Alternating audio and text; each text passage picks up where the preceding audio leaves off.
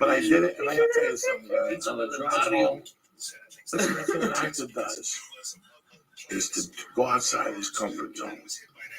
You know, I don't feel comfortable in a dress. Why, Joey? Because you're anti. No, I'm not anti nothing. I got dick. I don't want to wear a fucking dress. I got a dick between my legs. Just something about having that. I don't want to fucking wear a dress. Okay? Oh, Joey, you're saying gay guys wear dresses. What about? No, I'm not saying nothing. I'm just saying in my fucking world, I don't want to fucking wear a dress. I don't want to have mascara on, no makeup. I don't want nobody to get confused. You know, I go for a White Castle burger right now. Oh, yeah, but did they put mascara? Just one White Castle burger. How would anyone? Just one White Castle burger right now with a Diet Pepsi. Who's better than you, Lee? No, they put mascara on, a wig, and earrings. That's not the point. The point is, when I got in the fucking car, I was like, wow, I didn't get mad today. I didn't get pissed off. Nothing. I mean, the day went smooth. I played it funny. I did the best job I could. Hell yeah. You know, I made some notes. And then when you get to the set, you access the set, and you see what you can play with and what limitations you got. And it's like, you know, to me, I do these stupid fucking ABC films. There are kids involved. You know, they have okay food. The people are very nice. I've done 4 movies with 60% of the people. They haven't moved on.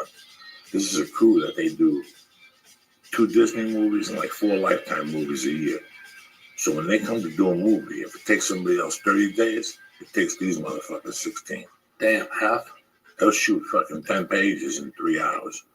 We shot that fucking jewelry store scene today. And I know the lyrics.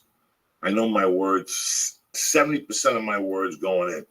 Once we start rehearsing and blocking and fucking, I get that shit down, you're done. You know, you're done. So, but I felt good about it. Just went in there and tore it up? When I was driving in, I felt shitty. And I bet a lot of people who listen to the podcast or go to work every day, sometimes they feel shitty about driving to work. Fuck the yeah. boss or something. Hell yeah. But by the 3rd day, even though you didn't get a raise, even though... You just say, it's not that bad. It's not that bad. You made your money, but you learned something, and you helped somebody, and you did a good job doing it. And at the end of the week, you forget about those things. Sometimes we're always caught up in money and why we should make more. But we forget about doing the job right, when maybe we had the opportunity to do it wrong. Maybe Aunt Lee's not watching. I don't have to lick these envelopes about these bitches. That's a great job. You know, Envelope like a fuck these bitches. what the fuck? You know, the envelopes on you licking dicks and shit. Whatever the fuck you like licking. But I'm very fortunate that. Listen, who's working in December? Who do you know that's on a job for 8 days in December? And tomorrow I got a short day. I'm going at 12. I'll probably work till 7. Friday, I'm the first shot, but then I had nothing till like the 8th shot. So today I wrote 2 pages of shit. Just you know? So I'm never missing a beat, you know. Is it cool to have a trailer? Those always seem like they'd be fun. Listen, the size of this trailer is the size of that couch. Really? Yeah, it's garbage. I have the bathroom, I'm not going to lie to nobody, I don't even fit. If I pull the bed down, I don't fit in the bathroom. I pull the bed up, and I fit. And I wish I was lying to you people at home. I do not fit in the bathroom with the little couches. The little couch. I don't know if it's a couch, a bed, a ping pong boom. I don't know what the fuck it is. But that's, you know, it's not a trailer. I have a plug for my phone. I have a mirror. I have a thing where I put my knee pads so I can fucking fall on my knees if they throw me down. You know, it's whatever. I don't. And long and short, I had a great trailer. I had a DVD player. I had air conditioning. I had everything in that fucking room, you know. Some movies you get boxes. Some movies they smell like pistol trailers. You know, some movies you can't believe you're in this fucking hole. But this is it. This is the life you chose. So you look at little things like that. Every once in a while you snap. I almost snapped yesterday because the air conditioner broke in the trailer. And it was just my fucking trailer. They're like, why don't you move? You're stuck in number 5. Really? Now, I opened up the back window and I opened up the front door. At least I had circulation. Once you just lay down and I'm making notes, the air flows through. Believe how lucky am I, whether I have air or not. I'm working on a movie that's going to get released in Not everybody's gonna see it, but it's a movie. Hell yeah, that's a real shit. I never thought I'd be in a fucking movie, you know? I never thought I'd do anything. Not that I'm better than anybody, I just never thought in my mind to stand up and lead the fucking doing a movie with Superman. I look at that motherfucker, I'm like, this motherfucker was Superman, yeah. I wonder if he's so super, if he knows how many fucking buds of weed I got in my pocket. He's X-ray vision. Fuck him. He's a nice kid, though. Dean King's a really nice kid. And you know, something like that motherfucker, he knows everything. Is it right, fool? On a set. Well, you went to Princeton. Really? One of those, where'd he go? You're gonna sit there and leave me hanging? You know? I don't know. I thought you knew. You gonna eat one of these chocolate bonbons or what? No. Not even for Uncle Joey. You're on the moon to eat a chocolate bombini. A little chocolate bombini, leave fungalomuni. Princeton. Princeton. So he went to Princeton. That's crazy. But his father was a director. He directed Young Guns. Oh shit. So he knew his way around the set because he did that. He goes, by the age of 15, I carried wire, I set this up. Oh, that's cool. Because he worked at every division. So it's really crazy when you work with a guy like that. He knows exactly where to stand. He doesn't even need to set a marker. Like, you'd just be walking with Joey, cut an inch towards my foot, step on my foot. Like, he'll say shit like that. He'll go, I'll show you in a second. After you do it, he'll show you why. He'll go, I wanted the camera to get your neck. And you're like, he's even looking out for the actor next to him. That's how good he is. I've learned, you know, again, I've been a buddy move with him. When I got into that buddy move with him, it was 2009. I had no idea how to act. I didn't know nothing, dog. So you're just in there just being Joey Diaz and shit. Even I did the longest shot in 2005, but it was an ensemble. This is me and somebody else. And you got to give that whole combination flavor. And he's not the funny guy. He's the straight guy. So I learned how to do that. Never in my dream that I learned about being Abbott and Costello. You know, I don't know nothing like that, but unless you get involved. That's all I'm saying. You know, in 2 years, I hope you do become a fucking attorney. And you can still do your comedy game. You can still do your little fucking comedy game. And you can still pick up 100 here, 200 here on the fucking... Oh, yeah. You know who to fucking fuck with on the road. And who, you know, oh, yeah. Give my money up front. I'll do a little contract for you and shit. And you're learning, and they're learning. People say to you, Silent, why are you doing that contract for $250? You get $500. Really? How many did you do last week? Oh, yeah. 1. I did 3 at $250, so that means I beat you. I did 3 at $250, which made me $750, and you did 1 at $5. So who's ahead of the game? And every one of them was done differently. So I learned experience on how to do each one differently. Lee, I'm ashamed of you tonight. Look at you. How fucked up are you tonight? I'm super fucked up, like I know it would be. Hello. We got planned this weekend with your mother. Going to dinner with her. I'm very proud of you, Lee. I don't have a mother, but if I did, I'd treat mine the way you did, except taking her to Jeopardy. I'd pay the $20. And what about you should have got the mother-in-laws together, made them go to Jeopardy. Oh, no. Paula can't. She's studying, so I can't translate. What about the mother-in-laws? So you can't translate. You don't need to translate. The mother-in-laws, they hug you. They talk about how much they like to cook for you. How lucky are you that your mother came out to see you? Fuck. It's great. Where are you taking her tomorrow? Perch, the place with the French fries that you don't like. Oh, you're taking the whole family down on the train? That's yeah. Right. And then what are you doing Friday with your mom? I don't know. We'll figure Friday out. Oh, wait, no. We're having Hanukkah Friday night. At your house? Yeah. And what's she cooking? Hanukkah. Brisket. Oh, shit. And then Saturday, what are we doing? The schedule. We can hang out. I don't know. Taking her to Felipe's wedding? No.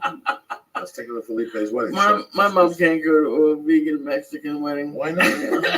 I have to prepare her for my Listen, Mexican let's wedding. slash the vegans. Let's just hang out with the Mexicans and throw some heat and speak Spanish. I need to prepare her for my eventual half Mexican What are wedding. you going to do Sunday with her? Oh, fuck. What's that museum in Culver City? Museum of Tolerance? Yeah. That she Where wants the to go Jews to. go to suffer? The Wiesenthal Center? I don't know. Is that what it is? Right there The Museum of Tolerance. Pico, right? Yeah. What is it about? It's a tolerance museum. They give you the history of like the Holocaust and shit and how it started. Why do Jews want to go see that? Why do Jews want to go see other Jews suffer? Oh, isn't it sad? Yeah, it's sad. It's done. Leave it alone. You don't see me going to Cuban museums to look at other Cubans crying and shit. But the thing with that Kicked in dude, the stomach. Who needs that race? Wiesenthal, he actually chased like those criminals, Nazi war criminals, and brought them to justice and shit. I love it. I love what he Jewish did. But when you superhero. gotta go see the Yep. Museum of Thomas. You My can't mom tell. wants What to about go. like fucking Nagasaki?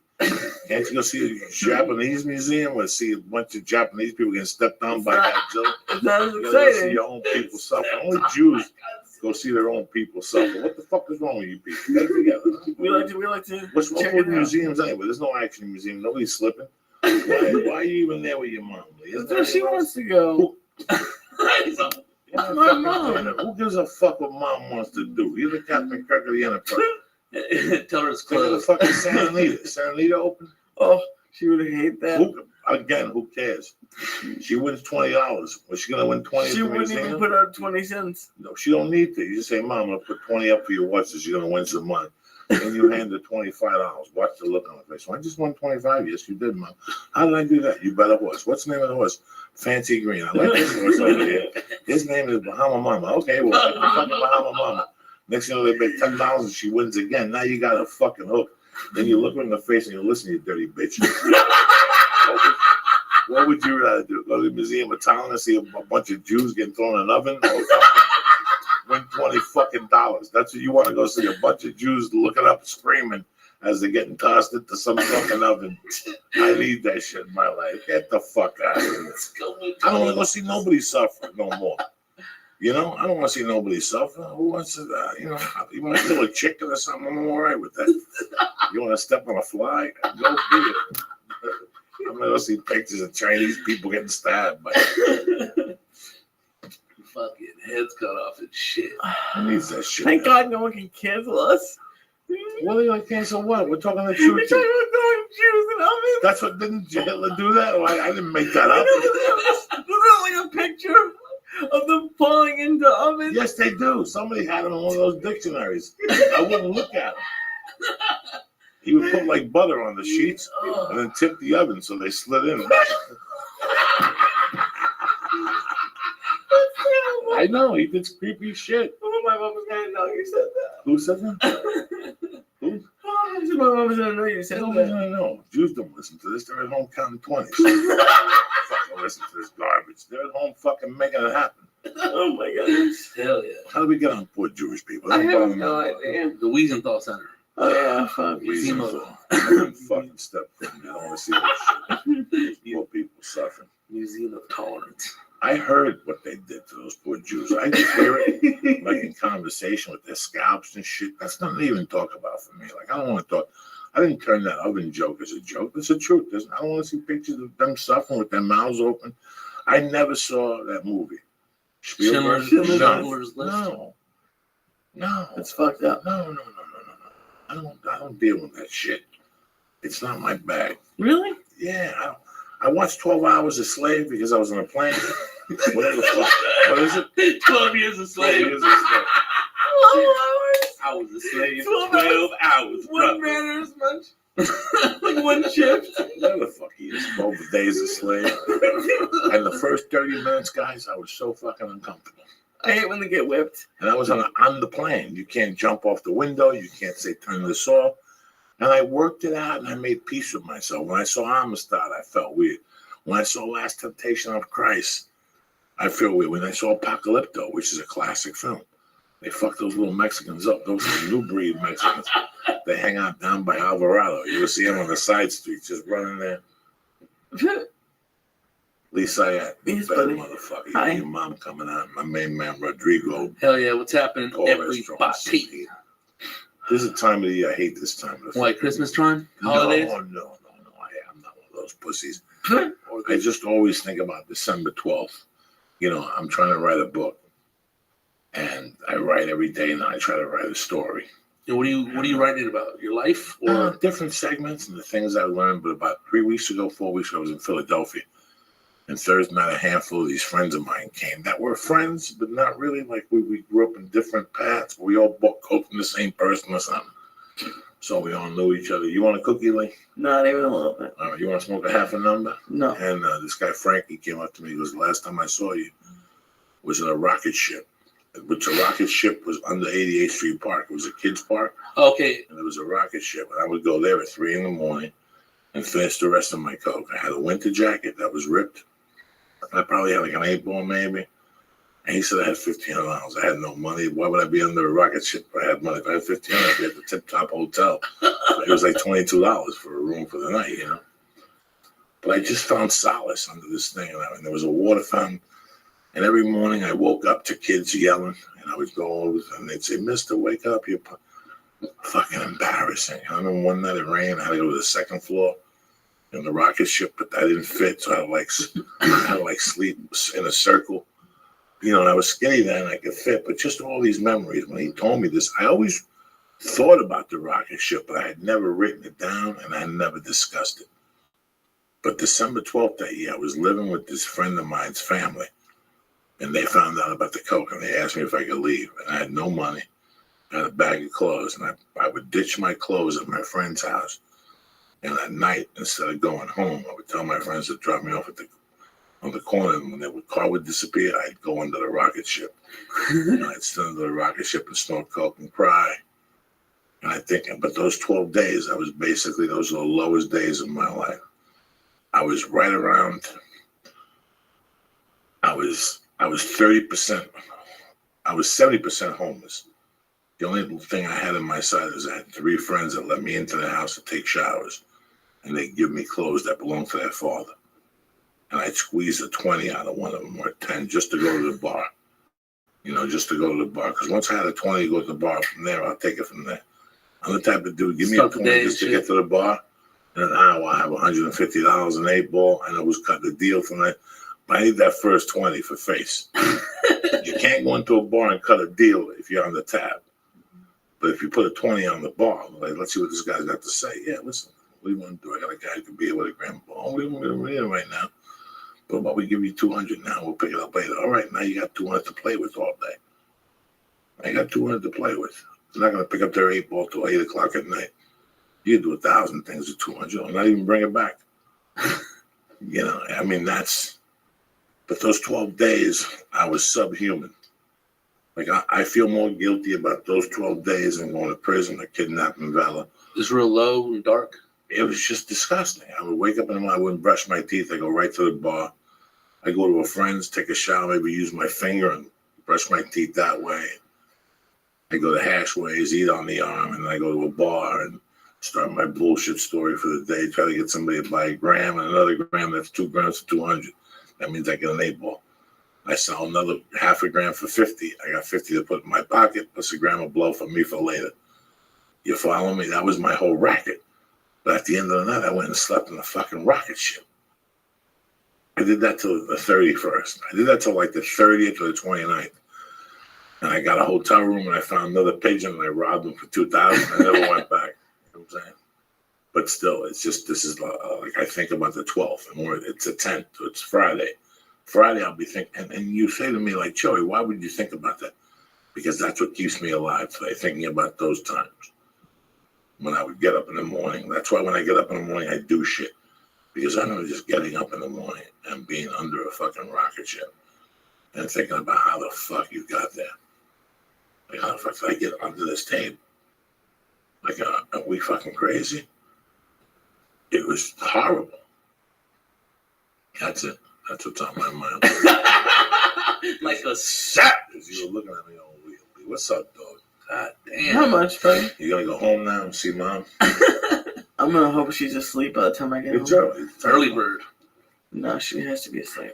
All right, so I'll see you at the wedding on Sunday. Hell yeah. Saturday. And yeah, can we plug the podcast? What's up, Sure. fool? What's up, fool? Please listen to us. What's up, fool podcast on Stitcher, iTunes, and SoundCloud. And See, we just, Rodrigo's a level-headed one. Felipe comes in, he's yelling. you know, it's because I know how you are. You know, like sometimes we'll laugh too loud. Hey, relax. You're around white people. What the fuck are you doing? Relax. Relax, You're bro. around What the white fuck people. is going on Can't be laughing loud. People knocking on the door. here? So, yeah. The podcast, Felipe Esparza's podcast, and it's on iTunes, Stitcher, and SoundCloud. And we just had Emilio Rivera from Sounds of Anarchy. He was on this podcast. Emilio Rivera. Twice. Yeah, hell yeah, dude. Fucking right there by he lived by Mondo originally where I met him, when up the street where Felipe lived in that same little neighborhood. It was cool. So yeah. Other than that, and I'll be at the Laugh Factory in Long Beach on December 21st. Everybody, if you want to go out there, bless you. That Latino night. Benny Money does that. A month in advance. I'm out. Bless you. With Benny Menace. Excuse me, people. I'm very sorry. There's an allergy in the room. Cat hair's loose and shit. But other than that, yeah, man. Fucking thank you very much for having me, man. Coco, you keep it real. The fucking family got Lisa. I don't really eat edibles. You ate an edible in the car. We don't give a fuck. Hell yeah. Tearing that shit up. Emilio's show ended last night. And it was a great show. People were disappointed with how it ended and whatnot. How can you end the show like that? I would have liked to see him gone on a blaze of glory and shot it out with people. But and how did it get you? Did it fuck you up? How about the Sopranos ending? Like to contrast with that shit. Remember when that shit? Everybody complained about the ending, how it went out like that. Was it that shitty or not like that? It was shitty, but it was like that, or it was different, uncomfortable, or both of those endings were endings with meanings that if you watch the show, you got later on. I don't know what the meaning of the Tony Soprano one was, but I know that some people looked at it like, and this one here, he ices himself, and I'm sorry, I'm spoiling it for people. But he pulls in front of a truck, and you figure out it's the same truck that drove Gemma to die. So you have to look at it as, well, who was this guy in the truck? Was he a sort of god, whatever? Because it was Michael Chiklis, who plays the truck driver. And he gives Gemma the ride to Oregon, where he comes and kills her. And sits down. His own mother on the show, he shoots her. Which that was a bizarre ending. Yeah, it sounds like it. Did you shoot his own mom? Yeah, he shoots the mother. And it's a great scene. It's a very strong scene. I mean, they did a great job with the show. And it's, I told my wife today, it wasn't the best show on TV. People get mad at me, like, Joey, what the fuck? What do you mean the neighbor's pussy? It's a joke. It's about the neighbor's pussy.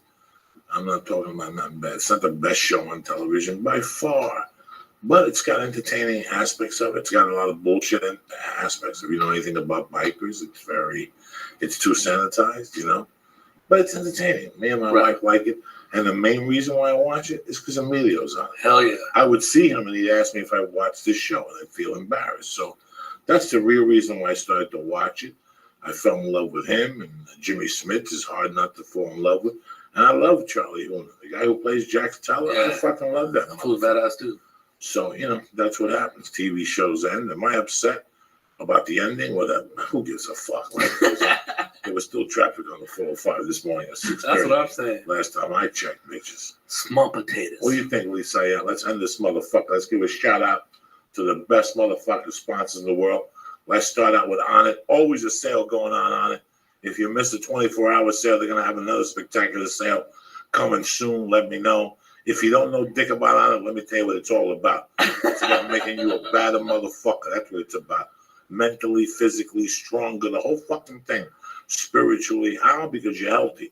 You're thinking on both cylinders. If you don't believe me, start with motherfucking Alpha Brain. Just start with Alpha Brain. Money back guarantee. What the hell do you have to lose? What else do you have to lose? Ugats. Nothing. And you know what? If you're not firing, if you're a little retarded, if things aren't working out for you, if you're forgetting your fucking name, try Alpha Brain. Give me a fucking break with this shit. You know what? Right now I'm at the end of a cycle, but I'm going to get back on it on the new year. Once I figure out what I want to do and when I write my book and shit. That's what, Rogan went out to dinner. He told Lee he eats 2 of them before his... 4, and then 4 in the middle. Before of his UFC. So he eats 8 of them during the UFC, so everything's always firing. You stay sharp. Go to onit.com. Start with Alpha Brain. If you go to a Chinese restaurant and the pork fried rice sucks, you ain't going to get nothing else unless you're a fucking retard. Yeah. Right? If the pork fried rice sucks, what else are you going to order? Well, let's try the moochie duck. No, it's going to suck even more. Get the fuck out of it. They don't know what they're doing. These people know what they're doing. They just paid a ton of money for clinical testing on Alpha Brain. Yeah. But I'm not just selling the Alpha Brain. I'm also trying to tell you to get the Shroom Tech for greater endurance and greater, what's the word we're looking for? Durability? No, when you fly and you don't want germs. The Shroom Tech Sport immune for your immune system. Let's say you eat somebody's asshole. You don't want to be coughing the next day. You pop 2 of those Shroom Tech immunes. Keep that You're up. fucking singing like an opera singer. Sometimes you eat pussy, you get a sore throat the next day because your throat's not familiar with the pussy germs. So you start talking weird, you end up going to the doctor. He tells you got a sore throat, but meanwhile you just ate. Was it bad pussy? Not at all. It was just it's got germs in this, and there's always like a little yeast. It's always like a little yeast infection in my quad, and you put it in your fucking throat, and that's what happens. Sometimes you like 22. If you eat some good pussy from time to time, you also get those blinkers in your blisters in your mouth. You get these little white blisters with a little like white cum in there. I popped 80 of those. I used to eat this chick that was on not DMT, but the other shit. The Special K. What is it? Special Molly's GHB. No, MDM, GHB. And she used to leak this clear thing out of her pussy. I didn't give a fuck. I thought that like a fucking clam. Like a fucking clam. Like the muscles? Just like that, Lisa. All right. What are we talking about? On it. That's what I'm saying. I forgot. So if you bump into somebody's monkey, eat some on it shroom tech. I love on it. Go to joeydiaz.net or go to the on it page and press in. Church, CHURCH, and get 10% off your on it order. Don't fuck around. They have a stay on it program. They deliver the stuff right to your door on a monthly motherfucking level. Who's better than on it? Also, a shout out to my main man, Dave Foley, who was on a very interesting podcast last week. IronDragonTV.com.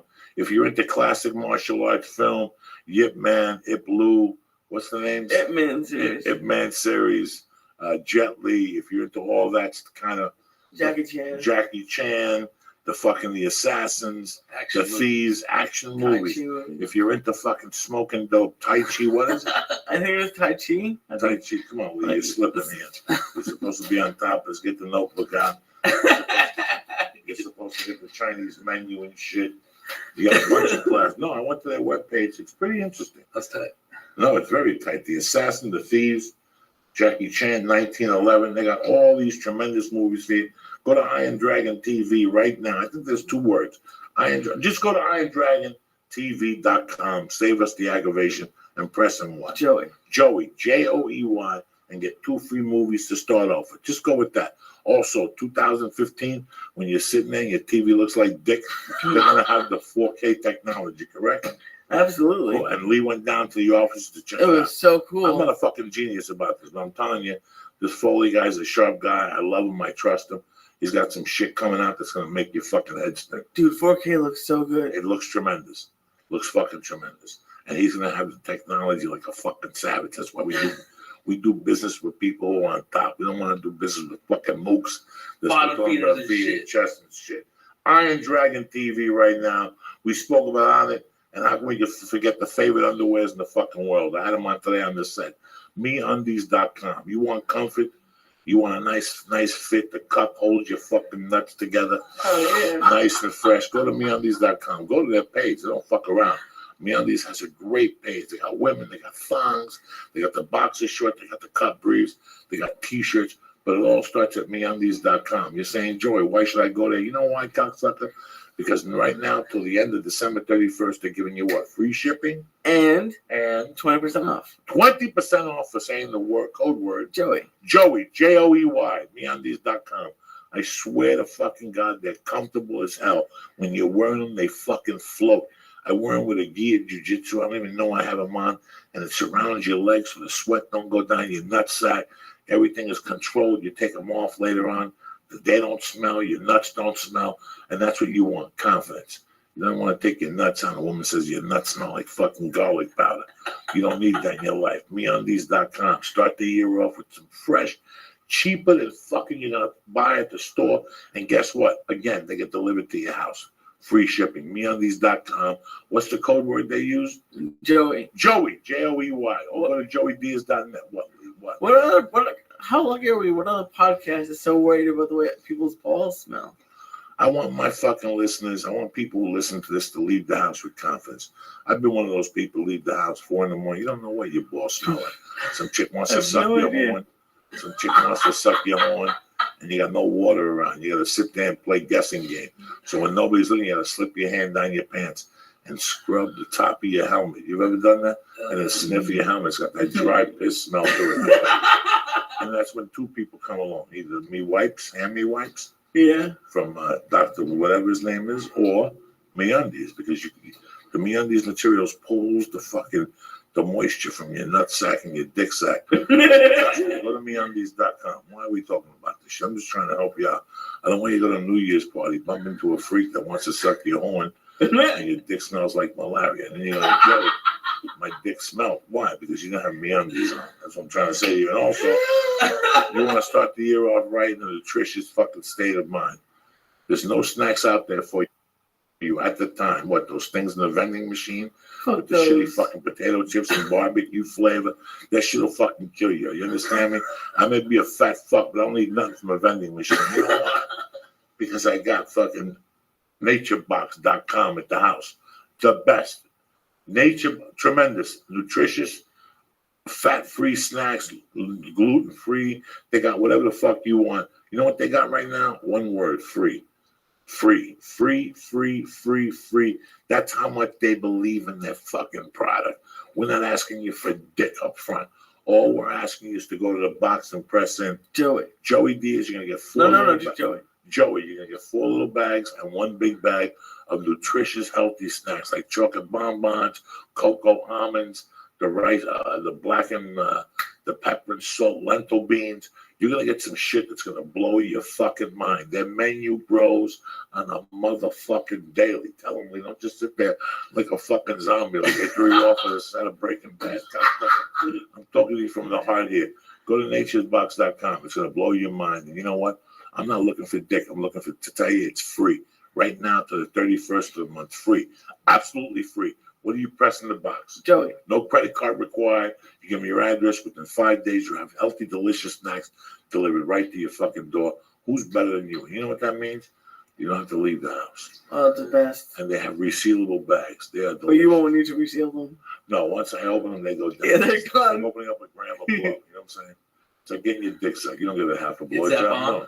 You shoot that fucking, you shoot that load in that helmet until the wig twists. Same. That's what Nature Box offers for you. I love you guys. Thank you very much. Don't forget, next Wednesday I'm at the Long Beach Improv with Dean Delray doing a rock and roll live fucking podcast. And then myself and Lee will be at the Ice House, Pasadena, New Year's Eve, January 31st, the 8 o'clock show. Which means you'll be out there by 10:15. Doing whatever the fuck you want to do. You're not stuck at some show. Let's count backwards. Why? You've heard it 1,000 times. You walk Sesame Street. Go home, fuck her in the ass, get some champagne, pour some champagne on her pussy and suck it like a savage. That's what real gangsters do on New Year's Eve. They're not jumping up and down. Look at me. Get the fuck out of here. Go home, you fuck. 2 things. What? It's the Long Beach Laugh Factory, you know, the improv. Second. Long Beach Laugh Factory. Next Wednesday, December 17th, 8 o'clock, we'll be over there rocking the house. What else, Lee? And December 31st is the New Year's Eve. New Year's Eve at Pasadena, the church, making it big. Yeah. Saturday, we got Felipe's wedding. We'll report on the vegan dishes. We'll report on the menus to you motherfuckers if anybody gets thrown off the balcony. And besides that, I love you guys. Thank you very much for listening to be a part of the church tonight. Stay black and stay healthy. Hell yeah. Hit me up on Twitter and Instagram, Rodrigo Torres Jr. Jr. And also, that's it, man. Thank you very much. You guys have a good time, man. Fucking peace out. I have a new hummus t-shirt at leastside.com if you want to check it out. Now that the show's over, don't forget to go to naturebox.com and sign up to get your free...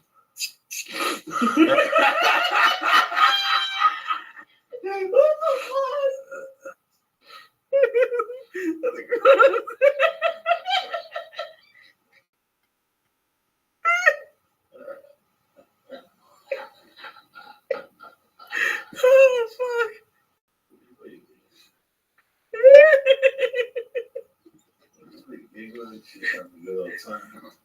That shit got you? I don't know. He's straight as a judge. I'm not. He's not high at all. Alright. He ain't heavy. He's my brother. Who wants another cookie? No, I'm not. I'm going No. Oh, you'll be fucked up. Alright. No, the show's over. Don't forget to go to naturebox.com and sign up to get your free sample box. Naturebox.com/Joey. That's naturebox.com/Joey. What are you doing? Oh, you're not gonna like this.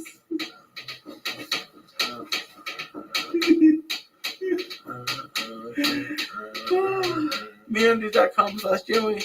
Get 20% off your first order of men's and women's underwear. And here you go, I get. What the fuck's he saying? Maybe not. You got 20% off your first order and free shipping in the United States and Canada. Go to onnit.com, use code church to get 10% off any of their great supplements like Apple Brain and New Mood. And go to IamDragonTV.com and use code Joey, get 2 free rentals.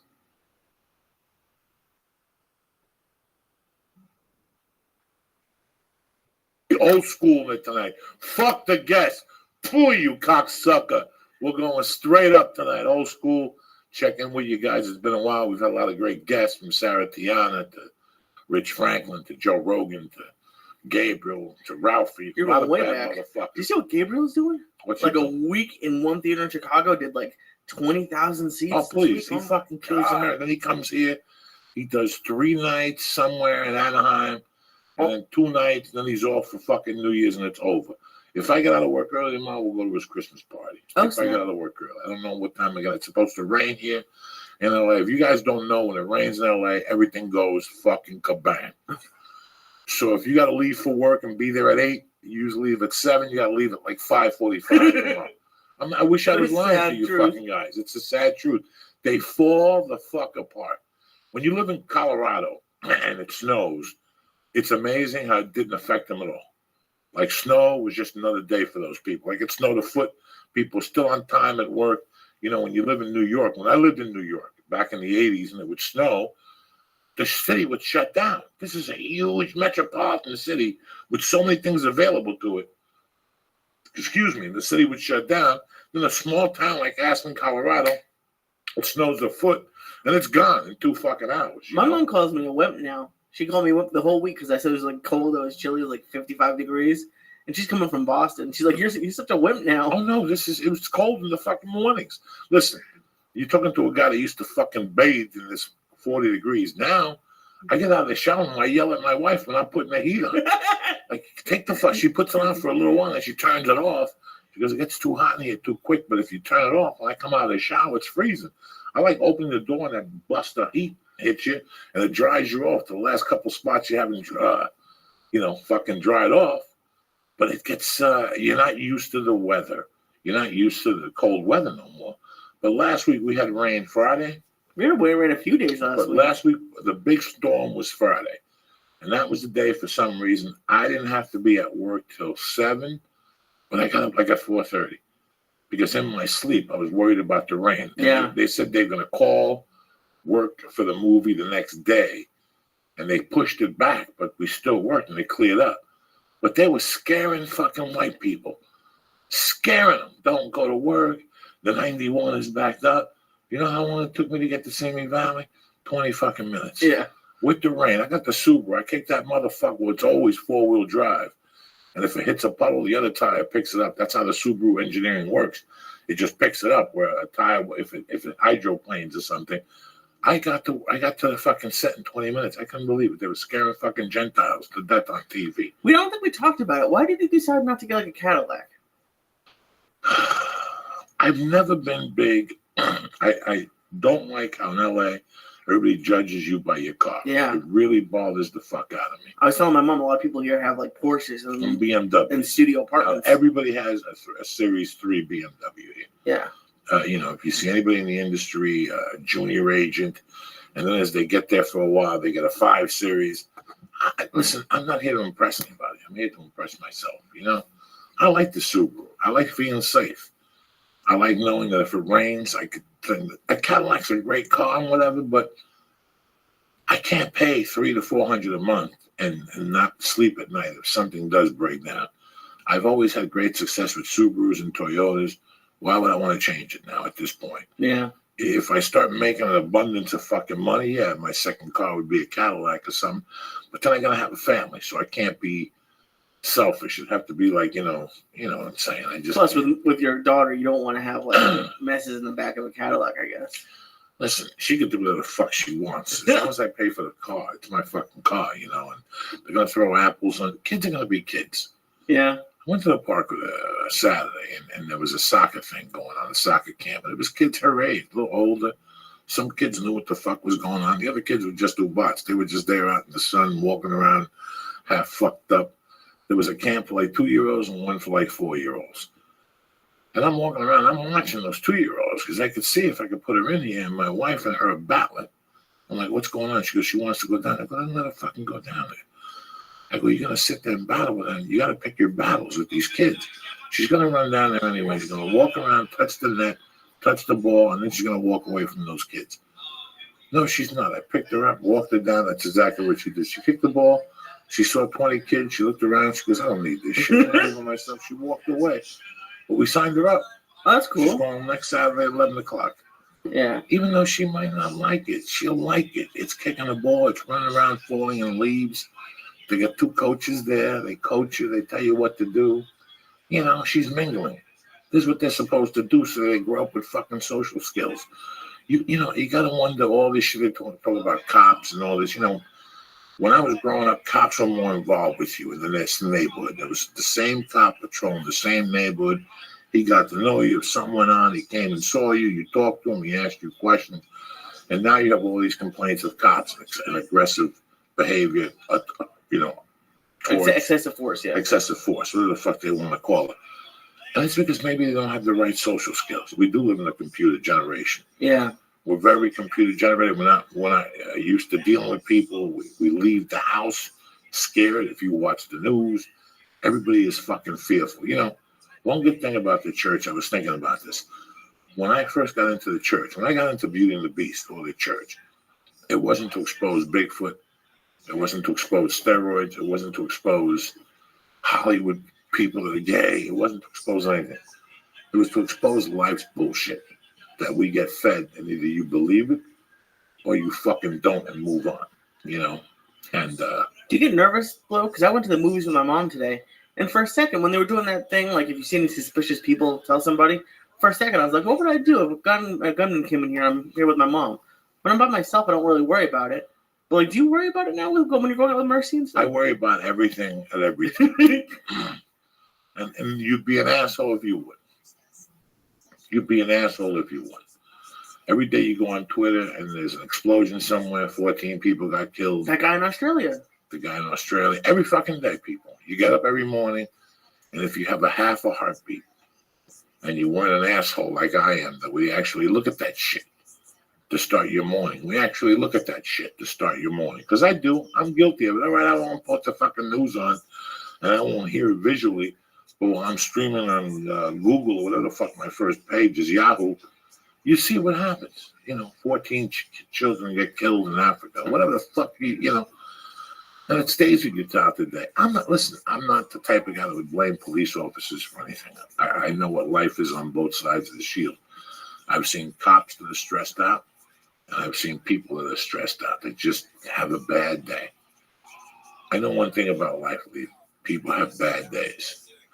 You know, there's a guy, did you see that he killed his wife, put her in the trunk of the car, and then took the 3 kids? Oh, Jesus, and no. They showed his picture. He's all cracked up and shit. I mean, I don't know a bad day for that. I know that there's bad days that people just leave the house and they have a weapon and they get out of the car and the cops, you know. There's bad days. Did you ever fight with the cops? I know you dealt with them a few times, but no? I couldn't file a complaint against a police officer because every time I've had contact with a police officer, I've always pretty much been a gentleman.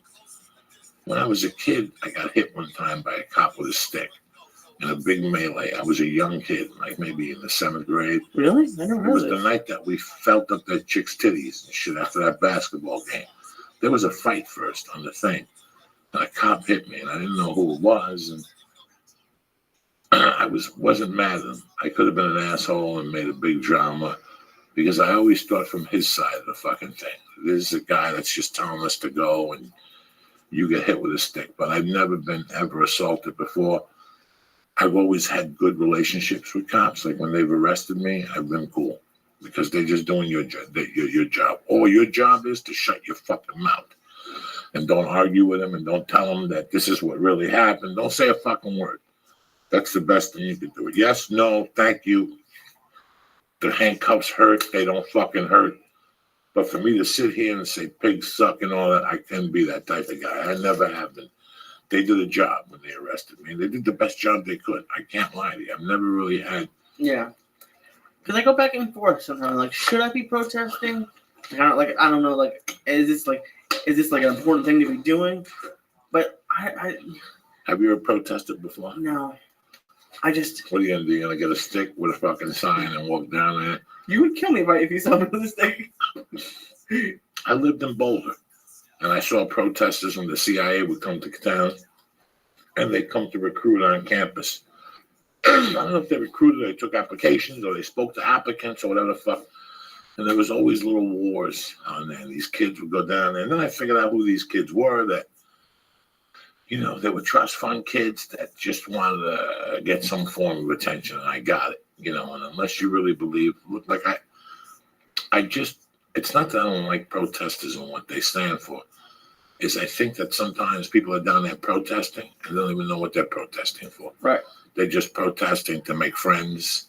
It was like that thing I always made fun of, that thing that happened downtown years ago. Some of Wall Street, something. Yeah, the people who were going to shut down the corporations, but meanwhile they're calling their mommies on the iPhone. You're not making videos and sending tweets out. You're not shutting nobody down. This is what a complete shutdown is, throwing all that shit away. You can't stand online on Apple for your fucking phone and all that. Yeah. But you went on to something very interesting. That was the cop thing. No, I always knew they had a job. When I was a kid, I was exposed to cops that came and once a week got an envelope. And that was whether it was the bookie place in the Bronx. For a long time, when I went to Catholic school on Saturdays, I helped out this other bookie, Chael. And they always had a relationship with cops. And it was a known thing. And listen, I'm going to do this for business. Nobody's getting hurt. Nobody's getting bitch slapped. We're not selling drugs here. Here's an envelope just to make sure everybody knows we're on the legit side. Some people would judge me and say that's wrong. You could never pay. So that's not from the movies. Like, they would actually do that. They'd actually have cops. Do you consider them dirty cops?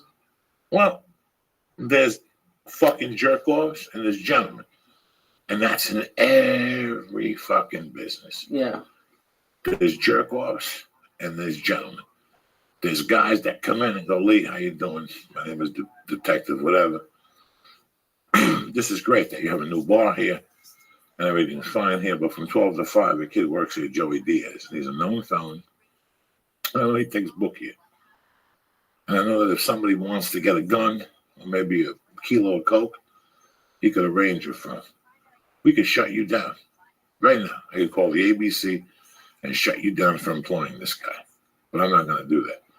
What I'm going to do is I'm going to send somebody in here once a week. You're going to give them an envelope. Let's say, what do you pull out of here a week?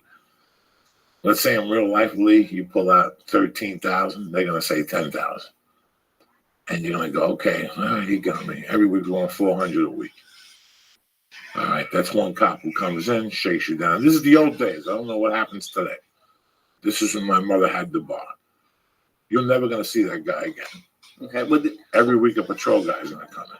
So let's say that guy came in. Now, then there's going to be, that's a sheriff. Okay. Then a city cop's going to come in. Oh, no. And he's going to want 200. And you're going to agree to that.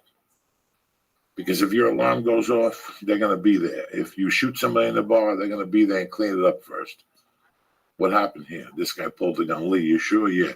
Put a fake gun in his hand. Boom, call the cops. You paid. Now what's going to happen is, but every once in a while those guys go, they retire, and you got a young guy who thinks he's slick. And he'll come in one night and throw a beat on Lee. And then say how he wants this much money. And then come in there once a month, get a couple drinks on the house, embarrass my mom, and embarrass the customers. What the fuck do you do? You go to the other guys and you talk to him and you move him. You got cops like that. In the 60s and 70s, something would always happen with those fucking cops. Really? Yeah, when I was a kid, something would always happen with those cops because you had people that just wanted to do business. And they wanted to keep it low key. They just wanted to put their kids through college. And they'd help you out. They really did help you out. Like I said, if somebody broke your glass, they were there first. You'd have somebody there that bought up your glass. If your alarm went off and some hump down the corner's alarm went off, they came to your alarm. Some people at home disagreeing with me now. But I'm telling you what I saw as a young man, where the etiquette was in the 60s and the 70s. Did you ever see like a business say no? Or did your mom ever say no? I know that there were some businesses that probably said no. I don't know what happened to them, whatever. I know that also if the ABC was out checking IDs or whatever, these city cops came in and told you their schedule. Also, if the DEA was in town shaking down Spanish bars, these city cops told you your schedule. When the DEA comes to town, they have to stay at a hotel. They don't stay they stay at a fancy hotel and they put it under the DEA credit card. People at the hotel that work at the hotel get the word out. The DEA is in town. That's it. Everybody knows to close up shop, to slow down a little bit. These cops would help you out. So if somebody was watching your bar, they'd tell you somebody's watching your bar. This is full-time coverage. I don't know how it is now. There's drugs involved. There's crack involved. There's weapons involved. I don't know. I really don't know. I'm away from that. I don't know how to think, because in movies those cops are always like the bad cops, they're always crooked, but the way you describe it, cops don't make that much money, and everybody in life gets jaded at their job. Yeah. Some people are listening to this right now going, Joey, we want you to hear the other side of this. No matter what type of job you do, you're a working fucking stiff till the end. I'm a working stiff. Lee would have been a working stiff as an editor. You know, you would have got promoted finally as an editor, and you're still 28. And when do you retire? 65. So unless you open up your own business, you're a fucking working stiff. 40 years, yeah. So for 40 years, you're a working stiff, okay? Now, I don't know if this becomes the same for cops. I'm going to break it down for you guys and everybody here at some point at 38 goes, what the fuck am I doing? I just saw a bill by mistake. They pay me $15 an hour. They charge $55 for me. And I'm only getting $15. And yeah, $15 goes to insurance and state taxes, but they're still getting $25 from me for labor-wise. I'm making $15 an hour, and this is what I'll do till I'm fucking 65. You know, whatever. Everybody gets jaded at their work. Somebody gets a promotion. You find out some idiot makes more than you. You know, my wife is a fucking hard worker. My wife doesn't believe in theft. When she was a waitress, you know, she didn't want to work at the store no more. Then she went to fucking Starbucks. I would talk to my wife. My wife is such a Gentile. She doesn't believe in theft. Everything is by the fucking penny. You know, the other day she found that the chiropractor clipped us for $65. She goes, I read somewhere that all medical bills are off. They're all wrong. You should go through them. I was off of my insurance. She went through all my bills, found out that I was over. Called my insurance, got my insurance bumped to level 1. My wife is a fucking hawk when it comes to this. She worked. Boom, she got pregnant one day. 10 years on the job. They paid for her pregnancy. She wasn't doing nothing. She fucking was a Slim Jim Magoo. That bitch cried for a week, but she went to work after 8 weeks. She went to work and she drove home with her tits leaking, you know, from the milk, and she'd feed Mercy, and, you know, I would see the anguish in her face, and I pleaded with her to quit. She told me she couldn't quit. And about 3 weeks later, she came home one day, and she said that they gave her a raise. They gave her like a 1.3% raise. And she was never so embarrassed in her life that she's outworked 3 of the fucking people. And then they took the girl that's the baby's godmother, and she had been there for 10, 12 years, 15 years. And instead of hiring her, they got somebody from the outside. And she started thinking about how, you know, these people really don't give a fuck. That's why I got into comedy and blah, blah, blah. And I was very smart, and that was part of it. I was jaded. I didn't want to work for people no more. I was sick and tired. I didn't want to be there 9 to fucking 5, you know? And I saw my wife get jaded, and she goes, I'm quitting. And she didn't do it for like 2 months, and then she started going back part-time. After 3 days, she came home and she goes, I can't do it no more. I hate those fucking people. Same thing happens when you're a cop. Same thing happens when you truly believe in your heart that you're helping people. You really believe in your heart that you're helping people. And all of a sudden, you help somebody, you call an ambulance, and they get up and try to shoot you. You go to these houses, these people don't give a fuck about you because you're a cop. You're always the enemy, no matter what they tell you. I grew up believing in police officers. I really did. I grew up believing, and I still do. Even as a criminal, Even as a criminal, I still believe in police officers. I still believe that they do good. But then again, you're going to get guys that are jaded. Then since they work long hours, they get jaded in their personal lives. Their wives leave them. You know, most of these cops have a few marriages. They get drunk. They don't tell. I can't come home and tell you. I come home at night. What'd you do today? I shot a movie with Dean Cain. What'd you guys do? Well, today's, we got chased by a dog. We ran up the stairs and chased the dog. And then we ran down and they chased us. And there's another scene where he puts a string out and we both jump over and we both fall. I can't tell my wife that I saved the kid in the dumpster today. And the kid was half burnt. And this is, and also I tend to do drugs. Also, I arrest somebody one day and they have 3 baggies of meth, but I only turn in 2 of them. And I do a little bit of it. You know, God knows what an officer's mind is thinking. Yeah. I'm not sticking up for the guy who shot the 12-year-old in Cleveland. No. I'm not sticking up for Hands Up. I'm not sticking up for Ferguson. I'm just telling you that before we accuse, we have to think of both sides about it. And I hate to get into these conversations because there'll always be critics of this, but it's true. Yeah. It's fucking true. I was on both sides and I was very lucky. I never drew on a cop. You ever take a gun out? I was never that fucking crazy. Right. I didn't have that much of a death wish. For years I thought I did, but I really didn't. And a lot of fucked up shit could happen. I drive home on the 10. I drive home on the 101, Lee. So do you. How many times you go to fucking Compton? You're a white kid in Compton, right? For a year, you drove to fucking a bad neighborhood. You're coming home one night, they say, pull this guy over. He's here for drug activity. Yeah. They pull you out of a fucking car. Where's the drugs? I'm not here for drugs. They smack you. When you go home, how are you going to feel about the cops? Yeah, you're going to hate them. You're going to still not hate them, but you're going to believe in them anymore? Are you ever going to down? You know, it's just we get jaded in so many different fucking levels, buddy. Yeah. So I just had a cousin who had to quit being a social worker because he'd done it for like 2 years and he was just like, I can't do it anymore. Every week there's a new kid who gets beat up or it was terrible.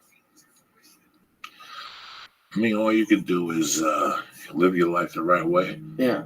And pray to God you never get accused of something wrongly. Pray to God you're not at the wrong place at the wrong fucking time. Right. You know? So how's the movie going, by the way? The movie is... First off, I didn't want to do this fucking movie. I had the worst attitude about it. Because what they do is they do SAG low-budget movies. They give you a little taste of the back end. And you get limited visibility. You go on ABC Family or Ion or something like that, you know. The first one, I gave my blood on this. I fell down. That was the beginnings of my pains when I started hurting my knee and shit. First one, if you watch it, I'm 400 pounds. Oh, no. Easy. And I'm falling on the floor. I'm running upstairs. And then like the second and third one, you know, we were talking about something the other day. I don't like doing a lot of shit. Once I do it a few times, I move on, you know, and I always thought I wanted to move on from this. When they called this time, I had a date in Chicago, but I had another movie that had called. And they ended up pushing that back to March or something. So I got stuck with this, you know. I didn't want to do it, and they've been great the whole time. One day, the air conditioning broke on the trailer the second day. But besides that, this is what I do, Lee. And I enjoy breaking my year up. I'm very fortunate that I don't have to go on the road every week. I carry my fucking luggage and be in Philly right now, you know, or be in some place that's going to get snow and get caught there on Sunday. I've worked for that, you know, and I like that. I get lucky from time to time and somebody calls me and for a week, I just avoid doing stand-up. I don't even think about it. You don't miss it? No, I went on stage Saturday night. Oh, okay. But I didn't have to. Sure, I miss it. But it's great to know I don't have to do it. Mm-hmm. That for a week I could just go home and go to sleep and just do this movie. Do you think maybe your stand-up would get better from like taking a little bit of time off? Everything needs a week off. Yeah. Everything always could use a week off from time to time. I'm not saying all the fucking time, but everything. You know, I got on stage Friday night in Vegas. Saturday I went to the fights. I started the movie Monday, so I didn't get on stage all week till Saturday. And my set was a disaster Saturday night. What happened? At the Long Beach. It just wasn't. I just wasn't. I caught on a little bit, and I threw some heat at them, but I had lost them, and that was it. But I enjoyed doing it. This week I'm at the store tomorrow night, probably. Okay. I'm at the store Thursday night. Wednesday we're at the Laugh Factory. Saturday I'm at the store. So no, I like doing everything. I like that. We were talking about doing the podcast 5 days a week. Yeah. It's the law of diminishing returns for me. I don't think it'd be good. Because I think after 6 weeks, I would start to diminish. First of all, by Thursday, the podcast would go off a little bit. Friday, we'd just be fucking calling through the shots. And I think that after 6 weeks of doing it 5 days a week, I think even Mondays would start being pitiful. That's why I've never attempted, and I wouldn't want to. If somebody came at us and threw us a bunch of money and said, do it 5 days a week, I'd have to get some other help or another writer. I know that I could only fulfill 2 days of that. I don't want to talk anymore than that. I really don't want to go 2.5 hours, 3 fucking hours than that. So it's the law of diminishing returns and everything, especially for me. I know that. We could do 2 regular ones and a sport one and call it something else. I'd rather just do it the way we're doing it. I have a good time. I end up missing it, like Saturday. Sure. That's why I called you for yesterday. I was a little high last night. You were very high last night. Oh, my God. And I couldn't even tell. You hit it well.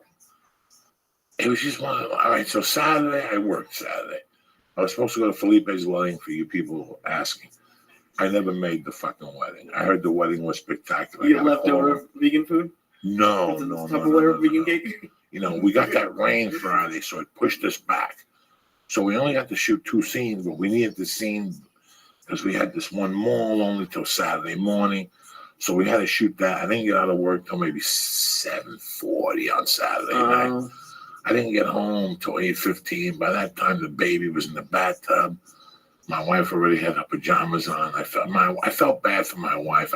I felt bad for 2 people in this. I felt really bad for my wife because she really wanted to go as a couple, and I felt bad for Felipe. I'm kind of embarrassed. I called Felipe Friday, and I told him that we got to work. I got him his French press coffee machine that he wanted.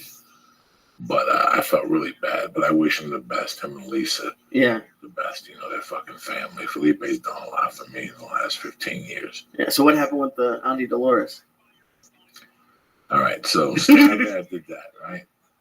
Now, we got the Auntie Dolores package about a week ago, and everything has been yummy for your tummy. Everything. Those fucking cocoa chips were some of the strongest shit I eat. Well, the 30 each. I was high from Sunday night till Wednesday morning last week. I wish I was lying to you. Oh, you didn't have it just once. You had it a few times. I just kept eating them. There were little circles of death. They were hard cocoa, vegan, gluten-free, just fucked you up. They were 30 milligrams, but they just fucked you up, people. Lee ate 3 of them the first night. Yeah. And he left here. His eyeballs were spinning in his fucking head. They were tremendous. I ate them Sunday, and I must have ate Sunday night. I can't lie to you people. I must have ate 10 of those fucking things. And what time period? 3 hours, 4 hours. I just was popping them. I thought they were 10 milligrams a piece. I thought they were 10 milligrams a fucking piece. And next thing you know, I look at the bag the next morning. Yeah, you took a picture of it. And I felt bad. I go, Lee ate fucking 3 of these. Ooh. He must have been on fucking fire. And yes, I was. So, all right. So I ate them till Wednesday. And Wednesday, I said, let me give him a breather. I think Tuesday, I popped a Cheaper Chew and like 4 of those fucking things. I was blasted on that film site. Blasted, giggling to myself, talking to the dog on the set. I tell you what, I didn't fuck up the craft service stuff. No? Every day, when we tell my only cheaters, what? 1 piece of Twizzlers licorice.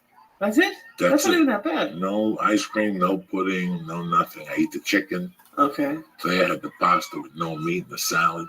That's nice. You gotta try. If not, you're a fucking animal. It's not the best craft service anyway. Right. I've seen some craft services. Yeah. Oh, yeah. Yeah. Oh, you had Lobster on Spider-Man 2. Spider-Man 2. If it was between Spider-Man 2 and The Longest Yard, it'd be close. Yeah. Spider-Man 2 had 3 conference tables of snacks.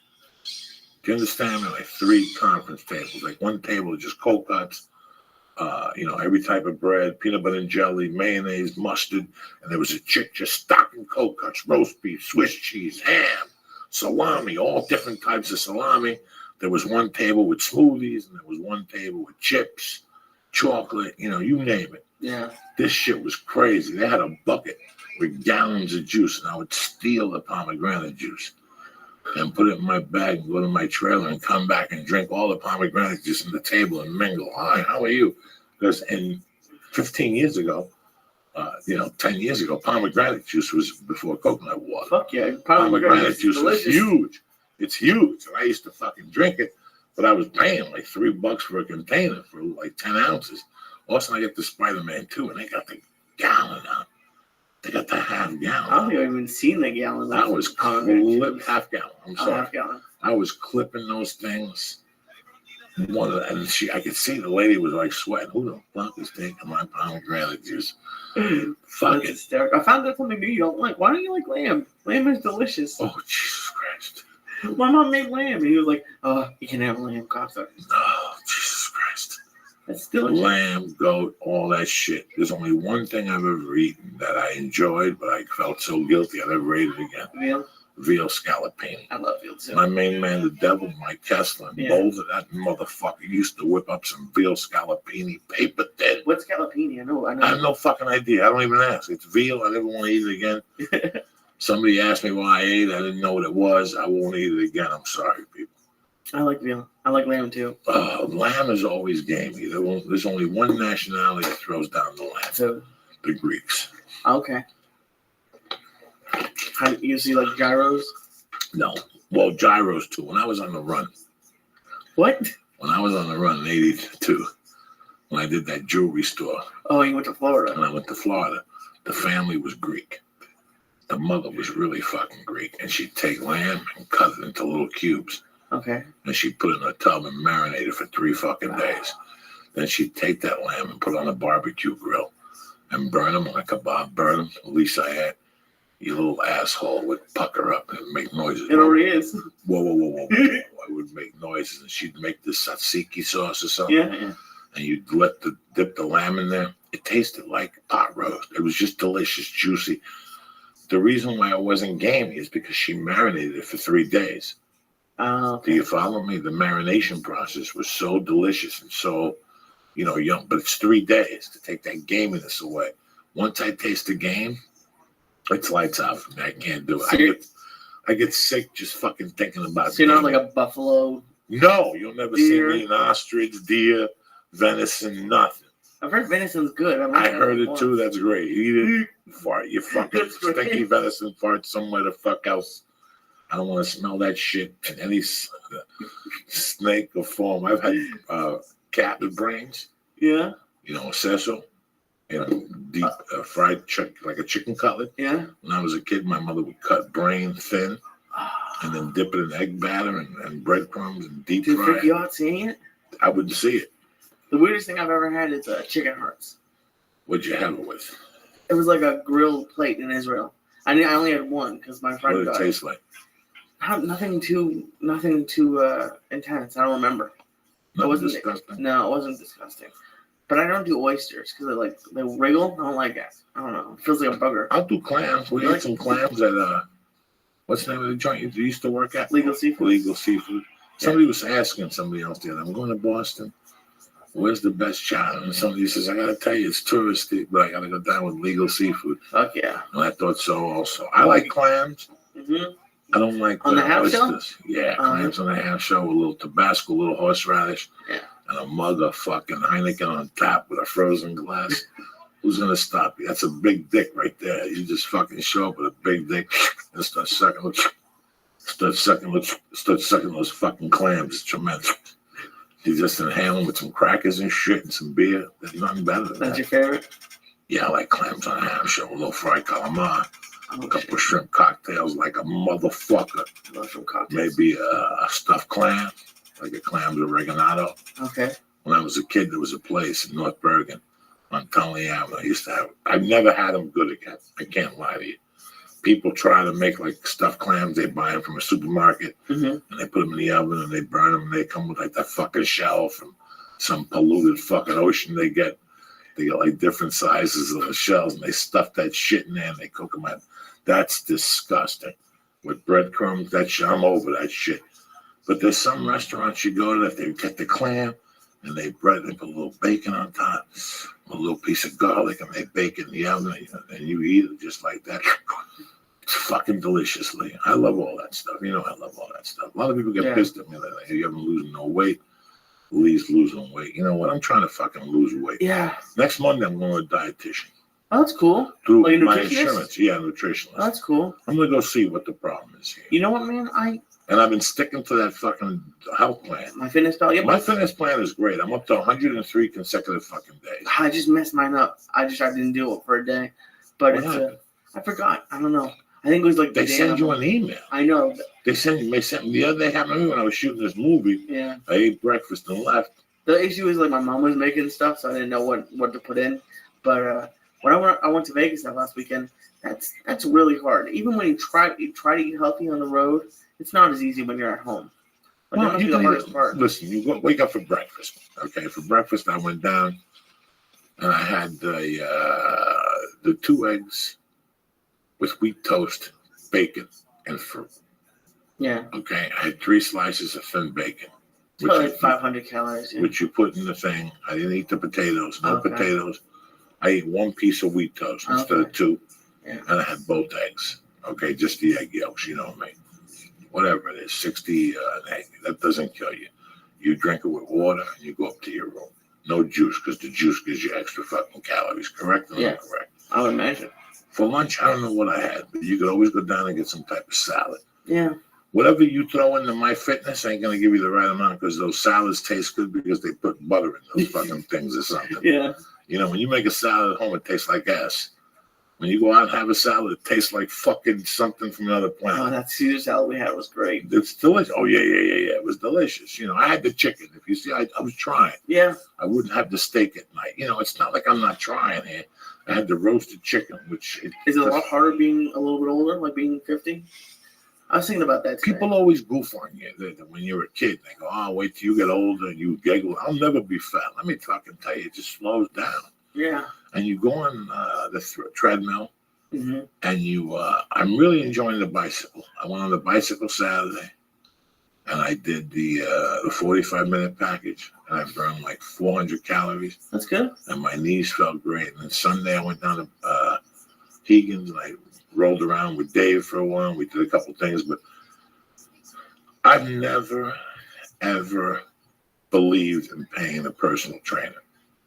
It's a lot of money. I didn't really like it. I learned how to lift as a kid, and it works for me. I go online and I read, and I look at YouTube videos, and I make a survey of what you want to do. With the kettlebells, I went over to that school because I didn't want to get hurt. Mm-hmm. You always want to learn the proper form from somebody who knows. If not, I would have gone online like most people. But I knew, if you get hurt, there's no coming back at this age. Why fuck around? At 50, I hurt my back. I'm done. Yeah. You know, so I said, no, let me go to Dave. So Dave was like a class atmosphere. When I started jiu-jitsu, there was weeks that I would miss stuff, and I would pay John Evan to teach me a little bit. And I would work on a one-on-one basis. I wouldn't roll with him because he always had a hurt back, and he was 170 pounds. So I wouldn't roll with him. So I didn't like the whole thing. If I pay you, I want to roll with you and sweat on you and whatever. But, and then a couple people reached out and wanted to help me out with this and that. And it's been great. I don't mind helping people out. But I gave Dave money at Hegan's to help me out. He called me and said he was going to do a special for the holidays. And I said, you know what? I'm helping him out, and I got to tell you something. It's the best investment I've made in myself in a long time, because we do completely different shit. Yeah. He doesn't use weights or nothing. It doesn't make me run or jump. It's a lot of like hip exercises and stretching my shoulders out and fucking rolling around the floor and doing breathing exercises and kicking and then taking a ball. And yesterday he made me get up and sit down 10 times. Get up and all the way to the bottom and get up without touching your hands to the floor. Oh. And then you take a 12-pound ball and get up and sit down 10 times. You have no fucking idea. That sounds fucked up. Yeah. I feel like a fifth time. I love it. I love all that type of shit, you know. He stressed out my knee. He stressed out my shoulders. We work on that aspect of it. It's an hour and a half, sometimes close to 2 hours, you know. And it was a great Christmas gift to myself. you know, and we did that Sunday. I ate a salad at home, you know, which I fucking hate. I threw, you know, lettuce, tomato, onions, a lot of onions, and a little can of tuna fish with some olive oil, mixed it in there. You know, I'm trying. It's not like I'm out eating ice cream, crying. Oh, I did this all fucking. No, you didn't. Yeah. And on that movie, like I said, I've taken one Twizzler a day, and I eat it. It takes me like 5 minutes to eat. I bite a little bit, put it in my pocket. The other day, I found a little Twizzler in my pocket, like at 9 o'clock That's at a night. good treat. That's a good little fucking treat. And I think one fucking Twizzler. Can't be much. Don't really care. I had sugar-free Reese's the other day, and they were pretty good, but I haven't had a Reese's in a while, so maybe it's not good. But to me, Sugar-free Reese's, peanut butter cups. Yeah. You know, Lee, you think that you need shit in this life. Yeah. When I went to Weight Watchers, I realized I didn't need shit no more. When you switch from regular soda, you know, from regular soda to diet soda, when you, instead of eating a bag of chips, you just eat the sandwich. And you go, wow, and then sometimes you get a 6-inch. And you eat your 6-inch and run out of there. And as you're driving home, you go, wow, I didn't really need a foot long in those days. I did okay with a 6-inch. This is what you learn. You know, you just learn different things about yourself and what you need and what you don't need. Before I got locked up, guys, you know, I got locked up when I was 24. Excuse me, I can't lie to you. I couldn't fucking do anything without smoking pot. So, like, right when you wake up? Lee, in those days, I had been trained from the age of 16. I didn't do anything. The people I hung out with for all those years didn't do anything without smoking a number. Like, I'd smoke a number on the way to the bus to go to high school. Then once I got to high school, I'd see a certain group of people. We smoking one, let's go. And we'd smoke another one.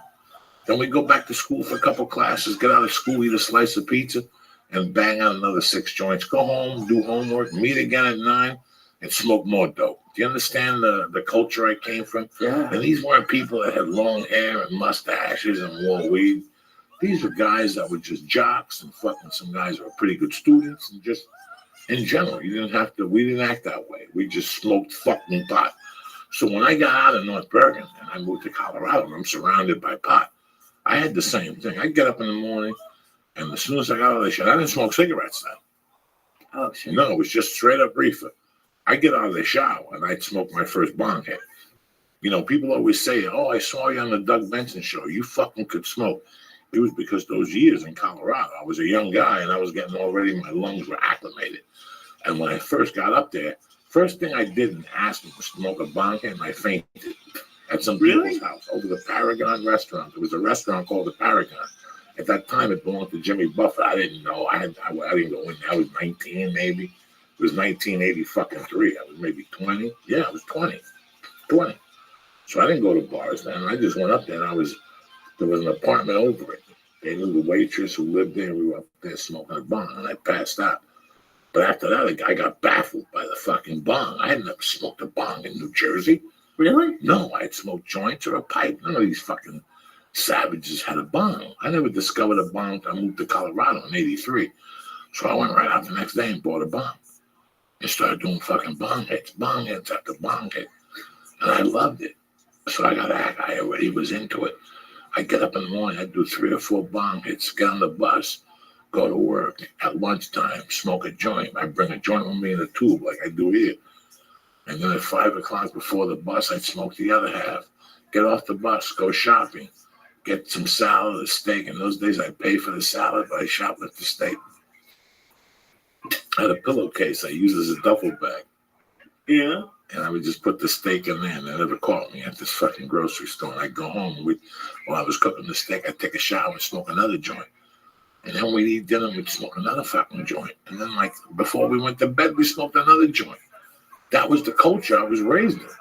So when all of a sudden I had to go to prison, Lee, I was like, oh my fucking God. What am I going to tell the prison guards? I'm going to go nuts. And I remember like not smoking like all day and losing it, Lee. Like by 6 o'clock, I'd want to fucking kill the people that were my roommates. Get the fuck away from me, you motherfuckers. I thought I wouldn't make it in jail. And it was hard for maybe a day and a half. And after that, like I missed it and I counted the days and shit.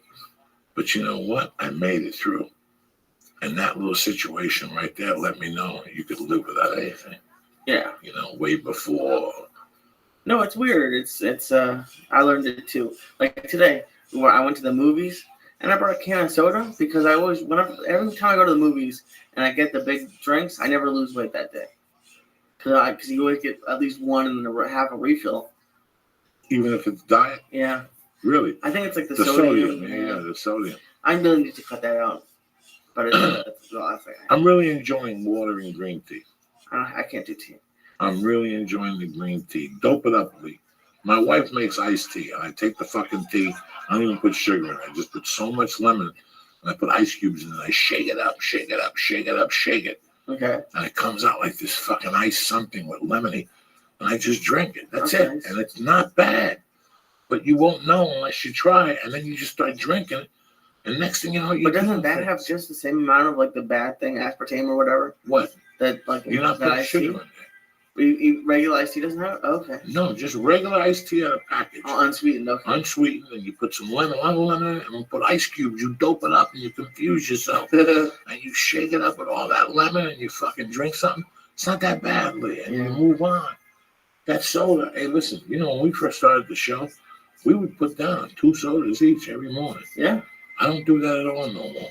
I'm very proud and it wasn't that I did it. I didn't figure it out. It was the people that watched the show. Yeah. So I'd get home and they'd send me emails. Joey, you're drinking 2 cans of soda at 6 in the fucking morning. And it's true. I got off the soda. I lost 12 pounds right away. That's awesome. Yeah. So, please, just do the water. It's tough. Hey, listen, when I was 26, if somebody told me to get off water or to go in water, I told them to suck my dick. I was having a good time with fucking iced teas. I used to go to Jack in the Box before I went to prison. Yeah. And I get the seafood and crab salad. All bullshit. Oh, God. With the package sweetened that they give you, it was 1,000 calories. Any salad you get out of the house that tastes that good, you're eating something that's a fugazi. Because of the dressing. It's the only salad I got fat off of. Really? I got fat as fuck. And I get the iced tea. And in those days, fat fuck for me was 210. I'm 100 pounds more than that now. Yeah. In those days, 210 was like, I'm a fat fuck. Oh my God. I was walking around at 185, 119, 195. I go up to 219. Oh my God. What am I thinking? What am I doing to my waistline? And I was eating those salads. But I would buy iced tea with extra lemon and put 20,000 of those sugar packages in. Oh, really? And that kills you. Yeah. That fucking kills you. Fuck. That's a lot of weed you're smoking. Because I'm really high right now. She's like, that's a lot of weed. I'm telling you. What do you like about weed? Like, what draws you to it? When I was a kid, I did not like it. And then I think the first time I smoked was probably like in the 6th grade. And I remember feeling guilty as fuck. But the kids that smoked it in that time were fun kids.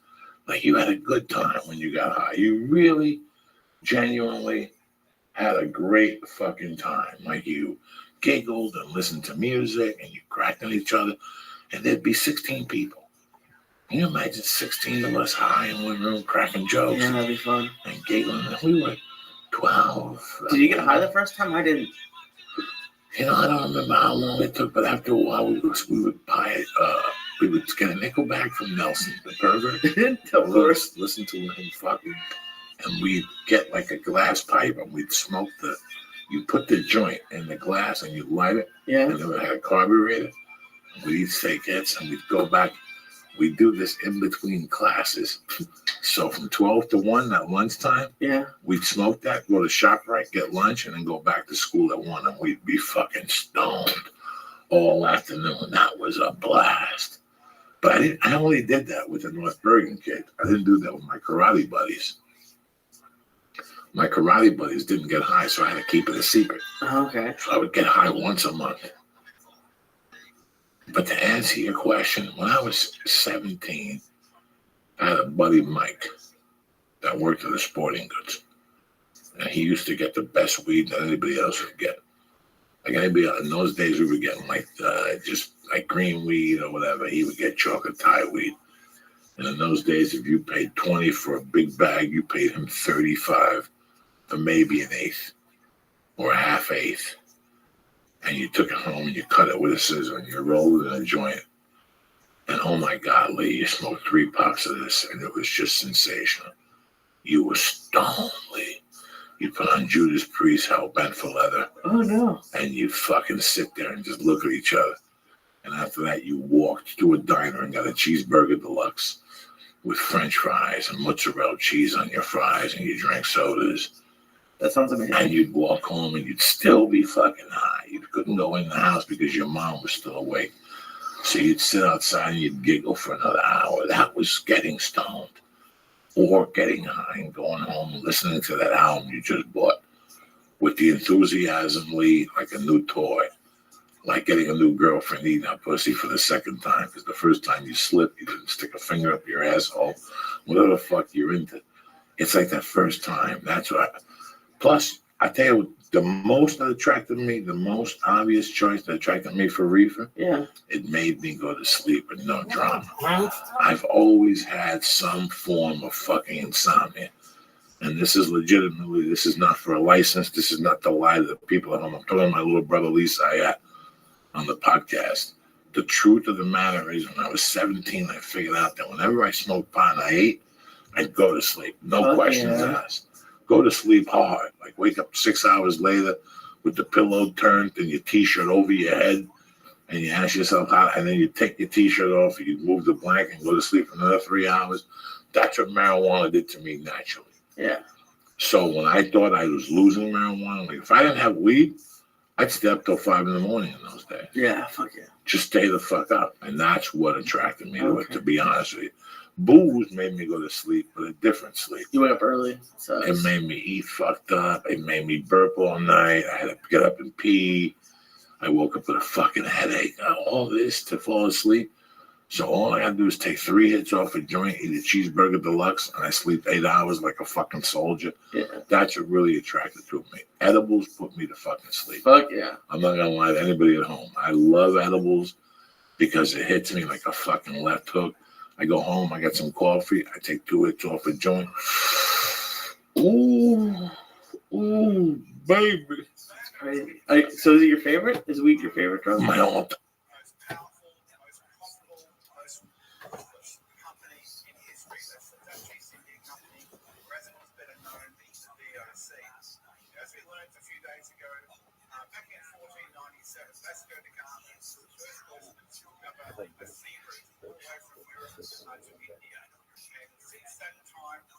After that time, Portuguese absolutely dominated trade to the Far East and also dominated the Indian Ocean in total.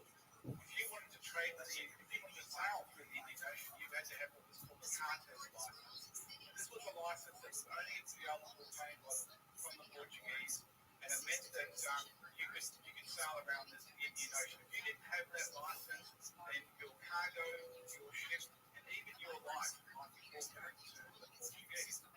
And everyone knew that the Portuguese was making a lot of money out of this trade with the Far East, but no one knew exactly how much money that they were actually making until in 1592, the English privateer, who was a privateer in the States-sponsored pirate, basically, by the name of Christopher Newport.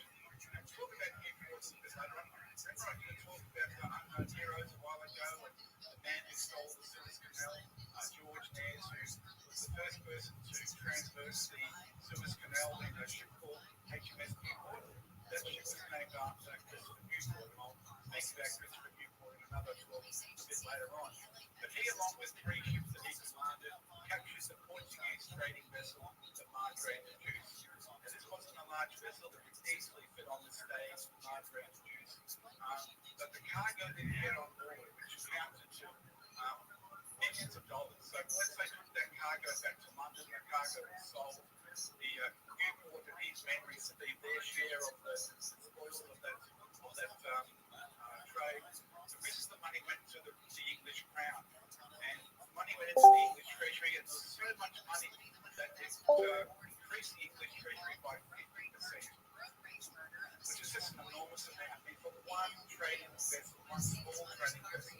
So once this actually made the rest of the world stand up and take notice of this trade that was happening in the Far East. Now everyone wanted to be a part of it. Now the Portuguese kept their trading secrets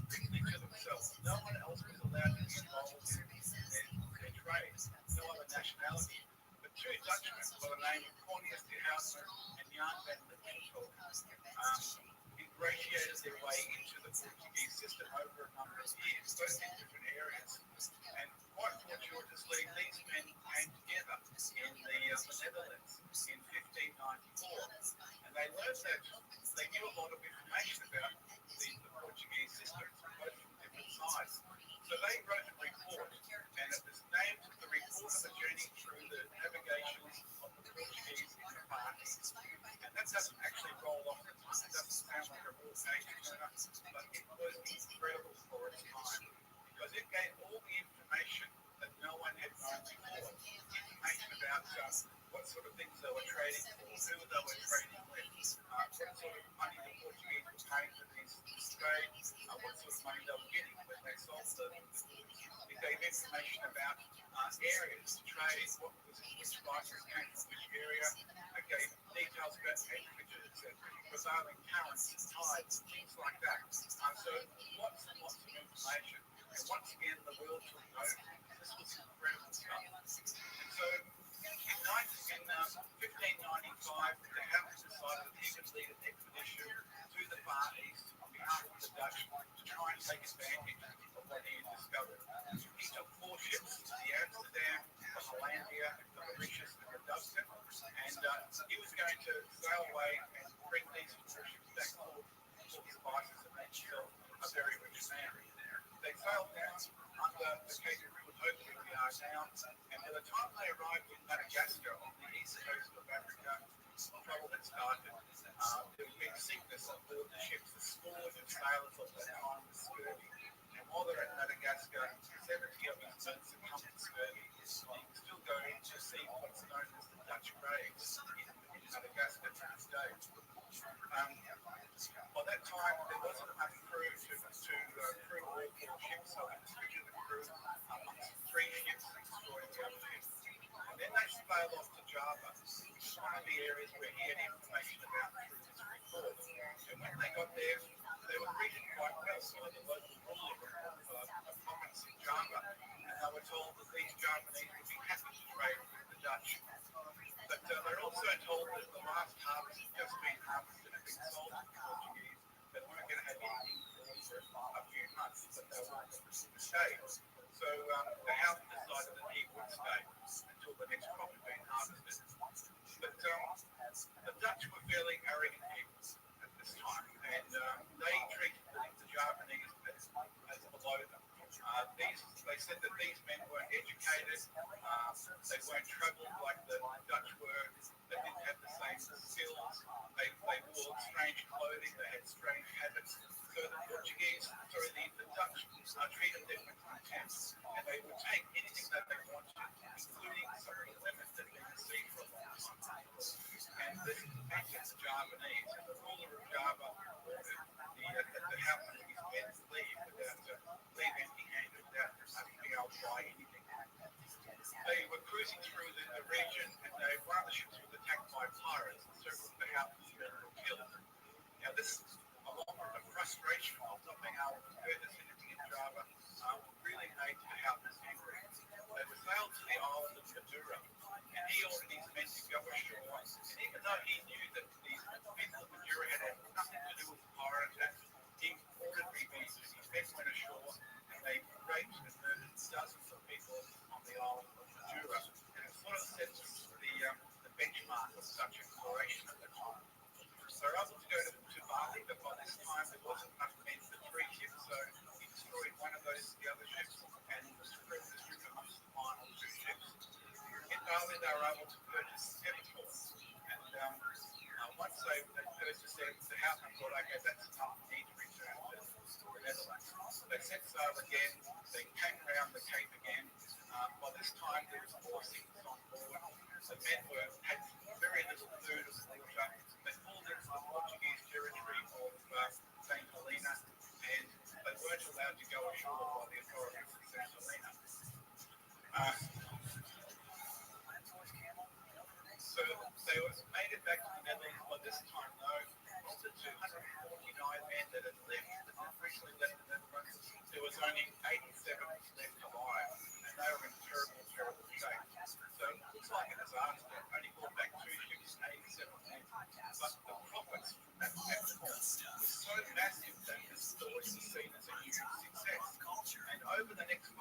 40 expeditions went out from the Netherlands, all the provinces around the Netherlands to try and get out and take advantage of this new trade and learn from what had been in that original report. Now, at the time, as these vessels went off, because of the trade winds in the Indian Ocean, the monsoon winds, they often arrived at a location at exactly the same time, which drove up the price that they could purchase these products for. They often arrived back in the Netherlands at exactly the same time as well, which drove down the price that they were getting for this. So there had to be a better way of doing this. Now the problem was that if you were an investor, you could go down to the wharves and you could see a vessel that was about to depart from the way, and you could invest in that ship or in that expedition overall. You could have to buy 10% equity in that voyage. And if that ship came back 3 years later, full of spices, then you were a very rich man. You had to wait then 3 years to see whether there was any return on your investment at all. This would have been a very stressful time. Because quite often those ships didn't come back at all, and so your investment was completely gone. Once again, there had to be a better way. Now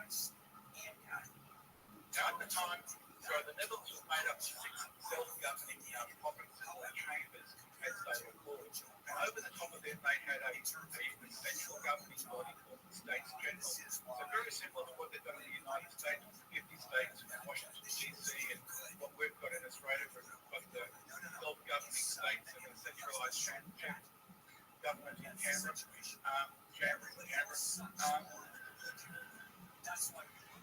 And the population of the Netherlands was only 1.5 million people. It's a tiny country.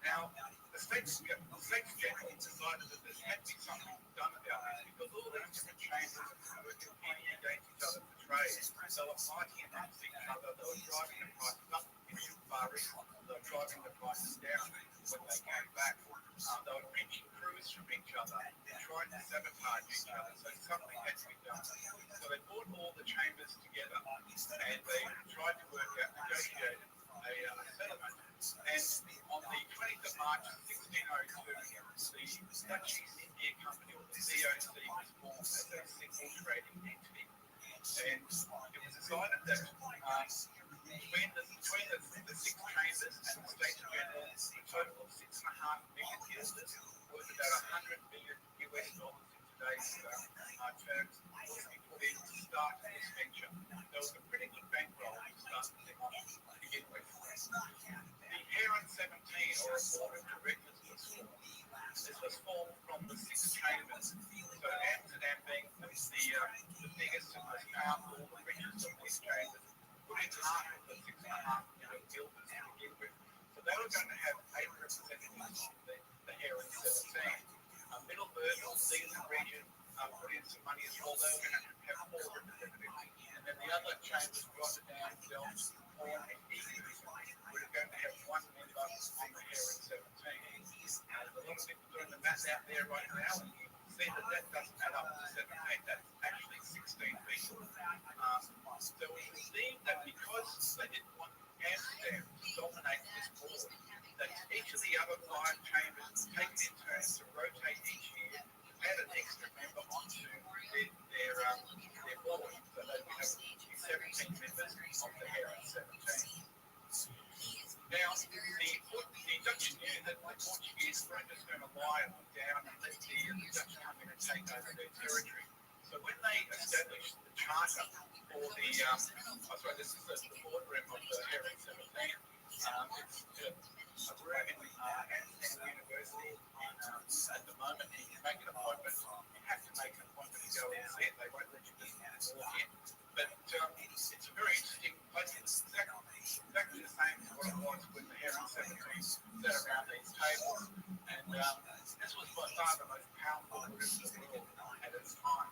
But they realised that they were going to need some extraordinary powers in their charter. And the charter was only going to last for 21 years with the option to renew it if they wanted to. So the charter, this is a copy of the charter. In there, it said that they could, the DOC could form their own military force, their own army, and their own navy. They could negotiate any treaties they wanted with kingdoms or princes or emirs or any sort of rules, any sort of province anywhere in their sphere of influence. They could wage war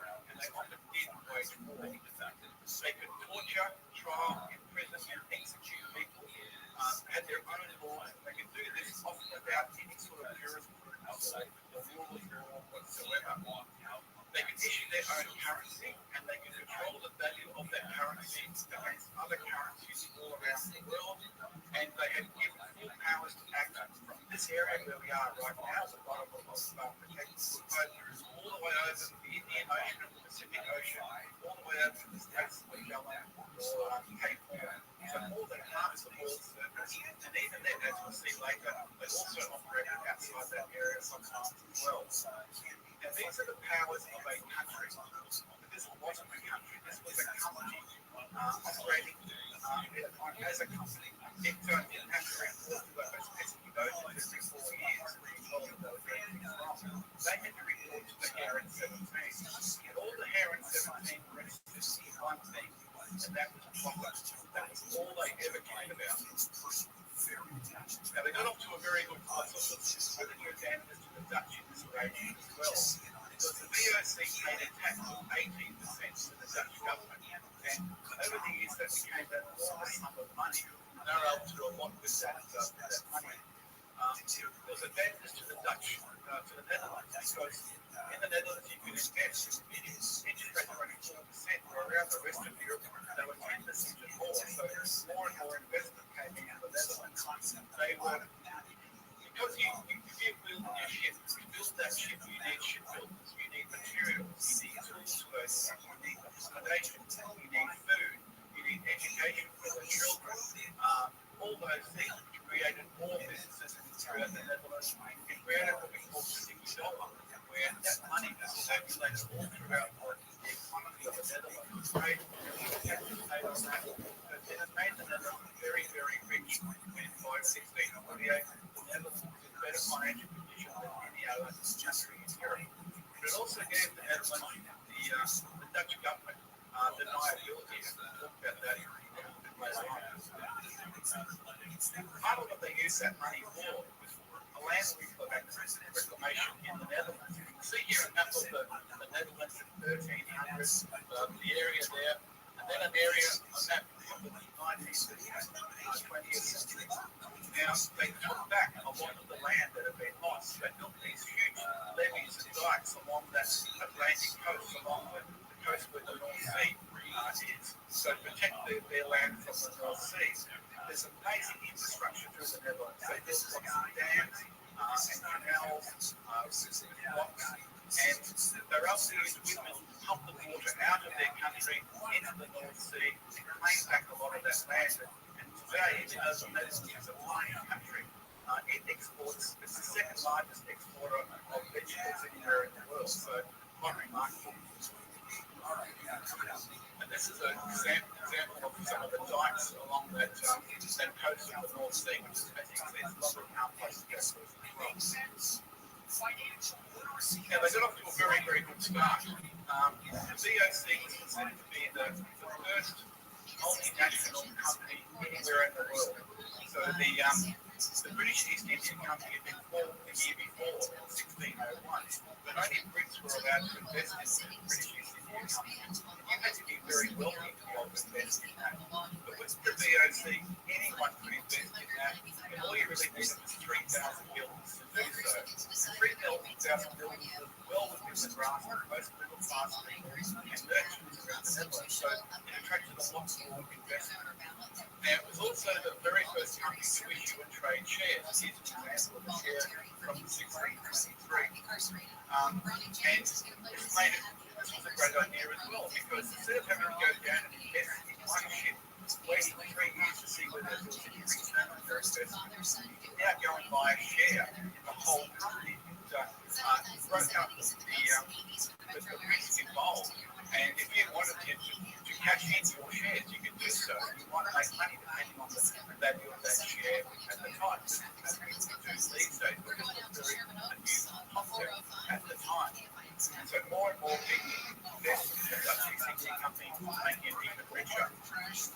It went on to become the largest and most dangerous corporation in history. So if you look at this is a sample in today's dollars. You've got Microsoft, which is about to become a $1 trillion company. Bill Gates is going to become a trillionaire fairly soon. And at the height of its powers, in today's money, the VOC would see $7.5 trillion. A massive Microsoft, Google, and Apple today, so three of the biggest companies in the world today. If you combine all those three companies, the VOC is 3 times bigger than these three companies combined. Once again, they have their own army and their own navy as well. It all came down to this: spices. And we take these for granted here. We go to the supermarket, or we get the chance to go to a supermarket, and we can buy these on the shelves, and they're very, very expensive. But back in those days, these were a very curious commodity for people. And these were the rich, the most costly things in the world. They were worth more than gold and silver around the world. In 1 year after the VOC were established, VOC ships were able to capture a Portuguese carrier, a title ship named the Santa Catarina. And on board that vessel were things like silk and captured off the coast of Hong Kong. And they traded goods in China. And the silk on board also worth about $3.5 billion. So the year before, the total investment in the VOC was $6.5 billion. 1 year, less than 1 year later, got a return of $3.5 billion for one Portuguese ship. You can still buy what's known as carrying porcelain all around the world that came from one ship. Now, the Portuguese obviously weren't impressed with all this, so they complained to the Dutch that your vessels have taken our vessels, and the Dutch government were able to say, well, it's nothing to do with us. They don't see they're a private company. The Dutch had the ability of deniability. They had a lot of treaties and alliances around Europe at that time, and they didn't want to damage those alliances by being associated with the VOC. So the VOC were an arm's length. But the Portuguese still weren't impressed, so began the Dutch-Portuguese War, which was lasted 60 years.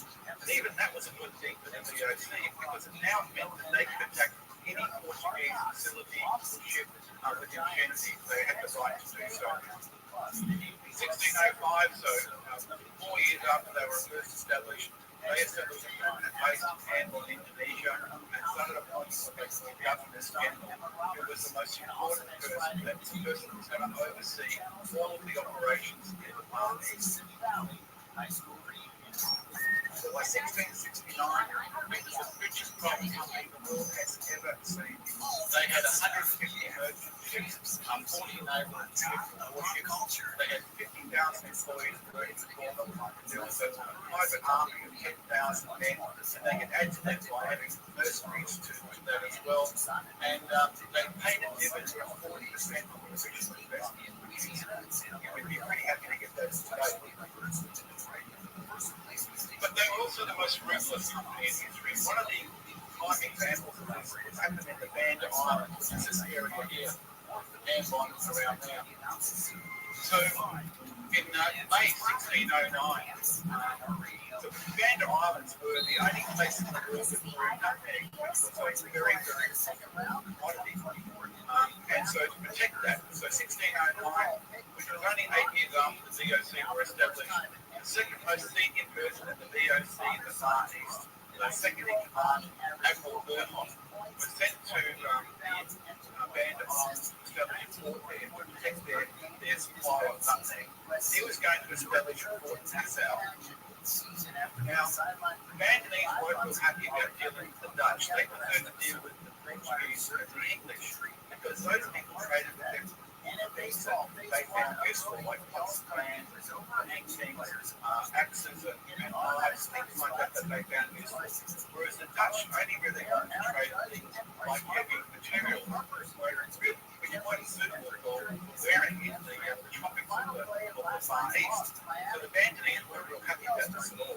But this port was going to be established, but they had no choice. But they thought they had to do something. So when there was a great feast where Admiral Rothschild appeared, at the orders of the king of the Banda Islands, the warriors jumped out and they massacred Rothschild with 46 Dutchmen. The other party, dozens of other Dutchmen, escaped obviously with their teeth by rushing back to their ships, including a young merchant by the name of Jan Peterson Cohen. We'll talk about him a little bit later on. In 1610, the British decided that they wanted to protect their assets in the region as well,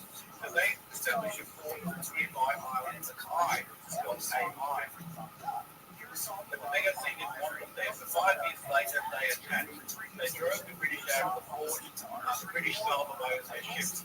When they got across over the horizon, the British regrouped. And that night they went back to Rye.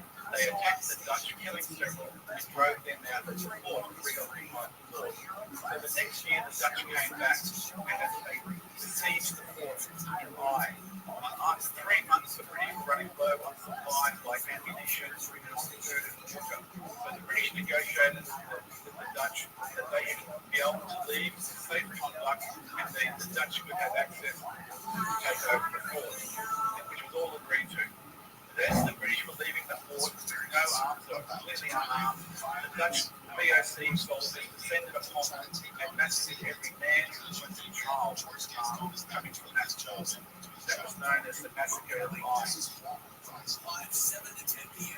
the Gander Islands weren't finished with, unfortunately. In 1621, Yard Cohen had risen to the ranks of Governor General of the VOC. He still remembered escaping by the skin of his teeth back in 1609. He wanted revenge. But he went back to the Gander Islands with a group of mercenaries of Japanese samurai. And he called a meeting of all the chieftains from the islands to one location, and then he killed them all. He cut off their heads. The Japanese samurai cut off their heads and put them on pikes around the island. Then he ordered his men to go throughout the Gander Island and massacre any bandits they could find. This was one of the very first examples of ethnic cleansing, and it's estimated that there were between 5,000 and 6,000 bandits on the islands. But after the end of that ethnic cleansing, there was probably only 2,000 left alive, and they were put into slavery by the VOC. Now, Cohen decided to split the Gander Islands into 63 separate plantations, and he gifted these plantations to Dutchmen. And their one job, they were given slaves, and their one job was to grow nutmeg and sell that nutmeg to the VOC. And in return, they were going to receive 122nd, that's not easy to say, I can bet, 122nd share in the profits of that nutmeg. It doesn't seem like a really good deal at all, does it? Because you've done all the work, you've grown it and stuff, you've given it to the VOC, you're only getting one share out of 122. But the nutmeg was so valuable that even that one share made these 63 men and their families incredibly wealthy over the journey. Young Peterson Cohen, he became the dominant figure of the VOC. He often said, spare your enemies not, because God is with us. He was Governor General, and he also said that war was necessary to produce and protect trade, but that trade was necessary if you were going to wage war. In other words, you needed the profits from that trade to be able to afford to be able to wage war, which is what the Dutch did. In 1619, he led 19 Dutch naval vessels, and they attacked the little fishing village of Jakarta in Java, and they destroyed that village, and they recreated a city that they called Batavia. That became their trading headquarters. We now know as Jakarta, the capital of Indonesia. It became the most important trading hub anywhere in the world. So Cohen and the statues of Cohen all over the Netherlands, the national hero there, what he did. But he was responsible for the ethnic cleansing of Banda in 1621, as I explained. But he was also responsible for an incredible trading network. And this was the East Asia Trading Network. It was based in Batavia. And they had tentacles out all over the Far East, including to Japan, China, India, Ceylon, even as far across as the Middle East, the countries of the Middle East. And all this trade funneled back through to the Netherlands, making that country incredibly wealthy. And if you ever go to Jakarta, you'll see that the Dutch tried to recreate a home away from home. They built canals through the city. And over those canals, there's got small bridges, they've got promenades along the side of those canals, trying to make it a home away from home. Yeah, the VOC had a lot of other influence as well, and things that take 10 years to talk about all the things that they did. But because we're off the coast of Cape Town right now, I'll talk about a little bit about Cape Town, also the discovery of Australia. So Cape Town was the logical place for them to go, because this was the halfway mark between Europe and Batavia. So So it became an ideal stop-off place to be able to rest the crews, reposition the ships either on the way to Batavia or on the way back to the Netherlands. So the colony of Cape Town was established in 1652. And at first, they just brought goods in from the Netherlands and supplied the ships that way. But as more and more ships were coming to and from the Far East, it was decided that something more had to be done.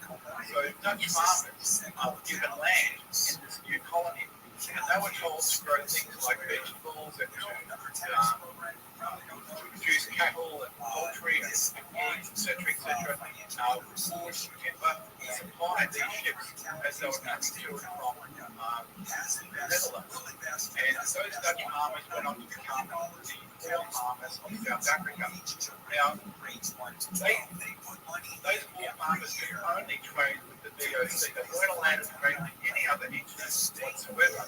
The VOC were quite harsh on these farmers. They allowed them to import slaves from Eastern Africa, and those slaves were brought onto these farms. But then, when things started getting busier and busier, they also indentured local natives to work on these farms. And they became services there. And then, because they had to deal with the VOC, which was a harsh entity to deal with, they treated their slaves quite harshly as well. And it's now known that the VOC are partially responsible for the introduction of apartheid in South Africa. They also did some good things. I mean, we've been saying a lot of negative things about the VOC, but they also did some very, very good things. One of which was the establishment of the wine industry. It's a bit of falling into Cape Town because they have some incredible wine tours from Cape Town out to the wine regions of the area. Legion took advantage of it last year. She can attest that they are very generous with their portion sizes when they're handing out their wine. They're also responsible for the discovery of Australia. And when I went to school, we had a very British group at school, and we were always told that Catholics discovered Australia in 1770. Every other Australian told the same thing. Yeah. And even when we encountered a few weeks ago, we found this place at a charity shop, and it says that this is commemorating the discovery of Australia by Captain Cook in 1770. So this is what we were taught. But Cook was the first person to discover Australia. He was the first Englishman to set foot in Australia. We'll cover that at a later date as well. The Dutch had been here more than 150 years before. William Jansen left Batavia in November of 1605. The Dutch, which means little dove, William III, and there's a replica of the Dove, which is a tiny ship in Perth in Western Australia. And he landed on the northern coast of Australia, the area we now know as the Gulf of Carpentaria, on February the 26th, 1606. And this is the wet season in northern Australia, so it was very, very wet. He landed near where the mangrove swamps were as well, so there was a lot of water on the ground. It reminded him of his province back in the Netherlands of Zealand, but he named his new country New Zealand. Now, Australians love New Zealanders, but we consider them family rather than friends. So we've got a great rivalry with them as well, sporting rivalry with them. And I love New Zealand, even being simple. He named himself he named the Gulf of Carpentaria after the Governor General of the Dutch East India Company at the time, and he did a second voyage where he mapped a lot of that northern and western coast of Australia. He was later promoted to the Council of the Indies, which was an extremely powerful position. He served on that for many years. Then he was made the governor of Bandit for 4 years from 1623. Good Hartog. Now, this is a pretty incredible story as well. He was sailing along the west coast of Australia, a place we now know as Shark Bay, and he decided to go ashore at a place we now call Hartog Island. This was on the 25th of October, 1616. And he decided to commemorate this event by getting a computer plate from his ship, and using it now, he inscribed a message on that computer plate. And it is the oldest known written artifact in Australian European history. And on that plate he wrote 1616, 25th of October, arrived at shipwreck part of Amsterdam Supercargo. So Supercargo was the senior VOC officer on board. Supercargo Giles Mivers of Liege, skipper Dirk Hartwell from Amsterdam. On 27th of October, he set sail again from Bataan. Deputy Supercargo Jan Sten understeered the heated doors of Bill in the year 1616. And he left that, he put that on a post, and he left that in the sand on Dirk Hartwell Island. And then 80 years later, another Dutch East India skipper by the name of Willem de Flemish came along that same beach, walking along the beach, but he struck something to sand at the telly. He had found the Dirk Hartwell plate. So he got another plate of his own, and he inscribed the same message that Hartwell had put on the original plate, along with a little inscription of his own. And he put that on a post that says to the sand. He took the original plate back to the Netherlands, and it's now on display at the Rijksmuseum in Amsterdam. And I can tell you from experience, Australia's always wanted this plate back. Look at the history with Australia. It's visited Australia on a couple of occasions, but the Australian government always tried to buy it back from the Dutch, who aren't giving up. If you ever want your own personal tour of the Rijksmuseum in Amsterdam, all you have to do is go along and say that you're there to collect the Dirk Hartwell plate and take it back. But they'll give you your own security guard to walk around with you for the rest of the day. Here we took this photo book, so that was nice. But in 1801, when the Baudin expedition, the French expedition, the great Frenchman Baudin, cruising along the coast of Western Australia, they called it Dirk Hartwell Island. They found the Flemish plate. They took it back to Paris, and after World War II, the French government gifted that plate to Australia, and it's now on display at the Museum in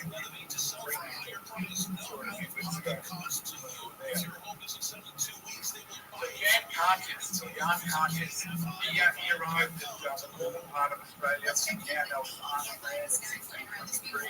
He named that area after his hometown of Arnhem in the Netherlands, and he also North America of Carpentaria. Francois Pfizer came along using the roaring forces of the Indian Ocean. He went along across the Indian Ocean and arrived at what we now know as Cape Phillip, the southwest part of Australia.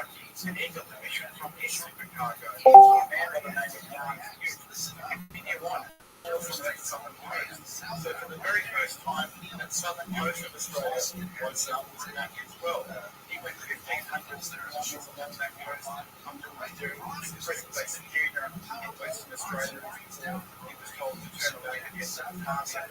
And the new Cyclopedia of South Australia is named after the supercargo. Then the big one, Abel Coast. So he was told to go to this new continent to the south. He left trying to discover whether there was any trading opportunities, whether there was anything worth purchasing from this land, whether there was people worth trading with. So he went south. He missed that south coast of Australia that Pfizer had found, and he arrived on the 24th of November in 1642 in what we now know as Tasmania. And he named that Van Diemen's Land after the Governor General of the Dutch East India Company at the time who sent him on that journey. The locals tried to speak to the local Aborigines, but they wanted nothing to do with it. In fact, they built fires and tried to force him away from the land. So he left there, understanding that there was no one there to trade with. In fact, part of that coast of land belonged to the coast of Van Diemen's Land. But then a huge storm came along and propelled him away to the east. And then he came across another country which he called Stateland,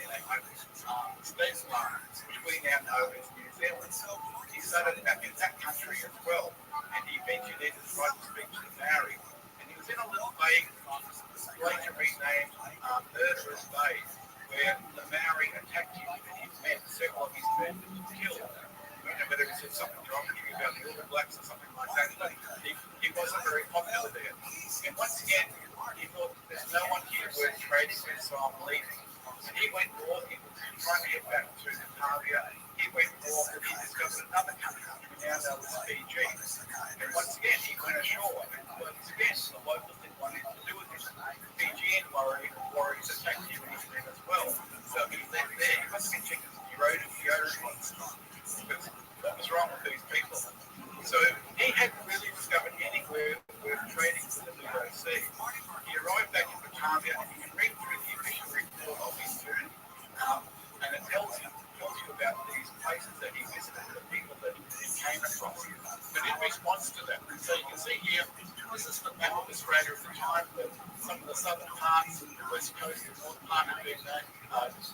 that. And here's Van Diemen's Land that Van Diemen had done.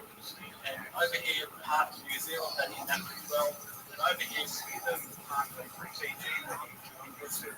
So when he got back to Batavia, produced his report saying that he'd done these, been to these places, he'd done this cartography. The VOC wasn't very interested in it at all. They said, well, you've got all these lines on the map. Where do they lead to? What do they connect to? There's nothing there. So they later lamented in their initial response to this report that they should have set the north as the flora. Even though we have named our Tasmania after the Sea expanding his honour, the VOC weren't very interested in it at all. They gave him the job as a skipper of a cargo vessel, just bearing cargo between ports as part of that network of ports. In November 1649, he was charged by the VOC. He cut one of his crew after a minor disagreement. That crewman actually had been part of a very influential family, and they complained to the VOC. So his case was put on trial. He had to pay compensation to the victim's family and also to the VOC. He was demoted. It took him several more years before he was able to rise to the rank of captain again. So, as I said, we consider him a great explorer. The VOC weren't all that happy with him. Now, as I said before, the VOC also ventured outside their sphere. And in 1609, a British captain, part of the VOC by the name of Henry Hudson, was looking for a northwest passage, which was going to be a much faster and safer trip from Europe across to the Far East. He never found it, but what he did discover was Hudson Bay, around North Canada, and he went a little bit further south, and he discovered the Hudson River as well. His honour. Later on, the VOC established a colony at a place now known as Albany in 1614. And 11 years later, they established a trading post at another area that they called New Amsterdam. As part of the negotiations after the Dutch Anglo War, the Dutch and the English, the Third War at that time, Amsterdam, New Amsterdam was ceded to the British, and they changed the name of that place to Stroy. Have you heard of that? Got pretty well since then. So, the decline and fall of the VOC didn't take all that long. I mean, the VOC lasted for 200 years, but even after 80 years of being established, it started to go into decline. There was a lot more global competition, especially from the British East India Company. So it became a lot more powerful, now making inroads in this area, and also the French and the Spanish as well as the old Portuguese. There was a lot of Napoleonic wars where Dutch was sided with Napoleon on some occasions and the Allies on the other occasions. That caused a lot of problems with the VOC because the losers their power and their influence. There was a lot of corruption and incompetence as well. People wanted to go out to the Far East for training to make their fortune. They didn't want to stay out there for long periods of time, but when they left, they took all their intellectual copy, their intelligence that they knew with them, and they could restart again. The Heron 17 was, as I said, the most powerful board anywhere in the world. It became political, and people were appointed to the Heron 17 for political reasons rather than their expertise in running or managing a huge corporation. And so there was a conflict at that level as well. This all impacted the VOC. After the fall of the Anglo-Dutch War in 1780, the VOC once again declined to another level in power. And then when their charter, which was supposed to last for 21 years, originally has been renewed on every occasion, they've been going for almost 200 years. When that came up for renewal on the 31st of December 1799, it was decided that this company was a magnificent company that had been so powerful we can't see it in our century, and it was disbanded. A lot of different levels tried to get it back again, tried to reform the VOC. But in 1806, Louis Bonaparte, the brother of Napoleon, was appointed to the throne of the Netherlands. He understood the power of the VOC. He didn't want it to rise again, so he broke it up altogether, and it never rose from that. In 1811, Sir Stanley Rappaport founded Singapore, led a naval force. they attacked Jakarta and drove the Dutch out of that site. And over the next few years, there were several negotiations between European powers. And in 1816, the Dutch were able to go back into Jakarta, which is Batavia, and reestablish themselves there. And those negotiations forward, the Dutch took on what was known as the Dutch East Indies, the British took on India, Ceylon, Hong Kong, Singapore, Malaysia, those sorts of areas. The French, given Vietnam, the Portuguese, just like the tiny little place now near Hong Kong. That's the way things stood. That's the way the status quo stood through the Second World War. The Japanese came through, and they threw all of those colonial powers out of those countries. After the war, the Dutch tried to go back into the Dutch East Indies to re-establish their empire. But by this time, the Indonesian Independence Party had become very powerful, and there was conflict broke out between the parties. But in 1948, Indonesia, without another region, is independent. It's now an independent country. That's a bit of the history of the Dutch East India Company.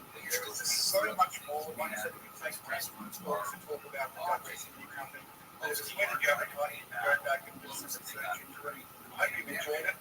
Next time, in a couple of days' time, we'll be talking about some of the great shipwrecks that shapes history. So, see you around the ship. Have a great time. Thanks very much.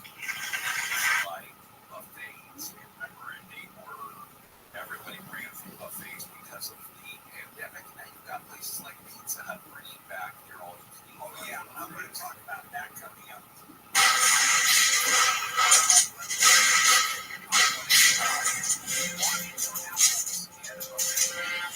The 1588 Battle of Calais was an awakening for the entire European continent.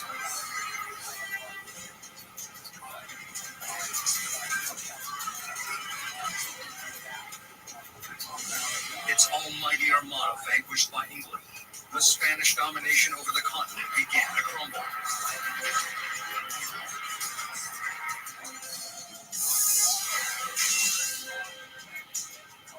It's a humiliation for Spain. It did huge political damage to Spain's position. But the English would defeat Spain, destroy the global power. The European nations could now compete against Spain for the seat of power.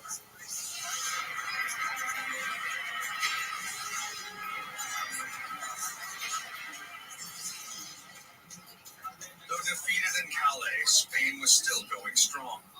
The amount of gold coming in from the Americas continued to increase even after the defeat. England, under Elizabeth I, continued its own expansion into the Atlantic. They had the fastest ships and the largest number of cannons.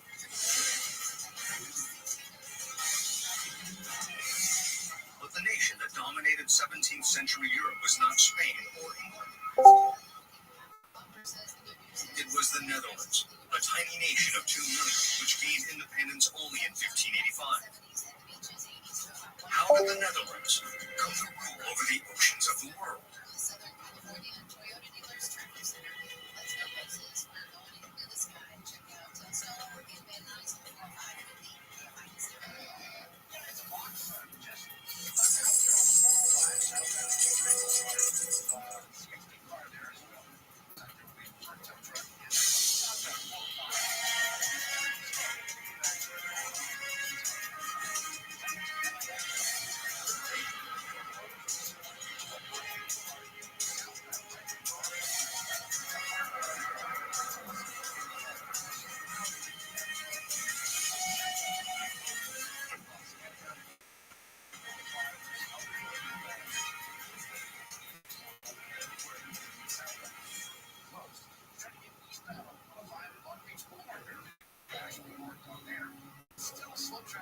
In October 1555, an emperor who'd ruled over Europe for half a century was voluntarily abdicating from his throne. He was Charles V, who once waged wars all across Europe to establish the hegemony of the Habsburg family. By 1555, however, he was an old man hobbling on a walking stick. Charles V made his way to the throne, supported by the 22-year-old Prince William of Orange, his most trusted follower.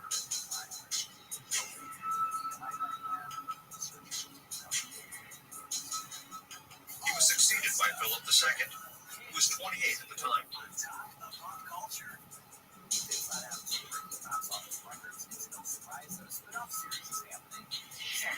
As King of Spain, Philip II inherited the Low Countries in Belgium, which belonged to the Habsburgs.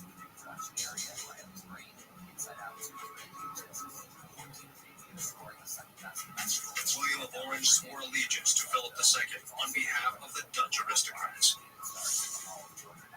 However, this peace was not to last. In just 10 years, King Philip and Prince William would be fighting each other on the battlefield. Prince William was one of Charles' most faithful servants.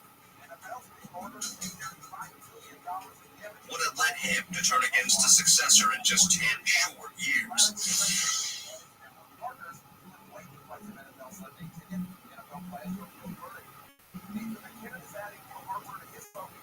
The Dutch War of Independence, or the 80 Years' War, was not a nationalist movement. The 16th century was not the age of nationalism yet. The Dutch had been staunchly loyal to the Habsburg family, in fact. It was Philip II who drove them to fight for independence.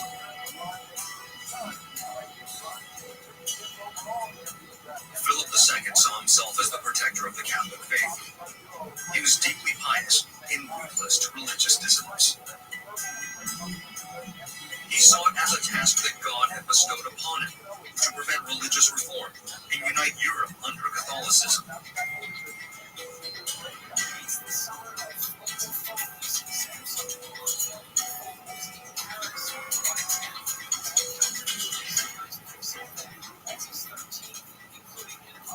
However, in the Netherlands, religious reform under Calvinism was spreading rapidly.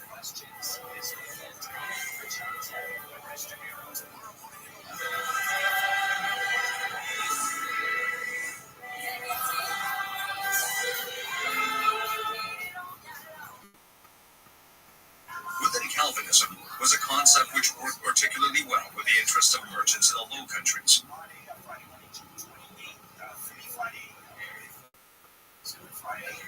It was the concept of vocation, or vocation in Latin, which literally meant one's job. As a vocation was given to an individual by God, one's job became a task entrusted to him by God himself.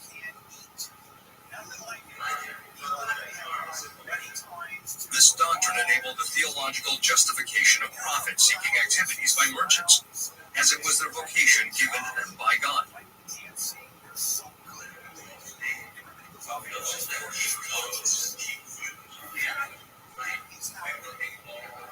And in fact, if one traces the spread of the Protestant Reformation, not only in the Low Countries, although particularly in the Low Countries, it tended to spread most quickly in the towns. And the towns were precisely where the merchants were. And they tended to follow trade routes. So, for example, the earliest pockets of Protestantism in England were precisely in the port towns. The port towns that were trading with places like the Netherlands. So there seems to have been quite a strong affinity in the 16th century between Protestantism and people involved in trade. However, Calvinism was diametrically opposed to Philip's policy, which aimed to unify Europe under Catholicism.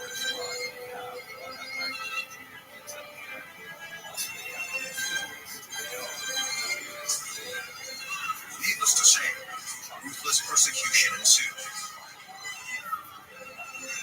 Charles V was raised in this Burgundian tradition, and so Charles V was considered to be an autochthonous sovereign lord of the Netherlands. He was considered by the Netherlandish people as one of them, as he was born in Ghent and as he was raised in the Netherlands. And this, of course, was entirely different with his son Philip II, who was born in Spain and who was raised in Spain. Charles V was willing to see within the church. It was fine for Charles V if Catholicism was practiced somewhat differently in the Netherlands than it was practiced in Spain or practiced in Germany. For Philip II, deeply influenced by the Catholic Reformation, religious uniformity within the single universal church mattered intensely, which was why he was so insistent on placing new bishoprics in the Netherlands, because those new bishoprics, those new centers of Catholic authority, would be ways of enforcing the uniformity of the one single universal church. So in that sense, Charles V and his son were very, very different. Protestants suffering under the religious persecution decided to strike back by destroying Catholic churches. They fell holy statues and tore religious paintings and tapestry.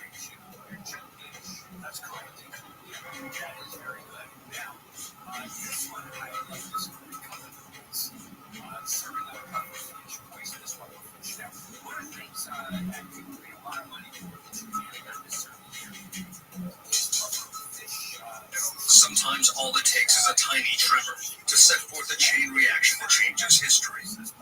That was what happened with the destruction of the statues. No one knew that this would ultimately result in Dutch independence. The loyalty of the Dutch to the Habsburgs was beyond question at the time. The Dutch people loved the royal family. No one had thought to rebel against Philip II. All they wanted was the freedom to practice their faith. But this was not what Philip wanted. Philip II could not accept his subjects practicing a different faith. He took this challenge towards Catholicism as an affront to himself.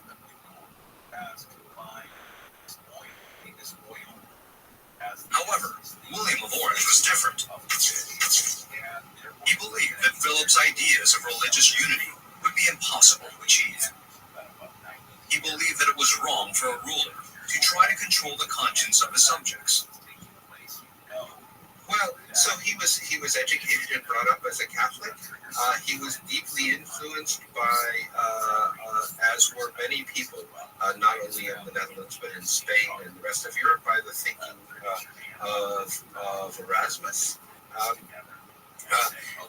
As he got older, he married into families associated with the Reformed religion, with the Protestant religion, but he himself was somebody who was willing to talk to both sides, to talk to Catholics and talk to Protestants. Prince William believed that the empire should be maintained under the principle of religious tolerance. He wanted to achieve religious freedom as opposed to a single enforced national religion, be it Catholicism or Protestantism.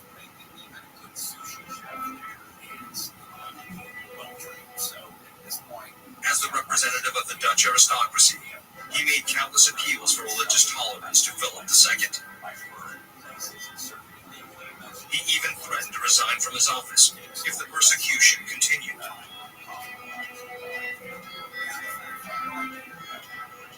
However, his pleas fell on deaf ears.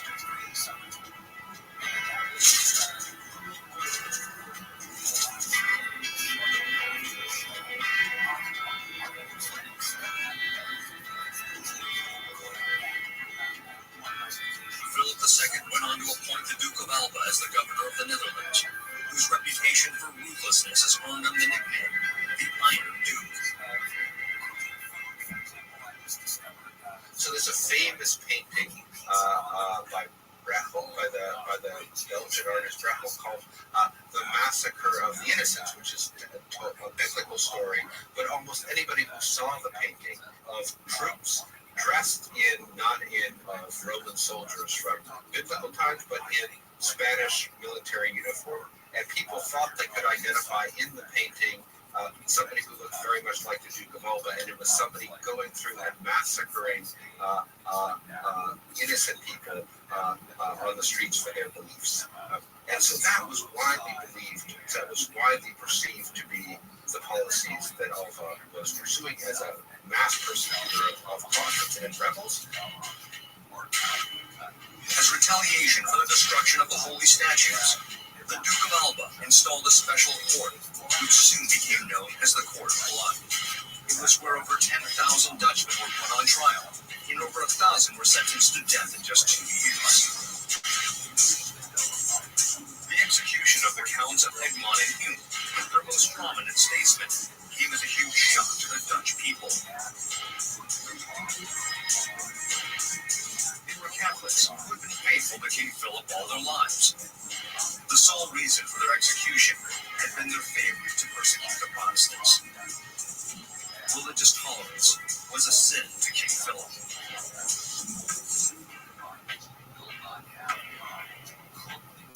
The terror of the Spanish Inquisition began to grip the Netherlands.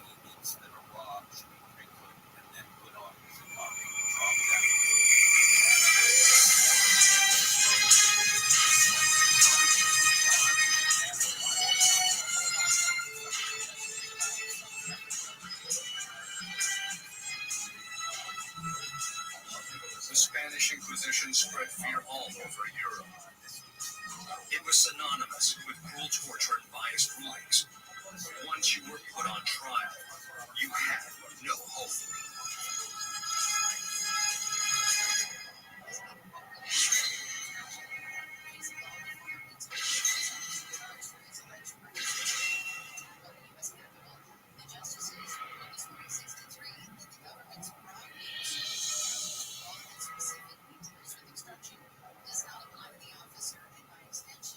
The most extreme punishment was to be burnt, tied to a stake and burnt at the stake. That was defined as death by burning. That was the most extreme punishment. Other types of ways of shaming people, in case of, say, women who were witches, they would put them on donkeys, naked, and walk them around the town where they were well known. Everyone goes, oh, you see. Then there was also imprisonment. You could be imprisoned until the inquisitors were satisfied that you had learned what you should learn in order to behave wrong. And then those who have not confessed refused. Or those who've done it before, then they're taken away and executed. And it's even more than that. Some people die in prison. So they take their bones and they burn them in public. So destroyed completely. A new respite center serving drug users near MacArthur Park has been awarded $3 million. LA City Councilwoman Guinness says the center would offer restrooms, showers, treatment opportunities, and more. Spain was not always this intolerant toward other religions. In fact, it had been one of the most open-minded countries in the Middle Ages. Islam, Christianity, and Judaism coexisted in peace back then. Spain was divided between Islam and Christian rule back then.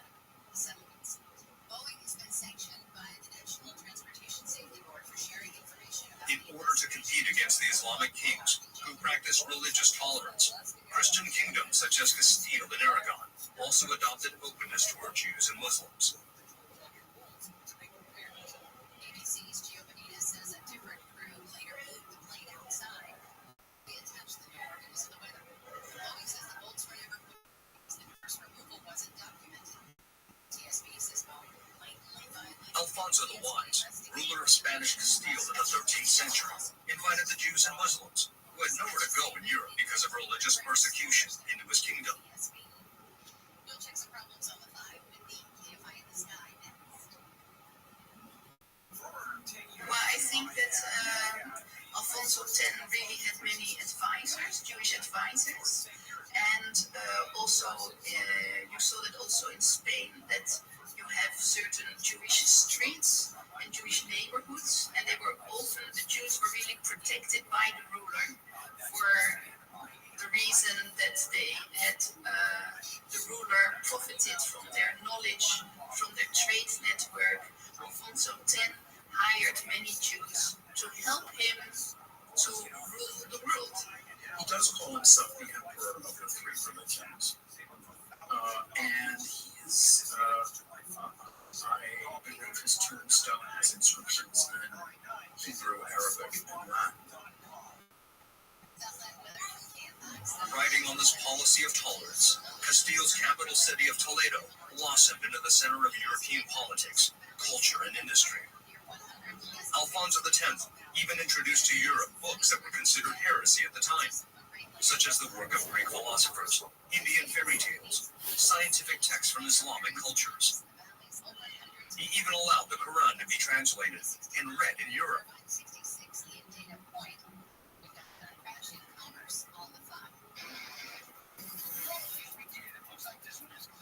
By means of these instruments called astrolabes, which measure the elevation of the stars from a particular point, it helps in the observing of the stars for astronomy or for astrology. Of course, astrology is the part of astronomy that claims to predict the future on the basis of the movements of the stars. And Toledo would be the same as Greenwich is for time measurements now. It's the basis for how to measure stars from the elevation of Toledo. And this will later become important for things like navigation.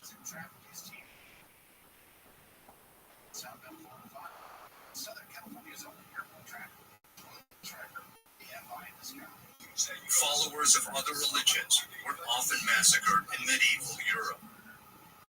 Thus, Spain became the best place for these people to live in and prosper in Western Europe. Sometimes it was the only place.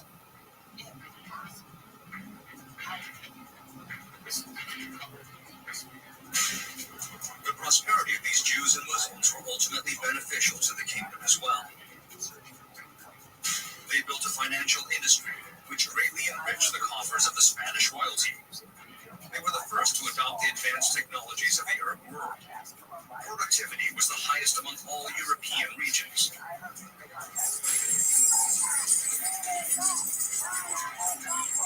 By the 15th century, Spain had become the richest country in Europe.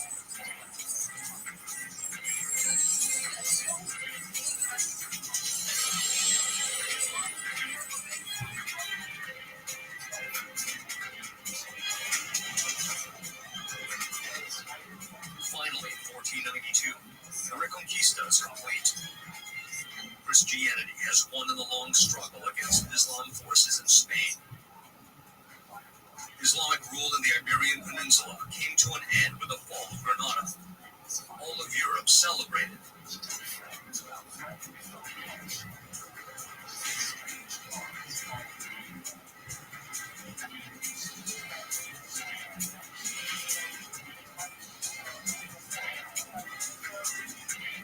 However, it was a huge blow to the Jewish people.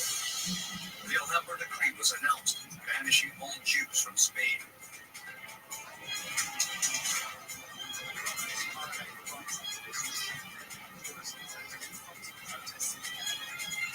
In March 1492, Spain makes the Alhambra Decree banishing all Jews from its land. The decree says, "We order the Jews of our kingdoms to depart and never to return.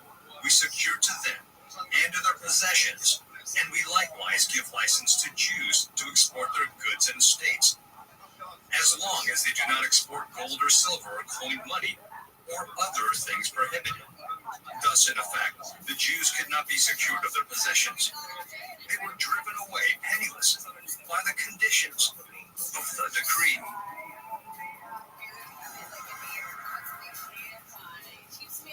The 60,000 Jews who were stripped of their belongings and banished from Spain moved to Portugal. However, Portugal became a part of Spain soon after, and they were expelled once again.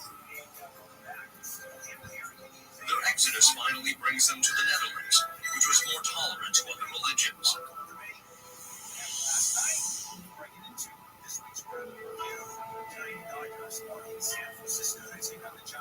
The Spanish court became even more zealous, drunk on their religious victory over the Muslims. They began to kill Jews who had converted to Catholicism under the claim that they were rooting out heretics who had pretended to convert. In Valencia, 1,000 people were executed from 1494 to 1530 for secretly practicing Judaism. In Seville, 4,000 people were burned at the stake.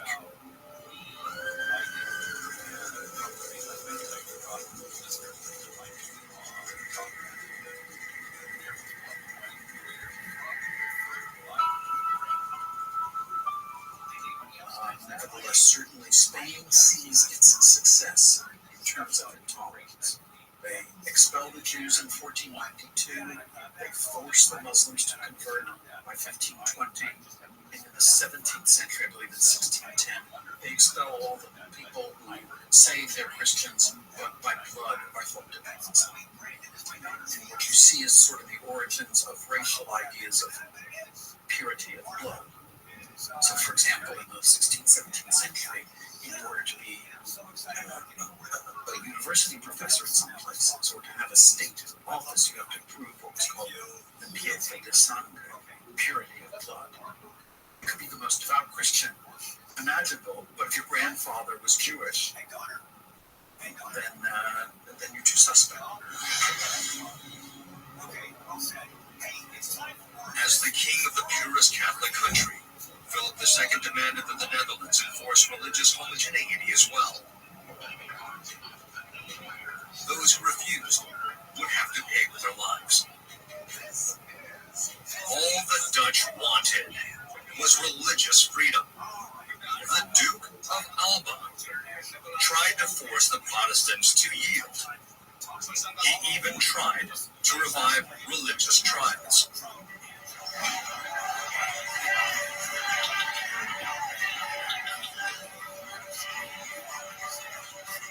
This led to widespread protests and destruction of statues. The religious movement was soon turning into an armed uprising.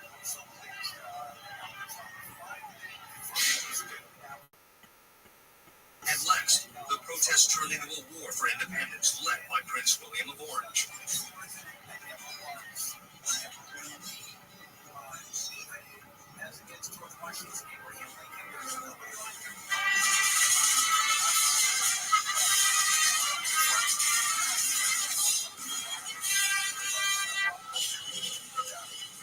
A festival is held in Leiden every year on October 3rd to commemorate the battle.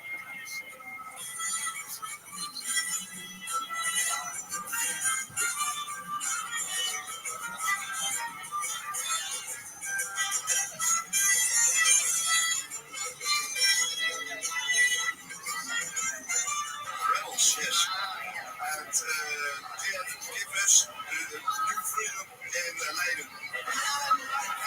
1574. Years. So that's a real tradition. From 1573 to 1574, the people of Leiden stood strong against the merciless onslaught of Spanish troops. The city came close to starvation as the Spanish surrounded its walls. However, the people of Leiden resisted to the end. As a final resort, they broke open the dam using seawater to flood the Spanish troops away. And then the land came underwater, and they did it because the people who liberated us had boats, so those had boats. And then there was a very, very strong wind in the night before the 3rd of October, and that's where they came with the boats to Leiden. And the Spaniards, they had to flee the city because there was too much water for them. At that time, we wanted to be free, and if we want something here in Leiden, then we are going to get it. So we will be free in the end.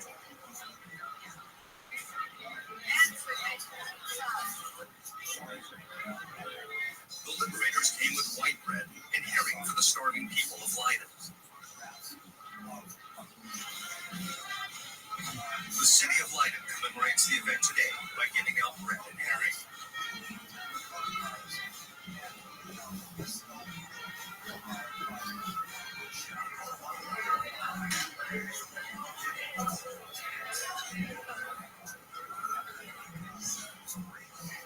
That's right.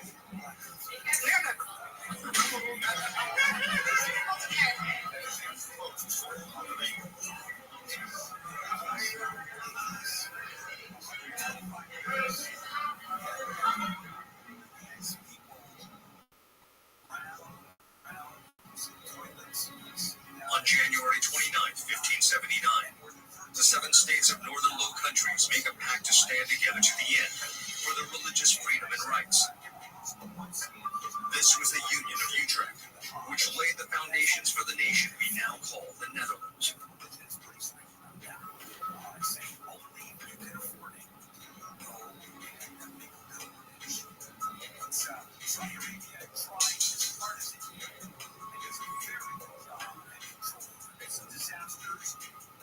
This union was founded on the principle of religious tolerance. The treaty stated, each person shall remain free in his religion, and no one shall be investigated or persecuted because of his religion. However, the persecution continued in the Spanish territories. The sack of Antwerp in 1576 drove more Jews and Protestants into northern Netherlands.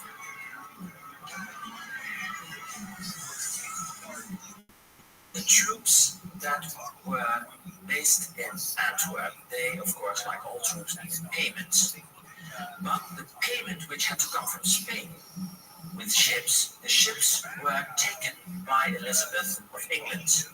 And so there was no money available in Antwerp to pay the troops. And as a consequence, once troops don't get paid, they want to get the pay anyway, and they started looting.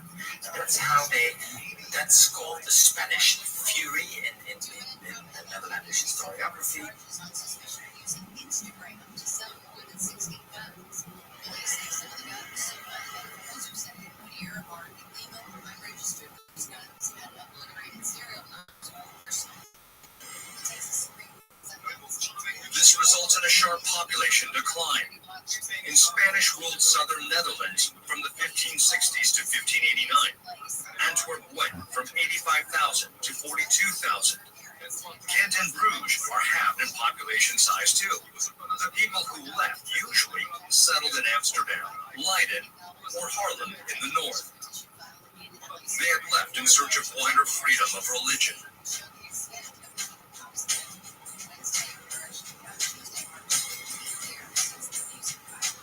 On the other hand, the population of Amsterdam went from 30,000 to 200,000 in the years between 1570 and 1670. The population of Leiden went from 15,000 to 72,000. According to statistics from 1650, 1/3 of the people living in Amsterdam were immigrants or descendants of immigrants.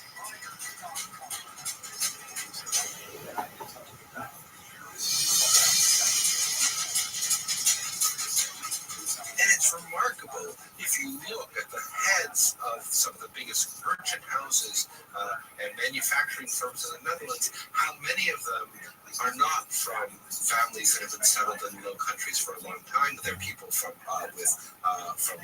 French surnames or Jewish surnames or German surnames, last names. So this is really becomes by the middle of the 17th century a melting pot, a place where people from various religions, various regions can come and settle, and they play a very important.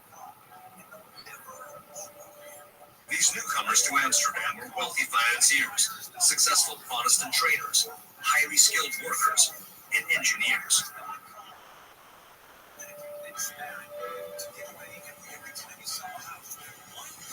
They contributed immensely to the city's economic development.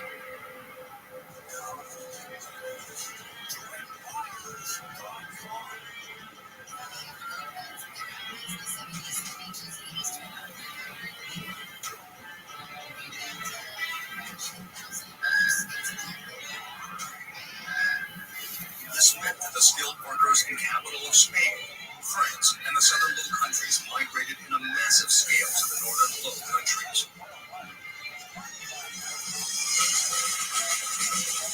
Tolerance triumphed once again, as religious freedom became the foundation of the Netherlands' success.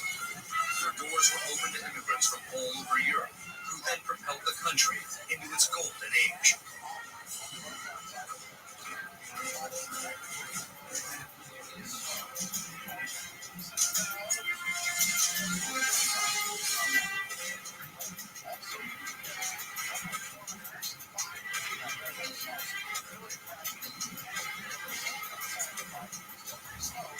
prosperity of the Netherlands began in the oceans.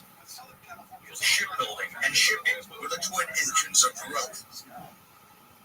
The Dutch were called the horsemen of the sea in the 17th century. They utilized the immigrants' advanced shipbuilding skills to create a revolutionary vessel, the fleet, which was economical and fast. So the Dutch quickly discovered that what they wanted to be cheap transportation, you had to have a big ship that went really fast, but that didn't need a large crew. And that's when in 1594, they started building fluid ships. And fluid ships had the advantage of being quick, and they had a very nice proportion to the ship's hull, which made that they could transport a lot of goods with a very small ship. So that made it much cheaper. And in the European waters, these ships did very, very well.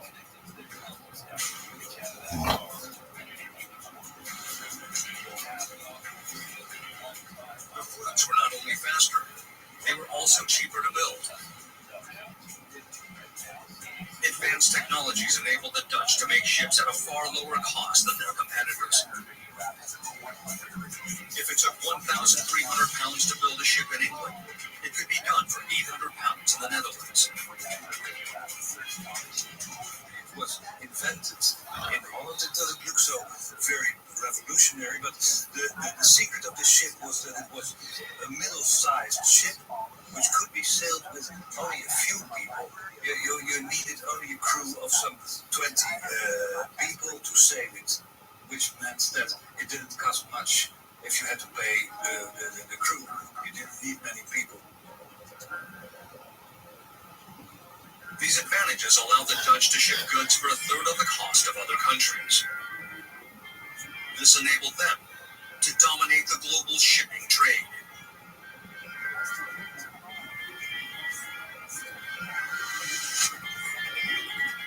In the 17th century, the total number of trading vessels in the world was 20,000, and the Netherlands owned 15,000 of them.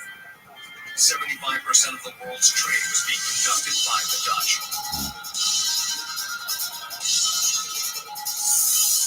The Dutch also made huge profits from the luxury goods trade. Luxury items such as sugar, spices, and silk from New Amsterdam, Brazil, South Africa, India, Southeast Asia, Taiwan, and Japan were collected at Amsterdam and then shipped all over the world again.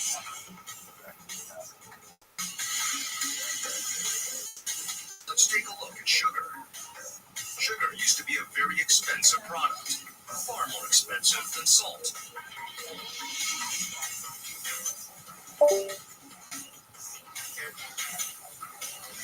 The sugar refining industry, which began in Antwerp, naturally moved to Amsterdam in the late 16th century as a result of mass migration.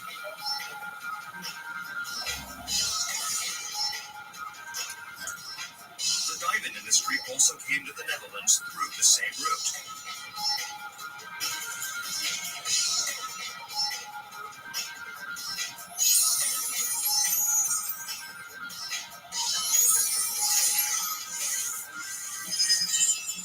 Until the 18th century, all of the world's diamonds were mined in India.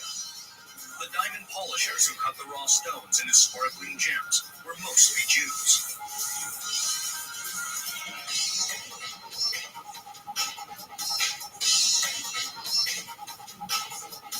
Being in the money-lending business, they sometimes had to craft and sell precious stones that were handed over to them as collateral. Thus, the Jews would bring the diamond industry with them wherever they went. Before the Alhambra decree, it was Spain. But after the decree expelled them from Spain, they settled in Lisbon and Antwerp. However, the Spanish Inquisition followed them to their new homes. The Netherlands was the only place which guaranteed their safety.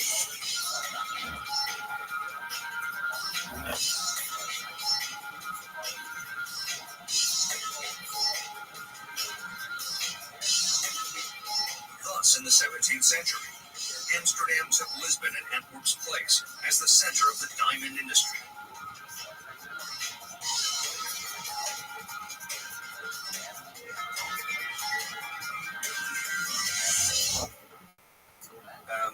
history of Amsterdam dates back from 1586, where our first town Porsche was registered in the marriage certificate of Amsterdam.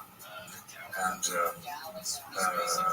later, the trade was being developed because the Portuguese Jews were driven out of the Spanish countries. Diamonds were not the only treasures that the Jews brought. The Jews had been moneylenders for a long time. They were expert financiers. Jews introduced innovative financing methods to lay the foundation for the modern financial system in the Netherlands.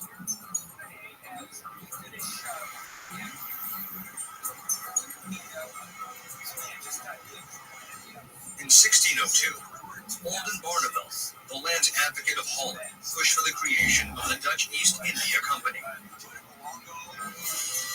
It was established to advance the highly profitable trade of Asian products.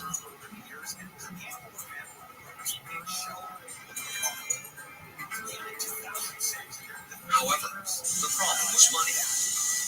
Asian trade involved a huge sum of money and high risks, making it difficult to finance the enterprise. The financiers involved in the project came up with a truly important innovation: shares.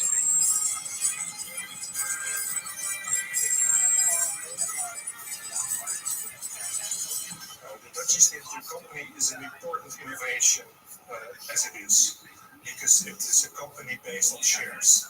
So it's not a family company anymore, but it's based on capital of many people, which means that you can continue your company like other companies today, even when the founder of the company is dead, or the few founders of the company is dead. So that's an important innovation. The company was financed by 81 ship owners who controlled the majority of maritime trade back then.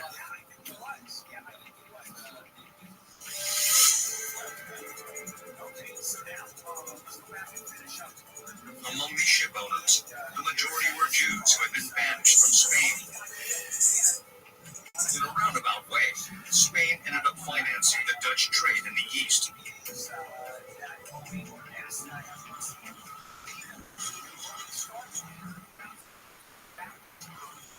In 1609, the world's first stock exchange was set up in Amsterdam.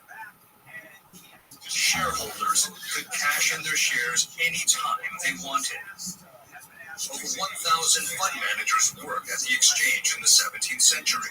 Advanced financial tools such as futures and options were born. All of Europe's capital flowed into Amsterdam. The interest rate was 3%, which was unimaginably low at the time.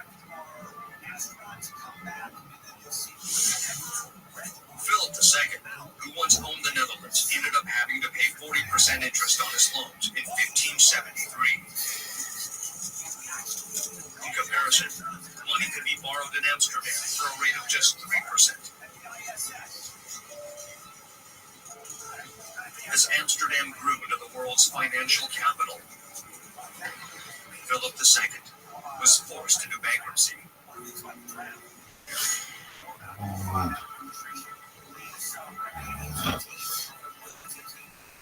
Very interestingly, in the 1620s, the great, we will say, called Prime Minister, the equivalent of the Prime Minister in Spain, the kind of Guinness, proposes that Jews, some Jews, should be allowed to return and live in Spain precisely for that reason. Let's be a little bit easier on these people. Let's keep the Inquisition off their backs. It's not successful in the end. And in the end, the Inquisition is even more powerful than the need that the Spanish state has for these huge amounts of money. And of course, as you imply, the consequences in the end, Spain goes bankrupt. Diego de Cisneros, a Spanish statesman, made these remarks to Philip II.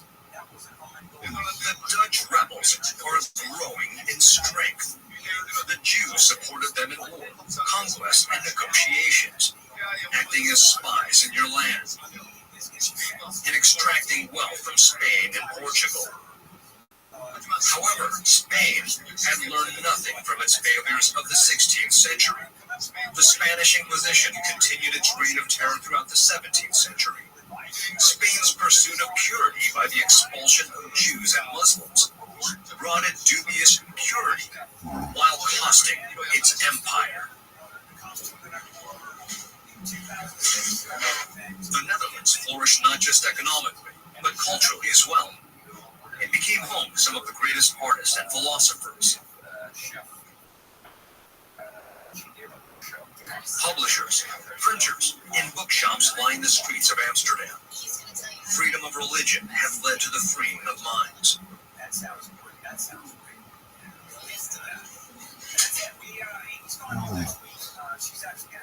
Descartes, the father of modern philosophy, remembered by the quote, "I think, therefore I exist," lived and wrote for over 30 years in Amsterdam.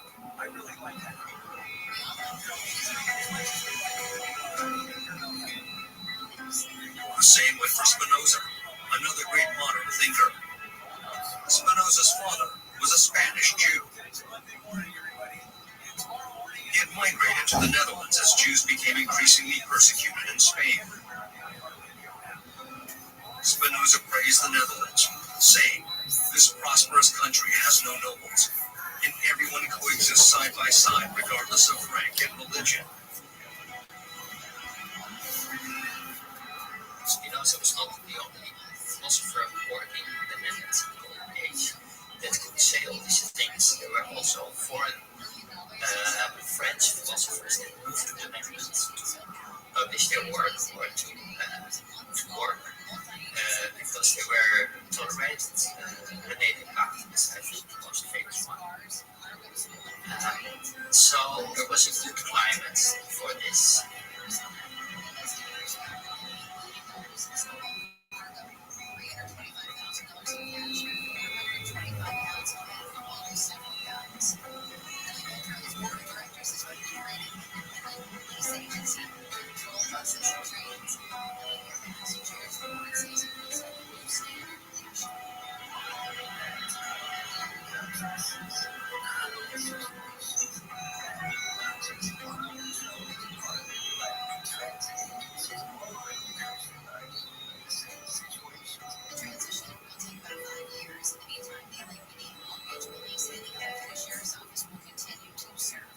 All persons in the Netherlands shall be treated equally in equal circumstances. Discrimination on the grounds of religion, belief, political opinion, race or sex, or on any other grounds whatsoever shall not be permitted. This is the first article of the Constitution of the Netherlands. The Dutch still consider tolerance to be the greatest virtue. The tiniest empire in the world, which ruled the world's oceans in the 17th century, was the Empire of Tolerance.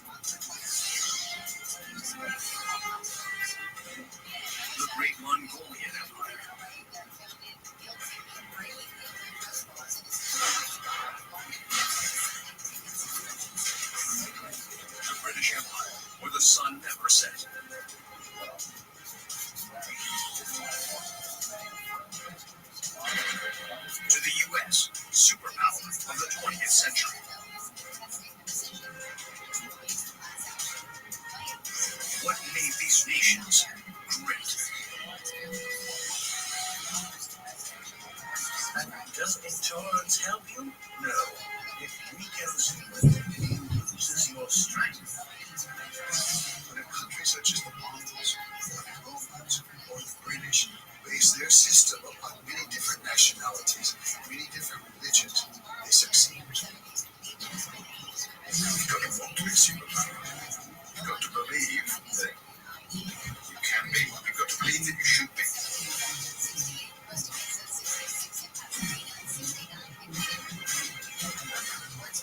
What is the nature of leadership that enables the rise to great power status?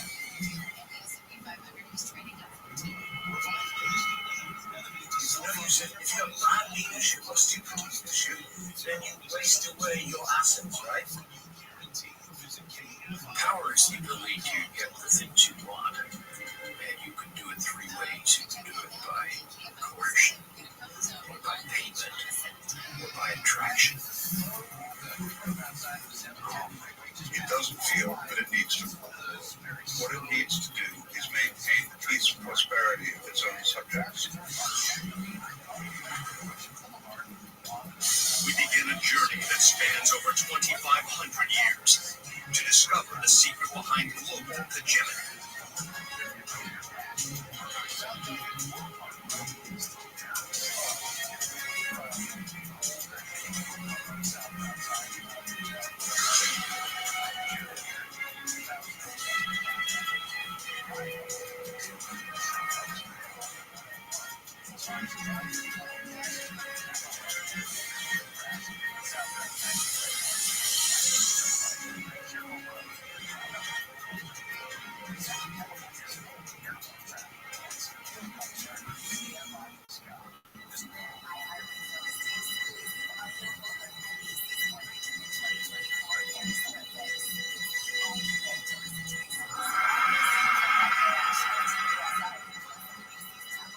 August 2nd, 216 BC.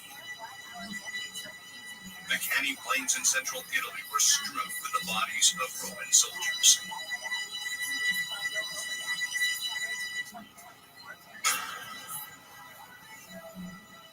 The one day of battle had resulted in the loss of 80,000 men and 1/3 of its senate.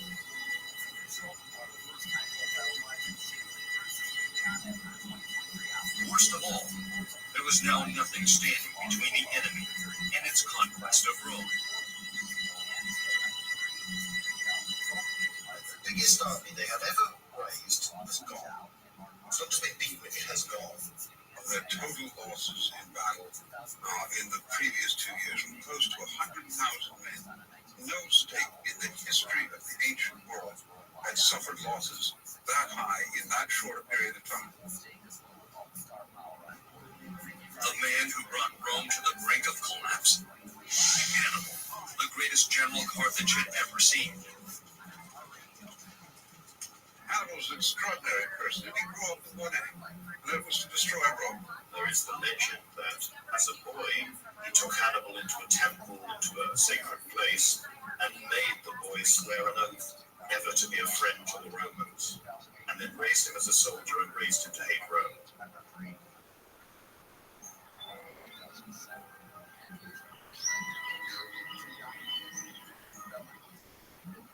Rome went to the brink of collapse in 216 BC. There was no greater defeat in its history. Living 2,200 years after the battle, we know it didn't bring on Rome's demise. Anyone who has read a history book knows this as a fact. In fact, the ultimate loser was Hannibal, the greatest strategist of antiquity. However, there are things the history books still haven't told us. How did Rome recover from such a crushing defeat that would have demolished any other nation? Why did Hannibal, victorious in all his former battles, fail in his final war with Rome?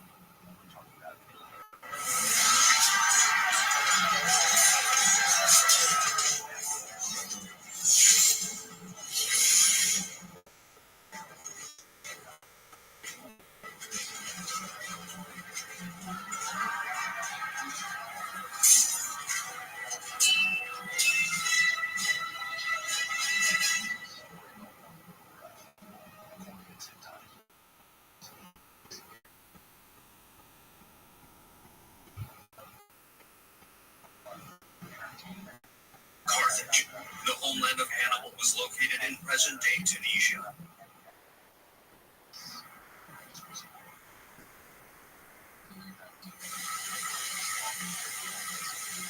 It was once a North African hegemon which controlled the Mediterranean Sea.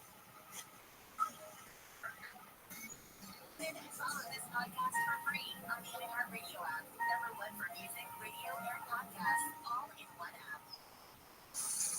This naval control, along with the territory of Sicily, was lost to Rome, and the Carthaginians wanted revenge.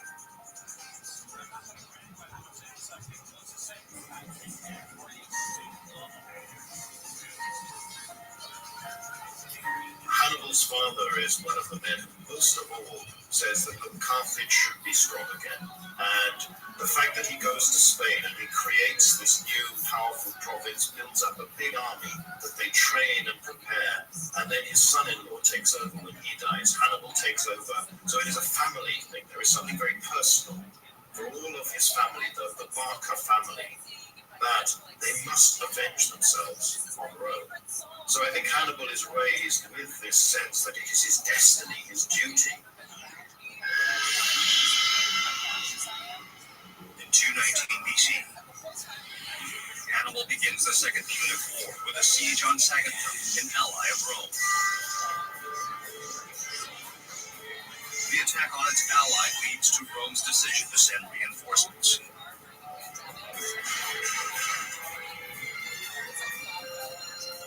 The Romans thought that Hannibal was likely to keep expanding into Spain, as can be seen from their dispatching of troops to Spain. It seemed Hannibal had no other choice.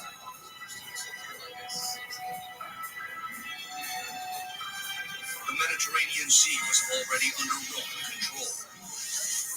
If his troops were to attack Rome by sea, the Roman navy would annihilate them.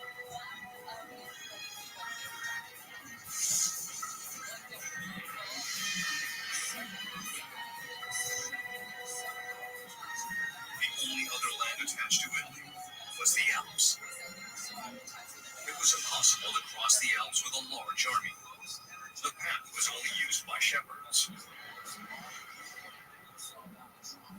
They just didn't think Hannibal would come to Italy because that's not how the Carthaginians had acted in the past. It may simply be that the presumption was that this was going to be a war either in Spain, since the starting point of the war is Saguntum, which is still some way from the Pyrenees in southern Spain. However, Hannibal was like no other.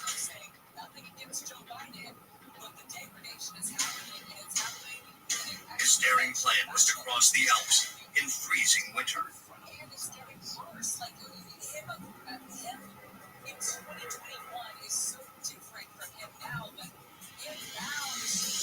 With a force of 50,000 men and 37 elephants, he led a campaign against the Gauls through the south of France and finally across the Alps.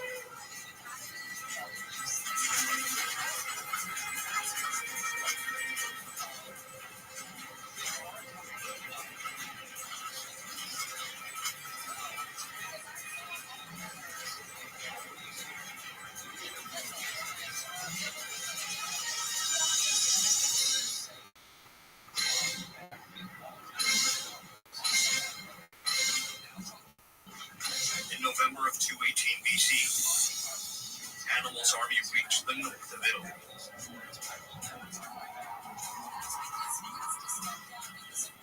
A war which no one other than Hannibal had anticipated was about to take place in the heart of Rome.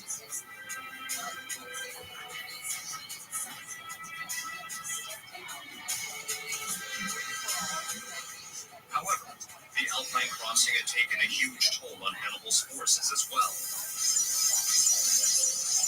His army of 50,000 men had been reduced to just 26,000.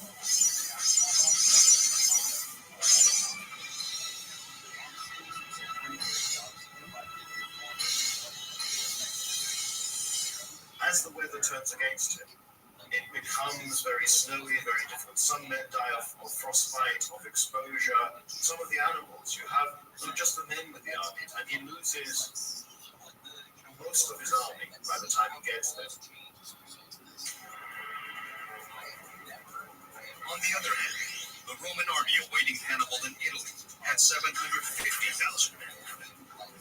Moreover, they were Roman soldiers, famous for their discipline and prowess in battle. 26,000 against 750,000. Was Hannibal a madman leading his men to certain destruction?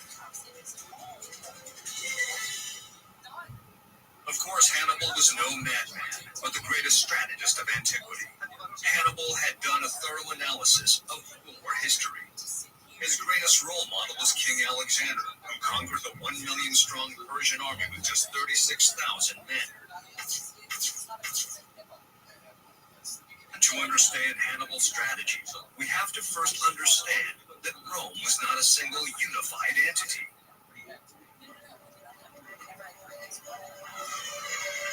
Rome in the 3rd century BC was a network of city-states, with Rome as its leader. In the alliance were Latin cities similar to Rome and Greek cities with completely different origins. There were even some Gauls who were considered as barbarians back in those days. They had been enemies at war with Rome just 20 to 30 years before.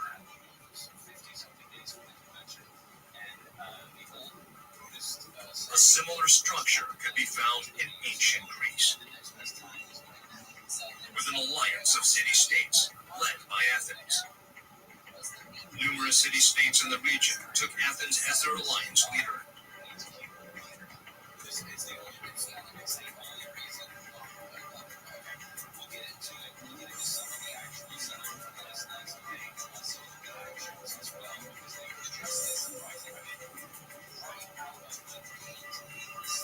The same was true for Persia, the largest ancient empire.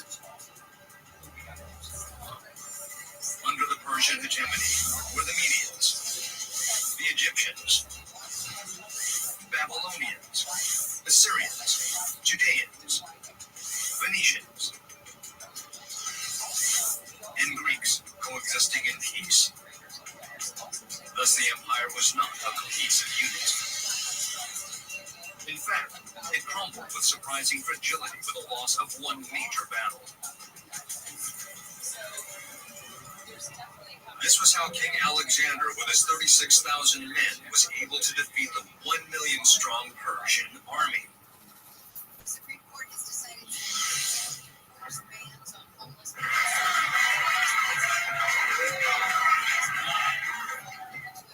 King Alexander captured a resounding victory over Darius III in the Battle of Issus, his first face-off against Persia.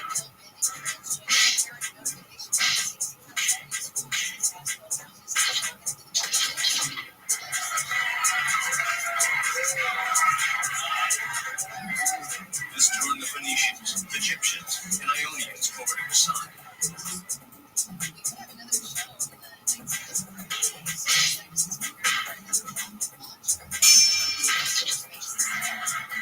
When Darius III lost once again in Gaugamela, the Mesopotamian region opened its doors to Alexander.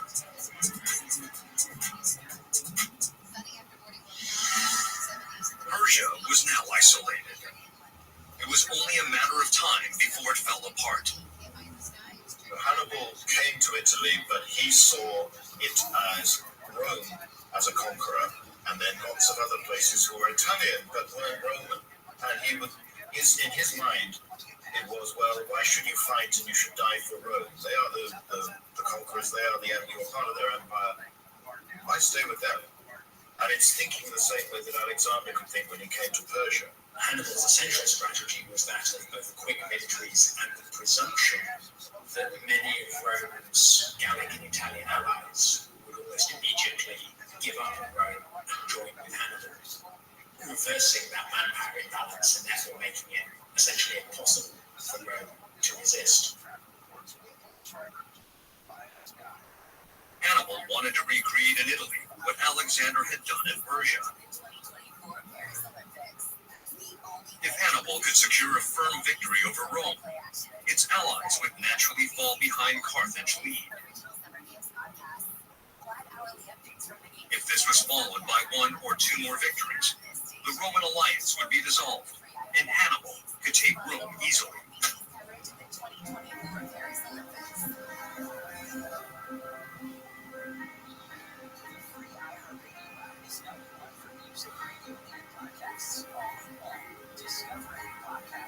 The first battle took place in the Cisalpine Gaul, Rome's latest conquest. Cisalpine Gaul, located in present-day northern Italy, used to be occupied by Gauls. In the second half of the 3rd century, the Romans had begun to expand into the Po Valley. They founded a couple of colonies up there, and they had begun to take away the land of these Celtic tribes, which had caused enormous antagonism, and that they would want to avenge their defeat. That they would really want to drive the Romans out of the Po Valley and keep their land as it had been. Rome sent its troops immediately to protect its control over the region. However, it suffered a huge defeat in the Battle of the Trebia, the first battle between Hannibal and Rome. The Roman army was nearly annihilated, while Hannibal's troops had suffered minimal damages. The same thing that took place in Persia after the Battle of Issus took place in the Cisalpine Gaul region. The Gauls immediately renounced Rome and joined Hannibal's command. In a single sweep, Hannibal's troops had increased to 50,000. Hannibal's plan was to show mercy to all of Rome's allies in order to break apart the Roman alliance. Hannibal declared, "My enemy is not the Roman alliance. Rome is my enemy. I will set you free immediately. I won't even ask for money. Leave Rome and join Hannibal. Hannibal will promise that nation its freedom, independence, and safety." Rome had lost hegemony over Gallia. The second major battle against Hannibal's advancing army was about to begin.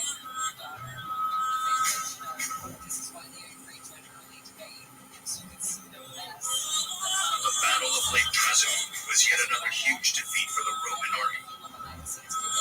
Even the Roman consul, one of Rome's most powerful men, was killed in battle. The basic outline that he had of using troops in different ways to sort of take advantage of what he knew the Romans were going to do and put the Romans at a physical or psychological disadvantage. And that understanding of the psychology of battle is one thing that is, I think, really very original with Hannibal. The only other general I think we can see who had that ability to understand, to plan around the way men would react on the battlefield was Alexander the Great, whose campaigns Hannibal had studied.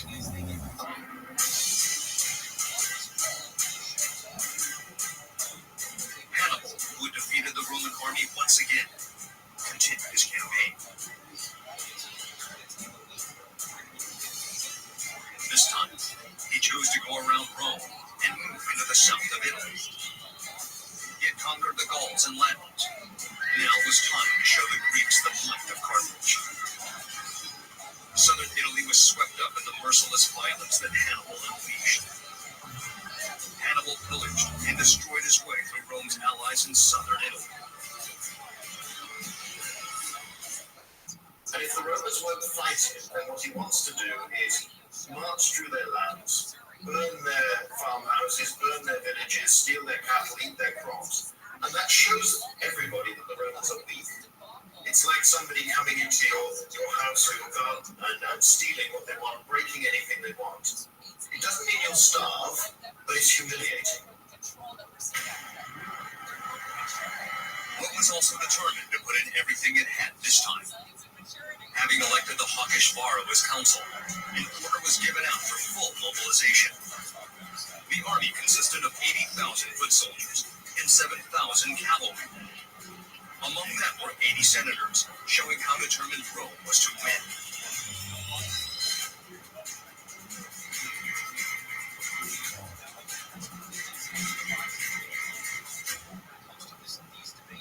Well, Varro was told to fight with Hannibal.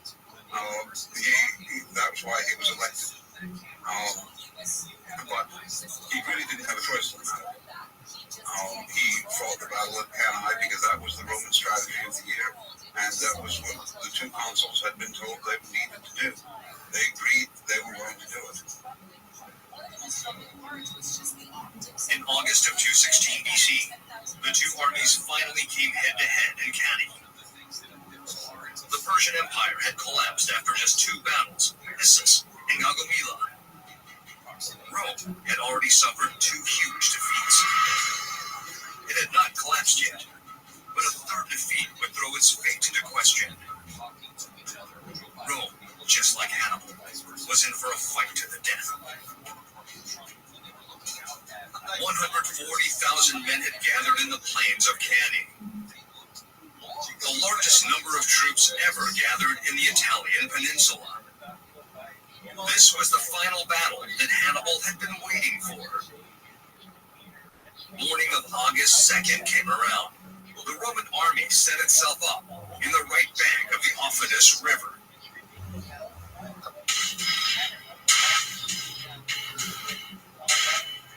The Roman strategy was a head-on collision riding on its superior manpower. Its 80,000 men, who outnumbered the Carthage army 2-1, were concentrated in one area to charge at the enemy with brute force. Hannibal's men also began to align themselves.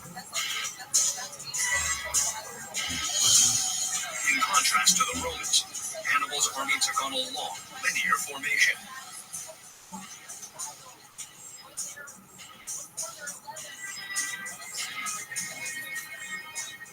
What was unique in Hannibal's battle formation was the way that he deployed his Celtic infantrymen in the center, and he didn't line the army up straight. What he did was he had the Celtic troops out in front a bit, and what this did was act like a magnet to the front of the Roman army, because what he wanted to do was to draw the Roman army in close. So they're advancing on a wide front, but they see this group out here, and so it's inevitable that they begin to press together, which is what Hannibal wanted, because he wanted them fighting without the proper intervals, which he knew would make them much more effective. And so by putting the walls out that way, he drew the Romans out further in, which gave his own cavalry better room to operate. It was an absolutely brilliant plan. The first row made of Gallic troops was backed up by heavily elite Carthaginian soldiers. But they are completely separate from other Carthaginian armies. They are Hannibal's army. And they are all very good soldiers, and they are like a very good sports team that have practiced so well, they work together, and they trust each other. This was not the only plan Hannibal had made. He had yet another strategy, taken from King Alexander on his leave. In order to go against the formidable Rome, Hannibal had analyzed the strategies of King Alexander. He found out the secret behind Alexander's success against the Persian army. That was the cavalry.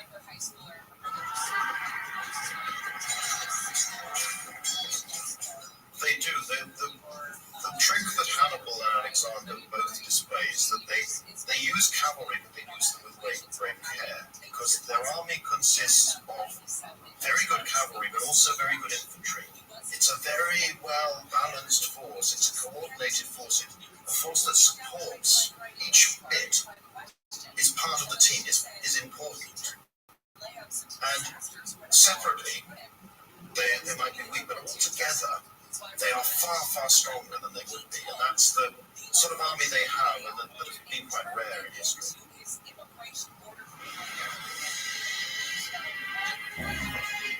While Hannibal had only half the number of foot soldiers, he had the upper hand when it came to cavalry.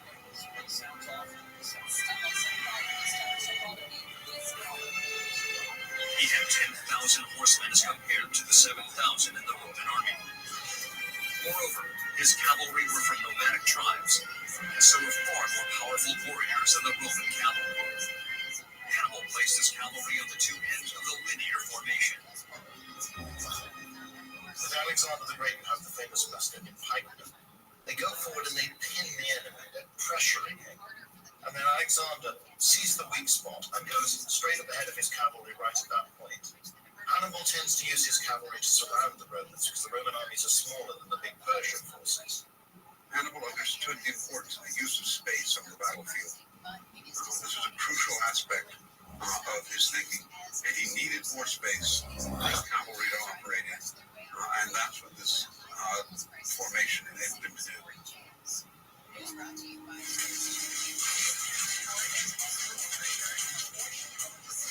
The battle began. The huge centralized Roman army clashed with Hannibal's first row of troops.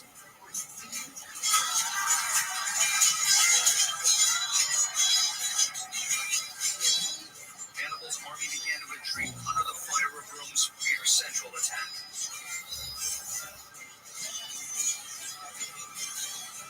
Draw the Romans onto me. Make them come into a fight quickly. Which the Romans do. The Romans think, well, this is exactly what we want. Let's go forward. However, the battle between the cavalry took an unexpected turn for the Romans.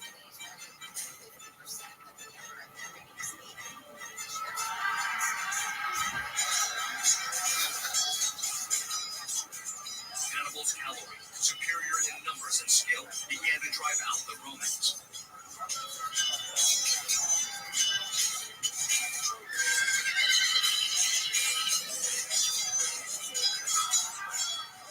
The fight between the foot soldiers also began to take a turn for the worse. As Hannibal's army retreated, the linear formation turned into a pocket surrounding the Roman army. Elite Carthaginian soldiers appeared on their left and right.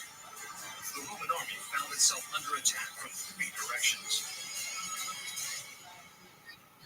In the meantime, the Roman infantry keeps on going forward, but it's a mob, it's a crowd, it's surging forward like people coming out of a football ground. You know, there's tens of thousands where you can't move, you're just going forward.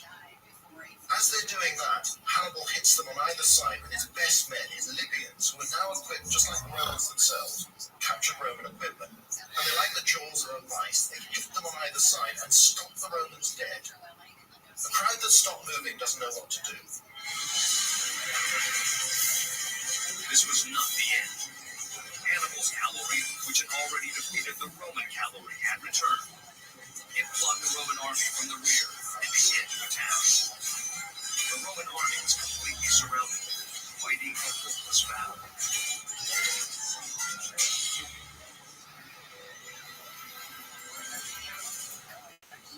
Those Romans aren't going to die easily. And what follows is hours of slaughter, done face to face.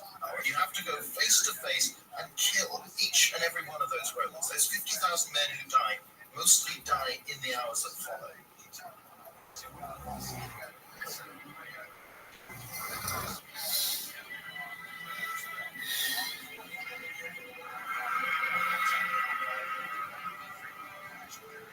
It was the most crushing defeat in the history of Rome.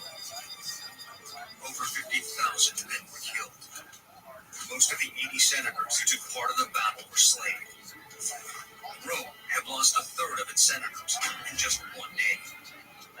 Among the fallen were some of Rome's most powerful men, including the Council of Aemilius and former Consul Servilius. Hannibal's path to Rome was now wide open.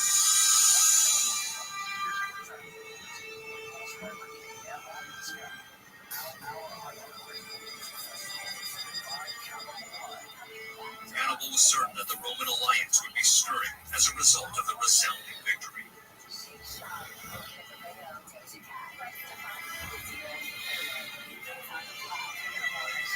Hannibal divided his captives into Roman soldiers and soldiers from Rome's allies. The Roman soldiers were slaughtered without fail. Those from Rome's allies, however, were sent back to their homeland without even a request for ransom. Hannibal had decided to wait for the Roman alliance to collapse. Hannibal's brother Mago went to Carthage to report the victory at Cannae. He laid the gold rings taken from the fallen Romans, which piled into a heap in the middle of the floor.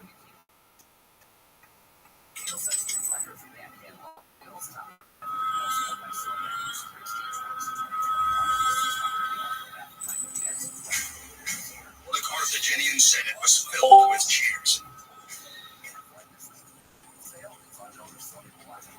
It took just 2 battles, the Issus and Agomelia, to fall Persia, the world's first empire. This was because its allies all chose to secede from the Union. Rome had been defeated thrice. Everyone expected its allies to leave.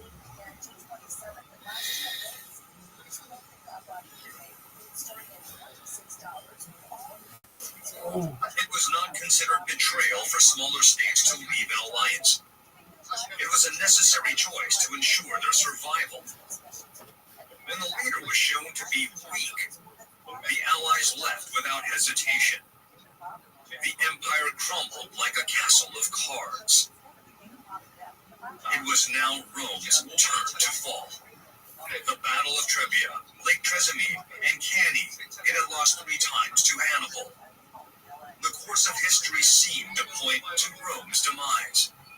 The leader of the alliance seemed too weak to protect its allies.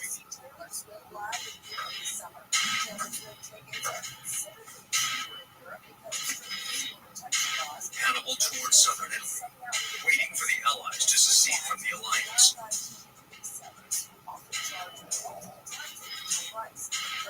However, things did not go as he had hoped.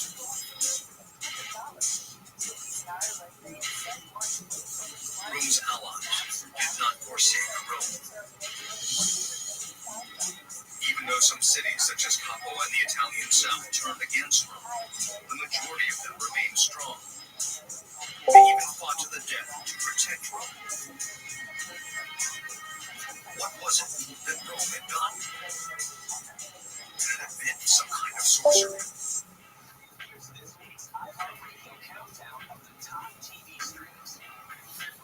The secret was in Roman citizenship. The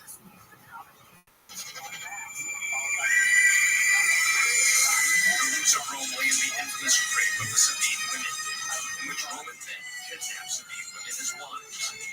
This legendary incident became the subject of many famous paintings. It is how the Western tradition of grooms carrying their brides into the house began. However, much less is known about what took place afterwards. After the abduction of the Sabine women, the Sabines declared war on the Romans. This was inevitable, after all. These were their own daughters.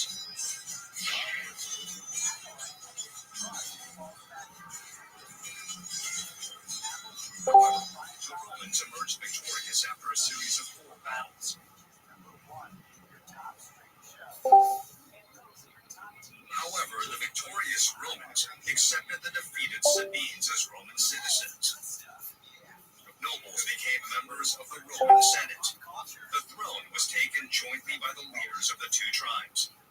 Even from the very start, Rome had accepted its conquests as citizens on equal footing.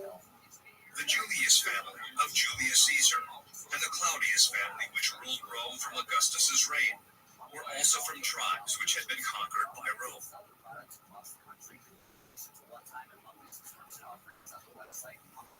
And then, let me just give you one other example of the Romans are really very different from everybody else. It's the treatment of slaves. The household slaves, here's your cook, here's your gardener, here's your janitor, here's your nanny for your kids, babysitter. They usually got freedom after 10 years. But then they, both men and women, but here's what happens. That's a really interesting part. Then they become what's called freed men or freed women. They're not citizens. But guess what? Their children are. The children are. Because there's an automatic system in Rome for incorporating new people into the Roman DNA, in the Roman bloodstream. And that's unprecedented, and I think it made Rome as effective and long-lasting. It's not that if you like, the origin of the individual is an issue, or or their culture or their background or their religion. None of that is a consideration. The consideration is simply what have you done in relation to Rome. In this way, Rome is similar to the present-day superpower, the United States. The U.S. is the most multiracial country in the world, where people from all over the world coexist in a melting pot of cultures. The racial composition of the U.S. is truly diverse, with whites, blacks, Asians, and Hispanics from Central and Southern America. But they are all Americans with American citizenship.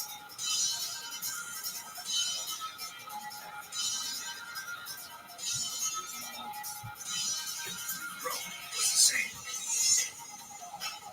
Among its allies were Latins such as the Sabines, along with Greeks like the Tarentum's and Regio's. There were even barbaric Gauls, who were also given Roman citizenship. They were very much incorporated in the Roman system, and they saw themselves as part of this great power. You're a small town, for instance, with 10,000 people, but you know that through your alliance with Rome, you're part of a world power. And cities are encouraged. This is something they're proud of. Here's where it may come from. The Romans always believed from the very start that they had a dual origin in terms of call it ethnics or race. Who is one of their ancestors? That's Aeneas. He is that's Aeneas, the national epic. He is from Troy, so he is the one to say, yeah, this is our Asiatic ancestor. But then you have the one that is named after Rome, that is Romulus. He is from Italy, he's native, but you always have that mix. See, they always consider themselves a mixed nation. And this is why they're so open to other cultures, coming in. The last tribe that remained fighting against Roman hegemony was the Samnites.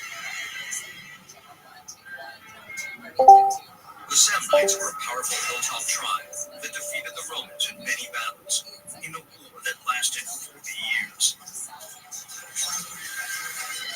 A 40-year-long war would have driven a permanent wedge of hatred between the two nations. However, Rome chose to give the Samnites citizenship as well, after finally completing its conquest. In fact, it didn't stop at just citizenship. In 263 BC, when Rome was at war with Carthage, Aurelius Crassus was elected as a consul of Rome. He was not born a Roman.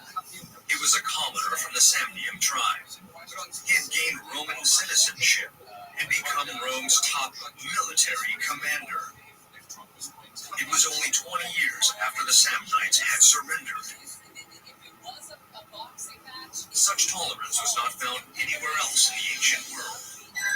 The uniqueness of Rome is made even clearer when compared to Athens, which was Rome's predecessor as hegemon of the Aegean and Mediterranean seas.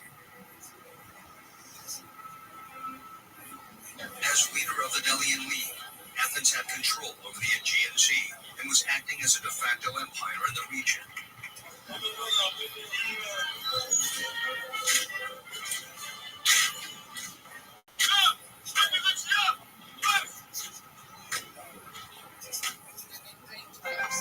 However, its citizenship policy was very different from Rome's. Citizenship was given to babies. Only if both parents were citizens. People from other cities and those who had one Athenian parent were excluded from citizenship. Even the son of the great statesman Pericles, who established the golden age of Athens, was not allowed citizenship. This was because he was born to a second wife, who was not Athenian. Right, so when Athenians included other Greek islands into their Roman Empire, they did not make them citizens. They did not even open them a route to citizenship. Right, so that means that that those other properties police, states, they basically felt like second-class citizens, which they were, and they did not feel as as cooperative as in the Roman case, because there was no route for them to become one of us. Sparta, Athens' greatest rival, was even more exclusionist when it came to citizenship.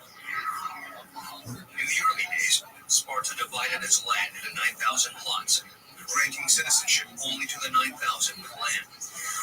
In later generations, citizenship was granted only to those with both parents who were citizens. Foreigners were not welcome.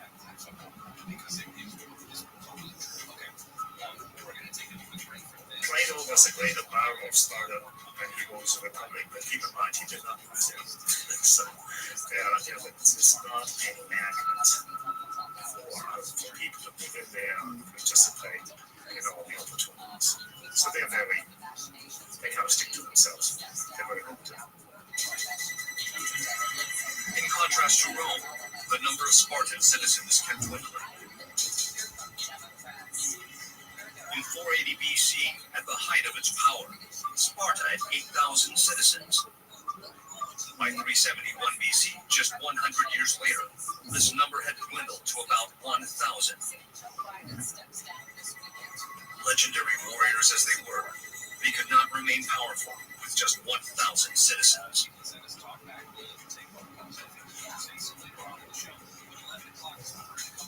Thus, Persia, Athens, and Sparta, which were unable to accept foreigners into their midst, fell as soon as they suffered defeat in major battle. Their allies left them for a more powerful hegemon. Rome was different. Rome was not a ruler that they were serving temporarily. They were citizens of Rome. Rome was their motherland.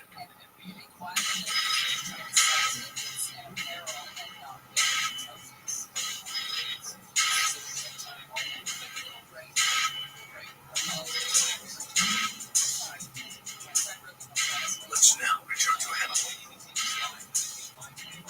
Hannibal now faced a quandary. His entire campaign, brought through the bitter cold of the Alps, was about to go to naught.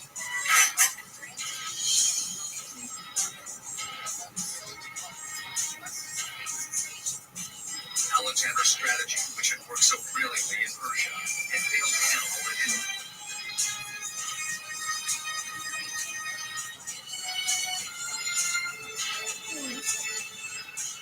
Moreover, Rome had now changed its strategy, learning from their mistakes at Cannae.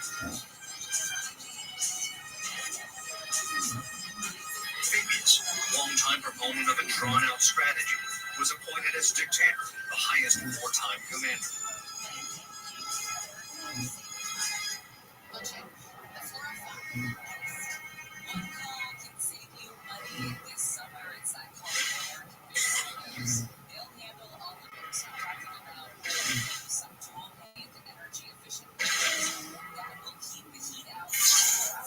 Fabius is unique in Roman history because he says, no, I'm not going to do that for my glory. What I'm going to do is the best thing for the state, and I'm going to keep the army safe. I'm going to weaken Hannibal, and in the end, we'll be strong enough to beat him, or his army will just wither and it will die.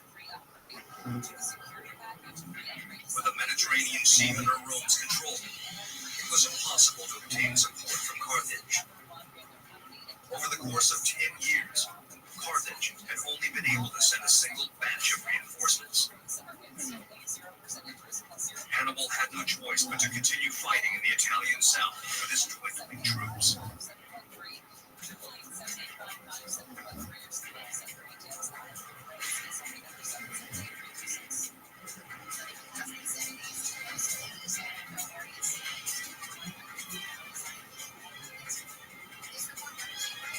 The Second Punic War entered into a stage of lull after Cannae. Even with repeated losses, the Roman alliance remained intact. The greatest strategist of antiquity was now at a loss.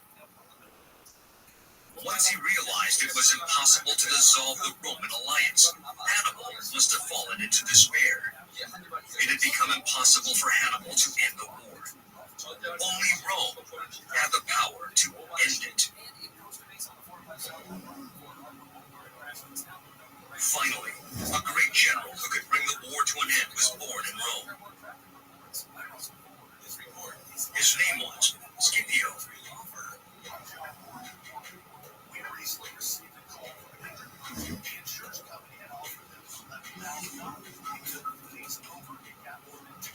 He trains his army and he's very aggressive.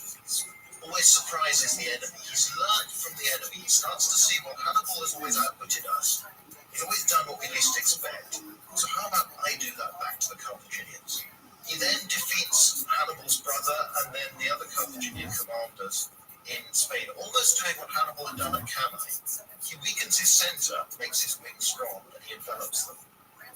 His army becomes as good and then better than Hannibal's own. In the summer of 216 BC, the final battle began in Zama, southwestern Carthage. Scipio vanquished Hannibal using Hannibal's own strategy. Although Zama was Hannibal's only defeat, he ended up losing the war. And at the Battle of Zama, he fights like Hannibal does, and Hannibal doesn't have an answer because he's lost all the advantages, and it becomes a sloppy match, but Scipio wins because he's got the better army. With the defeat of Carthage, the Mediterranean Sea was completely Rome's for the taking. Rome could finally begin its imperial ascent. The Hannibalic War had been Rome's greatest crisis, but it became Rome's first step towards its rise as a global empire.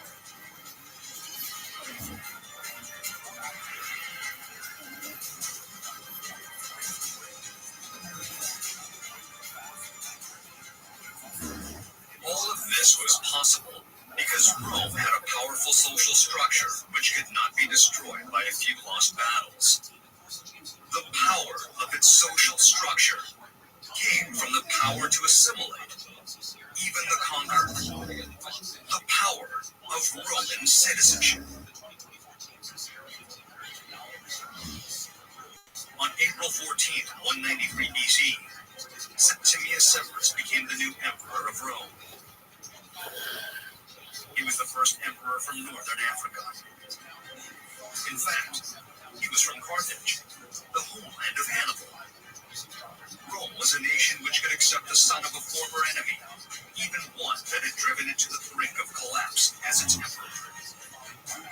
At the time, 2/3 of the Senate were made up of people from outside of Rome.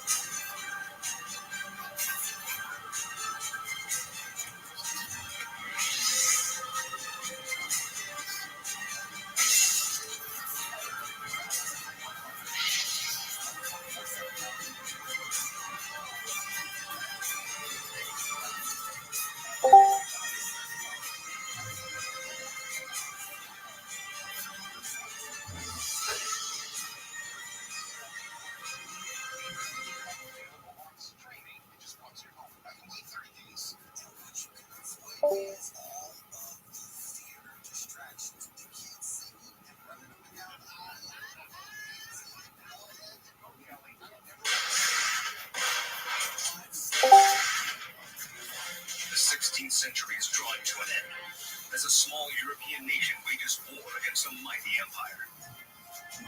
The empire is Spain, which has constructed an empire stretching from the Philippines to the American continent and Europe. The sun never sets in its shores, and it is unbeatable in sea or land.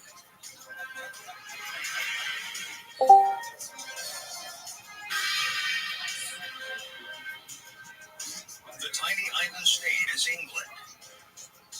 It had only begun to set ore to the oceans, This battle switches the fates of England and Spain. The Empire of Spain begins its steady decline, while England begins to reign the world's oceans in its stead. It had only been 17 years since Spain had vanquished the Ottoman Empire in the Battle of Lepanto. The invincible armada had turned into a paper tiger in just 17 years. How had Spain collapsed in such a short period of time? How had the tiny island of England been able to defeat Spain, the most powerful nation in the world?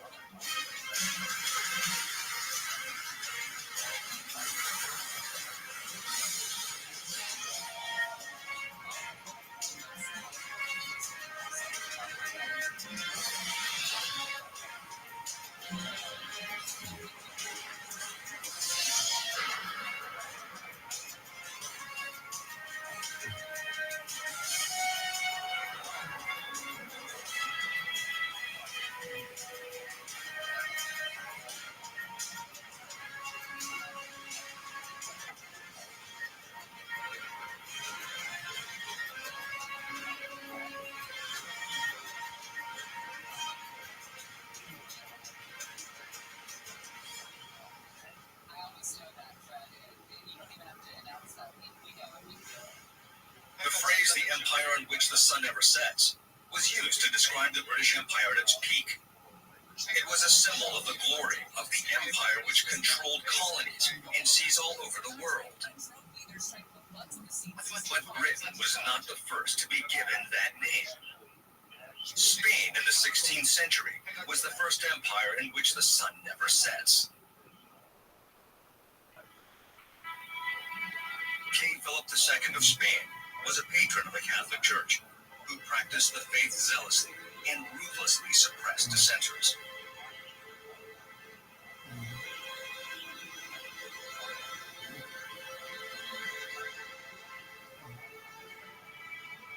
England, with its own church led by a queen, was an eyesore to him. Philip II first proposed to Queen Elizabeth of England in an attempt to convert England back to Catholicism.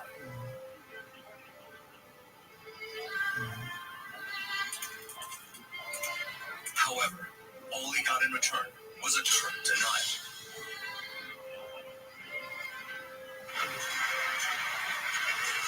Moreover, English pirates were a nuisance who looted from the treasure-laden ships of Spain. A huge amount of wealth coming in from the new continent was stolen by English pirates.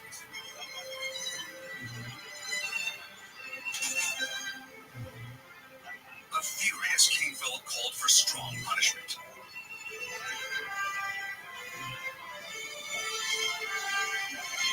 But the Queen instead bestowed knighthood upon the infamous pirate, Francis Drake. Queen Elizabeth had actually been the pirates' protector. The government had been in collusion with the pirates, taking half of the looted treasures.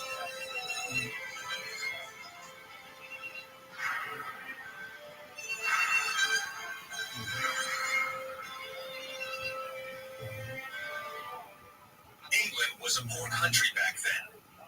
The English court's income would have been meager otherwise. It was even smaller than that of the city-state of Milan, a duchy under Spanish rule. Piracy was a source of income. Queen Elizabeth could not afford to lose. Queen Elizabeth continued provoking King Philip II, finally resulting in the eruption of his fury over the Netherlands.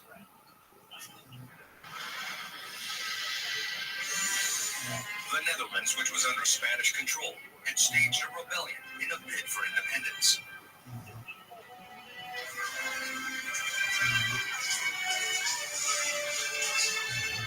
Then, Queen Elizabeth daringly dispatched reinforcements to the Dutch army.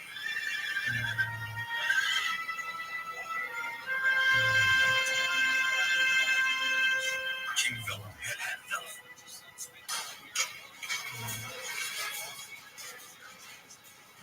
The time had come for him to show her the might of his invincible armada.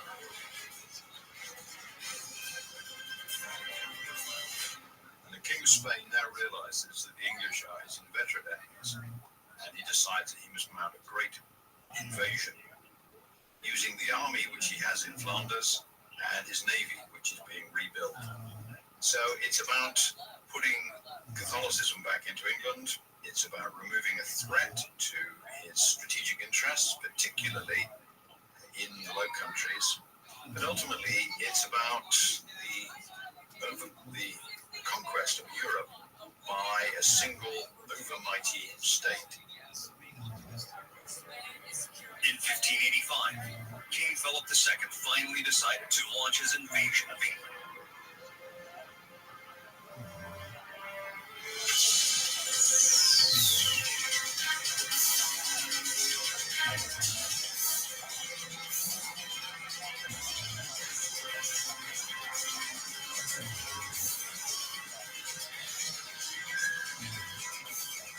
The Spanish strategy was to have the Armada join forces with the Duke of Parma in the Netherlands in a joint assault on England.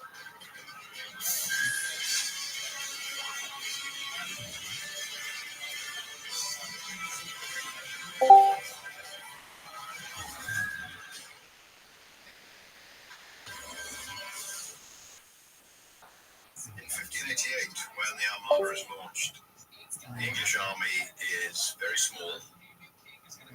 It's entirely amateur.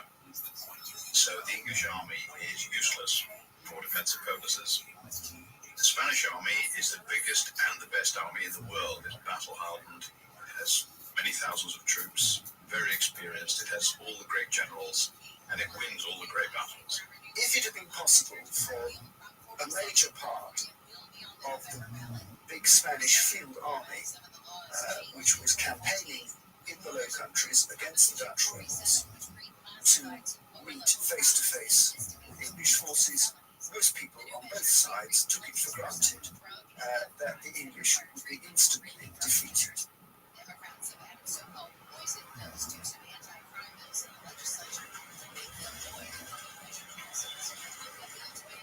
After the Armada had defeated the English navy, the Duke of Parma's men would land on shore via the Thames. Queen Elizabeth, who did not have a credible army, would be doomed. She too knew that once the Spanish soldiers set foot on England, it would be the end for her and her country. Everything depended on the English navy.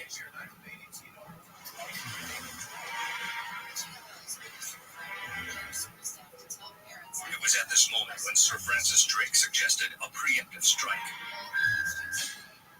His target was Cadiz, the supply base for the Spanish troops.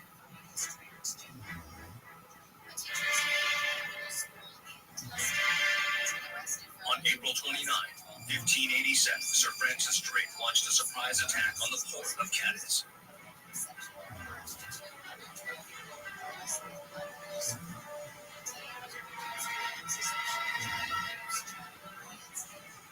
In just 36 hours, Spain had lost 37 ships along with several tons of food and supplies.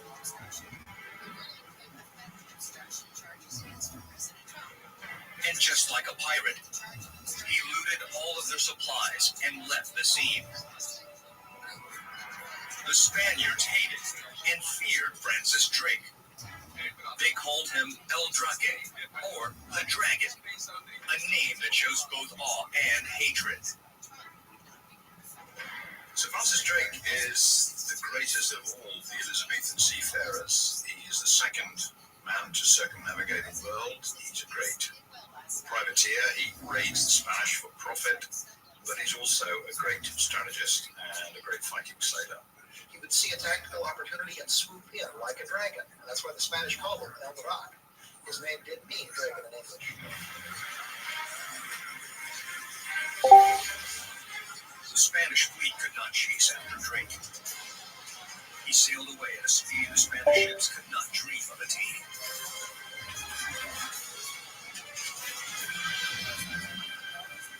The English were better at maneuvering their ships very quickly. They could turn to bring the broadside where most of their cannon pointed across an enemy ship very quickly before the enemy knew what was happening. And that was not an easy feat because they had to control the wind, their sails, adjust the sails with ropes and pulleys and things to turn quickly, attack, and turn back again to maneuver their vessels. I believe that what they were looking for was a ship which would combine the power of the sailing rig with the powerful head-firing armament of a galley. And the galleon is effectively a sailing ship hull with a galley's bow stuck on it with very heavy guns firing forward. And I think this is what the English Navy was building in the 1570s.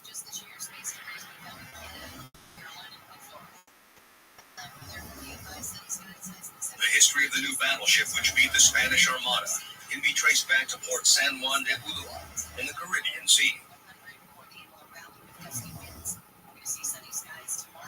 English ships began entering the port in 1568. The owner of the fleet, led by John Hawkins and Francis Drake, was, in fact, the Queen.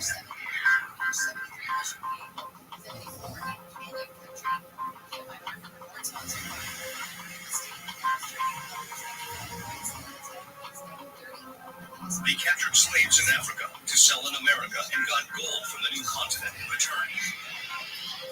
Of course, this was illegal in the eyes of Spain.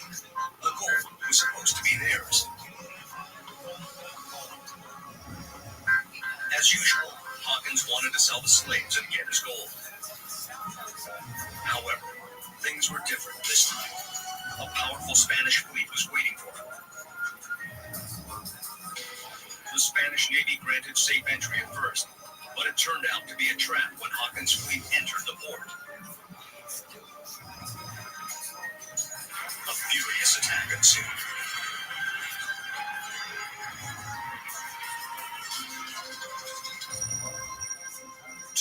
Men were killed or were taken prisoner. Hawkins' beloved nephew was captured. Just one ship was spared, but it had to cross the Atlantic Ocean without any supplies. All they had on the ship was hellish hunger and disease. When they arrived back in Plymouth, only 20 men remained alive.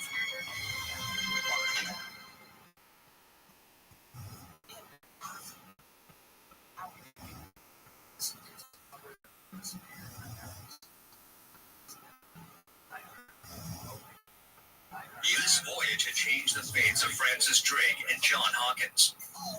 The two men were filled with a desire for revenge. This became their common goal. However, the desire for revenge was not enough. What they needed was a more advanced ship that would bring the Spaniards to their knees. Hawkins found the answer he was looking for in the race-built galleon. He implemented completely new engineering techniques in the ship. He lowered the deck and made the body streamlined to create the fastest and safest ship in the world. One of the sources refers to these galleons as race-built, meaning probably long and low. And all the pictures we have show the galleons as being low forward with the sort of galley-style bow and relatively high aft, where they were still, to an extent, built up in the old style. These sailing ships could easily cross the Atlantic. They could go long distances. They were fast and maneuverable, and they had a very powerful armament of heavy guns. The race-built galleon is the ultimate English warship of this period. It's a ship which has the fine lines of a Mediterranean galley, and it's relatively low superstructure, so it's not troubled by the wind. It's designed for speed, it's designed to turn, so it's low to the water, it carries a heavy battery of guns, and it's designed for speed and maneuverability. After the first race-built galleon was built in 1570, 20 more followed. A whole new species of ships had appeared in the Atlantic Ocean, one that the Spanish fleet was no match for. Though shaken by Drake's surprise attack, King Philip put together his fleet once again, determined to have his revenge.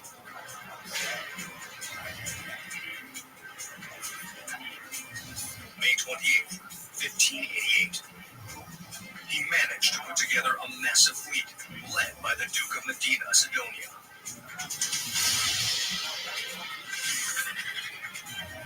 It was comprised of 20 large galleons, 44 carracks, 23 supply hulks, 35 light boats, 4 galleasses, and 4 galleys. On board were 8,500 naval officers and 19,000 foot soldiers.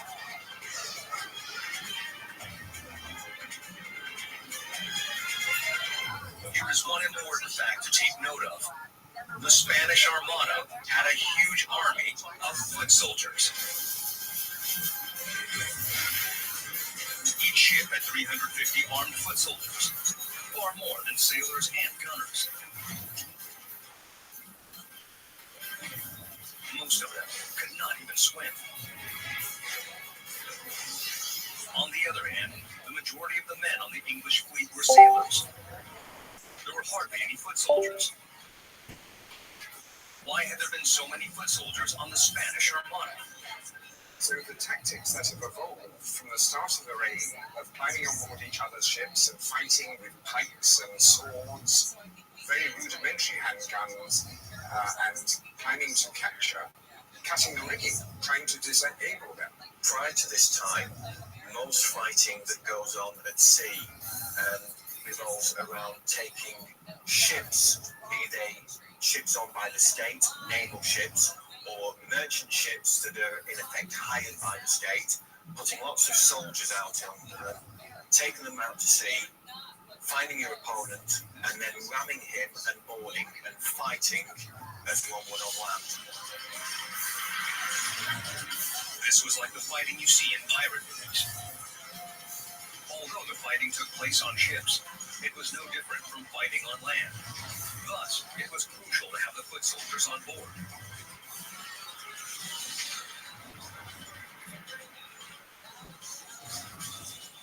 This was how Spain won the Battle of Lepanto against the Ottoman Turks in 1571.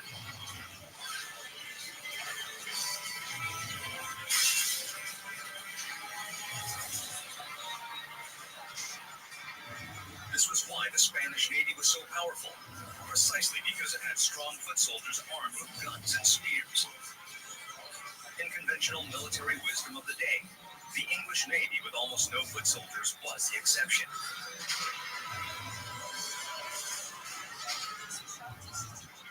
The English, for their part, had hardly any troops, and anyway, the English manned their ships with the idea that they needed the men, firstly, to sail, secondly, to load these heavy guns, and in fact, those two things needed more men than they could fit in the ships anyway, so there was no room left to carry lots of soldiers. Some of them had a few soldiers, but there wasn't room for many.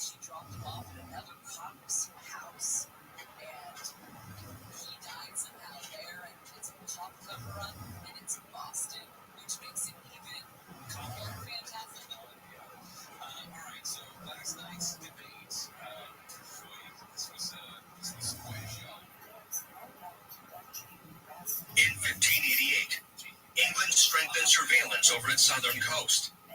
Watchtowers and signal towers were built along the southern coast. On July 29th, flames began to burn from the signal towers.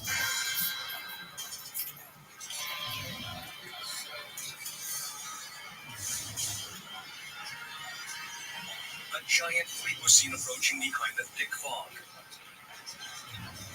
The Armada had finally arrived at the English coast. The Armada approached slowly in its signature crescent formation.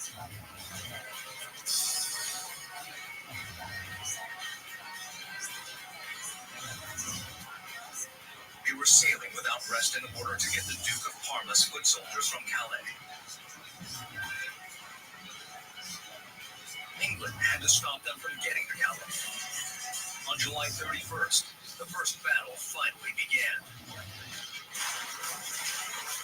The English ships caught up with the Spanish Armada and opened fire, hoping to gain the upper hand with their superior firepower.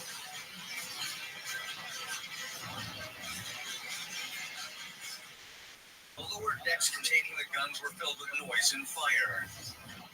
They fired again and again.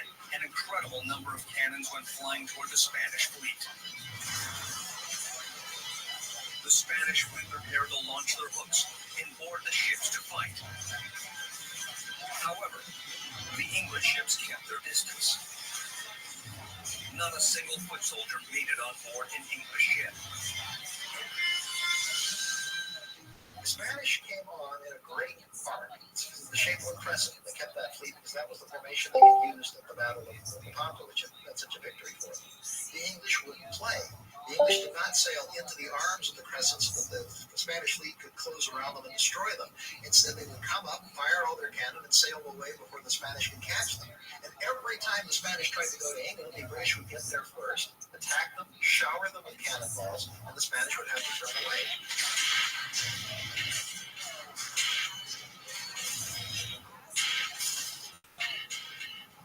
Parts of its enemies. However, they too came out of the battle with little to show for their efforts.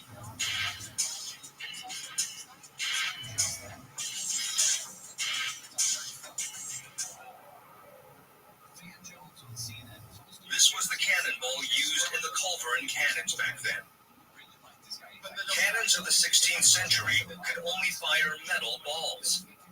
Exploding cannonballs of movies were invented in the 19th century. Thus, even if they hit, they could only make small holes. These holes were easily mended with planks that were on the ship. But actually having a weapon which might be able to sink an enemy ship 100 yards away was completely new.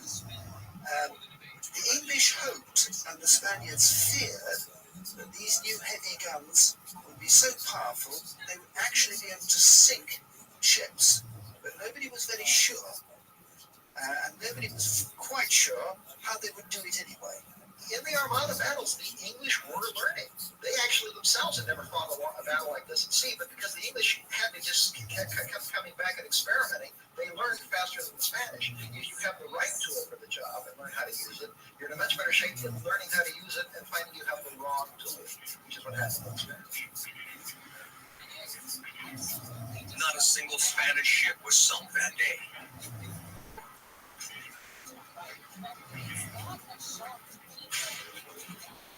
This first battle was followed by several other clashes, which ensued in similar fashion. The Spanish kept trying to grapple on, while English ships kept firing from a distance.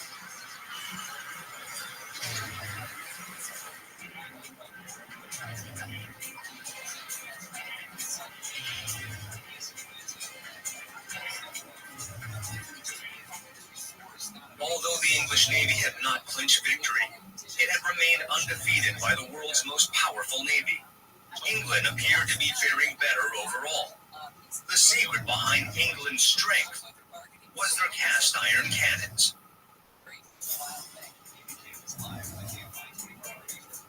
England dominated the European cannon industry in the 16th century. It produced over 400 tons of iron cannons in a year. This was 70% of the total produced in all of Europe. England's cannon industry had not been so advanced from the start.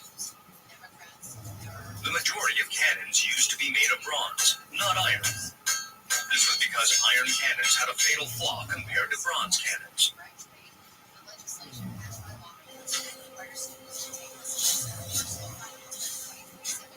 In the 16th century, most serious guns were made of bronze.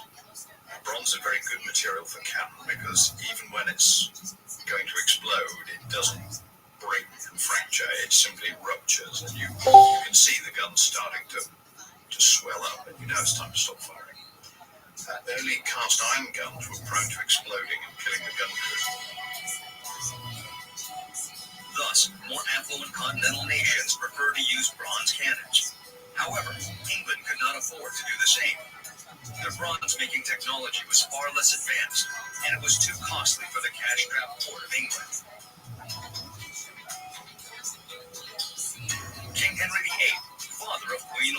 Elizabeth I decided to focus on the iron cannons instead. Despite its flaws, iron had a huge advantage of being cost efficient. An iron cannon could be made for just 1/4 of the cost. He employed French cannon makers and English ironsmiths who succeeded in creating high-quality cast iron cannons. The only country in the world that's making reliable, effective cast iron guns in 1588 is England.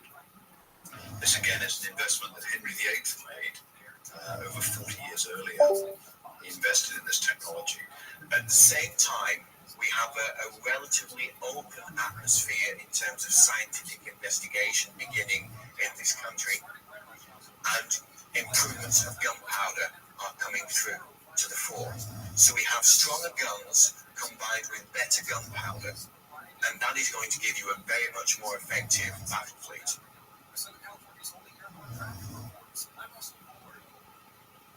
Such innovation, which transformed weakness into strength, was how England obtained a navy with the greatest mobility and firepower in Europe. In the words of Toynbee, it was a case of a brave challenge combined with a successful response. However, this leaves one question. What was Spain doing while England was making such technological strides? Why hadn't they prepared for the new cannons?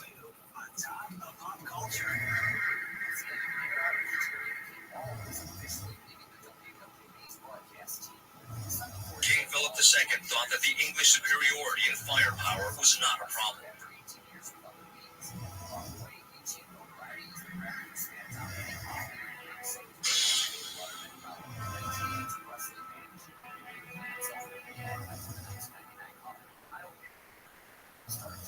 The reason for that was a superiority in land troops.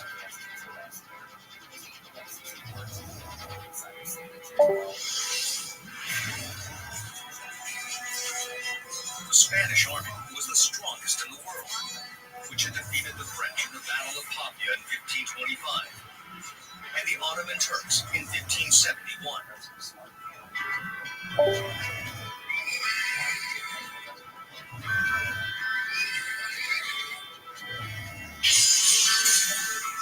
Although it had the largest fleet in Europe and had discovered the new continent, ships were just a means of transport. Fighting was still left to the foot soldiers. Philip II is a man who believes in things the way they have always been. His opposition to Protestantism is that he believes that the old faith is correct. He believes that the old way of fighting is correct. And he believes that the old power system in which Spain is utterly dominant is also correct. He has no interest in change. Change is bad if you're Philip II.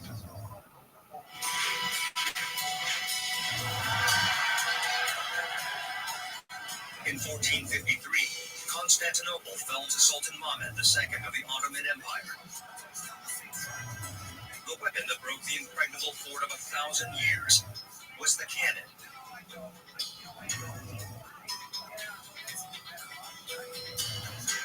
This cannon, which was called the fire-breathing lizard, was 8.2 meters long and weighed over 19 tons.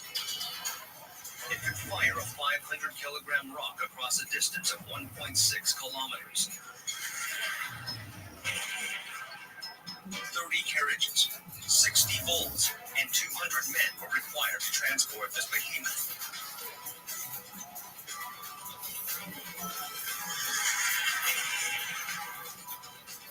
The fire-breathing lizard was the greatest factor in bringing about the fall of Constantinople. This was how the Ottomans' obsession with giant cannons began.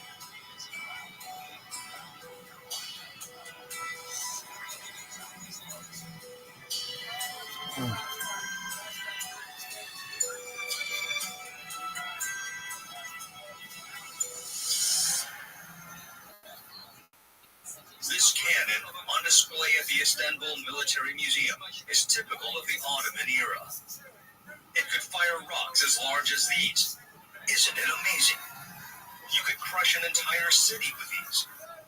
However, when the Ottomans slipped into decline in the 18th century, Baron de Todd, a French aristocrat, remarked in his memoirs, "Though it looks powerful due to its size, there's nothing to fear, as it takes so long to work again after the first shot has been fired."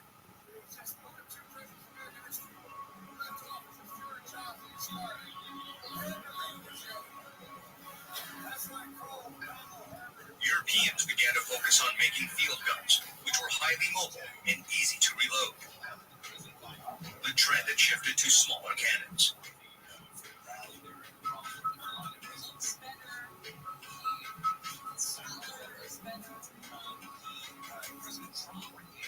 However, the Turks remained fixated on their success in Constantinople and kept building larger and larger cannons like giant dinosaurs.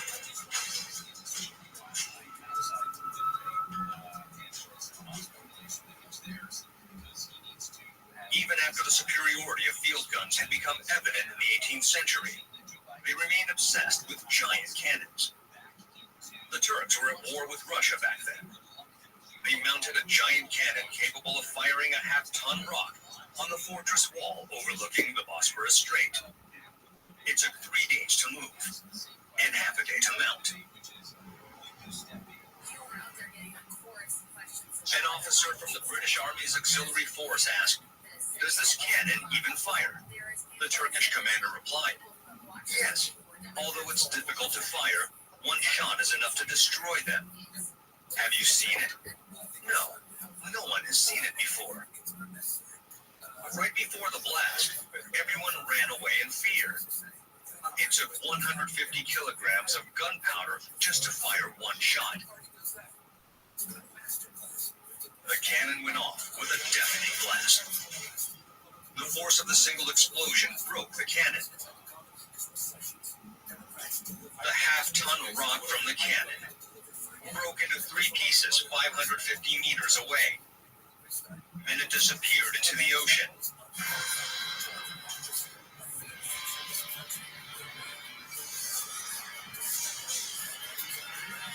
Let's now return to the battle between the British Royal Navy and the Spanish Armada. The aim of the Armada was to land the Spanish army on the English shore.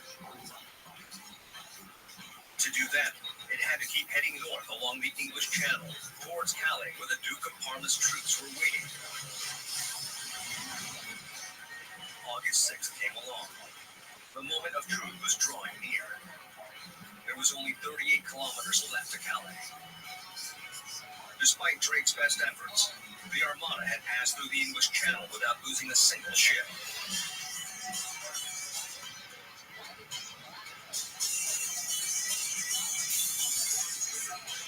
The Duke of Medina Sidonia thought that once the ships landed in Calais, they could set forth immediately with Parma's 30,000 men.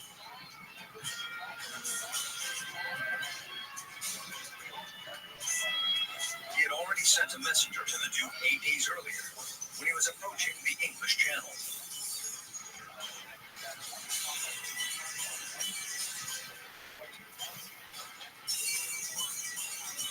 Once the Armada joined forces with the land troops in Calais, the invasion of England could begin as planned. The fleet approached the shore.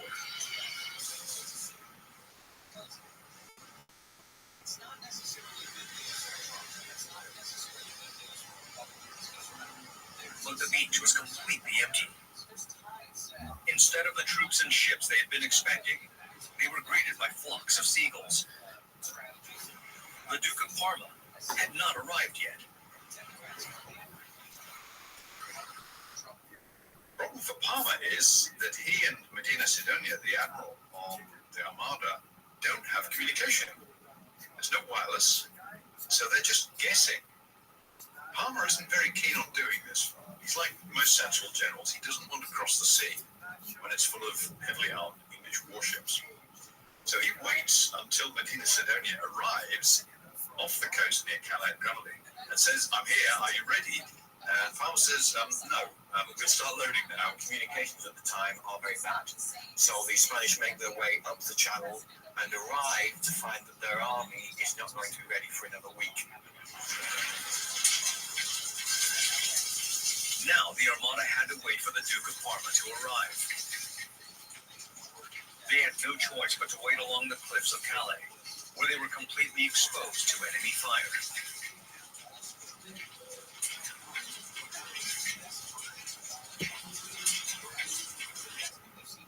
However, the English Navy had no idea and was gripped by fear. They thought the Duke's men and the Armada were about to meet and head over to English shores. Meanwhile, England's cannons hadn't had any effect on the enemy yet.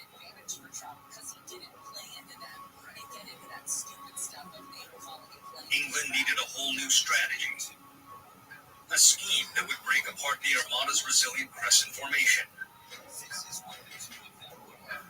On Sunday, August 7th, Sir Francis Drake came up with a new strategy. It was none other than fire ships. The ships at the time were incredibly flammable. They were made of very light, dry wood. They had to keep them dry or they'd get waterlogged and sink. They were waterproof with a material called pitch, which is from evergreen trees. It's incredibly flammable, but it also keeps out water. They used masts, ropes, and sails to propel themselves. The masts were made of tall trees like pine trees that burned very easily. The sails were canvas, they burned. The ropes were covered with that tar and pitch, which made them incredibly flammable. Fire was the biggest fear of a sailor at sea.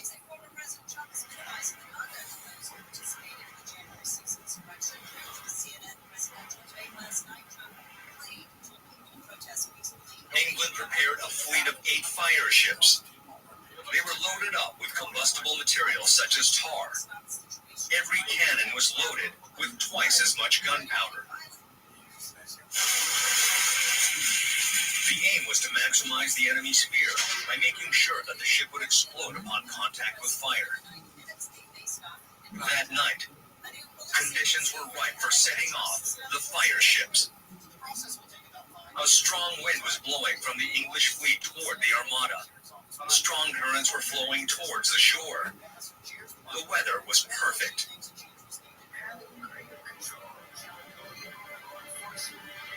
The Spanish men observed a small light heading towards them. However, it was not just ordinary light. They were ships ablaze with flames. The 8 fire ships charged towards the Armada at full speed, pushed by the strong winds and currents.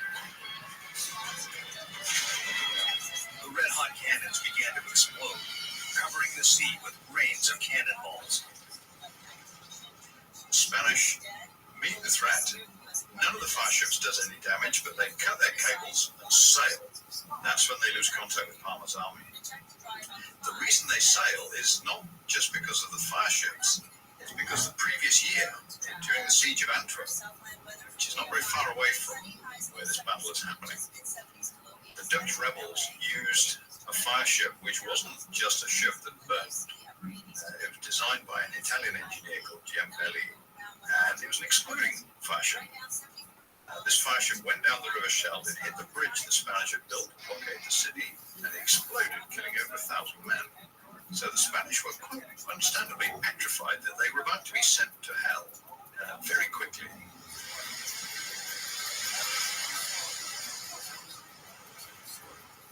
The Armada split into all directions following the strong currents and wind.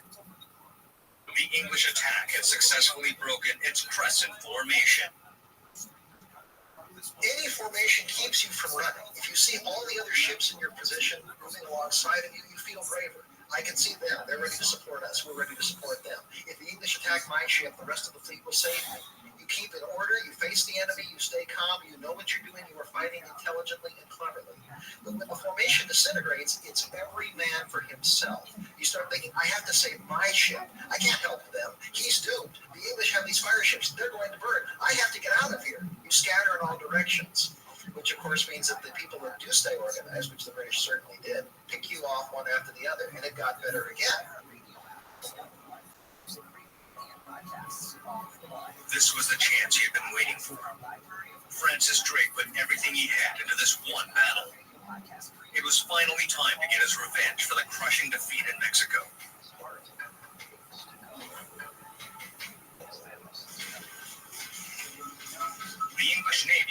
realized that they had been too far away in earlier battles. Their cannons had been so ineffective because of the distance.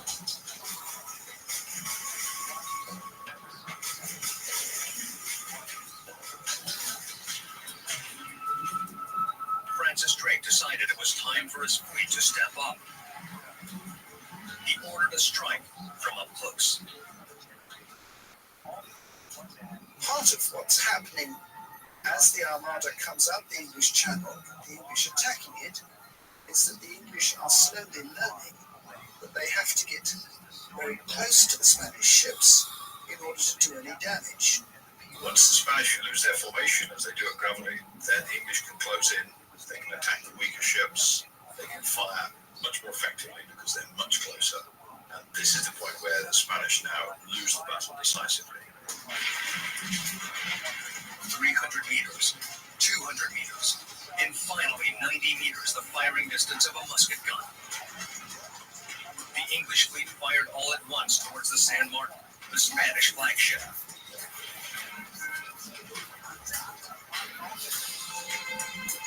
They were so close enough to hear each other's voices, but it was still too far for the hooks to reach.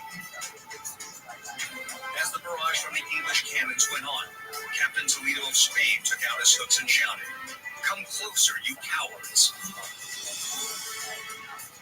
But the Englishmen never did go closer. Instead, they retorted, "Surrender now, before it's too late."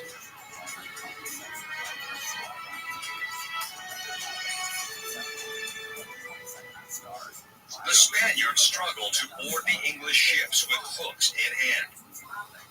They fought bravely even as the situation kept deteriorating. Regardless of their bravery, they were no match for gunpowder and cannonballs. The Spanish Armada was plunged into chaos under the relentless fire. Hulls were being crushed and sails were falling. The Spanish Armada retaliated with their own cannons. However, their cannons could only fire one shot every hour, making them completely useless in gun battle. The protective layer over the hull was in tatters from repeated shelling, while the deck filled with corpses and blood. The soldiers who couldn't even swim had no choice but to wait for death. The Duke of Medina Sidonia decided to retreat to the North Sea in order to save the fleet. He had to give up the plan to transport Parma's army to England. King Philip's plan to convert England to Catholicism via invasion had ended in failure.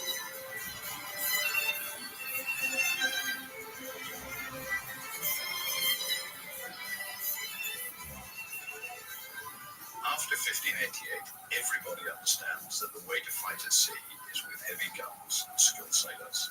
So that one battle changes the way navies fight. So it's the end of sailing ship navies fighting hand to hand. It's also the end of navies powered by oars, the galley navies.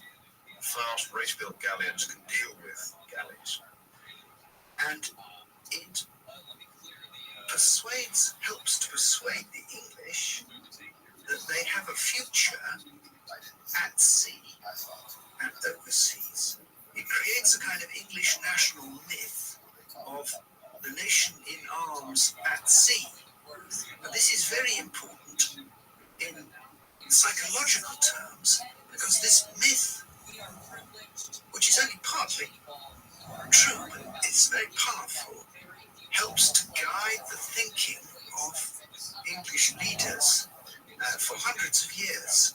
It guides them to thinking that the national destinies at sea, that they don't need and don't want a major army, but investment in ships is what will preserve English freedom, religious and political freedom, and lead eventually to national prosperity.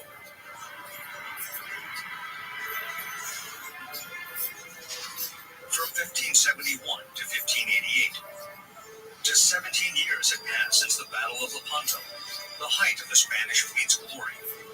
It all ended in the crushing defeat at the Battle of Calais. In just 17 years, the Armada had become obsolete. Only they had not known it. As if to mock the human tendency to seek comfort in the familiar, the speed of innovation always takes us by surprise.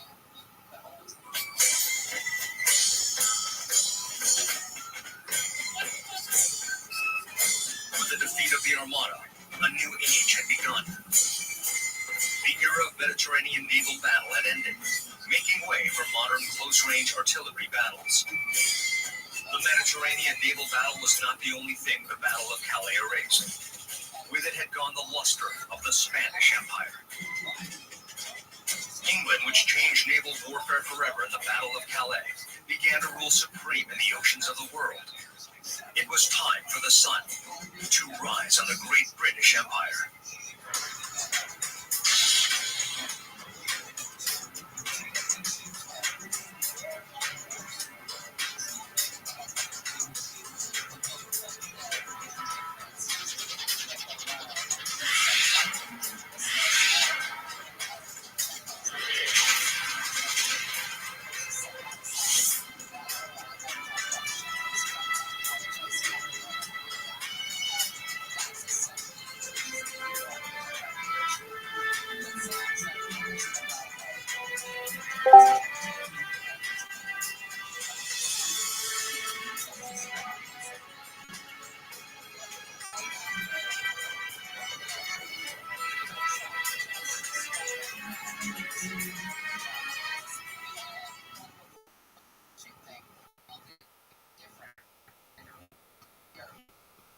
Work together.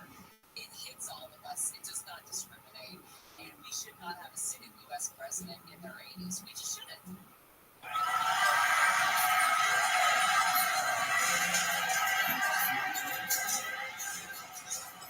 It's November of the year 1240. A horde of cavalry has launched an attack on Kiev, the old capital of Russia. Despite its best efforts, Kiev, the biggest city in Russia at the time, would fall to the invaders in a month. The people of Kiev had no idea how to respond to the siege, weapons, and cavalry that they had never seen before.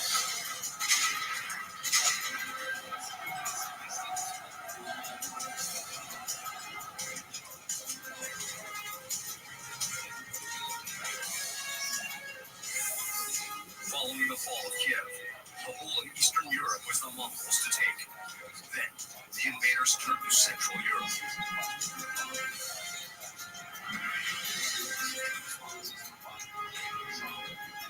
All of Europe is on the brink of attack, and panic is going on. People who had no history that they knew could come in and defeat them. The Mongol troops charged towards Europe from Kiev in 2 units.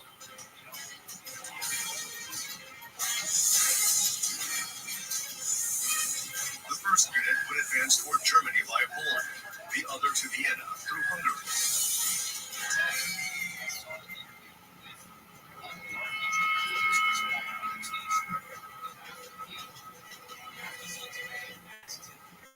It was the Middle Ages in Europe.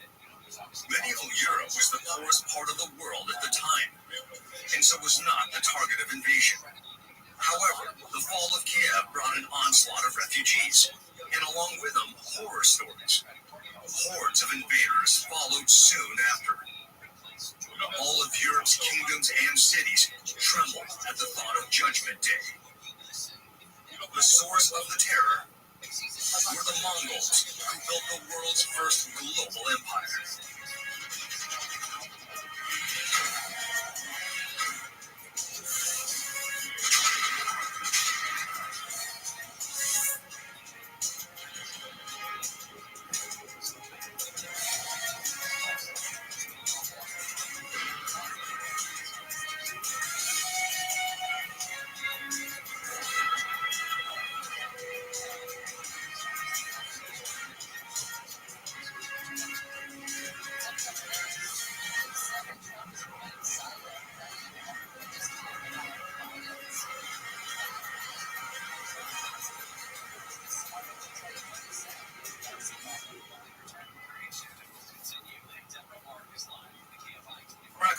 center of medieval Poland.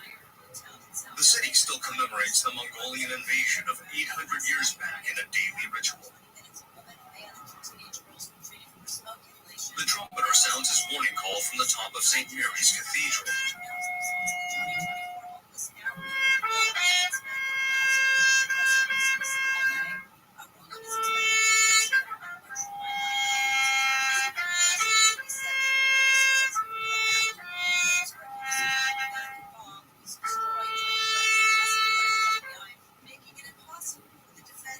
But he never gets to the end of the tune.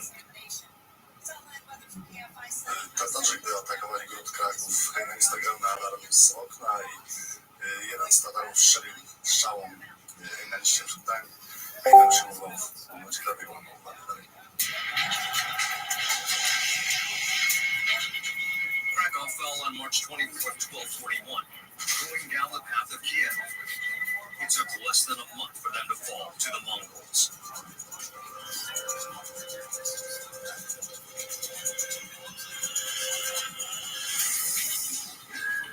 After Krakow, the Mongols headed towards Germany.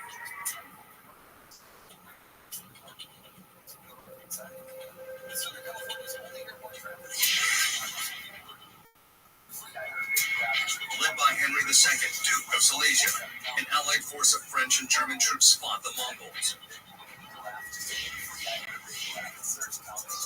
Despite their advantage in size, the European allies are annihilated. The strategy that annihilated the German soldiers was repeated in Hungary. The only difference was the larger scale. Under the command of Subedé, the Mongol troops turned to flee at the sight of the 100,000-strong Hungarian army. The Hungarian army began chasing the Mongolians, counting on their numerical advantage.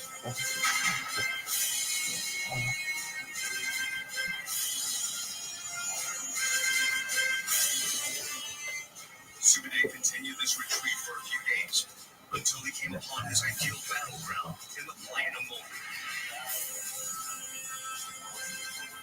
The Hungarian army was exhausted from the 6 days of pursuit. The Mongols, who were so comfortable on horseback as to sleep while riding, were still as strong as ever. The Mongols kept sending small units to be beaten and retreat so that the Hungarians would keep chasing, finally to lead them to Mogi.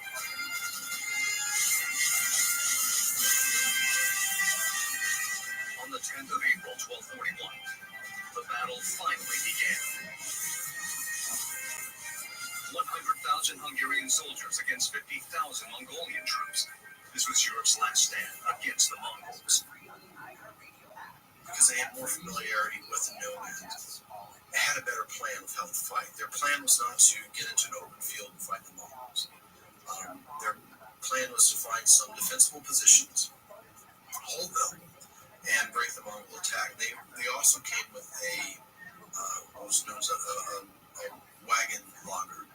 Basically fortified wagons that they could form into a circle and use as a mobile fortress to defend themselves. The Mongols chose their typical strategy for the Battle of Mogi. The Hungarians trusted that their wagon fortresses would be strong enough to hold back the Mongols.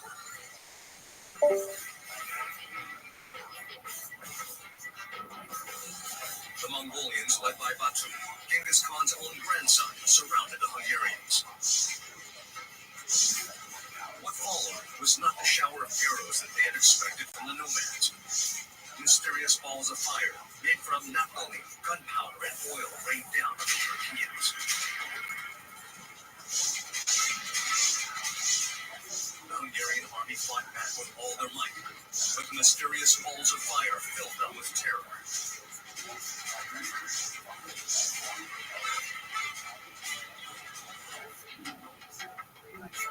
It was then that the Mongolians allowed them a path to escape. And many of the Hungarians began to panic because they've all heard the stories about the Mongols' attacks, not only from the Kipchak refugees who've come through, but also from other people. So they're getting nervous and they see this line and the fact that the Mongols are now surrounding them. They're trapped and they panic. And a few of them escape through that gap. And this leads to a few more trying. And soon everyone's fleeing through the gap. But the problem is it's trapped. Just like hunters herding their prey, the Mongols had the Hungarians cornered. On the other side of their forest were Sukhadev's army, waiting to pounce.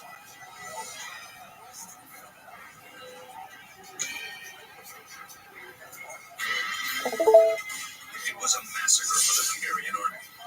The king had been spared, but his kingdom was no longer.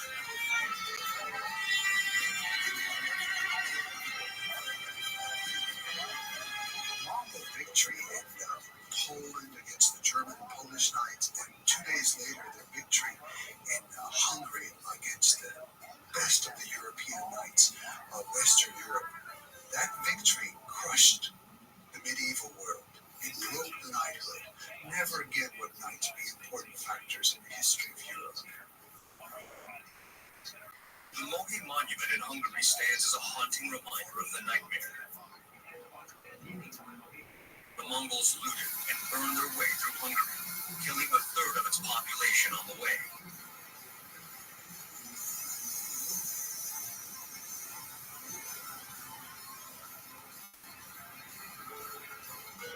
When the Mongols want to move quickly, they can cover over 100 miles a day on horseback, which is unheard of.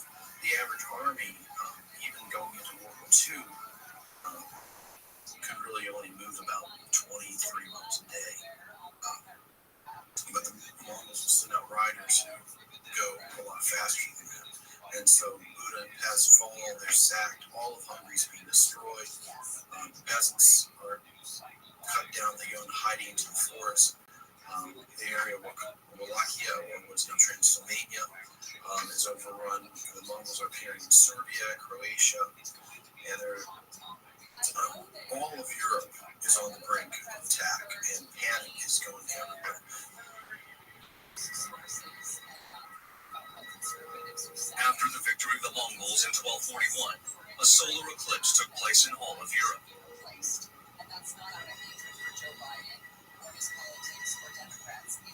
Europe cowered in fear as rumors were fueled by fear. They feared that the world was coming to an end, to be destroyed by hellfire.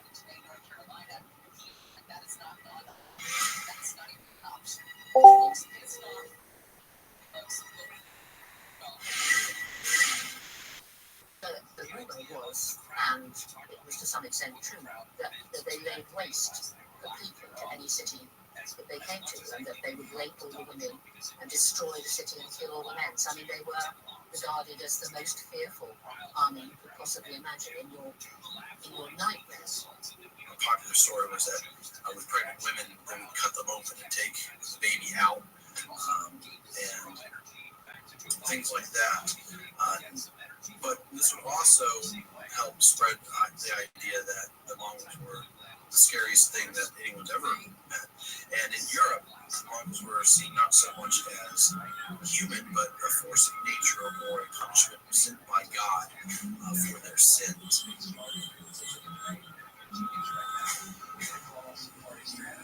The Mongols, for their part, tried to spread the rumors.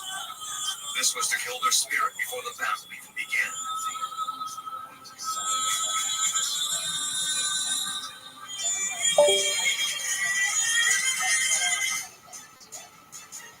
In winter, the Mongol scouting parties appeared near the Danube River. It was time for Vienna and Paris to be conquered by the Mongols.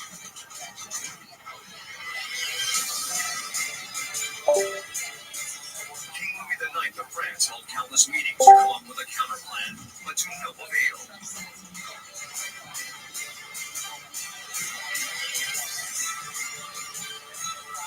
Then, something inexplicable takes place. News about the Mongols completely stopped coming in. The Mongols disappeared without a trace in Europe. Where did they go? It was because the great Khan had died.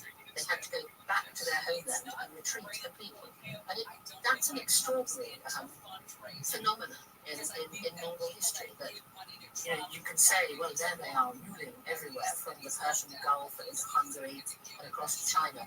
But if the central ruler dies, you retreat to your homeland and have to discuss and re-elect another. And within an instant, this terrible fear is dissipated overnight, and it must have been quite baffling again to the people of Vienna, who see them at their gates, and then suddenly they've gone. Thus the Mongol invasion of Europe ended. The Europeans praised God for his mercy, but the might displayed by the Mongolians was to be reckoned with. It left a deep impression on the Europeans. They displayed incredible strength, not just in open fields with cavalry, but also during sieges and attacks on encampments. That was undeniably superior to the knights of Europe. What really terrified the knight at Legnitsa, or Mohi, were the new weapons employed by the Mongols. The might of gunpowder drove the knights to panic. But just how did the barbaric nomads of Mongolia develop such advanced weapons in just 50 years?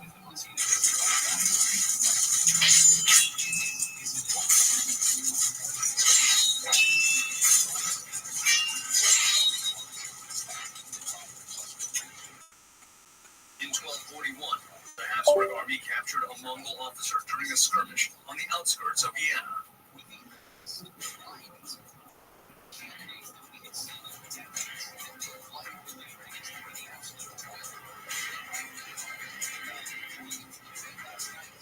The Europeans interrogated the officer, and to their great surprise, he turned out to be an Englishman. According to records, he was a learned man who spoke Arabic and Mongolian on top of English.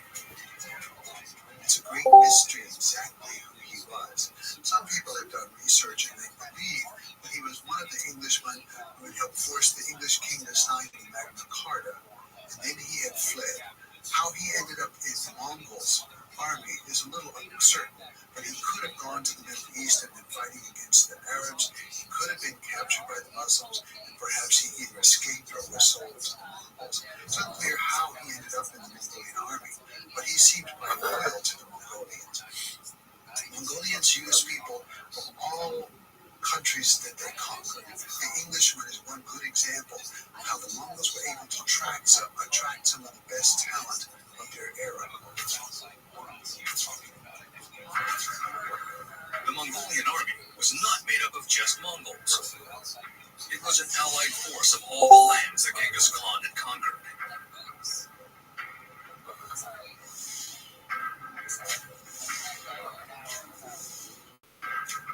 Some prime examples of this were the modern weapons from China, such as catapults and gunpowder. In the process of conquering China, they witnessed the great power of Chinese siege weapons.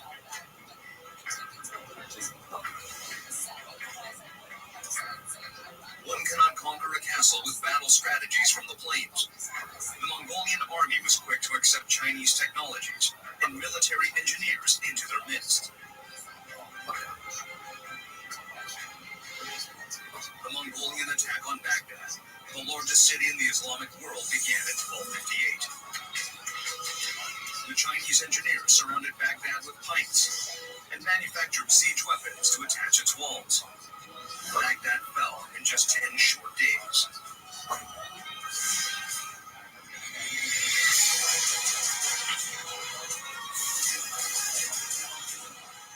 When the Mongols waged war against southern Song in 1268, it was Arabian technology that they incorporated this time. Southern Song had many strong fortresses, which presented a challenge even to the mighty Mongols. However, they fell one by one to the new catapult deployed by the Mongols, which the Chinese called Yi Pao. This new trebuchet was designed by Arabian engineers in the Mongol army.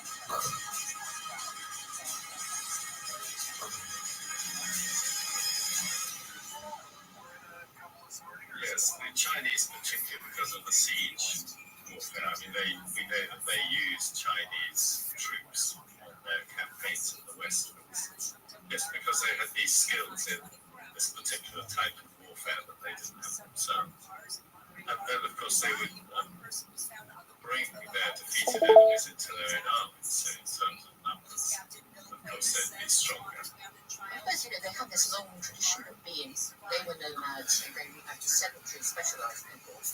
But they didn't, I think, particularly coerce them into working for them. These people did it voluntarily because they were treated well, they were respected, and so they didn't see it as any sort of shame. The news is brought to you by MoneyHunter.com. 3 people that robbed in Pasadena. Police say they believe at least 2 of the armed robberies are connected. In the first robbery earlier this week, a 73-year-old woman. The power that transformed the nomads of the plains into the world's most advanced power was ultimately tolerance. The person who enabled such tolerance to take root in the Mongol Empire was none other than its founder, Genghis Khan. LA Metro's board of directors has voted to create an independent police agency to control buses and trains while they hear about it. The board says it could set newspaper nationally.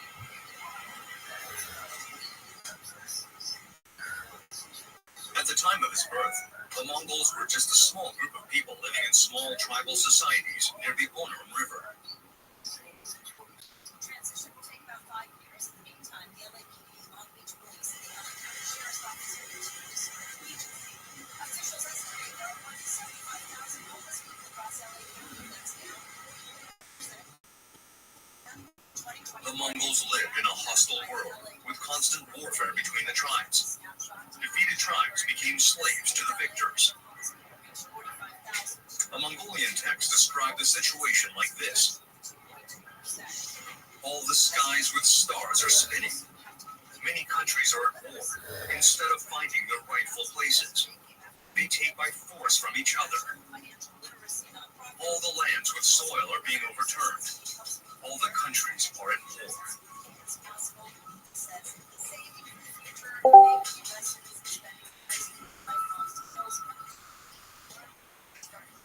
Yasuge, father of Genghis Khan, was also murdered by the Tartars during tribal warfare. Genghis Khan was orphaned at the age of 9. His family was abandoned by the relatives when his father died. Genghis Khan had to live in fear and poverty.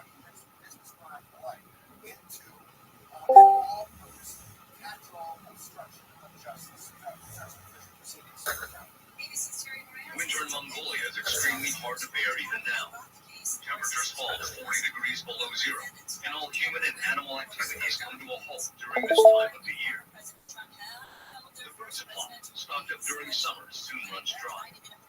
The Mongolian winter is punishing even for nomads who have livestock, and young Genghis Khan was left with nothing. Friendship and loyalty amongst friends became more important to him than tribal loyalty. He'd seen what tribal loyalty did. It created war, disunion, dissension. But if you base yourself upon a group of loyal friends, you're loyal to them.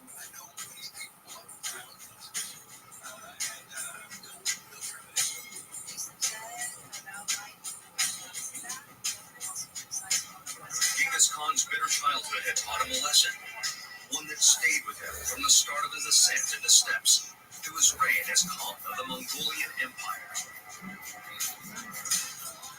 It was that a person should be judged solely by his talents and loyalty, rather than kinship, religion, or race. This was a revolutionary change in philosophy, which went completely against the traditions of the Mongol plains. Genghis Khan's conquest of the Tartars is a prime example of his unbiased openness towards other tribes.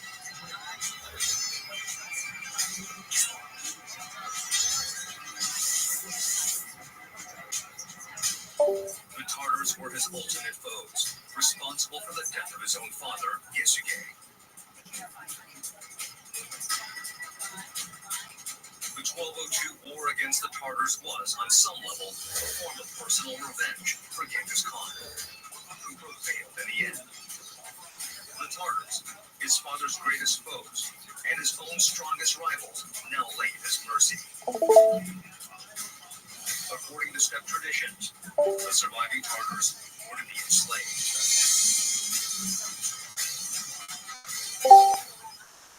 I mean, whereas probably in the Mongol tradition, you defeat someone, that's it. You kill them, you kill their family.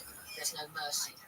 He would sometimes be extremely merciless, but he was also always very ready to accept defectors. And he looked after children of soldiers who he considered brave. He obviously valued the quality of bravery and honesty very, very highly. After every war, he would take one orphan child who was found, give that child to his mother to raise as his own brother. So Genghis Khan set a very good example to the Mongol people. We will kill our enemies, but we will always be kind to those people who are powerless. Thus, the defeated tribesmen were not enslaved. Instead, survivors were accepted into the Mongol tribe.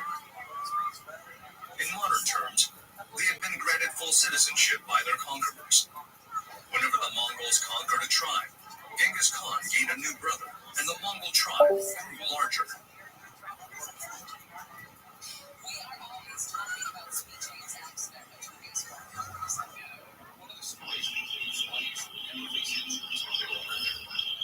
His message was clear. There will be no mercy for those who go against me. However, I will accept those who follow my rule as my own brothers, even those that I've conquered.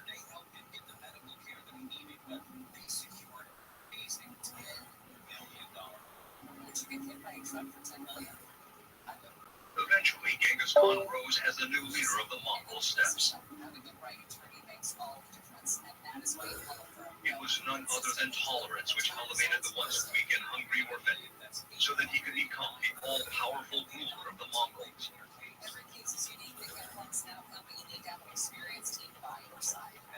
Despite a string of victories, Genghis Khan almost met his downfall when he was betrayed by Ung Khan, whom he had taken as his new father. With his life at stake, Genghis Khan fled far away. He ended up on the muddy banks of Aljuna Lake. And there, a seminal event took place, which came to define the very identity of the Mongol Empire.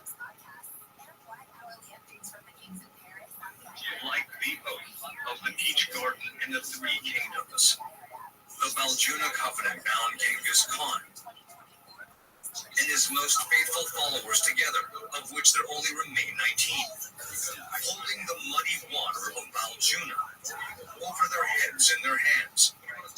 They swore undying loyalty to Genghis Khan.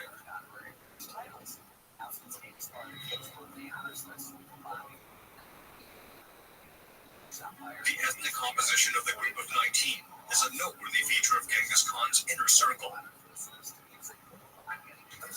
The ones who remained by his side after he'd lost everything were not his relatives. With the exception of his brother Khazar, they were not even Mongols. They had different religions. The only thing they shared was their loyalty to Genghis Khan in his hour of need.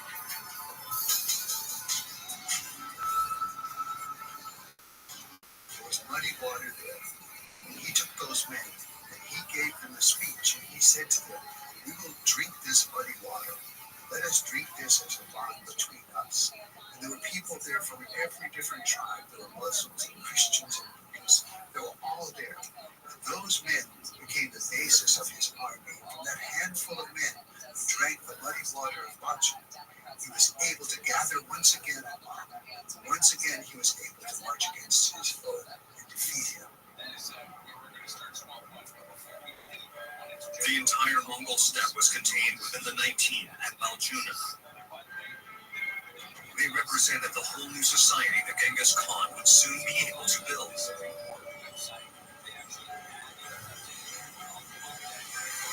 Genghis Khan's new army, which rose from the Baljuna, was not based on kinship or tribes.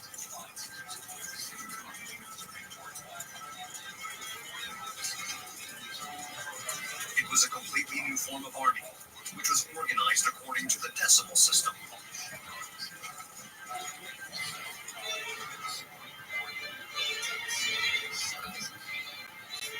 They rose up from a single troop at a 10 and 100, 1,000 and then 10,000.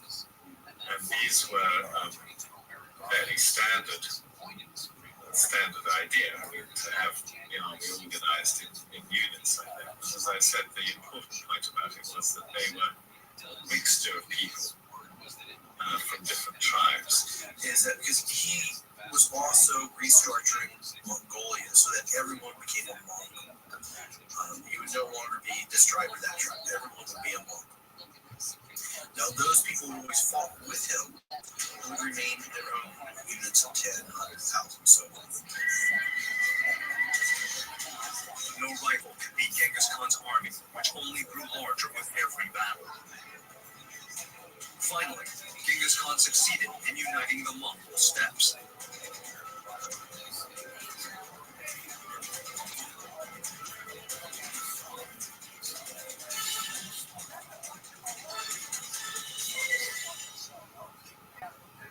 Genghis Khan had finally united the Mongolian steppes. The warring tribes and families that dotted the grasslands were now one nation. They were not of a single race or religion. Ethnically, they were split between Turks and Mongols. However, they were forged into one nation, based on their common identity as nomads.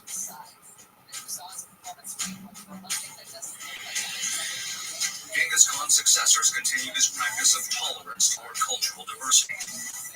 This was what ultimately enabled him to establish a global empire.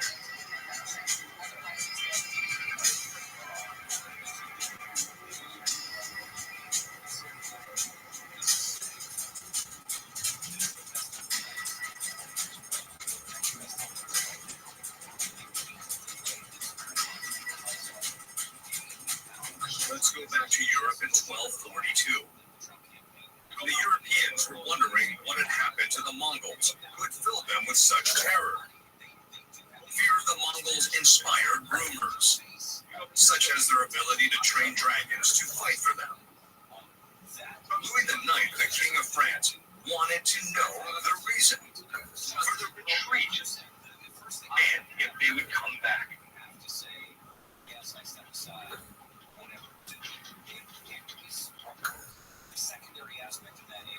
In 1254, Louis IX sent a monk named Rupert to Mongolia in the hopes of improving relations with them.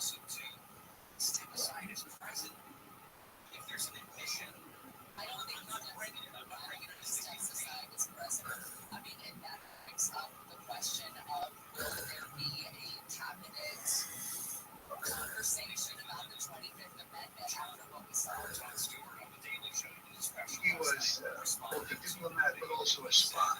The idea was he was going to return to France and inform the French king of how the Mongolians organized their army, what the Mongolians wanted, what the Mongolians thought, how they lived. So he became a very important source of information about the Mongols. He brought in the message to the Mongolians that they should convert to Christianity. After a 6-month-long journey, Rupert finally arrived at the Khan's own territory. At the time, the Mongolian Empire was under the rule of Mongke Khan, grandson of Genghis Khan.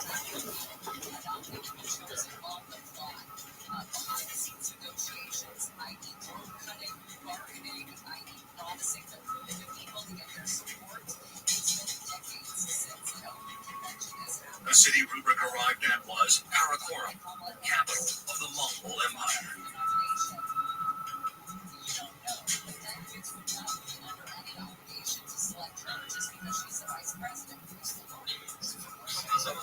first meeting, Rupert presented a Bible to Monkey. When the Khan asked what it was, he answered, "The Word of God." The Khan responded, "Just as God gave us 5 fingers, He gave us many paths to happiness. To you, He gave the Holy Scriptures. To us, He gave the prophets."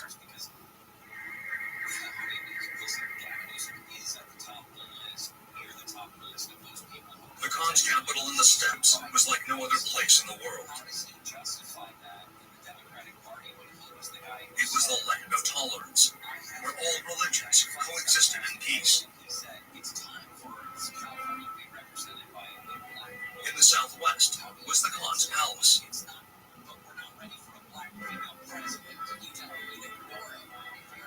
The center was occupied by the Chinese and traders.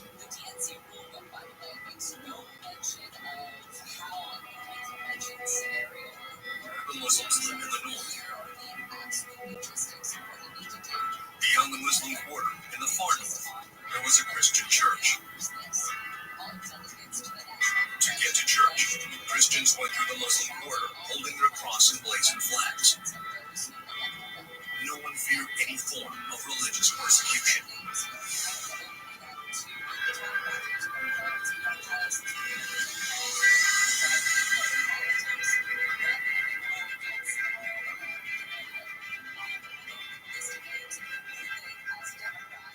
Muslims allowed all the different religions to come together.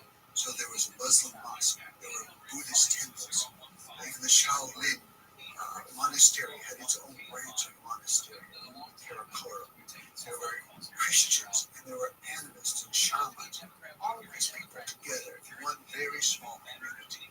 There was no place like that in the world. No big city, no small city, where so many people from different races and different religions and different languages live together under one law in peace and be treated absolutely equally.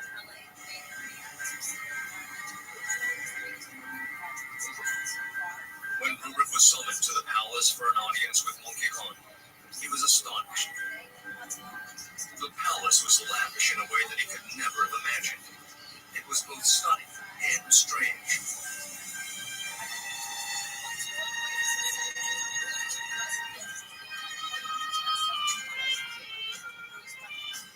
At the palace, Rupert met William Boucher, a master goldsmith from Paris, who was abducted when the Mongols invaded Hungary.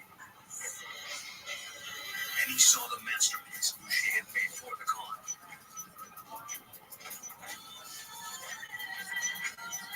It was a tree of pure silver, 4 meters high. Rupert wrote the Parisian had made a great masterpiece.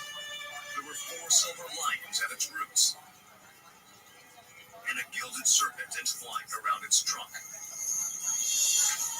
Wine, milk, honey, mead, and rice wine flowed freely.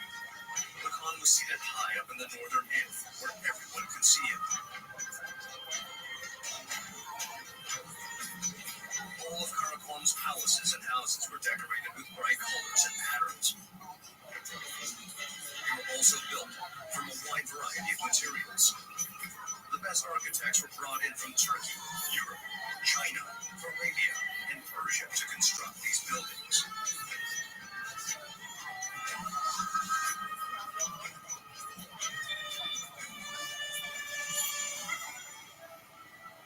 Rupert met many other Europeans in Monkey Khan's palace. They included a Hungarian woman and a Russian husband, an architect as well as the Parisian goldsmith. All of them were living peacefully in Karakoram. Today, it's not only trouble with a plane and trouble. In those days, if you were moved to another part of the empire, that was it. You would never go home. So you had to make a new home for yourself. And this is the people of Karakoram, the same thing. No way, they couldn't go home. They had to make a new life. And that's what the city was composed of. A lot of immigrants, people striving to become part of this new dynamic empire. They were exciting times.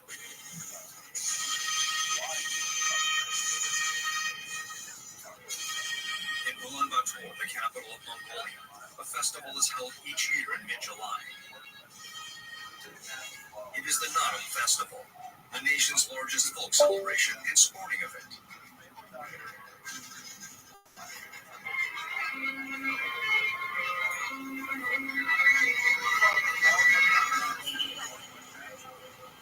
The most popular event then and now is wrestling. In ancient Karakoram, however, religious debate was almost as popular as wrestling. Believers of various faiths took part in these debates.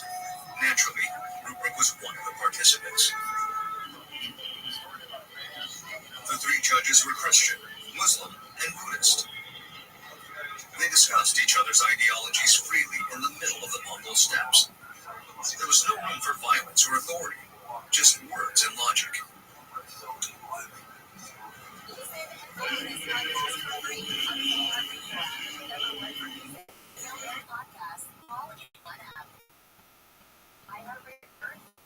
Tips for a healthy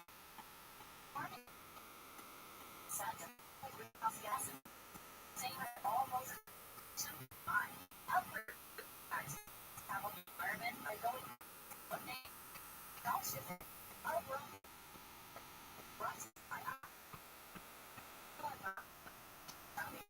Find more tips for smarter, sustainable action. Go to iHeartRadio.com/.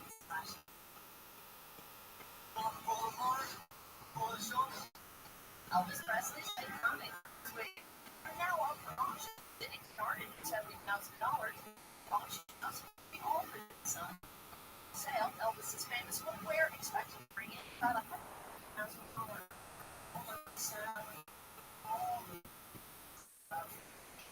Getting their residency in the Sphere in Las Vegas hasn't started yet.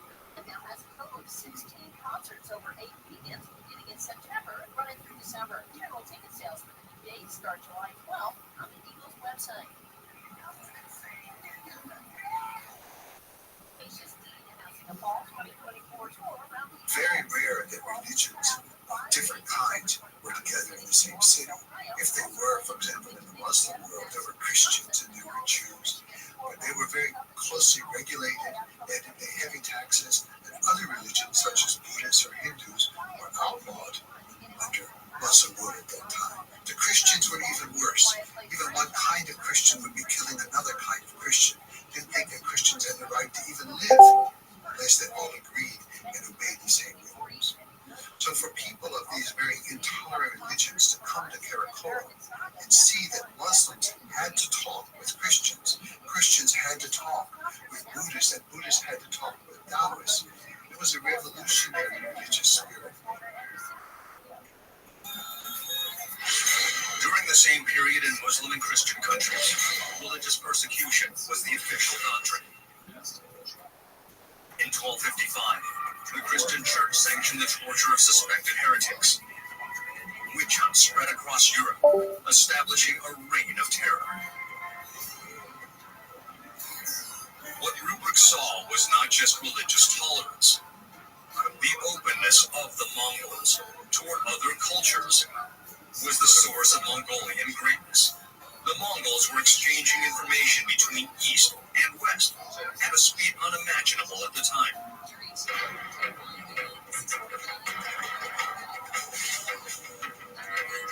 A message could be sent from the Far East to Europe in just 10 days. Such speed would never again be attained until the 20th century.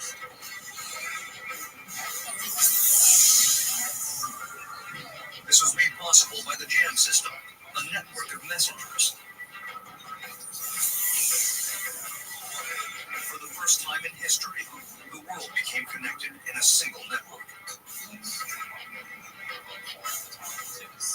And this was a postal service, essentially. Postal stations, posts where fresh horses and riders would be kept. It's like a sort of a relay, so a message someone would ride incredibly fast over a long distance, and then they'd change their horse, then they'd ride on to the next one. So in every station there were supposed to be horses ready, who were fresh, and the rider would sort of have some bell or some announcement so you could see that the rider was coming. So the idea was a very, very rapid turnover. You didn't waste any time.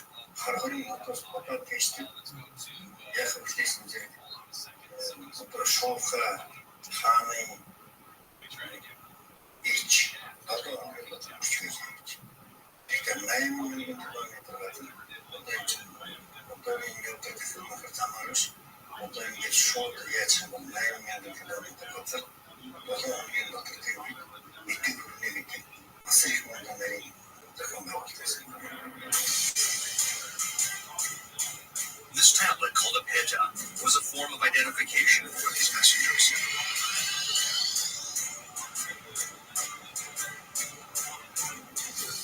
200,000 horses stood ready to deliver messages all across the Mongolian Empire.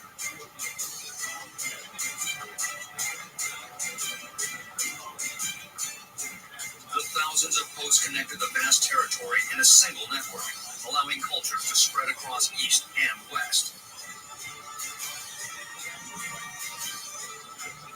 Western astronomy, calendar system, mathematics, and cartography was spread to East Asia, while Chinese technology such as typography, gunpowder, and compasses made its way to Europe and Arabia.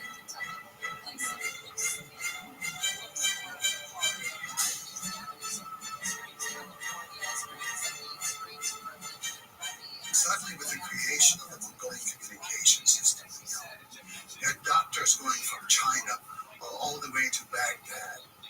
You had merchants from Venice going all the way to China. You had Korean paper being used in the Muslim cities. You had Muslim steel being used in the wars in China. All of a sudden, people, ideas, medicines, commodities were moving back and forth at a rate that had never occurred in the history of the world. So far as we know, when Genghis Khan was born, there was no direct contact between Asia and Europe. Goods moved very slowly from one town to another. But ever since the time of Genghis Khan, Europe and Asia have been in constant contact with a constant movement of ideas, goods, medicines, religions. It's been the basis of the modern world system.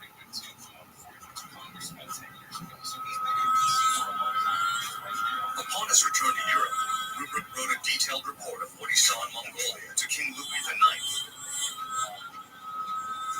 The world that he had seen was beyond the wildest dreams of anyone living in medieval Europe. It broadened his horizons. Rupert was not the only person who traveled the world during this period. Other world travelers of the time who helped spread geographical knowledge on a wider scale included Ibn Battuta from Morocco, Marco Polo from Italy, and Rabban Sauma, born in Inner Mongolia.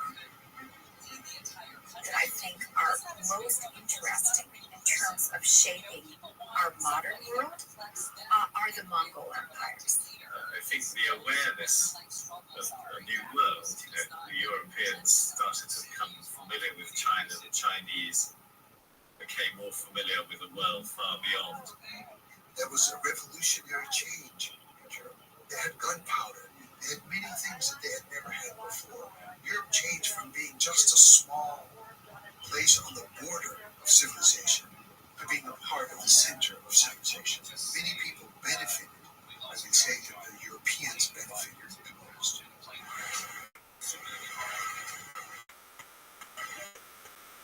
The Mongolian Empire was the largest in human history.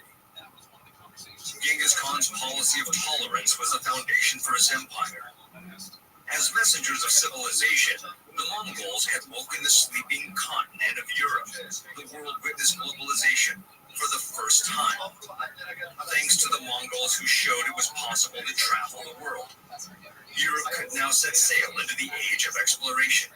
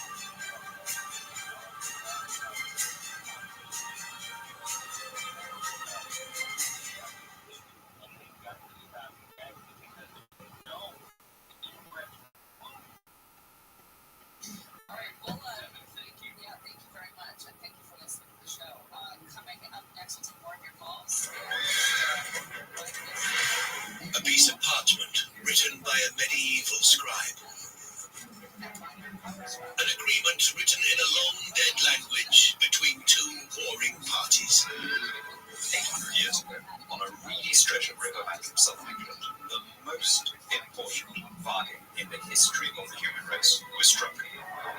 It is a legendary document of near mystical significance, with the power to change lives and shape human events. They call it simply Magna Carta. Magna Carta is the greatest document in world history. Generation after generation, we have paid in blood for the freedoms that were first won in Magna Carta. Magna Carta provided a language to legitimize freedom of occupations, freedom of property rights, the ability of individuals to use their property freely and to use their own skills freely in ways that they hadn't been able to before. This is the story of a piece of paper and the freedoms it brought. Freedoms which many believe are once more in danger.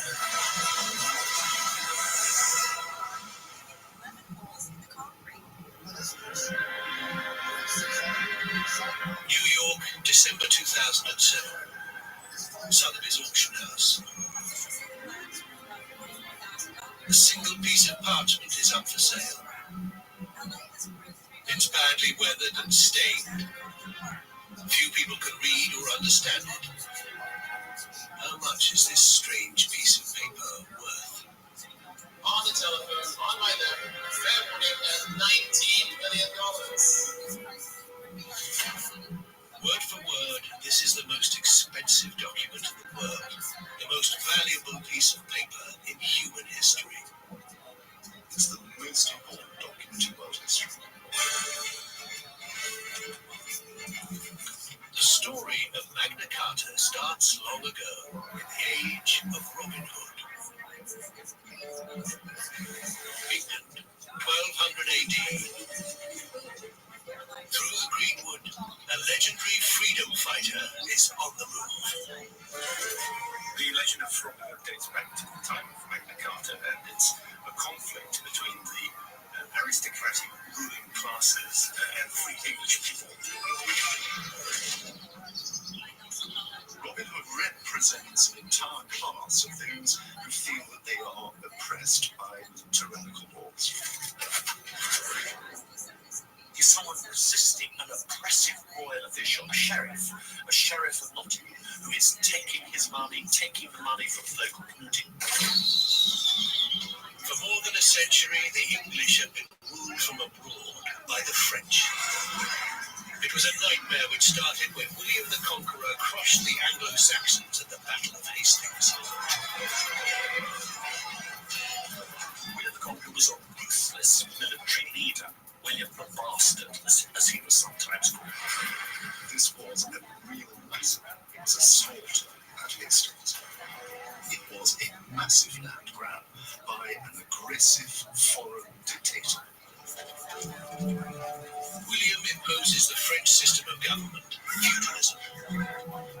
The king is absolute ruler. Every single acre of English land now belongs to him. William was a tyrant. There is no doubt that he was a bastard, both in reality as well as in name. If you want to understand William the Conqueror, you want to understand the power of Normans, just look at the Tower of London. It's not to protect London, it's to control it. It's to keep those ghastly citizens in place and make sure he has the power to take their money.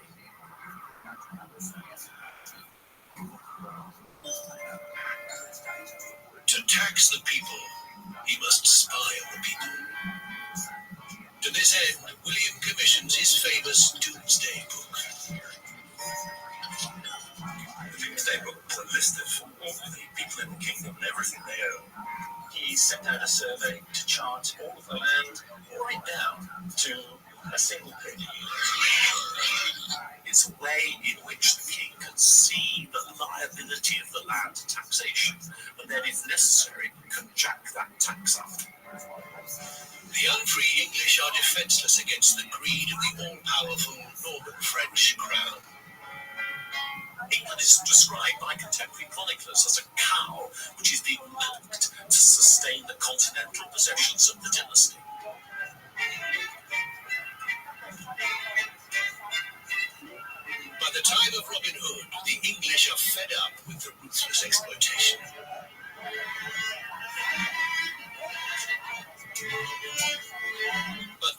was to come, when in 1199 Richard the Lionheart is succeeded by his brother, King John. John is essentially a French king. For a French-speaking king, England is really a place that you go to hunt and gather tax, and then they go off and they do what they really want to do, which is live and make war and make love in France. While John lives like a king in France, back in England, Robin Hood is fighting his agents, the sheriffs.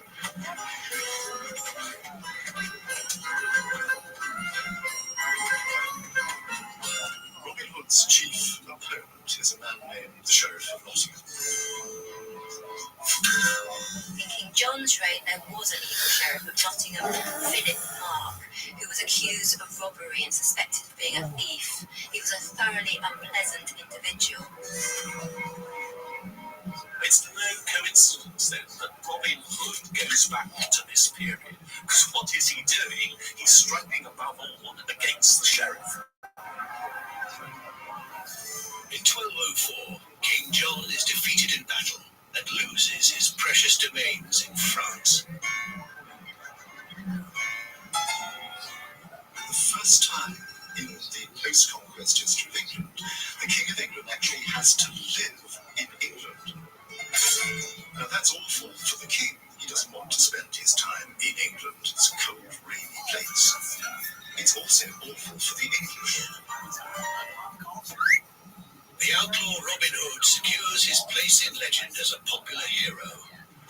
The sheriffs are detestable, King John despicable.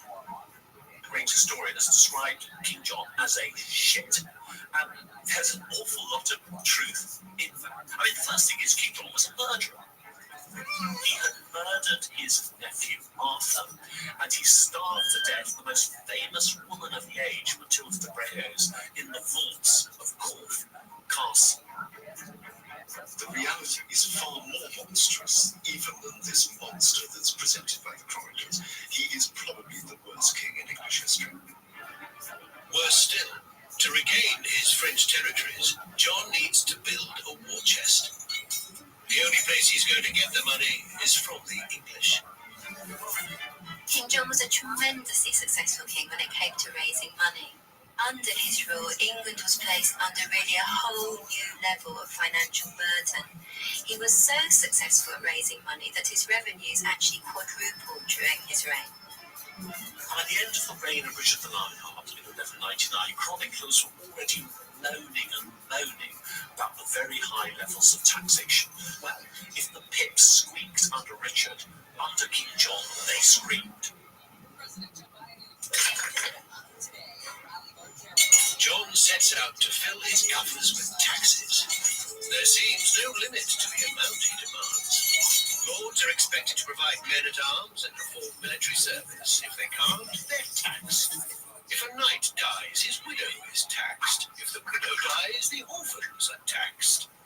Everything you do and don't do is taxed. Everything you own is taxed. Everything you earn or inherit or bequeath. If you are arrested, you pay tax. People are arrested on trumped-up charges just to extract more tax from them. And in a case brought before law, who pays most wins the case. What John says is, if you want justice, I want money. You've got to pay for, quotes, justice. This is a kleptocracy. It's not a democracy. This is a place where the king and the king's own desires and the king's own needs rule. And if the king needs money, he will get money. King John's cruel exactions work. His barons hate him with a passion, but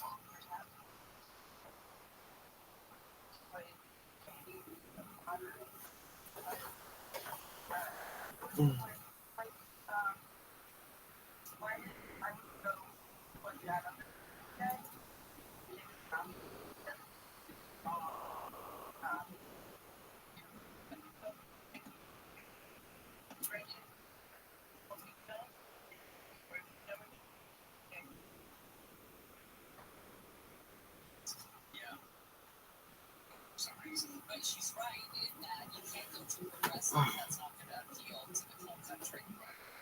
Wayne is calling. Hey, Wayne, down at the beach, you're on the Carry Channel. He's spoken to.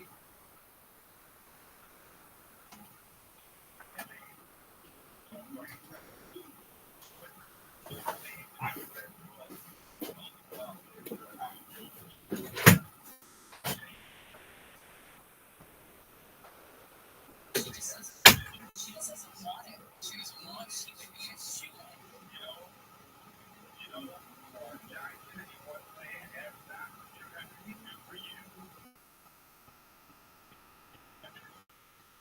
Just listen, celebrity-wise, name-wise, she would bring a lot to the party, but in terms of reaching independent voters, you want somebody in there that's capable of doing the job.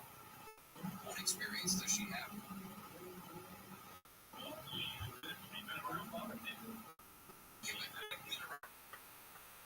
Baseball too doesn't mean I'm going to step in. As an independent, I think that she would be a great person to put together a team around her that would advise her and that she could trust. Yeah, like really smart people. Yeah, hey, thanks for the call, Wayne. We appreciate it. It's good stuff. Let's go to Rico is calling from the 57. What's up? Hey, what's going on? Gary and Shannon, thank you for having me on the show. I think the real debate by Robert F. Kennedy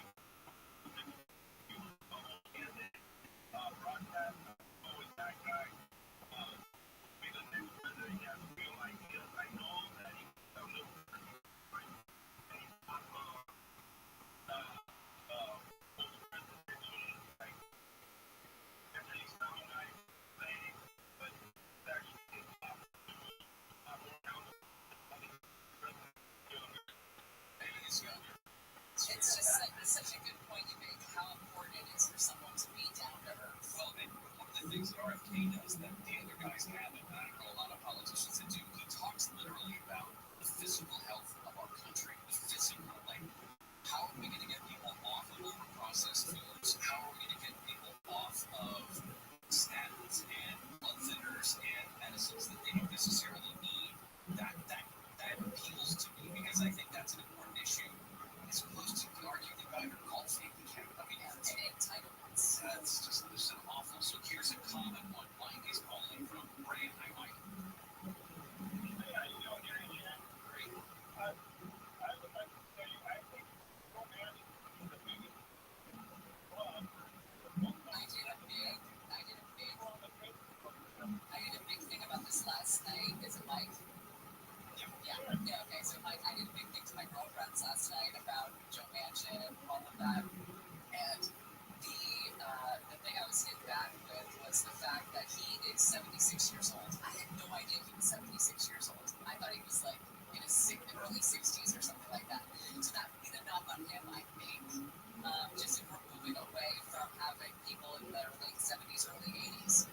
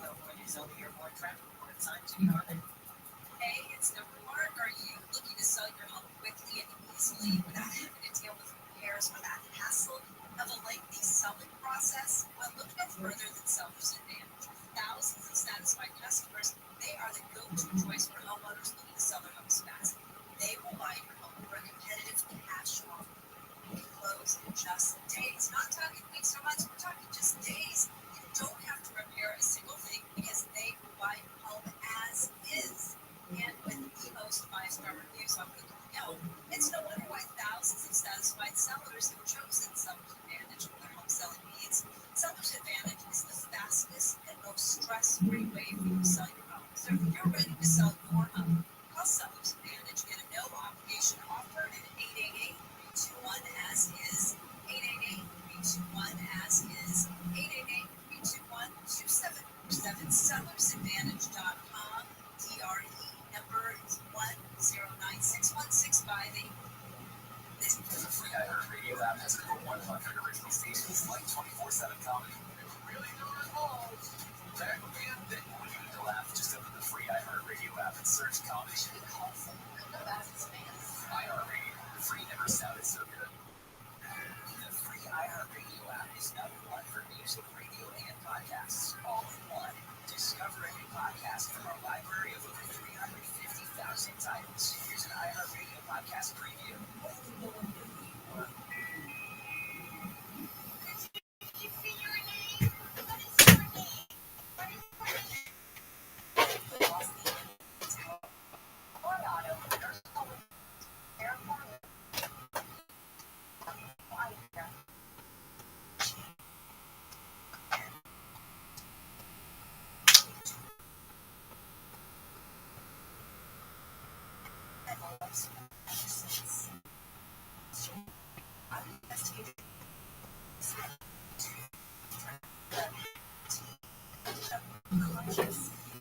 And I saw my wife like, what did you do last night? I go, why? She goes, the air conditioner, it's freezing. I go, I barely made it to bed last night, Jack. She goes, what happened? I told her the story. She's like, oh, no wonder I faint, Doc. I can't see fucking blood. Oh, my God. You can't blame the blood at that point. You're 400 milligrams. It's like when I threw up and you blame the sushi. Oh, my God. The THC just took the thought and just ran away with it. It was terrible. So for the longest time, I know that's why when I first joined jiu-jitsu, I would smoke pot and go to jiu-jitsu. And when I was doing those hip escapes, I could feel my heart pounding in my chest. I could hear it. I had to get up and go outside and take my gi off and just sit outside in the fucking. It was free. You know, you can't believe what it does to your. Anyway. And you just told me to go to the gym high today. Yeah, because you never do it. It's good for you. It's terrifying. No, it's not terrifying. You just almost passed out. Yeah, but and you did listen, dog. I've been going to the gym high. Well, that's because I was really out of shape. Nobody's right. Listen, you can go on the Stairmaster for 2 fucking hours a day and lift weights, and your first 3 times in jiu-jitsu, you're gonna go, holy fuck. Yeah, it's muscles you've never thought. Never thought. It's those little things in your hips that you gotta pick yourself up like a snake. That you're gonna leave there going, oh my God, what the fuck was that? That's abuse. That's abuse. That's totally, you can't get ready for that. Or wrestling, karate, like if you join karate, yeah, you'll handle it the first week or so. Your legs will be sore from kicking things, but jiu-jitsu, Jesus, you go twice in 1 week, the first time, you're not ready for it. Just little muscles and your knees and stuff, but after a while, you feel great about it. Jesus. Yeah. Do you ever prescribe marijuana or tell people it might help them with their soreness or anything like that? I can't prescribe anyway, but no, I don't. Okay. Yeah. So what do you, since you're not a doctor, what do you call it if you're not prescribing things like that? I can assess and I can suggest. Okay. That's about it. Yeah. Is that a fine line you have to walk because like insurance and stuff like that? And legal reasons. Yeah. And you've been battling this. How long have you been banging this out for? This Walla system? Well, I've been in the business for 20 years now, for massage and personal training for 25 years. So it's an overnight success, Joey. It's 25 years in the making. You know, the journey makes you look at your journey as a man or a woman, whether you're a painter or whether you're a house painter or whether you're an electrician. It looks at your journey and it makes you. Everybody thinks we've created our own thing, like in our own, and we have.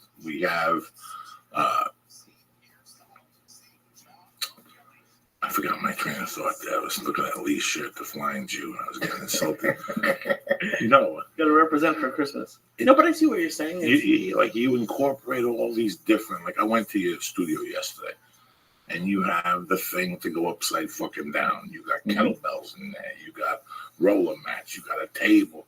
You got a deflated fucking basketball. You got 1,000 little remedies. Like everybody you go to has these remedies. I enjoy going to you. I feel the difference when I leave. I like, right now people are listening to this going, Joey, what are you talking about with this fucking guy here? I think that the more you put into your body, the better, and the more you learn about your little things. Both times the breathing thing with the heart rate monitor that I have on here, I learned different things and different ways of attacking things. Yes. I love going to acupuncture. I know you also do acupuncture, or you get acupuncture. I do. So you also stick needles in people? No. I get them stuck in me. And how long have you been going to that? About a year. And why do you go? The woman I go to is Jocelyn Eberstein. She's in Century City, and she's the only acupuncturist that I've ever gone to that actually worked for me. She uses frequencies with the needles, and she's made a huge difference in my pain levels, and she's been amazing in keeping me going for the year. I'm helping everybody else, and she helps me. How many times a week do you go? Usually once a week. Yeah. And did you ever go to a different acupuncturist before her? Oh, yeah, I've been to many before her. And this one really works. I've been with the same one for 8 years. Yeah. Once you find a good one, stick with them. But I went to her, and it was weird. The first couple times we battled, and then one day we just came to boom, and I found love. And first couple times I went to see her were for addiction. I went to see her for addiction. And it's like she would staple my ear, and I purposely go from her office to buy blood, like just to see, because this staple ain't working. But if I know anything about the philosophy of acupuncture, I know that it's because I kept going. Mm-hmm. That eventually I think about this. Why did I just stop with that? So I kept going. You asked Joel a great question before, which I think applies to chiropractors, acupuncturists, personal training, is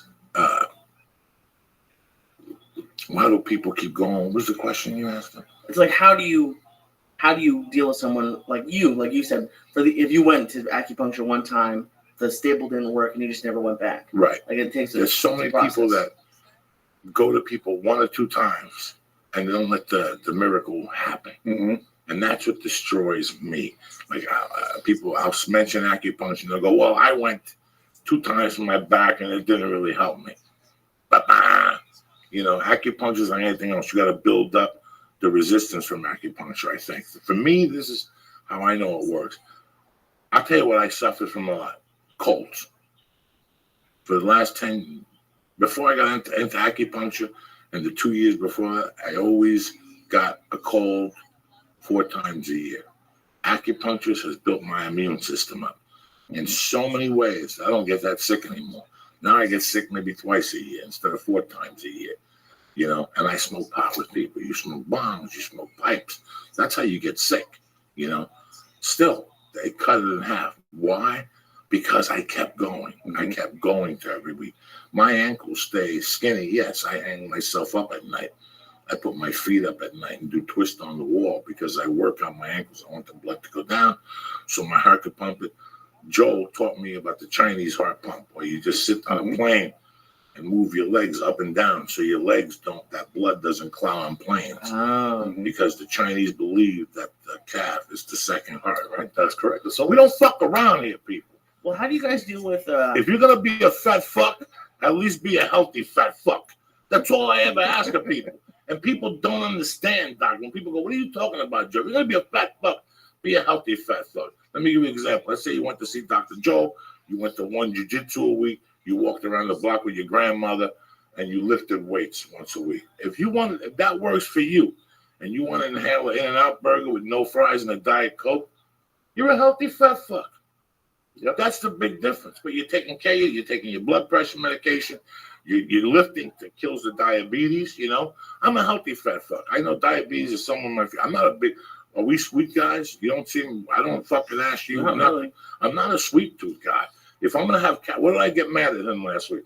This fucking guy got together with his girlfriend for their anniversary, the 6-month diet, and they got 2 pizzas. One pizza. And they got shitty fucking LA pizza. No, we didn't. We got everything fucking. we got Listen, brick oven pizza. We so didn't go to whatever, yeah, Domino's. great. So I said to him, listen, we got a gift card from our buddies in Seattle. Let's go throw the steak down at Ruth Chris. Why don't you take the card? I'll give you my end of the card. Take the girl out for a steak. This fucking guy ate the pizza. Me, I don't waste my calories on those shit pizzas. If it's between a fucking pizza and a gift card from Ruth Chris, Go to Ruth Chris. let's go bang out that motherfucking steak, Jack. Can I defend my? No, you're not gonna defend yourself. No, Because you have no way to defend yourself. You know why? Because 2 days later, you ended up at a fucking bar with 6 broads. And then 2 days later, you ended up at a macaroon class at 9 in the morning. Delicious. Stoned to the fucking gills. So you lost your fucking leg in this, okay? Normal 9 times out of 10, I would have chosen the steak. But we planned this for like 4 months. Who gives a fuck? Plans were changed. Plans were made to be changed sometimes. Even 9 times out of 10? Come on. Yeah. If, 10 out of 10. If I'm going to waste my calories on a fucking pizza and somebody says, Doug, let's go throw a fucking steak. Now, also, when I go to Ruth Chris, I'm not going to get the 22-ounce monster because I'm not a fat fuck. I'm going to get the 6-ounce fillet with the baked potato, a little chopped salad, you know what I'm saying? And then we'll split a cake 4 ways. Am I lying to you, Lee? No. At the end with a little espresso, am I lying? So all your calories weren't in vain. To eat a fucking whole chocolate cake from Ruth Chris, you're going to shit blood for 2 fucking years. You're going to walk around, and it's delicious, don't get me wrong. That double chocolate cake. Lee, That one's from Morton's, but yeah. the Morton's one. It's called right over here in Burbank. The chocolate. Well, granted, we were stoned out of our mind, but Stoned to the gills, and they put us by the bathroom. They treated us like Puerto Ricans, Doc. They didn't even know where I was running with a fucking Jew in there. They put out, we had a great time. Some old lady. yeah, you were hitting. He was hitting on women. It was right next to the women's bathroom. Some ladies All on women would suckers walk dick in, and shit. and he would go, "You're a savage." It's like in Vegas. He told a white lady to stay black, and most of them look at him like it's crazy. But every week there's one woman who's like, "Ooh," or we had such a good time. You know, if I'm gonna waste my fucking calories, I'm gonna get something good, Real good. like something top fucking notch, and you get half of it. I always tell Lee, you can still eat big wings. You just can't get 16 fucking wings. They got a happy hour at Big Wings. They give you 5 wings and a container of blue cheese, and you get the salad with a nice tea. Yeah, but the thing, okay, so I agree with you mostly, but the reason why I don't do it is A, because I don't think I can just have 5 wings. And 5 wings is probably 1,000 calories. No. I think each one's 200 calories. Really? Because they're fried. And butter. I would guess they're around 150 to 200. So if I'm going to have 1,000 calories, I would rather have more food. Like I could have. You'd rather have 2 slices of pizza. Well, that's No, 2 slices of pizza ain't bad. But that's the thing. That's the thing. That's 600 calories. For 600 calories, I can have so much more than 2 slices of pizza. You got a foot long. That's why you got a foot long combo. Yeah, that's why I don't do it that much. The pizza thing was she finished her finals, and I kind of just globbed onto it and got half a pizza out of it. But it was good. It was fun. Macaroon class was fun too. You missed out. Shut up, bitch. You don't bring me over. I make chocolate macaroons. Where are the macaroons? Who makes chocolate fucking macaroons? If I had known you were coming, I would have, because I can't have Who makes chocolate macaroons? They're Everybody. supposed to be coconut. No, that's a different kind. These are French macaroons. French? Oh, Jesus. Voila. See? That's it. Now you lost 2 stripes this Oh, week. it was so good. It was so good. Little chocolate butter. We made our own caramel. That was fun. Oh, Jesus Christ. You might as well put the skirt on. Right. So I'm going to give you a vacuum for Christmas. It's over. Now, the Voila system, how long does it take to... Are you telling me I go in there, I got this shoulder thing, I go in there, I see you one time, I'm healed? Sometimes. Not all the time. Okay. That's what I want to hear. Sometimes it takes a few times. I want the people to understand that it takes a few times. You got to work at it too. If Joel gives you exercises to go home, you got to go home and do it. Yes. You don't know how many people I talk to, and I go, Doug, when you give you physical therapy, did you do the exercises? Fuck no, I just did one. I did them at home 3 times a day. I was so fucking paranoid. I was scared that my knee wouldn't go the right way, but that's me. Some lady I bumped into said, I got my knee surgery by your guy. I'm going to sue him. I go, what happened? Did you go to physical therapy? She, no, I had to go on the set 3 days later. Well, what the fuck you want? You got to work on things. Exactly. If your show, John Evans, we were working out one day, and he goes, Joe, I got to tell you something. Your shoulders are horrific. I don't know how you walk. I don't know how you live. I couldn't even put the weights on my neck anymore. I grew up doing that. I grew up going under a squat rack and setting up my neck and doing a fucking squat. I can't do it. So now every morning when I wake up, I do this little exercise. I push my shoulders back. I push them forward. I stretch them out just because I don't want to fuck. I'm not moving them enough. Well, I'm sure you deal with it. If I didn't know Joey, I would bet $10,000. Well, if I didn't know Joey went to acupuncture, I would bet my life savings that he would hate acupuncture and that you wouldn't do chiropractor stuff. Like if you told me like, oh, I have pain, go to acupuncture, you'd be like, what's wrong with you, Advil? Or just like I'm surprised that you like it so much and that you don't fight it. I look at the history of it. I see how they treat it. I see the result it does for what it's done over the years for their country. I got exposed to it as a child living in New York. I went to the old school Chinatown. You know, everybody is misinformed in this country. If you live in San Francisco, where if you're going on a fucking vacation for all you jerk-offs that want to go, oh, Minnesota, they have to, listen, if you want to try acupuncture and you don't have insurance and you want to go on vacation, go to San Francisco. You go to those old Chinatown places, they have donation places. Some Chinese guy burning incense and shit. He'll burn the fucking ash on your back with the cup and the whole fucking deal. And you try these things. But you have to try them.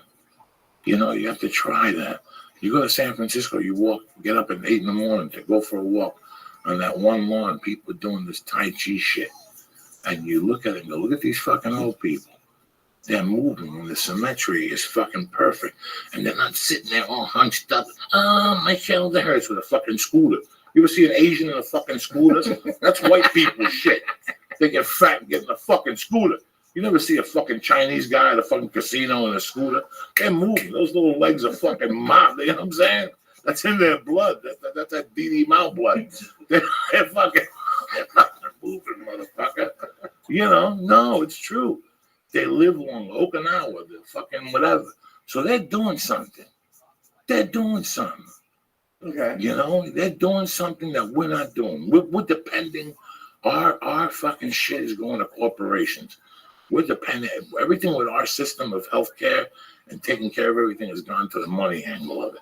We're going more through pills. Make these motherfuckers do things.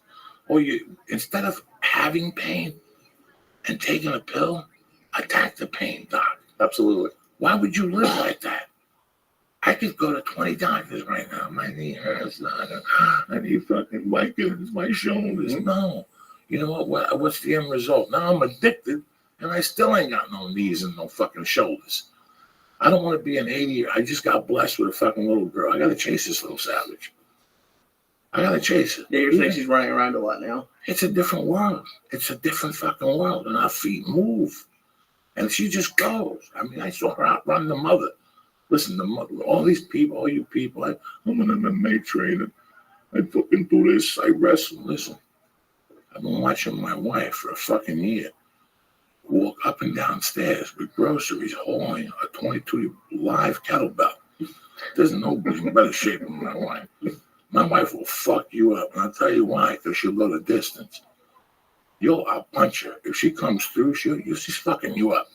She's got cardio of a fucking bear.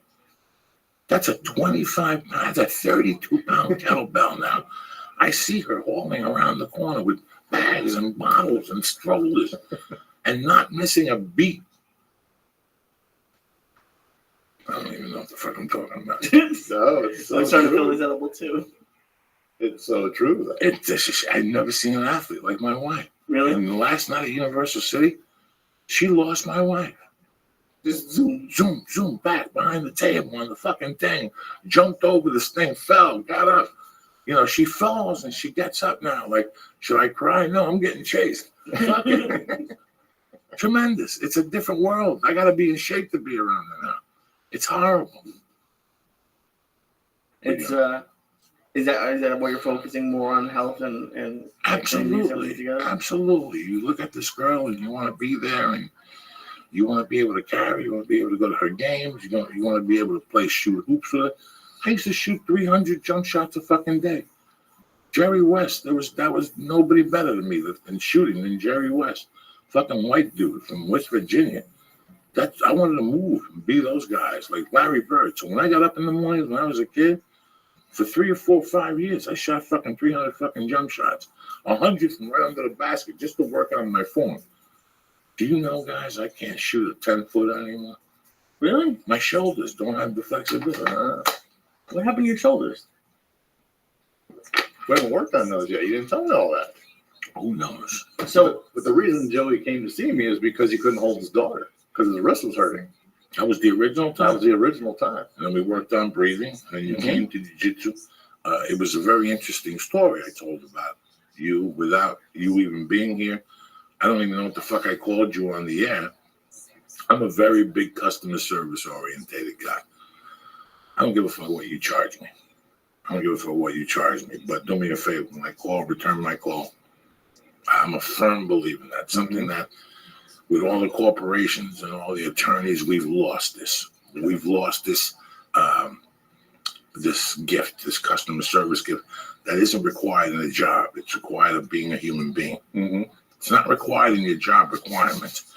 It's required when you accept this job as a human being. Forget about when I'm a comic, listen to me, when I'm a comedian, I get paid to go and you guys pay me to go on stage and you come.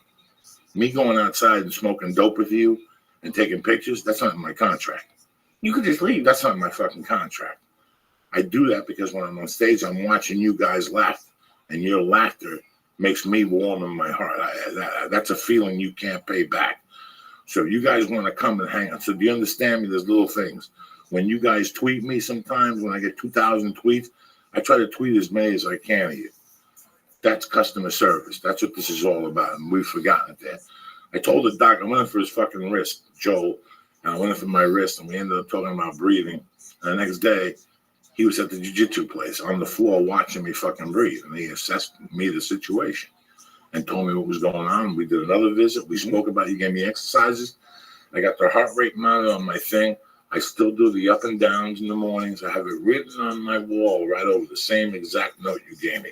The only things I slip on is the hip movement on the bed. Because I hate fucking being in bed. Once I either eat ass and I fucking wake up. There's a lot of people who sit in bed and dwell on their fucking, well, maybe I should have been present. No, get up, cocksucker. There's no babies. Get up, you fuck. It's the United States. I hated that shit. I had 2 roommates coming up for years in Boulder that were young guys, Doc. And in the mornings, I get up, I take a pee, coffee's on. In those days, I didn't drink coffee, and I would still put coffee on because I like the smell of it. That's what it meant to me in the mornings. I like the smell of coffee. I didn't drink coffee till 35, 36, but I would still always have a Mr. Coffee. I always found a way to shoplift the Mr. Coffee. In those days, it was $17. Who gives a fuck? And I'd get generic coffee, and I'd just buy coffee. You never know who's going to come over. And these 2 idiots I lived with drank coffee, but both of them. I'd walk past their room. What's up, bro? What are you doing today? None. It's 6. Tick-tock. And I'd be doing shit. I'd leave, come back, 8 o'clock. The TV wouldn't be on. I had one buddy who would sit in bed and just smoke cigarettes for an hour before any movement. He pissed. He whacked off. No, he'd just sit there and think about his future. And he always got fired because he was late. I used to knock on the door. What up? You got to get up, cocksucker. I got 3 cigarettes left.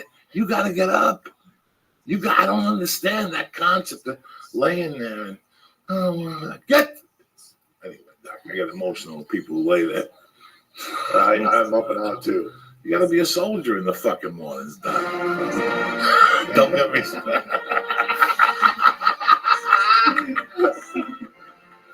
Turn that shit off.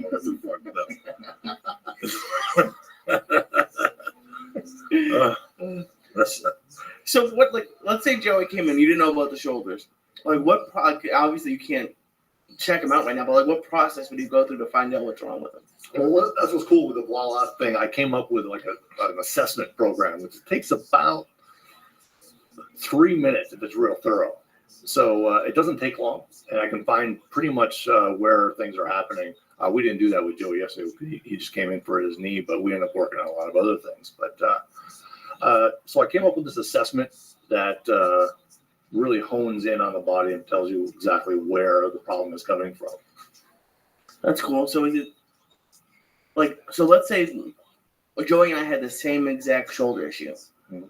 Could you use the same therapy on him and me, or is it different for each person? You could maybe have the same problem, but the solution could be different. Okay, that's what I was talking about. Yeah. So how does that happen? Like, how do you change it up for each person? Like, what would you do differently for somebody? Well, what's cool is the body knows exactly what it wants, and I just ask. So with the system that I came up with, I actually can vector or just push the tissue in a certain direction and test you and see if the body wants to move that way. Oh. So your body may want to move one way to get better, and Joey's may move a totally different direction to get better. So I just ask the body what it wants, and it gives me the answer. How different is everybody? Because like sometimes you'll hear people make excuses about oh, that hurts, I can't do that, or I'm not good at this, and when, like, I don't know, maybe I'm just naive, but when you think of people, you think everybody's the same. Like, you think every workout should work for everybody. Like, there shouldn't be that much difference between people. But is it just everybody's body is completely different? Hey, I'm no comedian. I can't stand up and do a comedian, so that's, everybody's different. Well, yeah, everybody is different. Yeah. There may be some similarities in movement, but there are no patterns. Okay. Really are. So you just never know. It could be your daily physical life, and what you do is different. You may do things, you just do things different, so your body's going to react differently. Okay. I came up in Boulder. And when I was in Boulder, I go to the Rope Institute a lot and hang out there. My friend Lenny ran the fucking place to eat there. But even before that, I would go to the Rope and just take the classes. They had like little workshops and shit. And the friend of mine's girlfriend was big in the Ropa, and we discussed my shoulder pain with her. This is when like my left shoulder hurt. She made me take my right foot off, my right sneaker off. Mm-hmm. And she was Chinese, and she did some pressure points and blah, blah, blah, blah. The thing that, thinking back to it, was at that time I was petrified of a doctor, but I was also like any other American. I was a quick fix artist. I didn't know. At that time, there was no internet. You didn't really read unless you had an encyclopedia or whatever. And who fucking had an encyclopedia, So I was a quick fix artist, but I always thought about that, how interesting that was. And then years later, I think I read about it, how the foot controls a lot of things in your body, and that's science, But I would have never known this stuff if I would have tried. But at the same time, now knowing, I tore my shit up as a young guy. I was infatuated with traps. Okay, if you saw that picture of me, the high school picture I sent you, remember me playing basketball? Yeah. How bad was my shoulders look? I don't remember. Oh my God! When I was a kid, I had this. I played basketball, and I was getting that basketball body where you have no traps. I had that Phil Jackson. You just look like a fucking. I look like a coat hanger. I look like a fucking coat hanger. And it was the most embarrassing thing in the world. So I went to a guy named Ira Wolf, who was a kinesiology guy, a trainer. He ended up going as a trainer to the 84 Olympics. Guy was a big motherfucker. In fact, he's still alive. This guy used to fluctuate in weight and diet and try different diets since we were in high school. He was a gym teacher when we were in high school, but he was also in charge of the weightlifting team. And when I moved to Colorado, the guys I lived with were 3 of his weightlifters. So they always, talked in the way of Ira Wolf. And, Ira Wolf wanted balance, but he also believed in core strength. So Ira Wolf, the craziest thing he would make us do in the 80s was squats off the bench. So you did bench squats, and you had to pick up your legs and shoot up, for football. And that, for some reason, my body took to it and made me gain weight. And I was like in shock, just eating Cuban food, drinking some shakes, no steroids. I would put on 8 or 9 pounds. So Ira Wolf had like this fucking shoulder workout at 5 sets of 6 with no dumbbells in those days. No dumbbells. Ira Wolf just believed in a straight bar. 5 sets of 6 in front, 5 sets of 6 in back, upright rows, and the shrugs. And then you took 2 10s and you went all the way around and clamped your hands up, and that gave you the fucking burns. And then at the end, you just did little simple cleans to really fucking destroy your fucking lats. I mean, you got Ronnie Lott motherfucking lats. Your lats are coming out of your fucking ears, Jack. And that's what I strive for. But when you're dumb and what's the expression? Young, dumb, and full of cum, you forget about, you don't know, and people come to you and go, dog, be safe with, listen, unless you're playing professional sports and you're getting paid, lighten up with the weights. You don't know that when you're 20. You're just in 16. You're just in the garage fucking killing yourself. So today I suffer from the damage I did in that. I didn't know that you had to continue to stretch over the years. Yeah. I sleep on my shoulders. This is 300 pounds on your shoulders every fucking night. Every night. I just pushed 300 pounds on your shoulder. What do you think the mobility is going to happen to it? So how do you sleep on your shoulders? I don't fucking know, Lee. I got sleep apnea, so when I'd be on my back, I'd be choking, so I go up on the side. Oh, okay. Yeah. What do you think I do? I stand on my head on my fucking shoulders instead with my legs up like a yoga dude. How'd you sleep last night? Tremendous. Nice. When I was getting out of the car just now, when I was walking up the street, I thought to myself how nice it was that I've been home because I've maintained my sleep pattern. It's brutal what I go through throughout the years, guys. And thank God Lee and I came up with the 8 o'clock at night podcast because that's 6 o'clock in the morning, 2 days a week, plus Thursday, plus Friday radio, plus Sunday to come back was killing me. It was putting weight on me. It was, I couldn't think straight. I was angry. I didn't even, it was just brutal. It was just too much. And you need your fucking sleep and your rest. Yes, you do. And I could live on 1 to 7 now. 3 or 4 nights a week. And then one night get a good 10 to fucking get stoned to the gills with Lee here, go back on Monday night and sleep from like 11:15 to 8. If I get one of those a week, and the rest of the nights get 6, I'm okay. And I always catch a Puerto Rican nap. You did yesterday. Did I? Yeah, on the table. How long do I go down for that? A couple, 2 or 3. You went down. Nice. Nice. That was the hardest part about working like a traditional job. Setting your alarm for like 7, and you don't get home until 8 or 9, so you stay up for a couple hours, maybe get 6-7 hours a night, and then you have to drive. That's probably my favorite thing about not having a full-time job anymore. Is not having the hour commute each way and having to wake up at 7:30 and just being tired all the time. You motherfuckers that are sitting at home and going, Joey, you sleep, and what the fuck are you talking about? Listen, bitch, from the age of 15 to 7 years ago, I didn't know what sleep was. And from the early 80s, I never slept. And in hindsight, I see it in what I felt, how I felt differently, my views in the morning, thinking correctly. I don't know how people who have like 2 minimum wage jobs, like I did that for 1 summer, and that's all I could do it for. And I did the podcast and a full-time job, but this isn't as physically. But like people who work at like McDonald's and then hardware stores, like 2 of those kind of jobs, I don't know how they do it. You just do it, Lee. Yeah, you just survive. I go on the road and I meet feature acts, and I really like them. And I ask them about their careers, and they tell me how they go to towns now, and they don't get hotels, but they get $600, $100 a show. And I leave there, and I feel bad. But then I go, what the fuck do I feel bad about? I did it. You figure out a way. You sleep in your car. You meet people. You sleep on their floor. You sleep on their basement. You do anything to save $40 a night. I'm sure there's nights you have to cave. But you're learning, and you move on, and that's it. It's doneable. But it's amazing how important sleep is. Like that lady just passed away like a month or 2 ago. A mother, she was sleeping in between like her 3rd job, and she just died. She was working 3 jobs trying to support her kids. And it's like she just went. That's the new America. Yeah. That's the new fucking America. That's a single mom, that's the new America. But 3 jobs, and we live in hard times right now. Like I said, we're very fortunate in this area in Southern California. We really don't see it. It's where you travel east or to the Midwest that you see these towns and go, what the fuck happened to that mall? I just did something in Simi Valley. I just shot a movie in Simi Valley.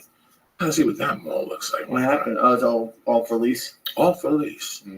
You walk through that mall in the daytime, it's fucking Lonelyville. It's a GNC, a Starbucks, but there are like 6 businesses that are empty in between that. So you look at this and you're like, oh my God, how is this going to survive? Yeah. How has it affected your industry or not really? Absolutely. Yeah. Because, I'm kind of like a luxury item, It's like people look at their health as last because they got to feed their family, whatever. So they'll put that on the back burner and they'll just stay with pain for as long as they can until they just can't handle it anymore. And so would you, it sounds bad, but not selling yourself, but let's say I had some money, but if I didn't feel like it was necessary or important, like how do you convince people that it's not like it's a good use of their time and money? Well, you can only help people that want help. So if they don't want help, then you really can't help them anyway. So you just kind of can show them some of the benefits of what you can do to help them. And that's one of the reasons I created this quick assessment, so I can show you what issues you may be having, and then I'll do like one quick correction so you can see the change, and then I'll leave it up to you to decide if you want to continue on or not. Okay. Yeah. Because I can't convince you otherwise. Right. Because I just had to start buying my own insurance. Like I got off my mom's, and it's $300 a month, and it's going up by $20 a month next year. And it's just it's hard. It would be hard for me to go and see, okay, you're not covered by my insurance, and it's $100 a visit. But like it sounds like for you, Joe, it's like it saved your life. It's like that sort of work is well worth the time and the money. What's that? Any of the work you're doing, any of the acupuncture, the physical therapy. No, I got to explain something to everybody at home here. I'm very fortunate because I have insurance. Insurance that I never touched from 97 to 2003. I never used it. I didn't even know what I had available to me. I got a package once a year with a card. What do I do with this card? That's how fucking ghetto I was. I didn't know what to do with this card. When I hooked up with Terry kept saying to me, you have great insurance. You go to get your teeth fixed, this shit that you can't sleep. She would go with me to the doctor the first couple times. She would go all the way in with me because she knew I would climb out a window or I would pass out. And she knew. She fucking, and she would go with me until I made relationships with my physician first. And I took a couple physicals, and that was a nightmare. I would cancel. You know how many times they would shove the finger up their ass, do the lung x-ray, do the ear, and as I was going for blood, I'd run out of there. And they call me and beg me to come back, and I'd have to go back on Monday morning at 8 o'clock, and they take fucking blood out. But I feel so much better now in my mind. For years, I walked around 400 pounds, not knowing. The physicians on the longest yard were coming in. They were coming in, and the people liked me so much. I got along so well with the fireman I got that he would come in and take my blood pressure and go, Joey, I can't let you go on the fucking field unless it goes down to this. I can't let you out of my sight. In fact, in 10 minutes, if I call back and it's here, I got to call an ambulance in. That's how high I was walking around in the mornings with my blood pressure. And were you amped up, or it was just because of your weight? It was weight, diet, smoking cigarettes, cocaine, no sleep. I was doing all the things that's an early fucking grave. No exercise, smoking cigarettes, smoking weed, diet was horrific. The sleep apnea was under control, but I was still doing blow. So the sleep wasn't still there. 3-4 nights a week, I was sleeping 2 nights, 2 hours a night. Oh, no. So 3 nights, you're sleeping 11 hours. You're binge sleeping. So you're not really sleeping, kind of, So it was bad, guys. So I had to work on each issue now, And now, there's nights I don't get enough sleep, and, whatever the fuck it is. I'm still a fat fuck, but I exercise. I stretch a lot, which I think is very important. It's what makes me feel a lot better at night. Even on, like today, I won't exercise. I don't do it 2 days in a row anymore. My knees can't handle it. This is something I found out for me at this age, at this weight, at this part of my life. But these are things you find out by trying different things. Absolutely. Unless you try different things, it's not going to work out for you. My insurance covers either one chiropractor or one acupuncture per month or something like that with a copay. If I sit at home and I don't use this, these benefits just go to rot. I just went to the dentist, not because I wanted a fucking root canal, guys. Not because I'm at home with leather on going, I can't wait for my next fucking root canal. Fuck you. Because the money is there. And if I don't use it, I fucking lose it. So I go down there and go, hey, fuck it. Do what you got to do. Oh, you need this tooth. Do I need this tooth? Listen, I'm a soldier. I don't even need teeth. I'll bite through that motherfucking apple like, you know. You understand me? There's something you go with or whatever. If you got 2 teeth on this side, you can put it together. You can put it together. Who the fuck are you kidding? We see people every day homeless in front of a 7-Eleven working it with 6, 7 teeth. 2 of them got cavities. They're working it out there, working that fucking jaw. Right or wrong. But whatever, the dentist says you need this tooth replaced. Everybody wakes up themselves. I'll take care of you. I'll throw the cleaner in. Don't worry about nothing. You know, these Armenian dentists are the best ever. If you're not dealing with Armenian dentists, you don't know what life is. I love you, Doc. You're a good man. You know what the fuck you're talking about. You provide a great service. But you got to go into business, Armenian. You got to get involved in that, Doc. You're in the wrong side of town. Because they do insurance scams. Those motherfuckers, they'll give you cash back. Forget the fucking copay. We're giving you a 50. There you go. Bang. Make sure you come back. Here's a calendar. The whole fucking thing. They don't fuck around. I need to check it out. You really know. Who do you think? You're right here. You're 2 miles away from fucking Armeniaville. This dentist I go to, he don't fuck around. They don't fuck around. They gave me the root canal was on the arm. That's why I'm getting my wife's whatever there. Because he says, you know what? We think we made the mistake. When we made the assessment, we should have seen that up close and build it. So they build insurance. I didn't have to pay for it. Not a dime out of my pocket. So that makes me even happier. Hell yeah. That makes me even happier. You know what I'm saying? So if it's there, if it's available to you guys, you got to use it. You know what? You're sitting there going, Joey, what the fuck? You live out there with those granolas. You're eating. It's true because people listen to this in the Midwest and Ireland. They're fucking bad motherfuckers. But you know what, Ireland? There's got to be some Chinese guy in your neighborhood that's a fucking cook at a Chinese restaurant, but he's aspiring to be an acupuncturist. Go down there, let him throw a couple needles in your neck. You know what I'm saying? What the fuck? What the fuck? You don't know what's going to happen? Just give it a shot. Columbus did. Right? Columbus went to China, stole spaghetti, did acupuncture. That's how he got the energy to go to Cuba and kill the Indians. What do you think of that? What do you think of that? I have no idea what you're talking about. That fucking Red Bull in those days? You got on a boat. Red Bull duck? Fuck no. He took a Chinese guy with him for sticking those needles in my feet.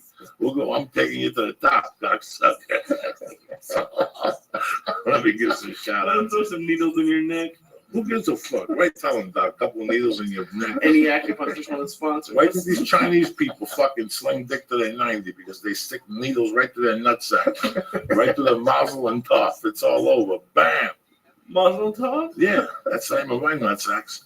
You didn't know that? That's what I named them years ago. Muzzle and tough. Which one's muzzle? The right one. They say he's the heart of the situation.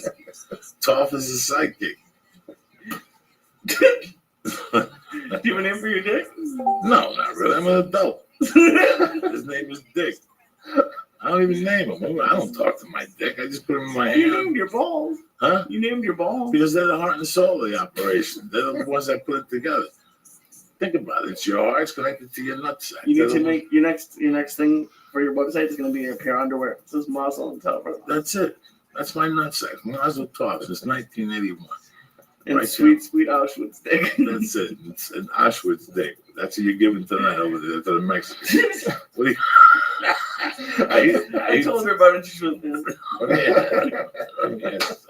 After this little reunion with the fucking with Selena and her family tonight. You going back to your house, or you gonna leave her over there? I'm gonna leave her over there because I'm going back tomorrow. Jesus It's Christ. Christmas, so she doesn't want to wake up at my house. She wants to wake up with her mom. Fuck.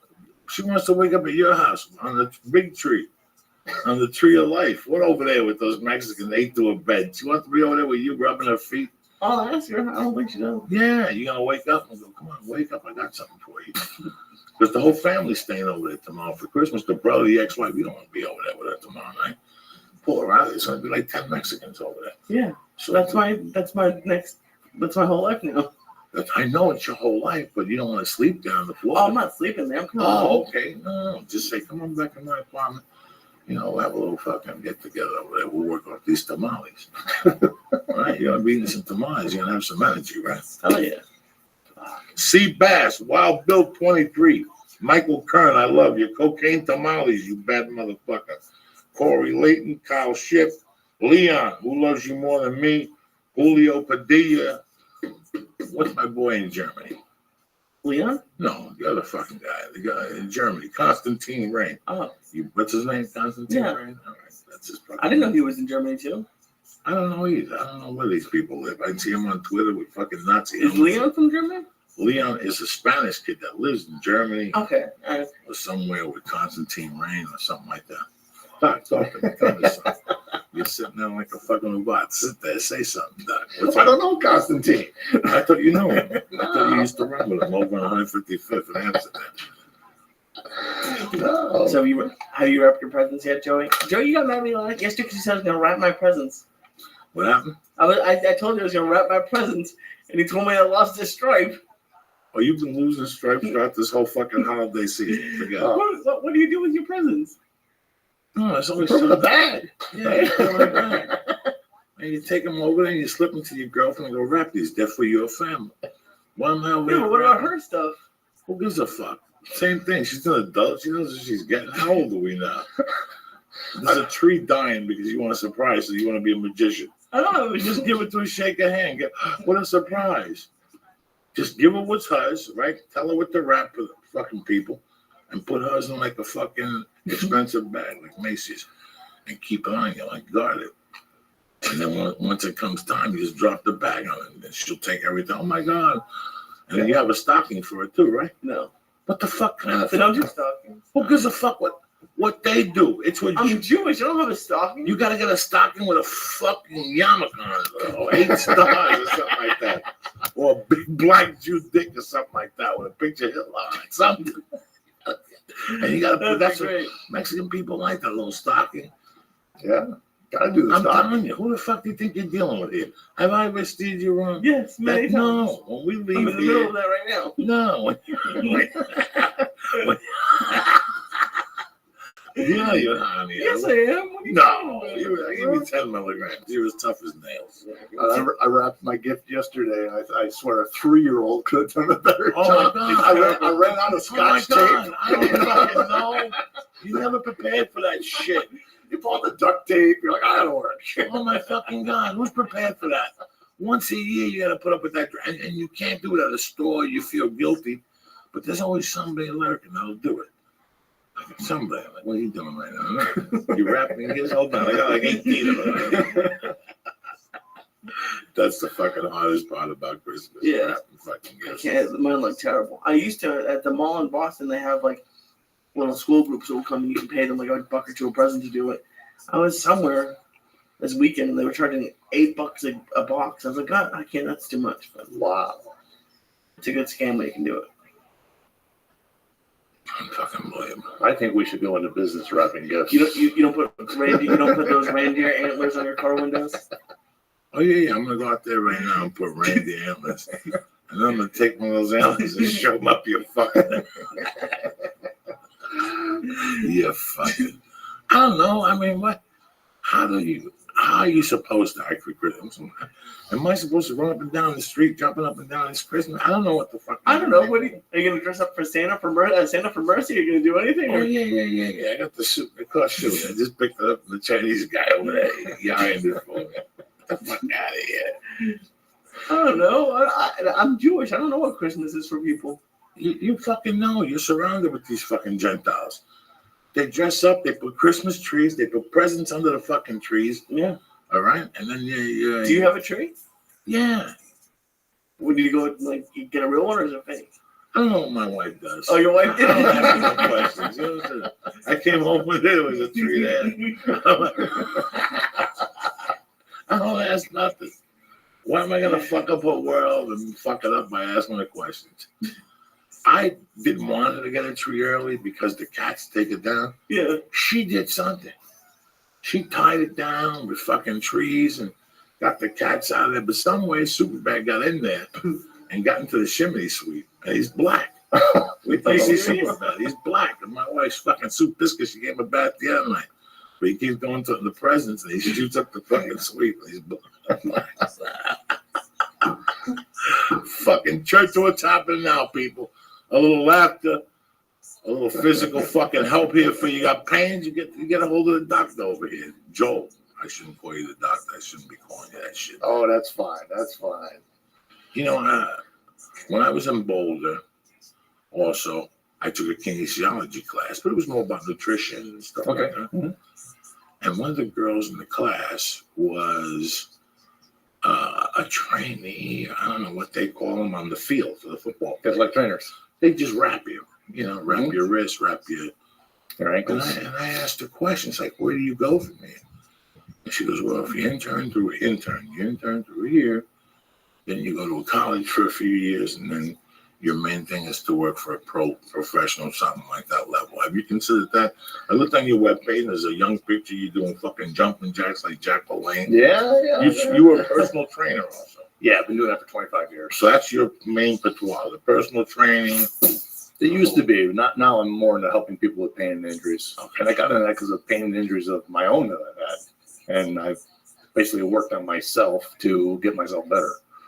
So that's kind of how this all came about. How often do people injure themselves working out? Because I just do cardio because I'm too scared to do the weights. But he always told me when I first started, he said, don't go on the treadmill because when you're fat, you can't do the treadmill. And now every time I go, if I see a fat guy or a fat person just running and it looks like they're in pain, like I don't do that because I can't really get injured on the elliptical. But does it happen a lot? I think the treadmill is one of the most dangerous pieces of equipment in the gym. Really? Yeah, a lot of people get injured on the treadmill. So I stick with the treadmill, the elliptical that you're using, the bike, stuff like that. That's fine. But just go on YouTube and you'll see a lot of really interesting workouts on there. Yeah. Where they're getting hurt so bad, like all of these CrossFit videos and stuff like that. I mean, CrossFit has some great stuff, but they also have some people that are just trying to do just the craziest stuff that they can, and they're just getting killed out there. Listen, it's fitness. You're staying in shape. Okay, Just move. You're staying in shape. So there's so many different options that you can do to stay in shape. It's picking one that keeps you healthy, that you also get to know your body. You know, a friend of mine said, Joe, I'm turning 50. Last week I went to scratch my back and I threw out my elbow. You know, people don't stretch enough. You know, one thing, I was a fat fuck and I was drugged up, but I always stretched. And I always stretched because of the martial arts as a young kid. Mm-hmm. So I always stretched. At the end of the day, I always taking my pants off and my underwear on, I'm naked the whole time, just sitting on that carpet, balls out, and just fucking stretching when you're naked and doing little yoga moves that you learn throughout the day. Again, and your body tells you what to do. There's nothing better than being balls ass naked in a hotel room. You move the beds and you just fucking stretch and you fucking do little yoga breathings and you sit. I wish there was video of that. I'm serious, man. You just fucking breathe and you do little push-ups and you sit on your knees and you stretch out and breathe and lay your hands to stretch your shoulders. There's so many things that I've done, over the years. Even when I was a fat fuck, I was too embarrassed to go to a gym. Mm-hmm. I would do these in a hotel room. You could always swim with a t-shirt on, whatever the fuck, because I always believed that if the blood kept moving, no matter how big I got, if the blood kept moving, and that's why, I hate needles. Yeah, Lee, I'm the last person that would go there. I gotta go for a blood test for arthritis. That prescription's been down there for 2 fucking months waiting on me. They even called me about 3 weeks ago, like, Mr. Diaz from Bob Hope Medical Center. We got a prescription here. You got a blood test coming up. I said, I'll be there next week. That was 3 fucking weeks ago. But if Dr. Amy calls me, I'll go there and let her stick 55 needles in me. 55? Whatever. Sometime, you know, she does, you know, I have a system when I go to see her. She cups me, and as soon as she starts cupping me, she starts throwing those needles on the other part. Then she decups me. Then she goes down my spine and she cleans all that stuff up. And I'm in and out of there. But I wouldn't know about this if I didn't try this. I met Joel and I went to see him, and even for my wrist, it felt better. But I knew from my wrist that I would have had to go see somebody and get x-rays. There's some points, there's some things that you know, and there's some things that you just keep avoiding. Mm-hmm. People go, well, instead of doing that, my friend, and they'll keep asking, hey, your wrist ever hurt? No. Like, they'll ask, like, Joel, they'll say, Doc, your wrist ever? Yeah. Maybe you should go see somebody. Oh, no. Some fucking bum in front of 7-Eleven says precise. Now, what the fuck you asking me for, cocksucker? Because we don't want the truth. And sometimes, you know, with this, I know that if I go, the insurance is going to go, yeah. And at the end, there's going to be a cortisone shot. Yeah. This is all this is going to be. So I got options. So I got that little thing, the machine, for $69.99 on Amazon. You put the electrodes on your wrist at night. I massage it. I could put some ice in that motherfucker. And then I do little exercises to put weight on it. So if anything ever happens, at least I know how it's going to feel a little bit of pain. And I can do 5 or 6 of them now. And I just lay off it. That's I get a little pain. I do the cleans now with the kettlebells. They're not too bad. Then you learn how to, you know, whatever. I'm not gonna work out. I'm not gonna work out because my wrist hurts, but my wrist don't hurt to eat fucking those cheese nips that are sitting over my fucking refrigerator. Because how come nobody's ever in pain enough not to eat the fucking extra sandwich? I can't move. My back's been in pain for years. Let me get that foot long. What the fuck? Gotta have the goal. How am I going to go to Christmas Eve today? Who gives a fuck about Christmas? That's 6 hours from now. So I just want to know how many tamales they made. I picked them up last night at 9 o'clock at the grocery store. What? Because they don't drive, so they took the bus there, and I picked them up because they. Oh, okay. She bought 6 of those reusable bags worth of stuff, and I texted my girlfriend at 11 o'clock. She's like, she's done the second batch. She just goes to town with them all. Just been up all night. Keep this conversation. I gotta go pee real quick. Sorry, it's a Christmas podcast. So you started with physical training? Yeah, I started personal training 25 years ago. Yeah, my brother's into that, and so how did you get from there? Because you said you were working on yourself. Mm-hmm.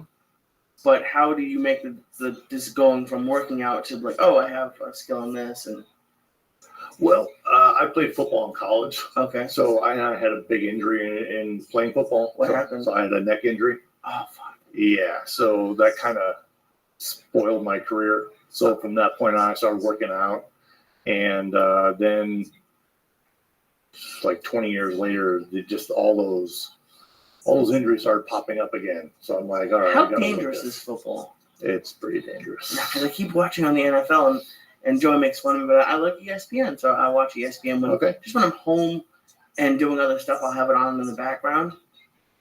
And like this player last week, because there's been a lot of people who are getting these concussions, and are committing suicide, and maybe I don't know if it's because of concussions or they don't know yet, or they're not telling us.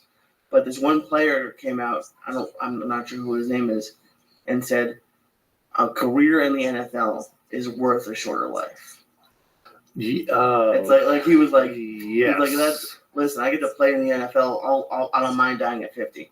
Like, it was a white dude. He was a safety, I think. Yeah, he was on defense. Yeah, and everybody that plays will agree with him. Yeah, I can. You know, that's a crazy mind thing to think about. Like, when there was a thing with one of Joey's friends, Joe Rogan was telling a UFC fighter a week or two ago that he should consider stop fighting.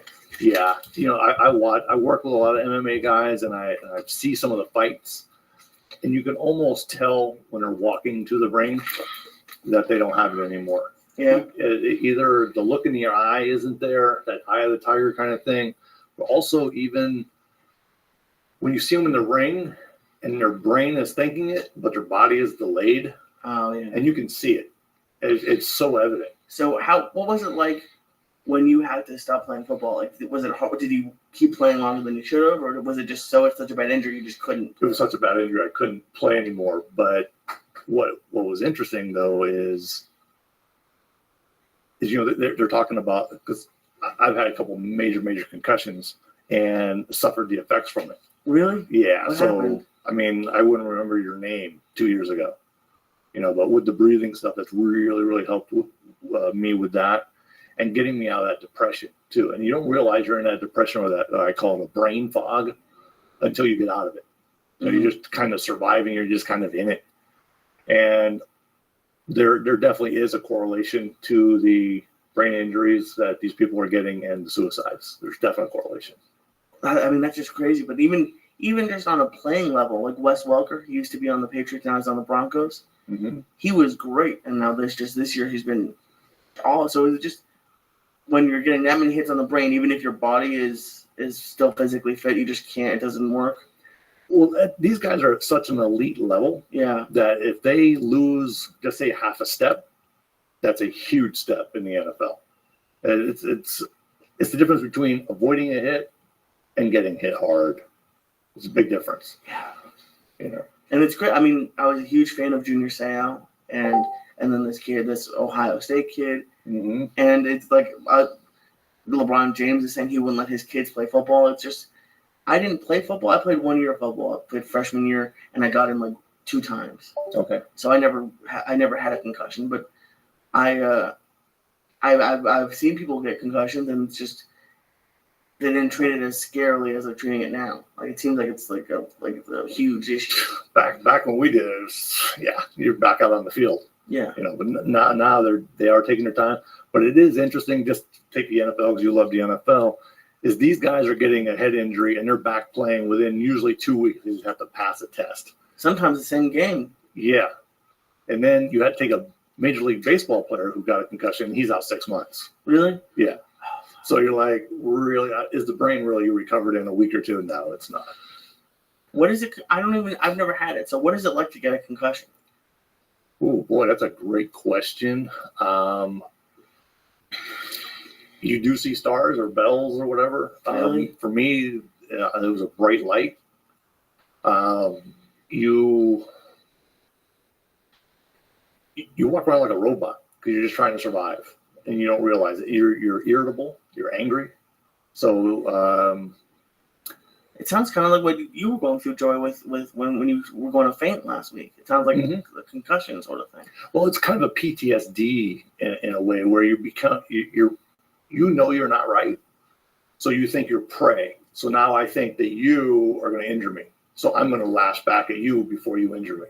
Oh, okay. It's kind of that weird thing of dance that goes on, and it's not pretty. And so how do people recover from concussions? Sometimes you just got to let the brain rest and get the swelling out, because what happens is the brain gets pushed against the skull and then bounces back and hits the skull again. Okay. So like a lot of the hits you see, there was actually a big one the other night where the guy got hit, but the injury actually happened because his head continued to hit. That's what they were saying. At one of the games I was watching, they were saying that people always look at the head-to-head, because there was one quarterback who got a helmet-to-helmet hit this past weekend. And they were saying, that's terrible, but a lot of the concussions people are getting are from getting hit in the chest. Mm-hmm. Or was that on a podcast? I don't know. I'm not sure. I think it was on ESPN, and they were saying just because it causes your head to go back. Yeah. Yeah, a knee to the side of the head is brutal too. That'll do it. There was actually one, was it last night? No, Monday night. The safety for the Broncos, he had his head cranked, and then another guy hit him, and it just, he's probably got one too. Do you ever get a concussion? Yes, when I was younger, and it was what was diagnosed as a concussion at that time. I got into a motorcycle accident with a helmet on, thank God. But it was the impact of my head hitting the beam You know, if I didn't have the helmet on, God knows what would have happened. The helmet really saved it, how I landed. Listen, I don't, when you're doing anything like that, you don't know what the amount of, somebody just punched a kid in Washington State or something, knocked him out and killed him. Oh, okay. It could be a tap to the head, or it could be a fucking bus hitting you. Yeah. You don't really know. You don't know how your body's going to be lined up, the how fast you're moving towards the object that's going to hit you. There's so many fucking variables, you know. You just get up every morning and put your life in God's hands, or whoever the fuck is watching over you, Buddha, you know, whoever the fuck it is, or whoever you believe in. That's all you could do. You don't know. There's people who play football for 55,000 years, and you see them, and they're shaking hands, and they look great, and they're doing blow Joe Montana, you know. But then there's people that you haven't seen, and you wonder what happens to them. And now, with the power of the documentary, they pop up, and they're broke, they're fucking in a wheelchair, they can't walk, and these were your fucking idols when you were growing up. So what happened? Did the system fail? Did they fail? Who the fuck knows? Now, more than ever, do I hear about concussions. Yeah. When I was a kid growing up, whatever football, you got hit in the head, you got up and you went out there and fucking played and you drank and you flew. I don't know. What's going on? What is it? Something in the water? Is it something in our... I think the foot is huge because basically with what you do, that didn't exist back then. No, I don't think. So I think they're stronger. But then we were talking earlier this week, there was a player who said that a career in the NFL was worth him dying early. Like, is there?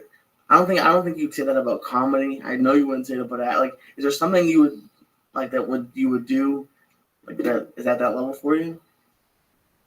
When you find something you love in this life, think of how many people walk around their life miserable, doing fucking McDonald's and sleeping in their fucking car, and maybe they made a mistake in their life and they never recovered from that mistake, or didn't know what was available to them, you know? Think about that. So, think about a guy. Is this guy white or black? I think, I don't remember. Don't say he's white. He's a white guy, okay? Who the fuck knows? This guy's been playing football since he was 5. Who knows if he had 3 brothers? Who knows if his mother made cookies for the fucking team? Who knows what his experience is like? For some of those fucking guys from Iowa or Jersey, they've been playing. Some of my friends that I grew up with, have been playing fucking football since they were in the bitty football season. You know, pee-wee football season. They played all through high school. It saved them and made them who they are today. You know, in my town, a couple of weeks ago, the high school coach died. They closed the street through. You know, they're who they fucking are today. So think without football, they have nothing. When you go to Denver, what is Denver? Broncos. Think of, I perform at the Comedy fucking Store 3 nights a week. I say it to you like it's nothing. It's nothing. Like, let's go down to the fucking store. I got a 10:45 at the store. You know how many fucking people who wish they had a 10:45 at the store tonight, Christmas? I got a 10:45 tomorrow night. Christmas night. You guys are looking at me, well, not you, you're Jewish. Well, you're looking at me going, Mazel Tov, you're a bad motherfucker. Squeezing $15 out of a motherfucker on a Christmas night. You're the real deal, Joey. You might as well get your honorary yarmulke. But a normal person is like, what the fuck are you doing, Joe, with your life? I have the opportunity to perform, to do what I'm doing. Doc, whatever your fucking name is, Joel, you have the opportunity to live in Southern California and help people get fucking healthy. Absolutely. Yeah. We're blessed. Are you fucking kidding me? This is I don't know what my dream was, but it wasn't this. I thought I was going to be in a jail cell right now, fucking selling fucking gambling cards and making tamales and selling them for 50 cents and thinking I'd have a great life. I didn't know. Look, just by trying something. You don't fucking know, right? So, would I die for comedy? I was told, well, you're saying, Bobby Lee was here the other day. It saved my fucking life. Because it gave me something to get up in the morning, and every day I put more stock in the belief of comedy, So I less believed in drugs. And I less believed in that lifestyle. And then all of a sudden I met a girl. And you believe in life. You believe until one day you don't need all those things to distract you and to make you a weaker person. You know, I guess that is a good way to look at it. Like most people were kind of crapping on him this week. But I guess if you're like, listen, I wouldn't have lived to 20 or 25 without football. So the fact that I got to 50 is great. Fuck, man. Who the fuck knows? But nothing's going to... Listen, God forbid for me to say something like this. If I had a 7-year-old child today, would I let him play football? Oh, my God. I'd have to. I played, and I'm here with you guys. I talked to Steve Avillo once a week. I talked to Lebrano. They all played in that craziness, and they ran up hills in the fucking summer. They used to call them suicides. They run up the hills with their fucking helmets and holding on to their helmets in 104-degree August humidity in New Jersey. I saw them do it, you know. I remember those days. But there's some kids that died on the field 2 years ago in the heat of the fucking summer. So, no, I think you bring up a good point, though. I mean, it does teach you life lessons, definitely. I mean, no other sport can teach you what football teaches you. What happens? Let me ask you this, guys. I'm here with two gentlemen. I don't know how many people are watching this, how many people are going to listen to this. What happens if I'm fucking playing baseball and you're playing first base and you throw a 90-mile hit at me or whatever they throw in Little League, a 76, and I hit it because the faster it goes in, the faster and the harder it goes out. I hit a line drive, it hits the first baseman in the head and dies. Yeah. Happens all the time. Mm-hmm. All right? What happens with fucking soccer? You know, I go to kick the ball and the kid hits his beam against the ball. They say there's a lot of people who, because the headers would get concussions. You know, there's so many things, but am I going to lock my kid in front of a fucking computer and say you're not allowed to do anything? Oh, if you get on a skateboard, you might fall off and get a concussion. A lot of people are doing that. If you ride a bike, you might get hit by a fucking car. But what do you do with your child? Do you just protect them in a bubble? That's what a lot of people are doing. And you let them play computers all day? And then when they grow up, now she fucking call. It's amazing the fucking people you call. And you call them like 2 or 3 times, which means fucking call me back while you're shitting, while you're fucking shitting. I don't give a fuck if you're pissing or shit. Even then, just call me. It takes 3 minutes to fucking shit. I'm not going to hold you on the phone past that. Drop your fucking logs and call. She calls you when you're doing a podcast too. What was I talking about here? We're on a good subject there. About letting what you let your kids do. Yeah, because I've actually... What do you do? I mean, but now you can't even... I was about to say, like, with Mercy, she's not going to be into contact sports, but now girls are doing UFC and stuff like that, so she could want to do that. I'm gonna walk Mercy over to a karate school and show her and say, "Is this what you want to do?" And I'll take her to a jiu-jitsu school and say, "This is what you want to do?" And I'll take her to a fucking knife throwing contest. It's experience. And they'll tell you after a month, this ain't for me, and they'll say, "Oh, what is for me? I can't." But my mom pushed me to baseball. I played basketball. So pushing ain't gonna help you. It's what you like and what works for you and your body style and your system. Did I get her playing bat? Oh, one time I was shooting a hoop. I like Dr. J.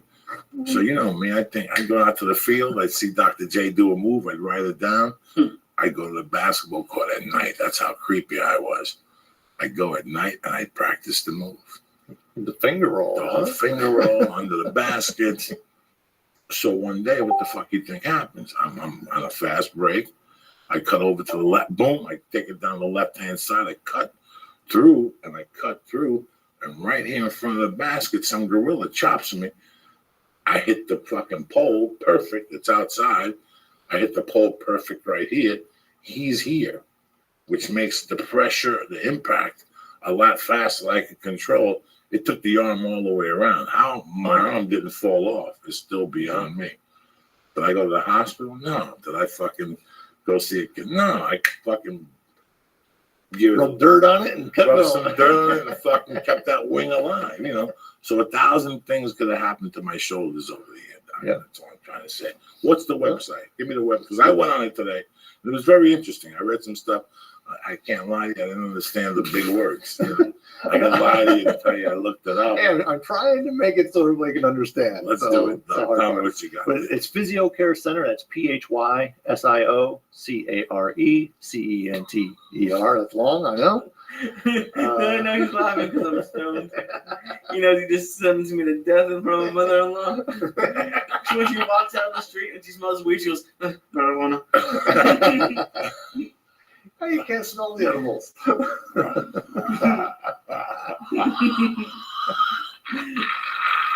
You got 5 hours to straighten up. 5 hours? With these edibles, I sleep, and the next day I'm still high 5 hours. It's going up. I'm going to teach you how to do this. I'm going to teach you. Take 2 waters, go to 24-hour fitness, do your little workout on the bicycle. You got your camera, and you got your... Already done. You got your earphones. 2 waters. You got 2 your waters earphones. can do nothing for me. Yes, they will. I'm trying to help you out here. It'll clean you out a little bit. It'll cut that THC level down, and you'll piss it out. Yeah. Plus, you're going to sweat some out. So this is what I'm saying. You're very important. You go to the fucking 24-hour fitness and get this over with. Get that 50-minute on the fucking elliptical and lift it up today, and drink 2 waters. That's scary. No, you gotta eat tamales. You're gonna do the whole fucking thing. You gotta do this. Take some vitamin Don't C. do it for you. Don't think of yourself or Paul. Look at that flag. Take a look at that flag and what it stands for. Yeah, you understand me? Get it together. You got the Flying Jew T-shirt on. It's the holidays. You're the last day of Hanukkah. Get over that 24-hour fitness. Get on that Stairmaster. I was going to, but Dude, what do you mean going to? Get there. You're still going. you worked out high. It's terrifying. He told me that he couldn't go into the sunshine. He's like, I had to stay and do a lifting workout because I couldn't leave. I couldn't go into the sun.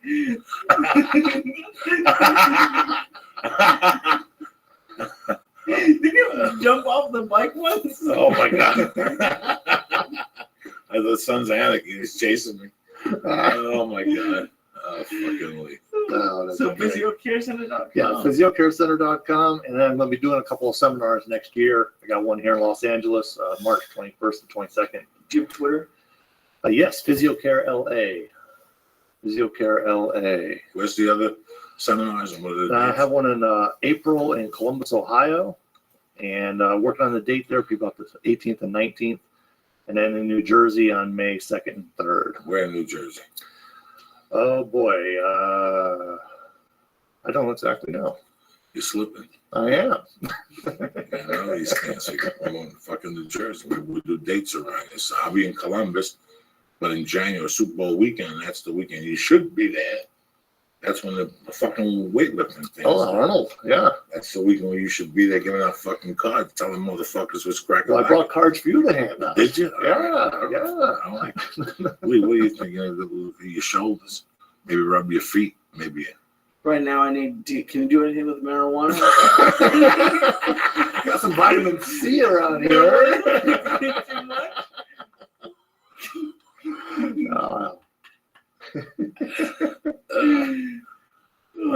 Tremendous. Merry Christmas. I say kick up that vitamin C. That'll help. Yeah. Fuck it, Lee. Go over there like a soldier. Shit. No, there's going to be tons of food. You should go over to Scaff's and get some Turkish coffee. There you go. There. Some Turkish coffee. Yeah. Oh, that will make my heart. I don't want my heart to go that fast. You look paranoid. Again, who thinks about their heart when they're drinking coffee? You understand me? You understand people what I have to deal with. So if you get most people give them like a line of coke and they're like, "Dog, I'm worried about my heart." I understand. This guy's worried about his heart from Turkish coffee. Well, when I'm on this, I can't tell you how many times I'm going down that street and I have to turn around because I'm convinced I didn't turn the candle off and I didn't lock the door. It has to be 10 times at midnight. Stone out of my mind in that back parking lot, which is terrifying. At like 11:30, I have a flashlight. I take the flashlight to my phone and I turn it on. And I have a Volkswagen, so I flip the key open and I run to my car and I lock the door as soon as I sit down because it's terrifying. And there's always some guy standing there, and it's horrible. We gotta figure out how to get into a front. I don't. The key doesn't work. I think maybe the owner only has a key. Fuck, we need something to the front. It's scary, right? Damn. Joel, you're a fucking savage. I'm happy I went in to see you yesterday. Like I said, the pain went away. I have soreness in my knees, but they'll be gone. It's just, That'll be your Christmas gift tomorrow. Will be gone. Yeah, it'll be gone. So now that little thing in the middle there was the only thing that was bothering me. And I was just going to wait and go back and maybe add the shot to give me for the rubber again to coat the knee and to prevent the arthritis from straight. Who the fuck knows anymore? How do athletes come back? Because there's ACL and MCL. It almost happens every week. Mm-hmm. And I see, Joey, you've had 2 of them, and I see that you're still sore. How do these players come back at what seems like full strength? Well, what you typically will find out, they'll have another injury. Well, yeah, like Derrick Rose had it happen 2 years in a row, and just different knees. But why these guys are coming back so quickly now is they're actually injecting stem cells into there right while the surgery's happening. They just put stem cells in. Stem cells. And I do. That's what you ate this morning. Stem cells. Those are the edibles I gave you. Yeah, that's why these guys are coming back so quick now. Okay. Yeah. First off, I want to say something, all right? To the church family, I love you motherfuckers with all my heart. Me and Lee want to send you guys the best wishes to your family, to everybody around you. We love that you're part with us. You listen to us twice a fucking week. We come on here, we get stoned. We talk about some shit you want to hear. You are our number one sponsors. Thank you for being a part of our fucking lives. Thank you for coming on the show today. Thanks for having me, You're a Joey. savage and you provide a great service. I always feel better when I go see it. And that's why you're on the show with us. But we mean that from the bottom of my heart. These are our sponsors. On It, always doing a tremendous job. You want to feel better? On It's got Alpha Brain. That's how the party starts. I've told you 1,000 times. I'll tell you again. You go into a Chinese restaurant, you order pork fried rice. If it sucks, you pay the bill and you walk the fuck out of there. You understand me? Because if they fuck up the pork fried rice, you don't want to see what the Mugu guy pan's going to look like. That's what I'm trying to say to you. Right? You're a big Mugu. You don't want to see what the Mugu fucking looks like, okay? From one fucking fat fuck to the other one. Fat man alert. Fat man alert. I'm just dropping on you correctly. Same thing with On It. Just don't fuck around or get something crazy. Just listen. Just start with what they talk about. They just tested it. I don't know what the test labs were. People coming back. People that are dead come back. Alpha Brain. That's how we fucking do it. 100% money back guarantee. We don't even want the fucking pills back. Nobody does that. Go to your Coke dealer tonight. If I don't like the Coke, I'm like, what happened to it? Well, I snorted it. If it sucked, you know after 2 bumps, you're not getting your money back. Alpha Brain don't even want it back On It. Just tell them it sucked. Give them the receipt and they'll send you your fucking gears back, all right? And it starts there. It's all about being at the top of your fucking game. Whether it's Alpha Brain, Shroom Tech, New Mood, you're always pulling forward. You like the protein powder? And the protein powder is the Hemp Force chocolate is fucking tremendous. It's like a Yoo-Hoo meets a Carvel chocolate shake. You can't beat that shit. Late night, you come home, you're lonely. Nothing better than a nice little chocolate shake to get your spirits up before you bang one out by yourself on the couch. You know what I'm saying? You ever drink a shake before you jerk off? It's fucking tremendous. Your fucking jerk off mind goes, so what are we talking about this shit for? I don't know, Joey. On It. Go to onit.com and press in. Church. Oh, and get 10% off of your order. Don't forget to click the button and stay on it program where they send it to your house at the beginning of the month. You don't have to leave. You don't have to go to no fucking bodega and get on it and nothing like that. All right. My main man, Dave Foley, over there at Iron Dragon TV with the classic fucking films, regular martial art films, all original. Sonny Chiba, Ip Man. He's Jackie Chan. If you like Chinese, old school Jackie Chan. Old school Jackie Chan. What I'm trying to say to you, if you like Chinese people, this is the channel for you, okay? That's what I'm trying to say to you. What do they get over at Iron Dragon TV? You go with Joey and you get 2 free rentals. That's 2 free fucking rentals. 2. Some people give you 1, snoop around, get 2. I dare you to fucking look around there and just want to just get 2 movies. As soon as you go there, you're going to go, I got to watch this. I got to watch that. They got war Chinese stuff. They got martial arts Chinese stuff. They got classic type Chinese stuff. And more importantly, they got mafia Chinese stuff. So if you like all that fucking Yakuza shit and triad, people cutting their fingers off and serving it to you as fucking egg rolls. And then perfectly for tomorrow, because movie That's theaters right. are like $20 a ticket now. $20 a ticket. What are you Get gonna do? friggin' Chinese food. On me. Go there, get 2 fucking things of fucking movies of classic kung fu on the church. That's how we're rolling tomorrow. If you like it, you're gonna keep signing back up because these motherfuckers over at IronDragonTV.com are the future. Break it down for me. What are you pressing? Cobra Joey, and you can get 2 free rentals. It's perfect. 2 Mugu free Guy rentals. Pan and Iron Dragon TV. Don't get the Mughal guy pan. I didn't say that. No, but You start off with the fried fried rice. It's good. Let's though. say you've been there before. Tomorrow you gotta bust out the Chinese menu late night. You could just eat that turkey. Well, you can't eat one more fucking turkey. You know what I'm saying? How much turkey can a fucking man eat? You're like, yeah, this is great. Fuck that. Call the fucking Chinese guys. Tell them to deliver. Get some nice spare ribs, some nice egg rolls, some white rice, a little fucking Mongolian beef, maybe some shredded Szechuan. Oh, shit. Some shredded Szechuan. Fuck. Oh, tremendous. Go to IronDragonTV.com right now. Get 2 free fucking rentals. See what they're about. They're showing up this fucking January with the 4K TV technology. Nobody else got this shit. That's how we're dropping on the church. Do me that favor right now. IronDragonTV right now.com. Get 2 free movies. What's the code word? Joey. Well, and just when you thought you're safe, you're sitting there in your underwear tomorrow for Christmas. You've been sitting there for the last 2 weeks thinking to yourself, what do I want for Christmas? What do you need? Look around you. Do you need new shoes? No, you don't need it. All starts from within. Beauty starts from within. But if your balls ain't right, it don't do nothing. MeUndies.com. You know why? Because your underwears are in the fucking future. Why are you sitting there with white underwear like some fucking mook from the other side? You want to be fucking fashionable, right?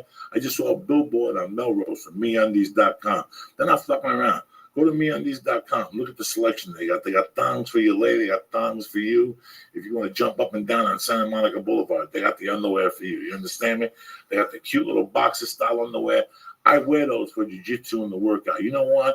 Because your nuts don't pop out in the middle of your workout. You ever get on a bike and your nut pops out? That don't happen with MeUndies.com. Number 2, you could be completely sweaty, stick your hand in your nutsack. It feels like you got a yeast infection from the sweat. Not with MeUndies. It controls the sweat down there. You don't sweat that much in your nutsack. It keeps them fresh. Let's say you go to the gym and you bump into some freak who wants to swallow your fucking nutsack, right? Boom, you'll be fucking confident. You don't have to wipe them with toilet paper. That's the worst when that happens. Sure, let's say you meet a freak. You don't want to take your eye off this fucking dirty freak.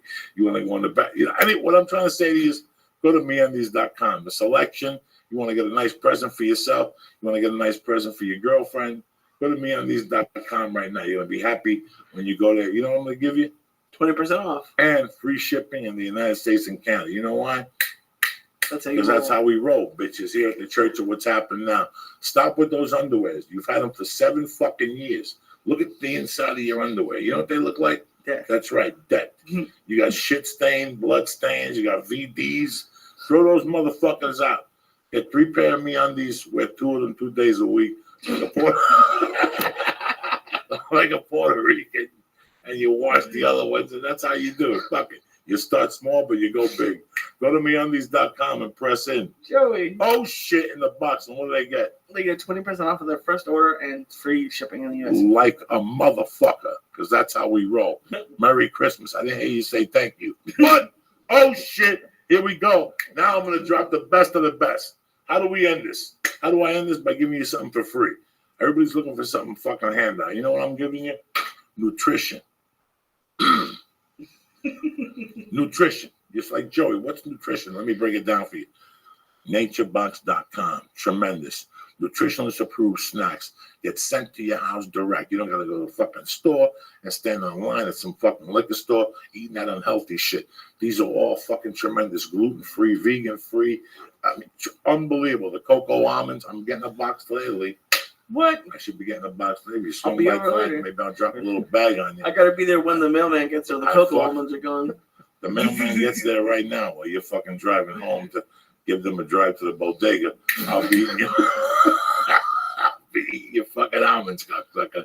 I've never got cocoa almonds. Because you fucking get there to it. You're always busy, you know, jumping up and down playing Mexican bingo. Who does this? When they first started, he came over and he gave me, he's like, they sent us a box. And I was like, he's like, just so you know, I took the cocoa almonds. Yeah, fuck yeah. First one. They're delicious. That's what you eat if you're a stoner. Cocoa almonds, Oh my God, the spicy sriracha cashews, yeah. delicious. Corn Do me a kernels. favor. I don't even want a dime out of your pocket. It's free. It's free. Go to naturebox.com right now and press in. Joey. And they're going to send you a sample bag. 4 small bags. One big bag. One big bag direct to your house. No fucking around, no strings attached. Once you get the free sample box and how they send it to your house direct every month, you're never going to go back to conventional again. Trust me when I talk to you about this shit. I know all about this. I'm a fat fuck. Sometimes you're sitting there, you're looking around, you're hungry, you're sick of peanut butter. You open up your door and there's a box in front of you. When you're high, it's the best. It's the best. It's the best. Trust me when I'm telling you. I wouldn't lie to you. Go to naturebox.com. Get this party started. Get the sample pack. What do they press in the box? Joey. Boom. You get a free sample box direct to your house. I don't want a dime out of your pocket. Always. Thank you for supporting On It. Thank you for supporting IronDragonTV.com. And thank you for supporting MeUndies.com and fucking naturebox.com. And that's it. Happy holidays to all you cocksuckers. Thank you. Joel, how do they find you, my brother? PhysioCareCenter.com, or you can call me 310-430-5145. Don't forget about it. Call them breathing heavy. You should breathe heavier first. Go, what are you wearing, Doc? You love that type of freaky shit. Oh, no, you should open up for that. I hope you have a secretary, because you're going to need a new one with freaking Nelia Samuels calling him. You have this one friend on Twitter who writes like terrible, awful things, but they're hysterical. Oh, like the dirtiest. We can send me the Twitter. Oh, thank you for an amazing year. I hope you have a great holidays with your family and be safe. Don't drink and drive and all that shit. Don't argue. You know the fucking deal. And we'll see you over the weekend with a podcast. And we'll see you Monday morning. On Monday night. I don't fucking know. We don't know. We don't even think about that. What's with the questions? That's right, Cocksucker. Now that the show's over, don't forget to go to naturebox.com and sign up to get your free sampler box of great tasting healthy snacks.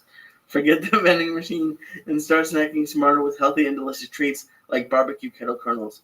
Go to naturebox.com/Joey. That's naturebox.com/Joey. And there's also a box at joeydiaz.net with all your tour dates, Joey. Right at the Ice House for New Year's. Yeah. Ice House for New Year's. Buffalo, New York and shit. January 22nd. Buffy coming home, Papa. Oh shit. Super Bowl weekend. Columbus, Ohio. Don't tell me I didn't fucking tell you.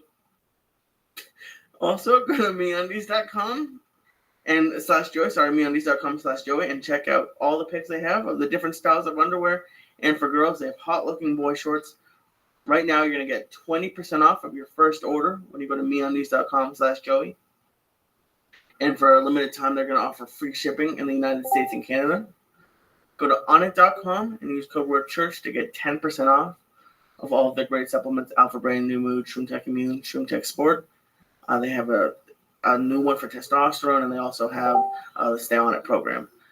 And lastly, go to IronDragonTV.com and you're going to use code word Joey to get 2 free rentals of all the great martial arts movies Joey was telling you about. They have some really cool Jackie Chan, not Rush Hour, like Jackie Chan stuff you didn't know existed, and he does all his own stunts.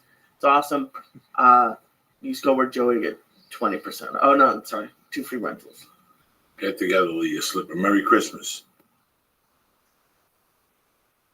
Fuckers. What's up, Lisa? Yeah, where the fuck you been? What's the question? You've been with the little Mexican chick kidnapped you all weekend. You're fucking full of tamales. Oh, they're so good. They're good, aren't they? Good. Those chili cheese ones were delicious. Oh, my God. And I didn't know it was a Christmas thing for Mexican people. So, I like our friend brought you some, too. Silent Bob. Yeah, Rodrigo. Yeah, Rodrigo brought you some, too, and they're good.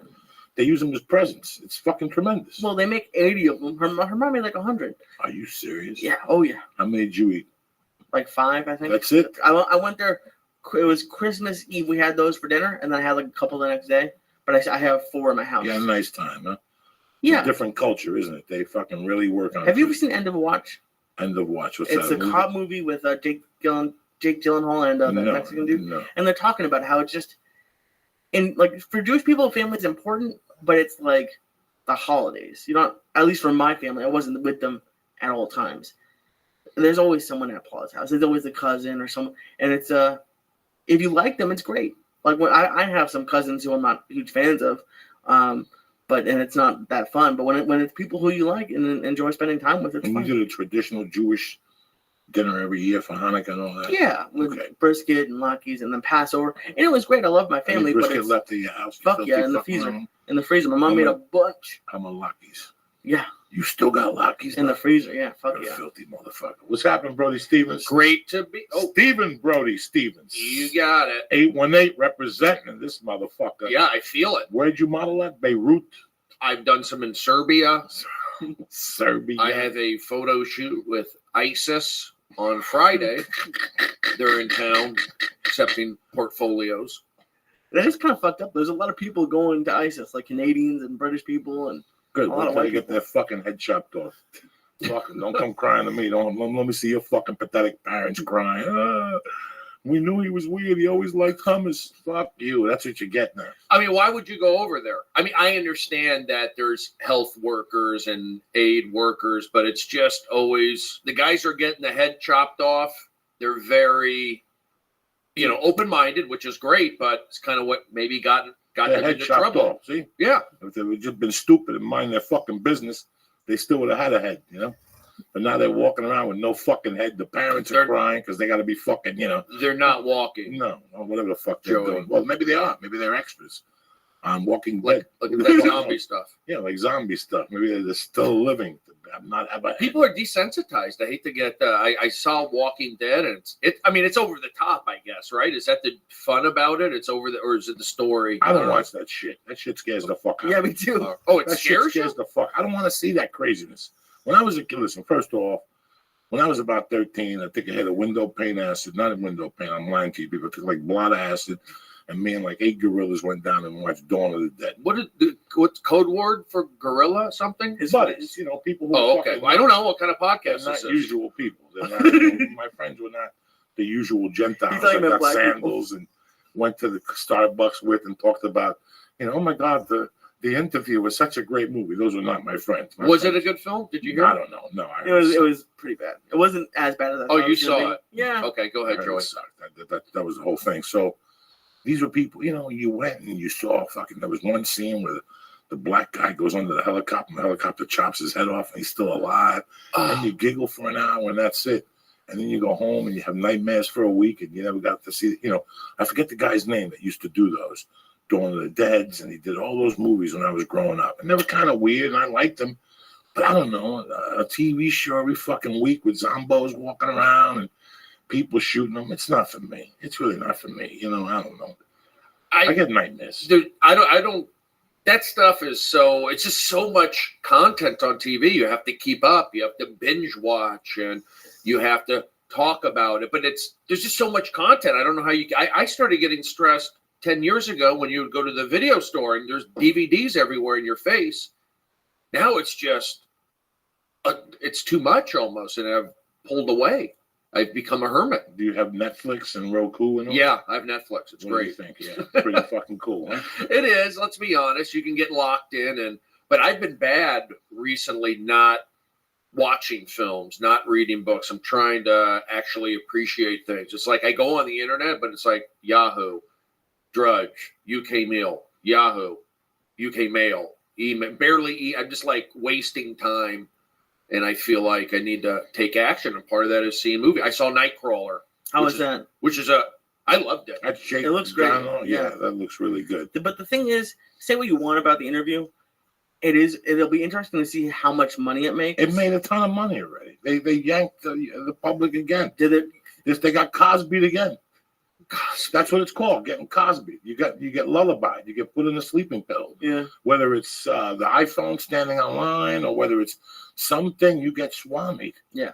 And now they're getting more obvious. I mean, we're talking to a nation that believed that Osama bin Laden existed and is dead, and that they shot him and threw him off a fucking ship. Didn't they? Listen, these are American people. We fucking show people our fish. Our fish. When we go fishing and we catch a fish, we show people our fish. We come from a society that when we kill a bear, we take pictures of that bear and send them home. They do. So you're not going to send a picture of an Arab that blew up the World Trade Center? But yeah. I don't know. I don't think they wanted to cause problems. No. Let's just do it and get it over out of with. here. Get the fuck out of here. I never saw that guy. I never saw that guy walking around. I never saw him in the States on a plane. Fidel, I saw. He did a documentary.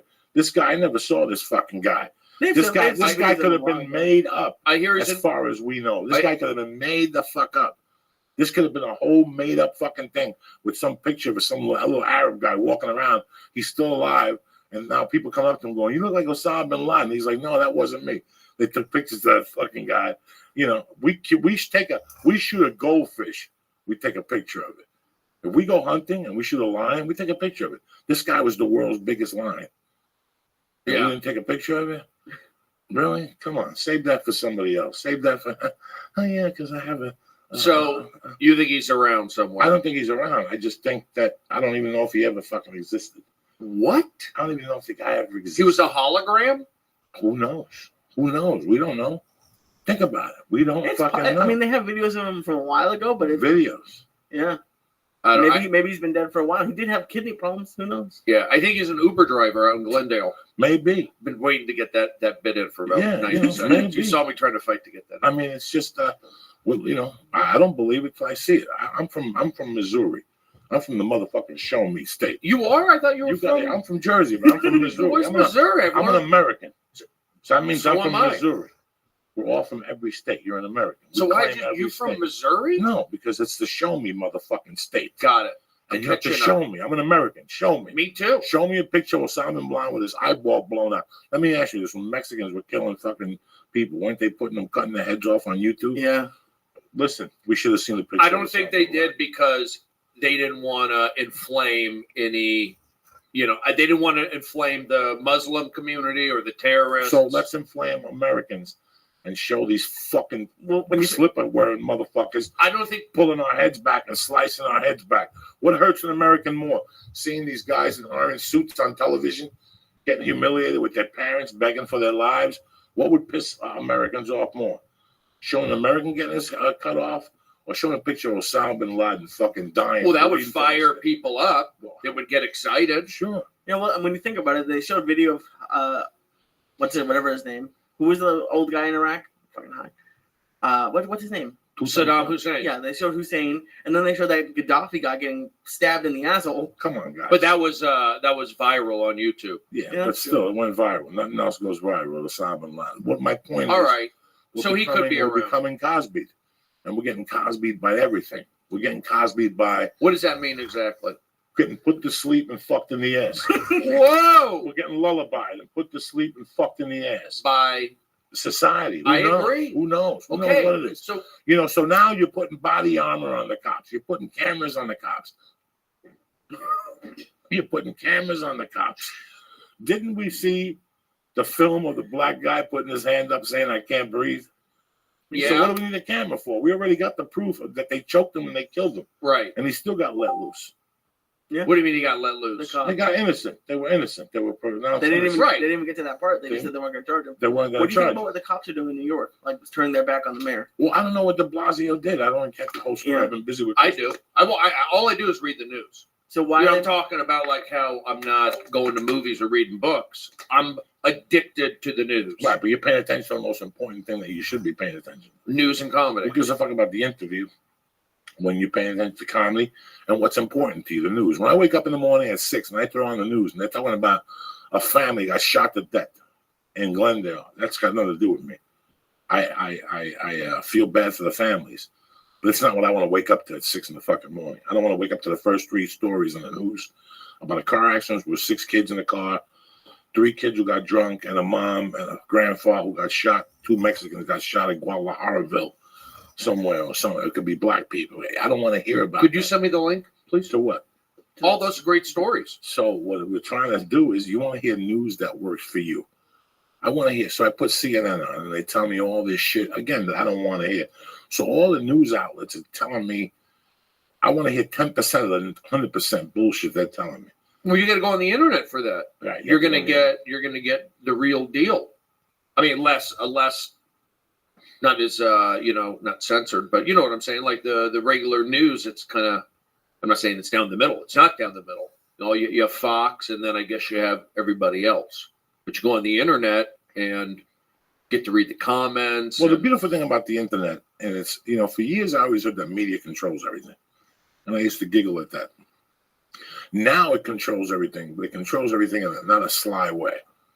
Like they tell you the news that you need to know about that black kid that got shot by the white cop. Right. There's a lot of that. That's the first thing that comes up. It pulls me in. That's the first thing that comes up. I'm there. Or the white guy who got shot by the black suspect in Arizona. I'm clicking. So it's like now you don't hear about school shootings no more. No more school shootings. At this time last year, 2 years ago, school shootings were huge. The year when Batman, the fucking idiot, got shot, the Batman movie theater. It's so weird what they want you to hear and what they don't want you to hear. So you're saying that kind of stuff is still going on? Those kind of shootings? Well, like a mass shooting? I don't know, but we don't hear about them. I don't think... It's like we don't hear about them fast enough. It's like some news is 1960, some news is 2015. They determine what comes up to the top first. You go ahead, Lee. Oh, no, it's good because you have that at your fingertips, but the issue is you don't really know what to believe a lot of times because there are right-leaning, there's left-leaning, and there's a lot of websites now doing fake news stories. Are you serious? Like, not even just The It's Onion. called The Onion. No, they have... You beat me to it, Lee. They have The Onion, which was hysterical today. They said they were going to wear a patch for all of Roethlisberger's victims, the Pittsburgh quarterback who, assaulted a bunch of girls. But they have these websites that are posing as real news, and they'll write a story that's so close to being true, it could be true, but it gets all, a lot of people have messed up. And like today, they had one there's going to be a new season of Breaking Bad, and it's harder to know what's real and what's not real. I don't look at none of that shit. Those things they put on Facebook, right. I don't click none of those things, nothing, because you could tell those things are just fake. I go to Drudge, ESPN, UK Mail, Yahoo is like cheeseball-y. Some of their stories aren't very good, and I do look at comments. Who go, you go straight to comments, and you see, and you understand that it's. I'm not going to say it's a racist country. I guess it is, but it's like every comment is kind of conservative. On what? On most news stories, I that are involving, like culture stuff, black, or it's always blame Obama, and then it's. Racist. It's just a bunch of that. Are you racist? And I love reading it. You got it. Thumbs up. Yes, anonymous. Kidding. What's been going on with you? Been behaving? Everything's good in your world? Yeah, I'm good. It's like, I think working's important for me, and you would say that even actors, they go up and down. They always talk about not having a consistent schedule. But I also think being a comedian, you can kind of make up for those down times, and also podcasting. Things have changed, but you know how the old You're always, listen, as a comic, as an actor, you could always be busy. Like I could be busy 24 hours a day and still not get all my work done. Like just writing material. How much of that takes up your time? And some days you get something, and some days you get nothing. Some days you write all day to get a fucking line. But at least you get that line. You're marketing yourself. You're booking yourself. You're trying to get spots. You're trying to stay healthy and do kettlebells or run or get sun or, there's such a process. It's just not, I remember when I first watched comedy and said, this is what I think I want to do. I wish I would have taken a test and saved my notebook. I thought it was just writing jokes, and I had my idea completely wrong of what writing was. I thought writing was, I'll just write this and go up there and they're going to howl, and you went on stage. And when you get into comedy at first, you do that. And then there's no book to tell you what you do as a comic. Like if I lived in Michigan, my day as a comic would be completely different than my day in LA. Correct? Yeah. You're doing warm-up here. But I will say there are books on comedy. Well, like Judy Carter and shit like that. But when was the last time you co-headlined with Judy Carter? When was the last time you saw Judy Carter at an improv? Well, you haven't. That's my fucking point, okay? So all these people that give you books are written by people that you don't even see do fucking comedy. Well, Judy is very busy right now. Doing what? Open up. No, leave her alone. Show me what fucking club Judy's at this fucking weekend. Leave Judy alone. She doesn't deserve this. Judy hasn't worked in 90 fucking years, so things change. Every year, if you're a comic, things change. Yes, the rules change. I agree. When I got here as a comic, if you did a co-star on a TV show or you recurred, People went to see you on the weekend. Yeah. That's it. Okay. People signed you, an agent signed you, a manager signed you. They went to the comedy store, everybody was jumping up and down. People wanted to suck your dick. Boy, is it not like that. It's the internet now. And it changes every year. Well, when we got Well, that here, was it a big wasn't- thing. When we got here, it wasn't the internet. Well, it When we got- became cable, and Well, then it But when became. you and I got here in '98, you had to go out every night on stage. Mm-hmm. You had to write jokes. Yep. You had to go to auditions. You Yeah. had to go to Fox and do warm up. Yeah. You went and did warm up. I went over there with you and did Yeah. little sketches. 1,000 shows. You were on there tons. You know, you do all these things as a comic that are completely different. They come first. You know, I remember having a conversation with Mitch Hedberg and him telling me that I write 3 hours a day and I turn the phone off. You know, like that's how serious he got about it. You have to be like Kobe Bryant. Like Kobe Bryant. And there's so many different aspects that go into being a good comic or a great comic or a mediocre comic. You know, I knew when I was a mediocre comic what I was doing. And now that I'm a little better, I know what I'm doing. And it involves so much. It's like MMA training. You just don't box. You got to do jiu-jitsu 2 days a week. You got to do conditioning 2 days a week. You got to do karate 2 days a week. And then you got to fucking box 2 days a week. And you got to put it all together and hit wrestling and get your dicks up, do radio, do promo. It's a whole process. It's just not getting out. Laundry. It's just not getting in your car. And Well, was it hard for you when you stopped having full-time jobs? Like we talked about it when I first started, and I'm still not great at it yet. I've gotten better. But now that I worked a full-time job from the time I was 16 to now, and I went to school. So I always had something to do during the day.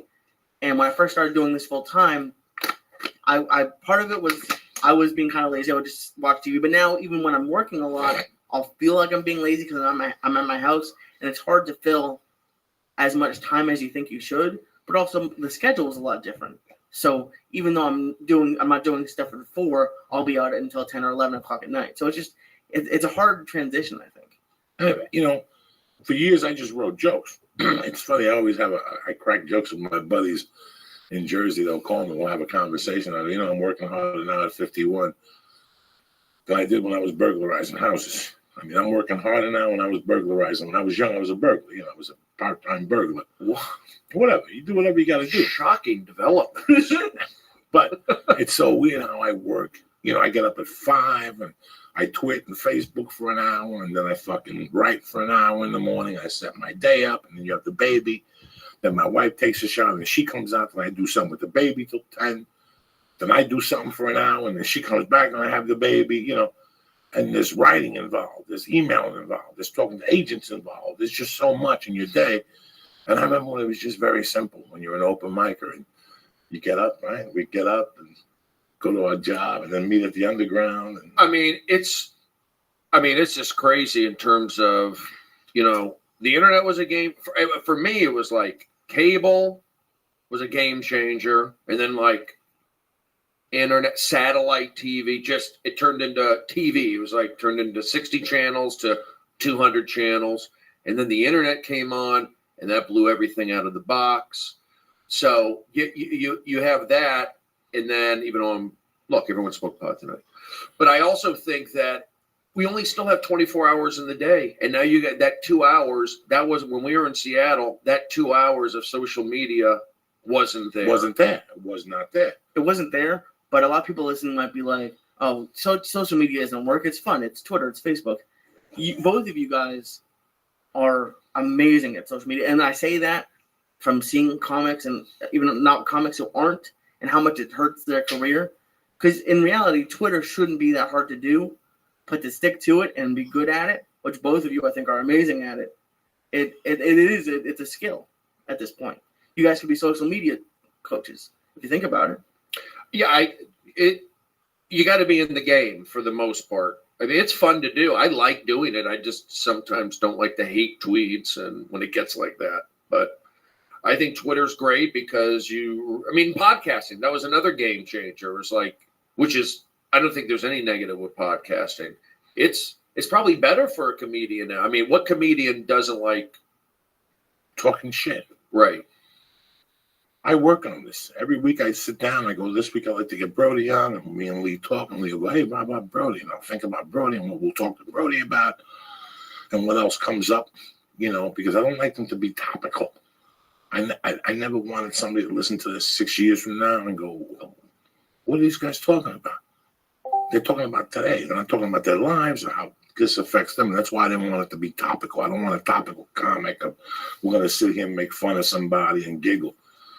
I like coming on here and talking about our shortcomings and how we can make them better, or how we could be better as human beings, or, you know, eliminating fear from our lives. You know, I never put that audition on tape. I had an audition for a De Niro movie. I never put it on tape.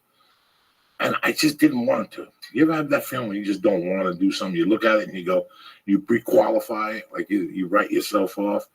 But over the last 2 days, I've been thinking that maybe it was a little fear. Like, I just didn't want to deal with it.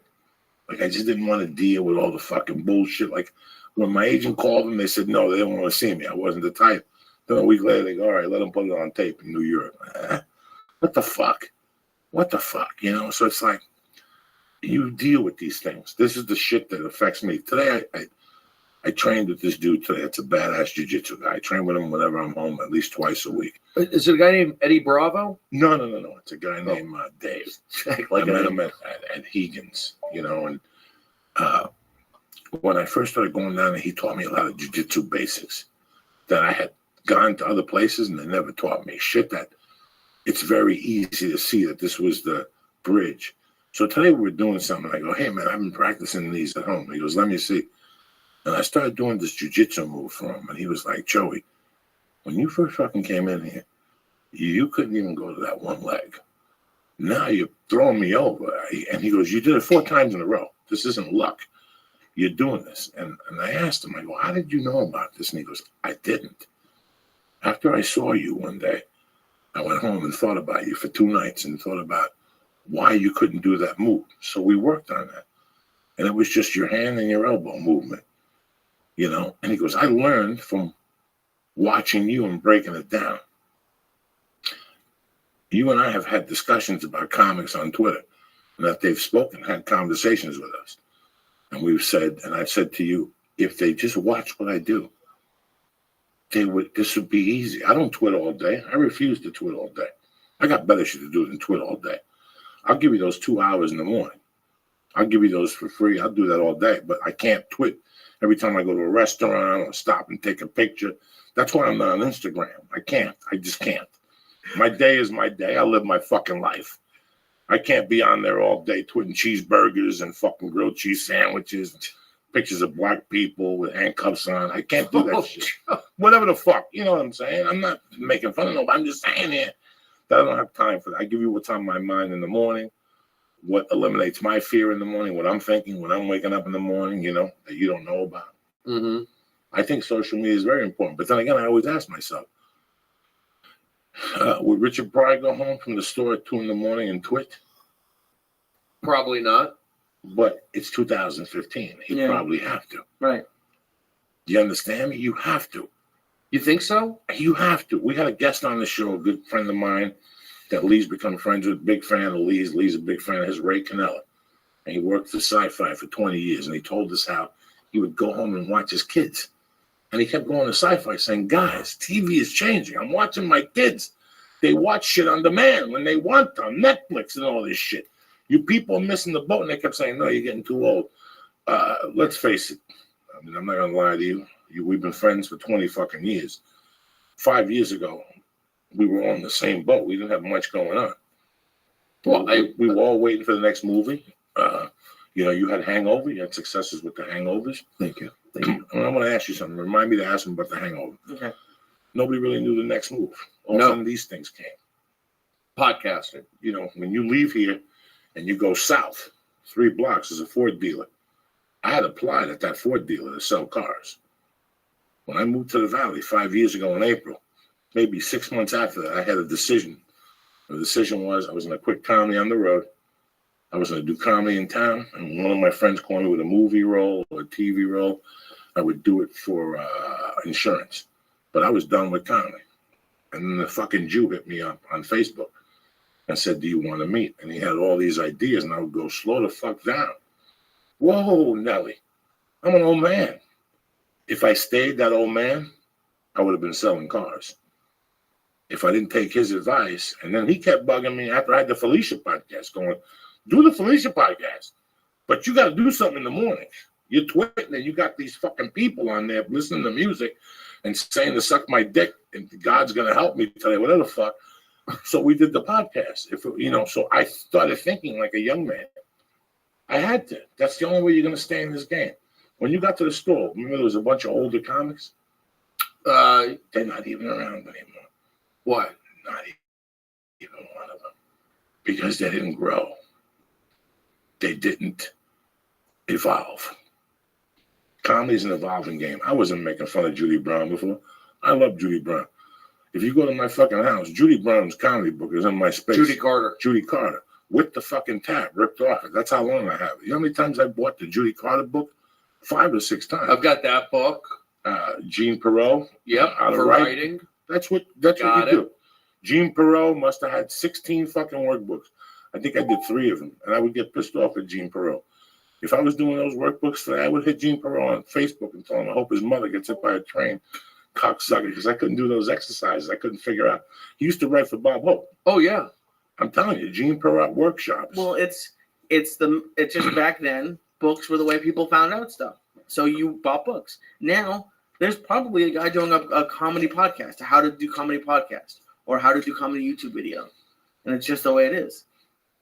It is that way, but you get these guys. Stand up is about doing it. I don't want to compete against the YouTubers, but I feel like comedy is the real deal. But YouTube saved me. Listen, Comedy Central is never going to give me a 1 hour. HBO is never going to give me a 1 hour. Right. So I got a couple options. What's the matter, Lee? You're going to cry. No, I'm just high. Either Netflix gives me a 1 hour, or I got to shoot my 1 hour. Crackle, or Amazon. Or me and Lee shoot 10 minutes a month. Post it every 2 months. And I got my own special on YouTube, which will get more hits than you'll get on Comedy Central. Because Comedy Central, they're going to play your special on Friday night. That's it. And that's it. Friday, Saturday, Sunday, that's it. And then they're going for DVDs and sales. So if I don't DVR it or whatever, your thing is fucking gone forever. On YouTube, I can publicize it.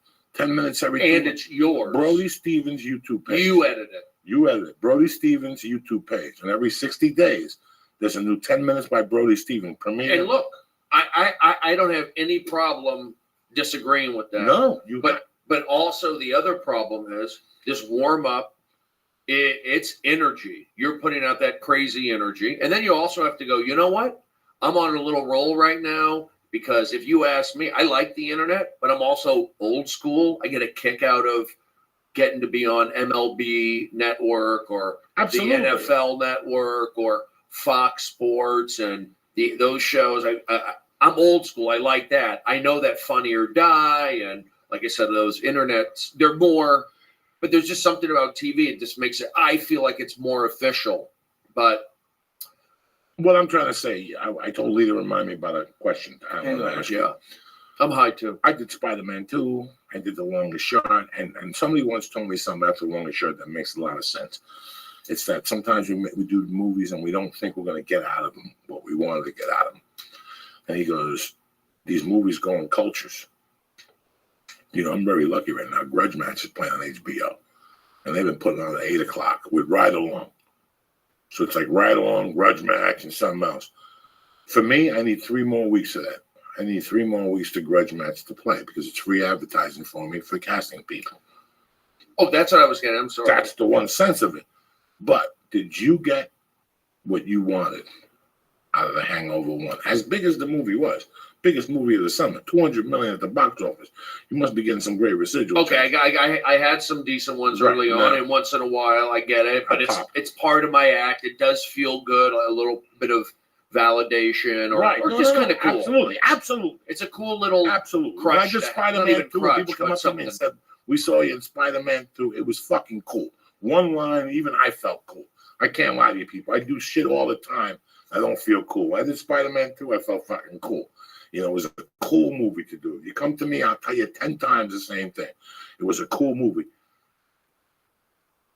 My question is, when you shot The Hangover and you went home, in the back of your mind, between you and I as brothers, I've known you 20 years, did you say to yourself, this is the one that's going to push me over the top?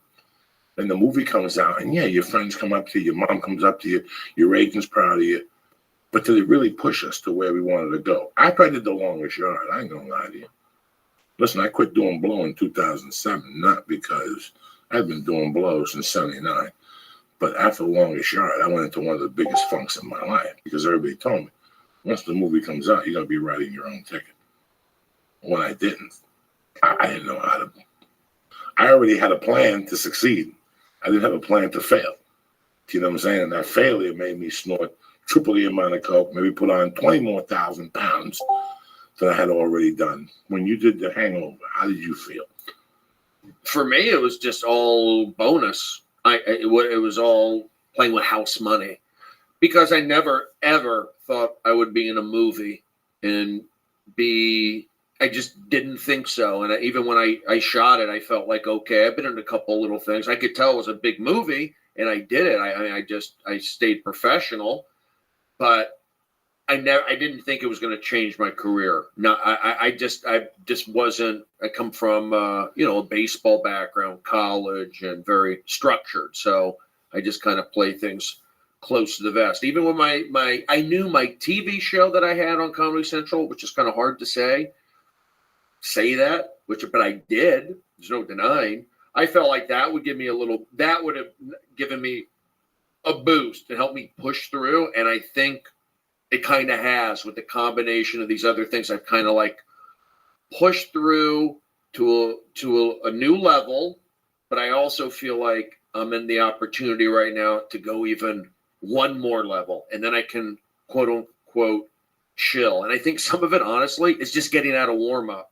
Like, the thing is, I get mic time, I'm getting paid, I get to perform every day for Comedy Central executives and, Funny or Die executives, audiences, the comedians appreciate it. When I did it at Best Damn Sports Show, I never auditioned. I mean, I obviously auditioned for I did for The Hangover, but pretty much I gave up auditioning because I wanted to ingrain myself at Fox Sports, where I would know every executive, everybody involved. And just do the best job I could do. I ended up doing 1,000 shows, and guys who were like, segment producers like Eric Shanks, he runs the whole network now. And, George Greenberg, executive producer, he runs it. I mean, all these guys are there. So it is relationships, and, I went for that. But I feel like now I just got to ride the wave. It's just warm up takes a lot. This particular one's How many hard. hours does warm up take out of your day? Every day from midnight? For me, I do 4 shows a week. I'm on the clock for 2 hours straight. From the minute I get out of my car, I walk across the street, and boom, I'm on. I work with the audiences there. I hit them there, and I have to stay on and focus for 2 hours. There's no letdown. And this show is very joke heavy. Joke, energy in and out. It's just high energy. Kind of like how Chelsea was. But Chelsea, had her books coming out. It was a lot of these young girls from, San Diego and Arizona, and it shot over by the beach. But she had just had a ton of fans. And it was just basically it started out with paid audience, but then she just blew up, and then it was just kind of keep the audience under control, warm them up, and keep them under control. And it was hard, but I wasn't like beat up after. I'd hang out. It was like I felt good. Whereas this show, it's like I'm trying to do the same thing, but I'm not. Though for different reasons, it's an adult show. It's hard to get adults there at 3:30. You can't get the college groups like I would get at Best Damn. It was just a lot of. So at the end of the day, it takes a lot out of me, and I appreciate it. I like doing it. It feels good. But I'm also seeing that, you know what? I should be podcasting. Imagine if I took that chance, podcasted, because people, that's all they asked me to do. Podcast, build up my audience. I will go out on the road. I will do that. And I don't hate warm up. I'll do it.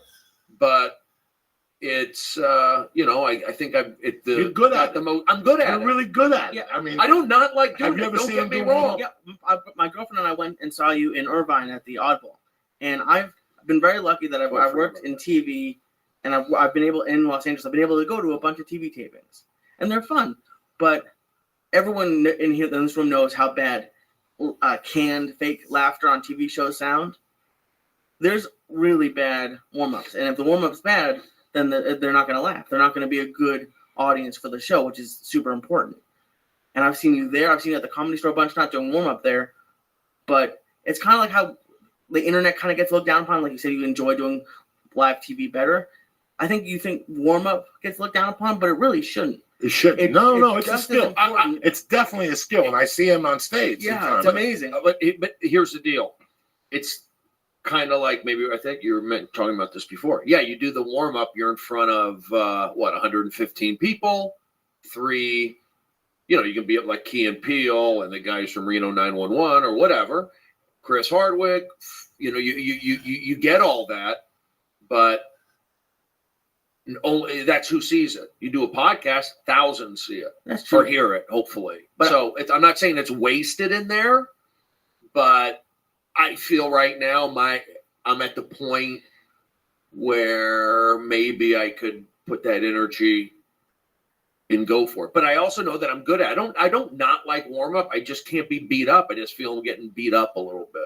I remember when I first moved here, I would go to shows. I went to Politically Incorrect, and I would see my boy warm up. Danny Vermont, did he do it there? Was it Danny? Oh my God! Long hair. Yeah, no, I know who Danny is. It was either Danny or what's his name? Robert Lungblade, or a bald guy, or KB Kapara. What's his name? KT. Chunky B. No. KT Katara. No, he wouldn't have done it. No, it was a long time ago. But I remember there was a guy that I see now from time to time.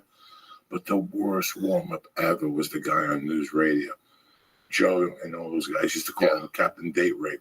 Because he looked like a date rape guy. And I remember sitting at the warm-up going, like, what do they pay this guy? I got to get in here. I mean, that is one thing where... he was really bad. And then I worked with Brody on the Best Damn Sports Show. And I know Brody a long time. And one day they're micing me. And I've got my back to Brody. Like, I've got my back to the stage. And they're micing me like that. Like, hold on, come on. Like they're doing it in a rush. And I'm hearing him warming up this crowd, but he's not doing the traditional warm-up. He's talking about foot fungus or something. I'm fucking howling because they're looking at him like, what are you talking? And he's just going off. He's not even looking at them. He's got a football jersey on, a whistle around his neck. And each other like, that is fucking amazing. And I could see that I had been to 1,000 tapings. They don't even let you going as a... Oh, they let me. They let him. They let him. Not saying fucking clean. No. Keep it clean. Just very clean. But just talking about something that has nothing... They were so... Like, give me the 3 actors from The Godfather. Like, they were doing quizzes and shit. No. It's the biggest thing in this industry is there's very few Craigslist job postings. You get jobs, and you've got a bunch of jobs from people you know. So, Brody, you've done a bunch of shows because people ask for you. So that's the best kind of job hunting. If people are asking you to do jobs. Yeah. What was your first warm up? Was it Best Damn Zach Sports Show? Oh, it was. Yeah. You had Zach in between that. I did on VH1. Yeah, I did Zach's show on. I got fired. The guy thought that I worked like half the shows. He thought I scared the audience, and it was like Fred Graver. He ran the show. It was like a Travel Channel or something. But he said I scared the audience. But the thing was, the whole audience, it was the same audience from Best Damn Sports Show. You know what I mean? It was like them sitting there. So, what upset me was I didn't get a note. It just got fired. It's like I'm working with the same guys. I know the audience. How can I scare an audience that knows me? So you could have just given me a note. So then Zach and got it. This is Zach is, it was a long time ago, but Zach did they tried to get me back, and I did come back, and then I worked some of the shows. Show got canceled. Sorry. Best Damn Sports Show. I got in trouble a couple times there, but for the most part, I stayed with it. 1,000 shows. Chelsea, 400 shows. They left me alone. 7-year run. Ridiculousness. Leaves me, it's like leave me alone. Wanda Sykes. They got rid of me. They got rid of her. What show was that? The Wanda Sykes show. And you were warm up for that? Yeah, I did like 10. I did like 10 shows. Here's the deal. I take care of comedians. It's like I'm focused on taking, like when at Chelsea, I want to take care of these comedians. And at the end of the day, what does it do for you? It's like, but I know that Kevin Hart knows me. I know that Jeff Dunham from Best Damn Sports Show knows me. I know that if I really need something, I took care of these guys, you know, Whitney Cummings. This is before they had everything. So I didn't do it for that, but that's what drives me. And that's why I feel like I like having the respect of the comedians. But I just fume when the crowd isn't good. It just boils my blood.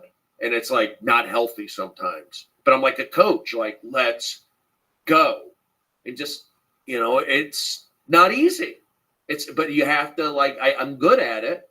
But to get there, you can't just, I mean, I have to prepare my day. I don't audition. You know, I have to leave. It's like preparation. I have to get up, do the same stuff. That's how hard warm-up is. And then I'm done, and I'm just like wiped out after. Not wiped out, but kind of grinded out for this particular show. I'm that good. I've like created something. So I'm not hating on warm-up, don't get me wrong, but I definitely need to be podcasting more. And I know that would be a big difference. And I think I should have a YouTube channel. And that's it. But here's the other thing. In the back of my mind, I'm doing other stuff. I mean, I did do MLB Network. I was on a Fox Sports, you know, fantasy football show all year. So it's not like those things aren't happening. So I kind of put my energy into that. Warm up in TV. You know, I went from doing warm up in the road. You know, I did everything about my show, and then warm up came, and then warm up, and then do the road for my show. And then once the road stopped, still doing warm up, then I focused on, you know, the Fox Sports and doing the NFL stuff, and then getting a cartoon, put my energy into that. But I think that for 2015, I just need to be, I'd like to like figure some things out. There's just, you know, I don't want to get too break behind the scenes, but I'm just not, I know I could be, because I've done the show. I was on a TV show. So I know what it's like to feel good, to work half the time, to put in half of the stress and make twice as much and be seen by thousands. That's what I'm saying. Like warm up, yeah, 115 people see me. You know, yeah, it's a steady paycheck. But I've been on the other side where it's like, wow, I got a dressing room and, you know, they're doing makeup for me. I feel accepted. It's like, I can do this. And so I put my energy into that. And kind of my mind has been wanting, you know, just doing so many different things. But have you ever got these are good problems. I'm not complaining. Have you ever got somebody at a show saying, I saw you do warm up for the show? Or like, have you seen them around the country? You mean like audience members who saw you warm up from Minnesota when saw you when you were in Minnesota? It happened. Yeah. That's, you know, cool. Not so much though. Here in LA, I get kids who come up to me that remember me from high school, like their high school. Basically every high school came into Best Damn Sports Show, every community college. So living here in LA, kids will come up to me and go, hey, I remember you from Best Damn Sports Show. I was in high school. We did the thing at Loyola. For the Best Day, you and I, over on Sunset Boulevard. There was like a school there. And I did the bit about the pine tar. With he was going to be on the show that day. So we did the bit on the pine tar. It was just the fact. You were great on the show, by the way. Jelly on everything. Kind of remember. Yeah. They were great. They, you know, at first it was kind of hard, but then they started. That was my first TV gig. It was 150 an episode. How many did you do? You did a lot, like 20 of them, maybe. Maybe even more. But you knocked it out. Joey would come in. This is a live to taping. It's live, basically. And Joey, every time, I'm not just saying it, you knocked it out to the point like, this guy's good. Rich Williams is writing. Rich Williams the wrote. Kid with the red hair that's still around. I still see him around. He was a good writer for me. They wrote that I was the non-whatever sports analyst. I was the non-committal sports analyst. You were great, and then Lonnie Love was the other one. She was on a lot. Great, it was like you two, and then the Farley brothers. That was about it. It was like those were the guys doing stuff. Yeah. And you know what? When you're doing warm up, that's another thing. And I think it comes from my baseball background or just kind of being a team sport guy. My mind is so bad. I'm sorry. Like the whole night, What happens, brother? I'm talking about pushing guys. Yeah, who knows? I forgot. What does that mean? I'm so like discombobulated recently. It could be because I took a beta blocker, and that's the thing. I'm taking my meds, but the minute you want to like you don't like a Klonopin, which is an anti-anxiety, you take as needed. Like it's like if I don't take just a little bit after a day, I get a little absent-minded and that sort of stuff. And plus, I smoke pot. You got it. Now, what we talked about this with Greg Fitzsimmons. I've had addictions. I know about weed. I know about mugging people. I know about fucking robbing drug dealers. I don't know about the symptoms that you had. Like, I don't know about really what you had. It's called Judaism. Being a Jewish guy, that's what happened. For me,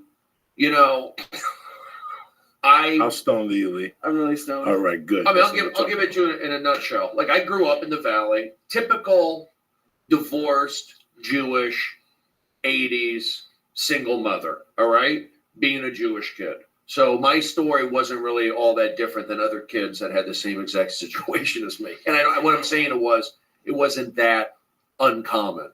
So I did that, but I was still like, I was playing sports, whereas maybe I should have been playing drums, or I should have been maybe doing comedy. I don't know. I did sports because I had a good arm and it was an outlet for me. But looking back on it, maybe I should have done the art. So when you're doing sports, it's a jock world. There's a reason why a lot of Jews don't play sports. They're sensitive.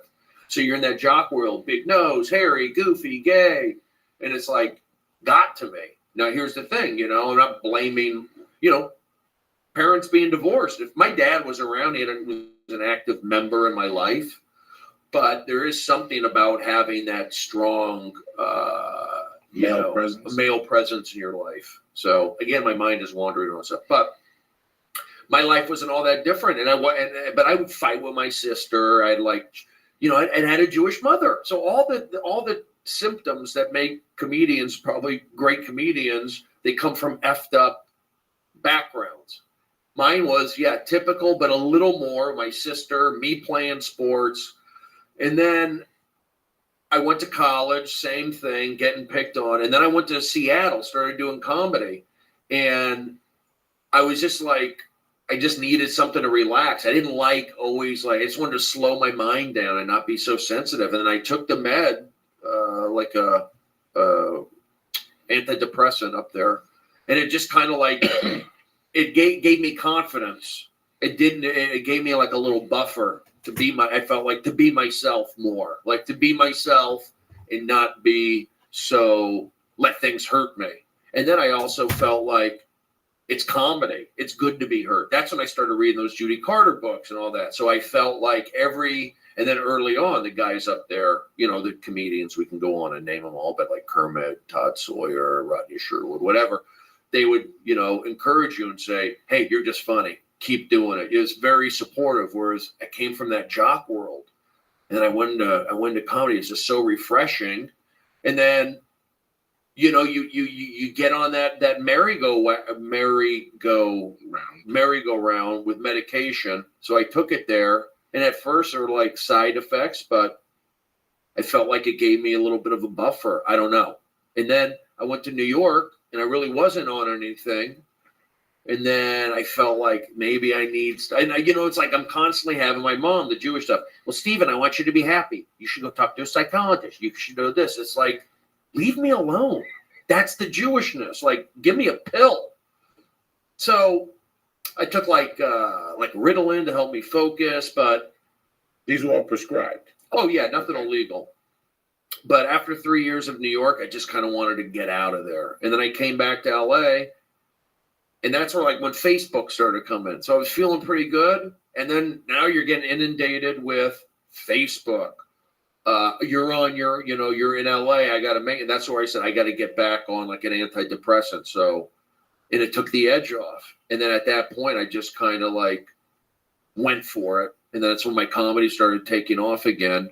And it's just hard to get off the meds. It's not like I would like to be clean, or whatever you want to call it, but it's just hard to get off it. So, people go like, why don't you get off it? I don't want to feel like the meds made me who I am. I'm still who I am. They don't make me high, but I'm not on a lot of stuff. I take like 10 milligrams of Lexapro, and I take Lamictal because they tell me to as a backup.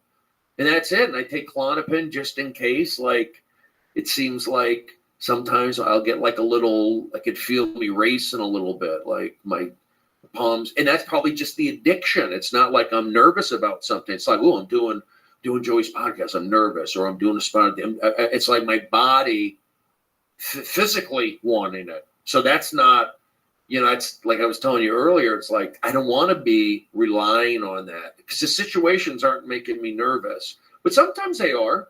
There is a reason why I am taking it. It's like getting those opportunities. I feel like when I'm on TV, if I'm going to be on, like when I was doing Chelsea the last couple, I was taking my meds and I felt like I was more relaxed. So that was a stressful show, but I don't need it for warm up. Sometimes I would take it on the Fox Sports show. But I think there's certain times that I guess they do work, a beta blocker but I always and there's no shame in it. There's no shame. No. I'd rather now when you had your problem last year, 18 months ago. Yeah. Did you just stop taking your meds? Well, kind of, yeah. It's like I was out of warm up and I was working at Chelsea, and I left kind of on bad terms. I left on bad terms because everything was so great for a while, and I was just shocked when this moment happened to the point where it like shocked me to where I left. But I also knew in the back of my mind that I had an opportunity with HBO and all that. So me leaving wasn't like I was leaving to nothing. I knew I had something. Right. But it wasn't like this is going to make me a millionaire. But I knew I had to give it my all. So anyway, when I left, it just, it hurt because I went from like being in to being out right away. So that hurt. Stayed on my meds. And then I started doing the HBO stuff. And I felt like I just wanted, I felt like I couldn't drink. I couldn't like enjoy myself. I felt like when you were on Lexapro, if you drink a beer, you get nauseous, and I have to get up in the middle of the night and go and pee. And I go, I didn't want to do that anymore. And I go, I'm feeling good. So then I went to Scotland to perform, and I know I've got the HBO show. I've been doing TMZ. I'm over there. I cut back. I ration my meds a little bit, and I'm feeling fine. Drinking, feeling good. I felt like open. And it just kind of spiraled. And then when I went straight to Montreal and I got super sick and they gave me an antibiotic and I stopped taking my meds. I just couldn't even swallow, but I got the antibiotic. 24 hours, I felt better. And my mind was clear and super open. I was happy. And I remember, people telling me, Brody, celebrate, take a victory lap. You're on you got the show. It got picked up. Aren't you excited? You're getting to host TMZ. You're on the Laugh Factory thing. They love it. So I was hearing all that. Take a victory. And I was feeling good. I wasn't feeling bad. I was feeling good. And then I came back and it was just I just kept spiraling up. I was not taking my meds, but I came back full of confidence because I did Montreal well. I did well over in Scotland. I'd never been, or Ireland, never been there. So those were two big things. Hosting TMZ coming up when I came, and I'd already been on like every week for the last month. And then they asked me to host. Had the HBO stuff happening, telling, bro, you're great. Take a victory lap. So I came back and I was like all excited. And I think like Zach or my friends were just not, I was out of character, and I agree. It was out of character, and I was irritable, and I was but I was also happy. I was having a typical manic episode. All the markings were there. Check, delusional, check, not sleeping, check, cursing, check. I had it.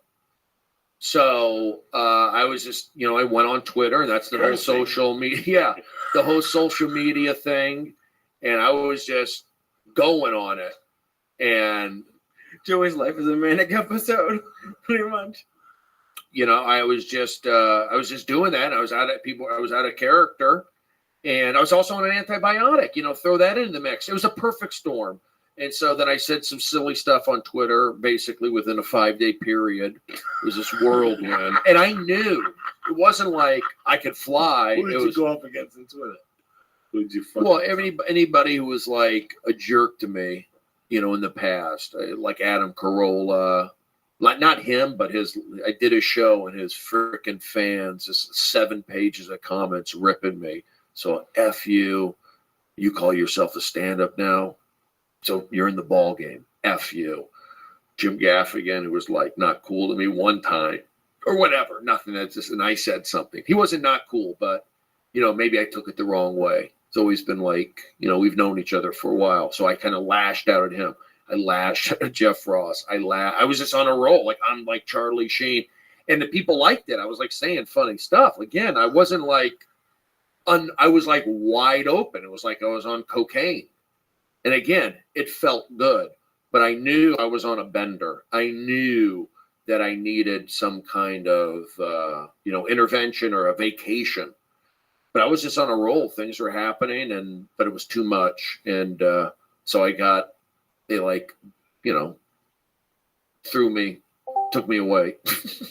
I laugh now. It's like when I got taken away, it was like, once I was in the hospital, like recuperating, it like became like funny to me, kind of that it's rock and roll. That's what happens. I goofed up. It wasn't like, this is something that happens all the time, like you're here again, or had a drug.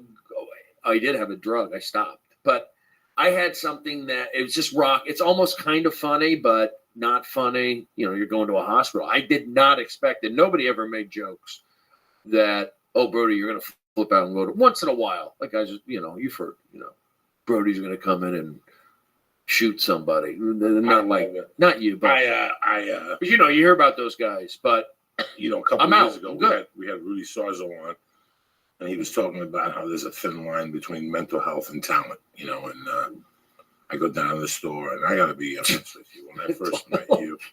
When I first met you 20 years ago, I used to break your balls, and then I took your car.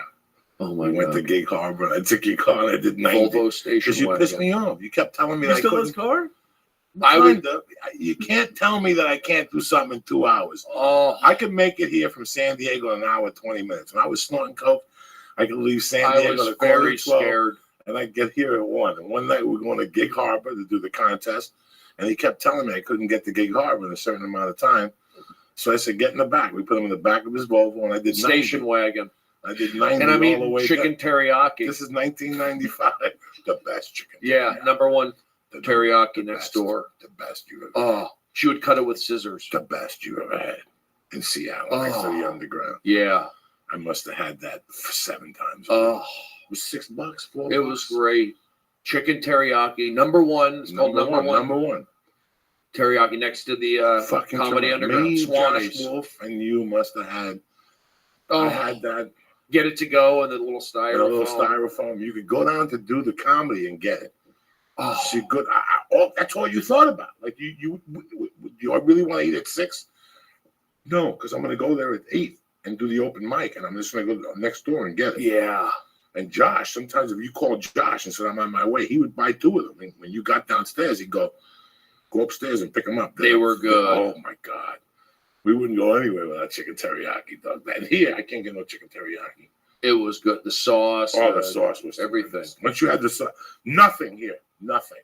The one that we go to, the expensive one, is okay, but it's just chicken teriyaki. Like chicken up there was chicken teriyaki. And it was the fucking salad. The salad. The fucking salad. Thank you. Oh my God, Lee. The little salad in the crispy. I can taste it now. Is it still open? No, it's gone. It's gone. I could taste it now. It had it was like a blue cheese ranch almost. Oh my God. Yeah, like this, whatever the fuck they put on it. Whatever they put on it, was tastes great. Good, but the lettuce was crispy. Yeah. Like that with clean. The rice. Clean, Bobby. White rice. Clean, Bobby. Who's Bobby? Bobby Kennedy. Bobby. It was good. And she would cut it with scissors in the back, like actual scissors from Office Depot. I put sriracha on that motherfucker, on the rice and on the chicken, and mix that motherfucker in with that salad. Good googly moogly. And it was no frills. It was No just frills. It was just table and chair. And it was filthy in there. Filthy. Filthy. Them Japs were filthy. Some of the best Chinese food I've had has been a B rating. Yeah, oh please. And the best you have is a D rating. when the guy's picking his nose and playing with a mouse from the mousetrap. The food wasn't all that bad at the Comedy Underground. They had good burgers. Nachos were their thing. Fucking Lionel. Lionel was the cook. I remember him. And we used to steal the big-headed chick's nachos, the transvestite. Rita O. Rita O. She'd go, stop it. Rita O. Al Fox. Chaz Ablin. Didn't you fight Al Fox? Al Fox was a handicapped kid.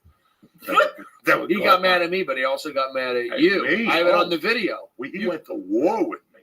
Don't talk to me the way he went to war with me, Al Fox. And I caught stage and go, I'm sweating like Al Fox at a disco because he couldn't walk. He had like, So we have it on video where you like yelling at him. He's getting, I'll kick your fucking head. He came up to the stage and put his finger in my face. This one was in the back. We have it. It was in the where the comedian sat in the back. In the back there. That's where it happened. Fucking crazy. Comedy Underground was.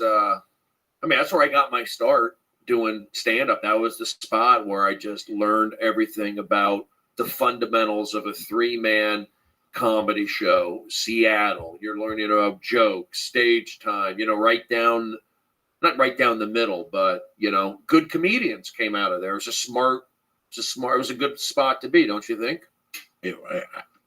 I cut my teeth at the original one, but I looked in the mirror at the. That's the first place that featured me. I opened up for Laurie Kilmartin, Labor Day weekend, 1995. The first place ever to offer me a feature spot. So I took, I stayed. I stayed for the contest. It was a mirror.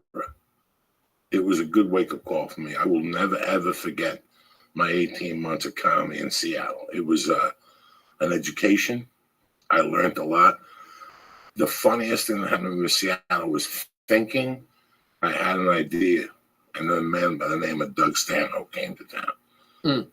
And that Friday night, I nearly stopped doing comedy. He was good? He was one of the best live performances I ever saw in my life on a Friday night. And he brought Rico up to do a guest spot. With the beard. With the beard on his face, the spider on his face. 1 minute guest spot. A 1 minute guest spot. But I saw Doug Stanhope rip an audience, just do things that night that I never saw a regular stand-up comic do. And I went camping. I was supposed to go see Alanis Morissette the next night on the other side of that. The Gorge? The Gorge. And I said, I ain't paying $65 for Alanis Morissette. I paid $15 for Pink Floyd The Wall. And me and the stripper went camping. And that night she went to bed and I just cried. I was like, I got to do something with my life. Because if I'm not going to be as good as Doug Stanhope, I'm not going to do this. I got to do it like that. That's what I have to do. This shit I'm doing, whatever I'm doing up to now, is done tonight. Monday, when I go back to that open, how big was Mondays and Tuesdays in our lives? Big. It was it. Monday and Tuesday was Madison Square Garden to us. That's all. It was your open mic. And Fred was his name? What was the name of the guy? Carl. One of the Carl best. Warmhoven, One of the best men you ever meet in your life. Did more for me in comedy. Taught me how to put the there instead of this. Take that fuck and put it over here. Watch what happens to that joke. And I would look at him like, what the fuck are you talking about?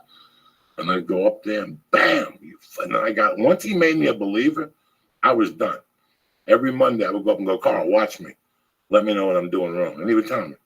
And I took it like a man. He was very love comedy. Loved it. Like you, Lee. He loved it. And he knew it. He didn't do it, but he knew it.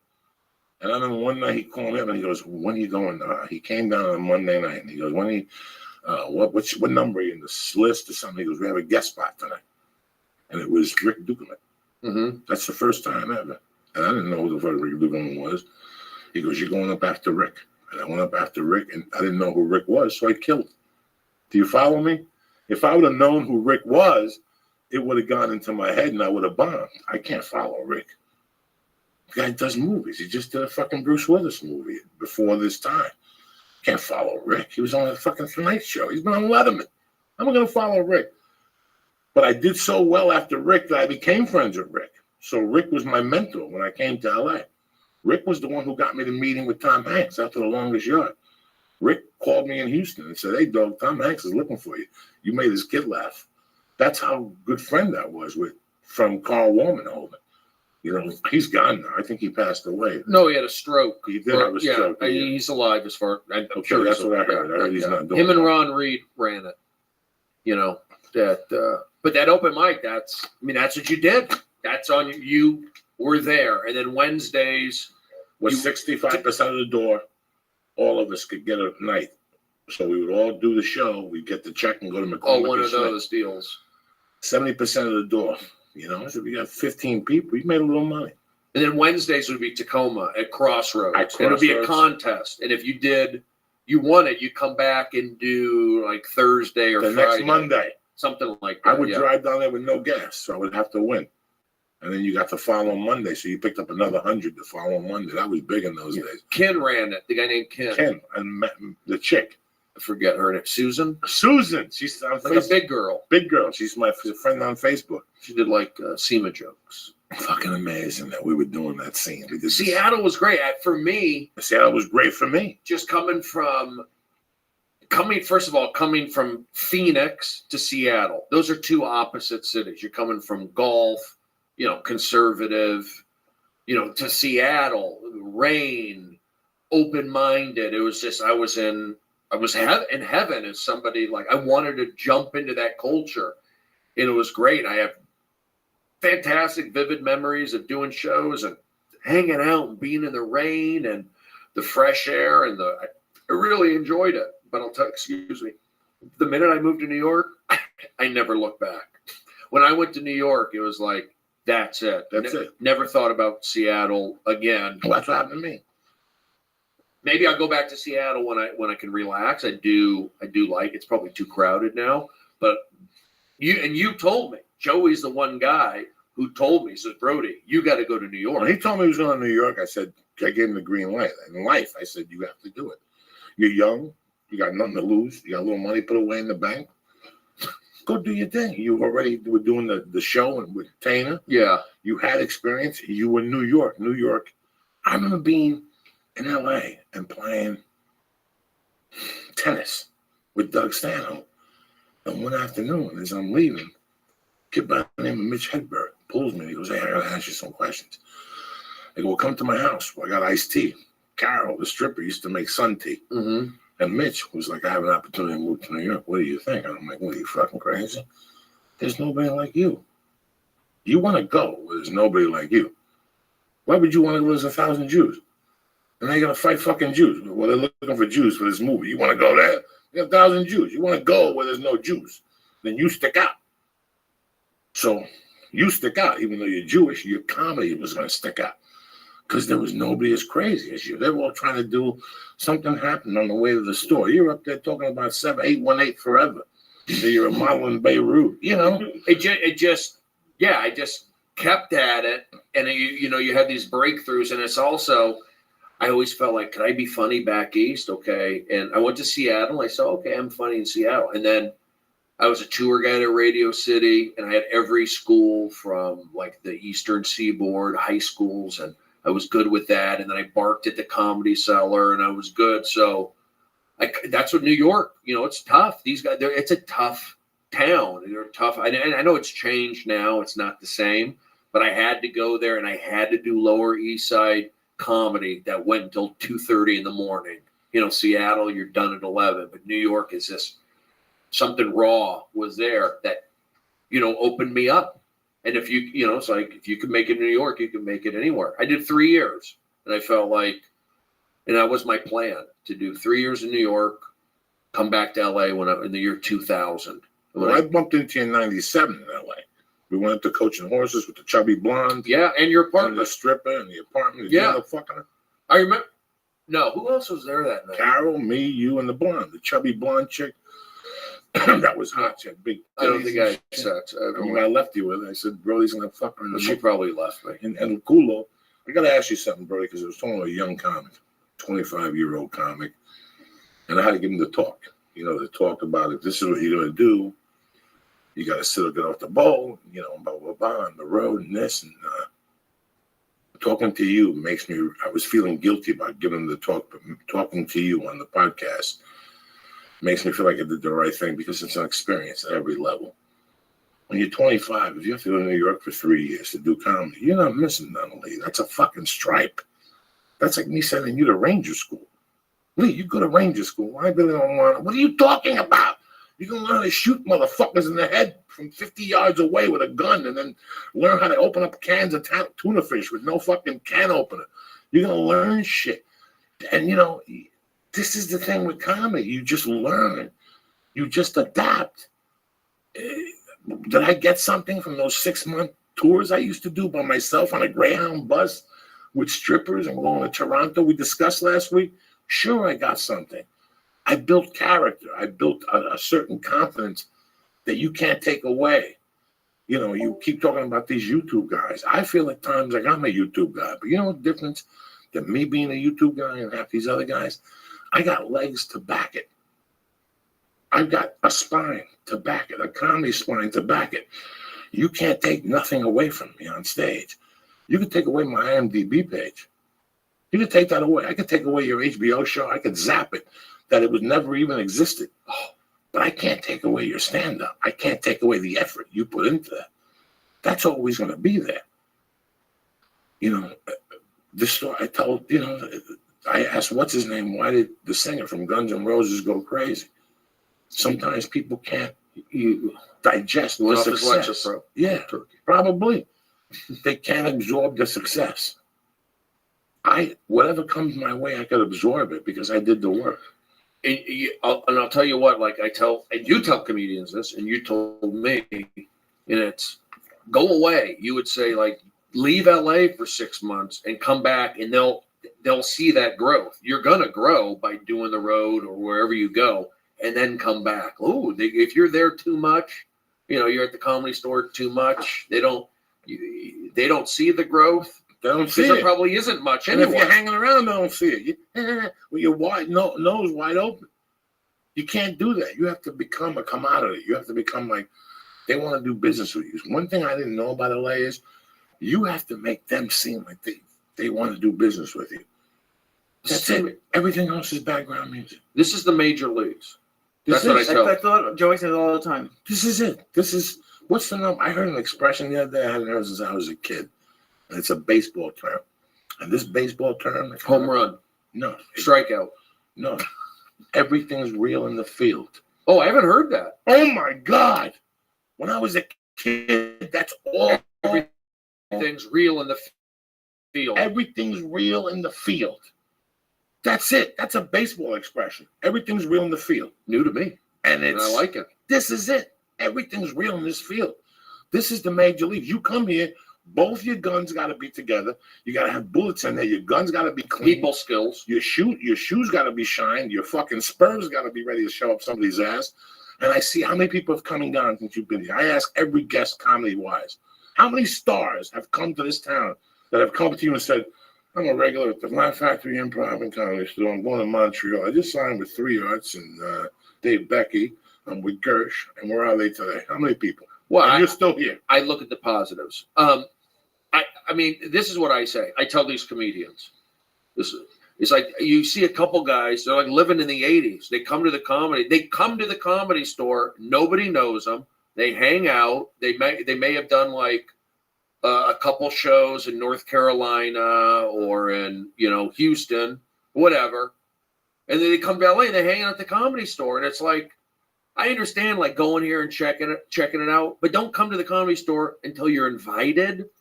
I think is a good thing until you're like asked to come there. And then, you gotta do the road. You got go to Chicago, go to New York. Don't come straight here. I don't think. Not that there isn't the exceptions and things have changed. Are you guys glad you didn't start here or New York? I'm glad that I left. I'm glad that I started in Denver. I'm glad that I came here, that I grew here as a feature actor, become a headliner. You can grow in LA. You can grow in LA. And you will, listen, as soon as you walk into the Improv, as soon as you walk into the Laugh Factory or the Comedy Store, compared to your hometown, you're going to grow. You're going to grow just because the competition's more fierce. You're going to grow a little bit. It pushes you a little bit. If you do a set at the Ha-Ha, or if you do a set at the Comedy Store, it's 2 different sets. You feel differently before both sets. Yeah. At the Ha-Ha, you're going to be on fly. Who's going to be in Burbank? Mickey Mouse. I mean, the Comedy Store original room is a tough room. It's the toughest room in the world. It's the hard. easiest room in the world. When you're flowing, it's a great room. But now those lineups are killers rows. Everybody who has to follow everybody's got a fucking problem. It's not like that with holes in the, years ago, there was like a fucking hole here, or they throw like a broad at 10:15. Those days are done. There's not a week. Argus is the weakest thing on the fucking chain, and that's 9 to 9:15. Once 9:15 comes, I mean, I could be out. Because no, you're in. You're in that lineup. You got Ian Edwards, you got Tony Hinchcliffe, you got Gerard Carmichael. I've seen Rob Schneider. I've David seen Sarah Spade, Silverman, Louis C.K., Louis C.K.'s Chris been showing, Rock, Chris Rock, Dave Chappelle. These fucking lineups have one weigh-in, brother. Oh, thank God. Both of them don't show up with the hats with the Asian chicks. Listen, bro, it's 8:30. You said you want to rush. If you want to stay, you're always family. I want to be around, brother. It's Monday afternoon. What the fuck? Let's do a few more minutes. A few more minutes. Do it. Do this shit. Because, when I say you can grow here in LA, I got warm. I mean, I got warm up. I'm different. I'm an anomaly. I'm an anomaly. Pick up the pieces when somebody breaks your heart. Is this Dean Martin? This is somebody. Tony Bennett. Better. Oh, is this a duet with Lady Gaga? Solo. He's hip. He's trying to be. Yeah, I was a little absent-minded early on, and then I got comfortable, and I'm happy with the podcast. It feels good. This is family. We're here. This is it. This is not even a podcast. This is two Jews and a Cuban having a conversation about life. But when I say you could grow, I feel like here in LA, the crowds are pretty good. They might be a little cheesebally at some places, but for the most part, they're supportive. They're, like they go in New York. Yeah, they are tough. You're going to be cranking out jokes, stand up tight in New York, but you can also out here, you can grow. It's like a spirit, it's a care. I know it sounds corny, but there is something to like the energy here, wherever it is, the mountains, the sea, that allows for those kind of freedoms that I take on stage and do these little energy things. There is something to it. Like people talk about networking and yoga. There is something to that. And then you tie in a little bit of a baseball sports regimented, spring training, take 500 swings. Everything's just over and over, like Kobe Bryant, over and over and over, like John Wooden. Preparation. So you combine the two, you can work on stuff. Like I'm working on a lot of stuff, but that's a thing that I look at 2015, doing a lot of different things. Maybe I can tighten up and be smarter. But you know what? I got a great reputation. I'm happy. It's fun to go out, and I don't mind having. You're out 7 nights a week. Yeah, 4 to 5. 4 to 5. What do you do the other 2 nights? Read. You know what I've been doing? I have been taking it easy. I try to get my naps in. When I do have off time, and I haven't much because I've done the road quite a bit at the last year, but I'll go down to my mom and I'll help. And it's like, I guess that's off time, but it's not really. So no, it's not. It's not. And, when I unplug, I really try to unplug and just nap and get super lazy and just let my battery drain. And Netflix, you sit in front of it. Listen, for you to grow and to write, sometimes you have to get entertained. Sometimes those Jew mothers, they're pretty fucking funny. That's true. You get a kick out of it. Well, you get inspired. Just entertaining, just watching somebody else. I was telling this Dave guy today, I go, that I was having a hard time with jiu-jitsu. I'm 51, I'm a fat fuck. It's not for everybody, but you try. And I wasn't making the growth I was getting. But I go, you don't understand why I go to jiu-jitsu. I don't go to jiu-jitsu for what most people go to. I go to jiu-jitsu because I'm hoping that none of you guys know I'm a stand-up comic. I'm hoping that all of you just think I'm an old fat fuck. Because that's all I want to be in here. I leave my cell phone in the car. But when I come in here, I want you guys to choke me. I want to sweat like an animal. And I just want to leave. That 1 hour, to me, is rest. When I don't have to think of anything. When I see Lee, we goof on each other. Lee, the Mexican, the Cuban, the cat. Mm-hmm. But after 3 minutes, We go to business. When I see you, how you feeling? You know, I love you, Brody. Everything all right? We talk about business. There's times I don't want to talk about this shit. I want to talk about unbars. I want to talk about how come I can't do this or how come I can't. Well, that's what baseball does for me. Right, That's what man. playing catch and throwing bullpens and shag, that's why I like baseball. Oh, it's boring and this and that. Maybe it is. But if you're have some skill or you could be a pitcher and get a great workout. Throwing batting practice is a great workout. But I go out to the park. My friends, coach in the major leagues. So yeah, you got to go in the dugout at Wrigley. Oh, yeah. That must have been cool. I've had a lot of great opportunities to check out fields. I always wanted to go to Wrigley. But there's just nothing like throwing the ball and pop right to the chest and the glove popping and boom. It's like, for me, that's something I really enjoy. And I wish I could do that more.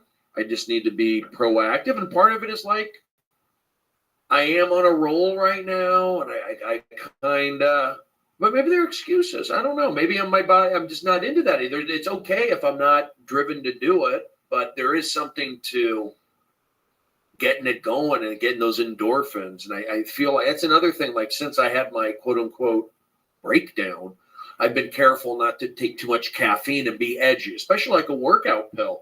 Be getting like road rage at times. You don't go to Starbucks no more? I do. No, I mean, I can do a coffee or two a day. But any type of when you would take a workout pill, it helps you work out. You get the caffeine, the guarana. It's like 20 minutes later, you want to do your kettlebells, get all that in. If you don't take that, you got to really push yourself.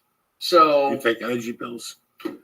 Not really. I'm just like slowly getting back into Red Bull, or like I did a 5-hour energy shot. It does clear my head. People have shot me those things, the energy stuff before workouts, and they make me too edgy. I get in too bad of a mood. But if I'm working out, I could pitch angry. I could lift weights angry. I can't do comedy angry. So sometimes, there's residual effect, and I just got, I just don't want to be edgy. I could lose my job screaming at an audience, losing it. But, it's just hard, it's like I stretch. Stretching doesn't take energy. I've been able to elongate my muscles. I mean, honestly, it does feel good every day for people going, "Oh, Brody, you're in good shape." I'm like, "You're a big guy." Jesus. So I do enjoy going out and going to Starbucks. And do you tell him that? Do you fart all the time? No, I guess he does. Every like 4 episodes, like I guess, you gotta include it in the podcast. Can you do the mic pick it up? Yeah. How can I not? We have to replace that chair pretty soon. But you don't smell it. Yes, we do. No, you don't. Don't smell it. I haven't smelled it. No. I haven't smelled it. No. It's an air fart. I've been in the car with you with the windows up. It smells. I mean, like a little bit, but not right now. This is just. Do you take fiber, psyllium husk? Oh, please. I do that every day. Yeah, pretty much. Yeah. I take glucosamine. I take honey nut Cheerios. You work out a lot, Brody. Does working out make you not shit? Because ever since I've been working out, I don't crap that much. I have to take fiber now. I don't think I think taking fiber helps me, keeps me regular, and I feel like I never had to do that, but I was like, Jesus look at Christ. the shape of your eyeballs. I'm fucked up, Joe. That's not fun. What? The shape of the what? He gave me a huge edible. I gave him 35 milligrams of Chiba fucking a lot. No, it's Chiba Chews. Are those popular? Yeah, they're the best. My friend is involved with them. Nice. What does he do for them? I can't talk about it. Sure you can. We get them. We know the guy from marketing and shit. What's his name? I have no idea. Why no names? What do you know his names for? He just shows up at shows. Yeah, he just shows up at show with bags filled. I haven't done edibles for a while. That's ever. Should I do them?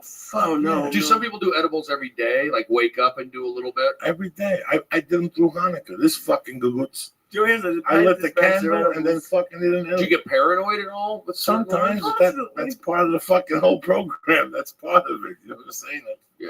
That's the whole thing, my brother. He gave it to me on Christmas Eve. I had to go to my in-laws' house where their 2 little kids running around talking about video games. Yeah, I've only had one experience. I've done edibles, and like only one time I felt like it did something for me. It was a brownie. I don't know what was in it, but it was. I got a cookie at the house that'll do something to you. So but what do you? I'm afraid to take it. Do I take it on a day off? Do I take it? Take it on a week off. Take it when life is around.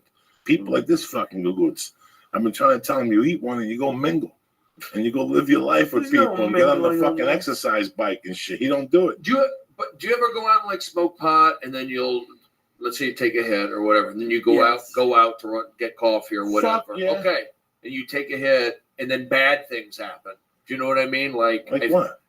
Just like a car cutting you off, or I always feel like sometimes when I'm high, it's like a yin yang. It's like, okay, you get to be high, but the drawback is you're going to pull in some negative energy. I feel like sometimes. Really? Yeah. No, I don't think that way. Well, but that's what happens.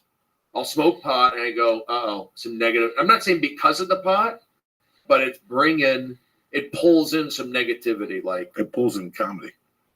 Oh, I don't disagree with that. It looks like negative energy, but that's your opportunity to write a joke or write it out, and you go, "Oh, that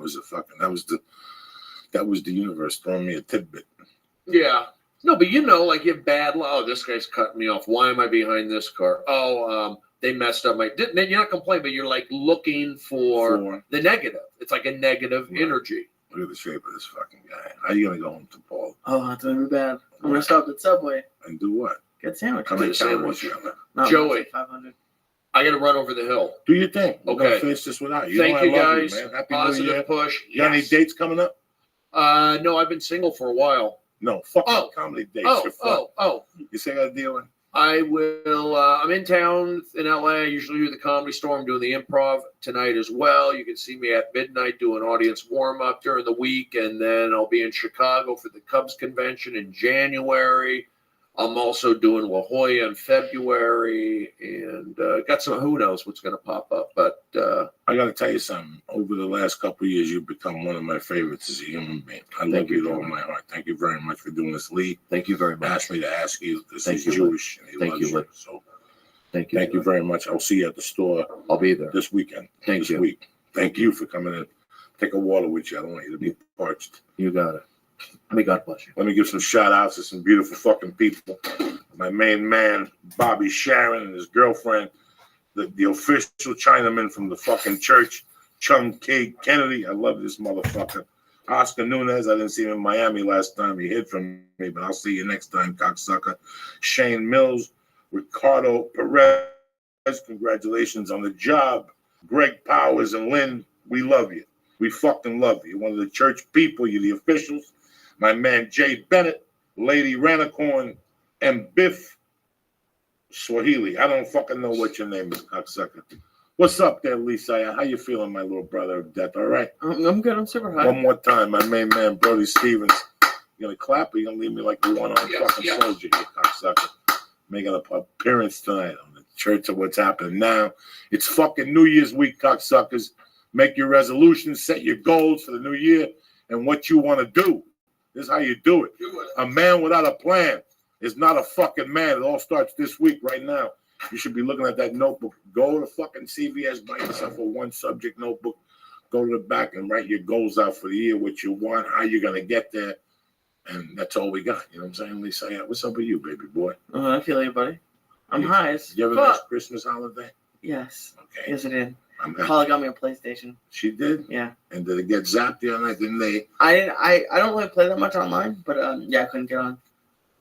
You couldn't get on? No, but I So this is PlayStation. What does this mean? That you're going to sit on your ass more? Hell yeah. This is what this means? And what games do you have? She got me Grand Theft Auto. I bought the UFC game, and her brother got me a couple Modern Warfare games, I think. No shit. Yeah. All right. I've only played the Grand Theft Auto.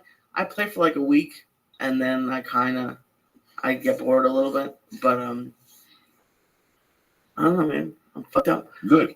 What are your plans for the week, bro? You got to work out tomorrow? Yeah, I got to work out. Not much. I don't know when we're doing the other one of these, and then we have Wednesday. I have a podcast Tuesday.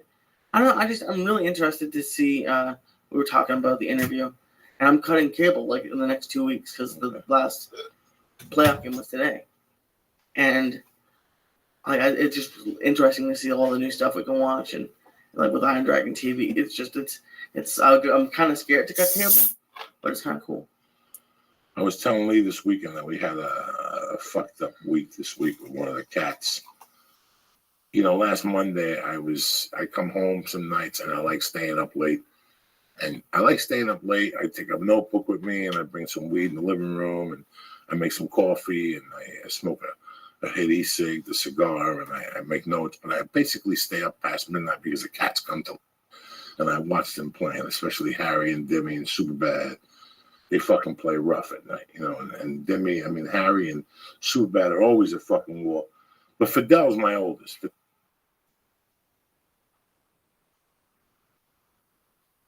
He tortures him. Fidel could kill Demi on any given day of the week. Yeah. But he let Demi fuck with him. And I saw Demi fucking with him. Like Demi was.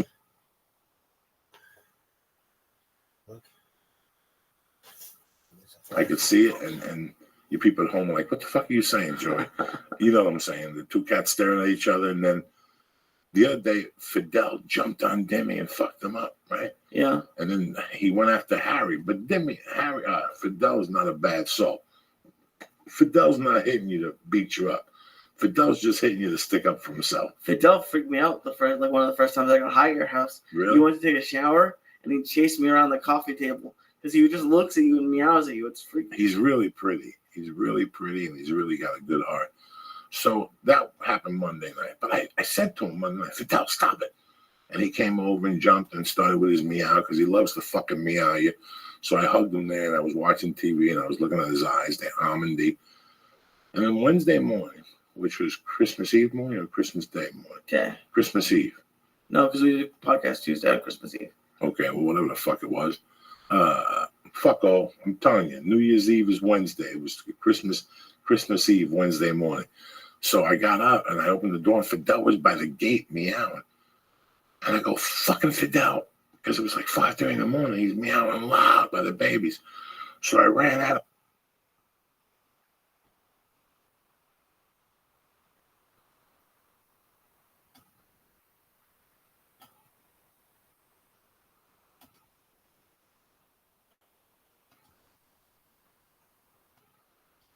This show is sponsored by NatureBox.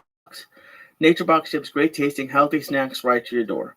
Forget the vending machine and start snacking smarter with healthy and delicious treats like dark cocoa almonds. Support this podcast by ordering a free NatureBox sample box at naturebox.com/Joey. That's right. Free NatureBox snacks are found at naturebox.com/Joey. You get 4 small bags, 1 big bag. It's all completely free. Go there and check it out. You're going to love the snacks. Oh, wait. Let me turn you on. There you go. Free, cocksuckers. Cocksuckers. Also, for the cocksuckers and the cocksuckies out there, go to meundies.com and check out the pics of all the different styles of underwear they have. And for girls, they have hot-looking boy shorts. Go to meundies.com/Joey, and right now you're going to get 20% off your first order. That's 20% off your first order at meundies.com/Joey. And right now, you're going to get free shipping in the U.S. and Canada. We don't know how long the free shipping is going to last, so get it now. Joey loves them. Everyone loves them. The shorts are great. Today. Don't they have fuck great around. shorts. Don't fuck around. Go to onnit.com and use code word church to get 10% off of all of their great supplements. New Mood, Alpha Brain, ShroomTech Immune, ShroomTech Sport, Strongbone, everything like that. It's code word church to get 10% off. Go to Iron Dragon TV and use code word Joey to get 2 free rentals of all of their great martial arts movies like the Ip-Man series. They have Jackie Chan movies. They're going to have K technology in the new year. They're going to have it on your Android tablet in the new year. And for all of you tech people, if you're going to CES, Consumer Electronics Show in Las Vegas, Nevada, you have to go check out the Nanotech booth. It's booth 15423. That's booth 15423. When you go to that booth, Nanotech is a parent company of Iron Dragon TV. They're hosting a meet and greet with a top UFC middleweight and decorated Special Forces veteran, Tim Kennedy. That's right. Tim Kennedy is going to be at their booth at the CES Consumer Electronics Show in Las Vegas. Go to the Nanotech booth at 15423 on Wednesday, January 7th at 2 p.m. Is that it? That's it. Yeah. Let's do this shit, cocksuckers. It's Tuesday night. The last podcast of the year legally on paper. Here you go, motherfuckers. We're going to do a special call-in. Oh, shit. You better break out that bong. You better pull that fucking skin back and clean. You better look for your asshole.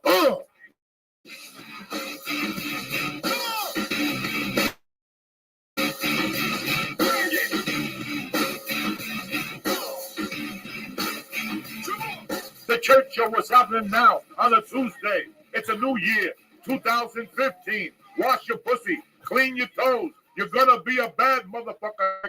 But at least I got in the motherfucking house. What's up, baby? I'm already fucked up. That's right. You're supposed to be fucked up. The rule is, if you ain't high by 2 o'clock, go fuck yourself. You don't even get high till 8 o'clock at night.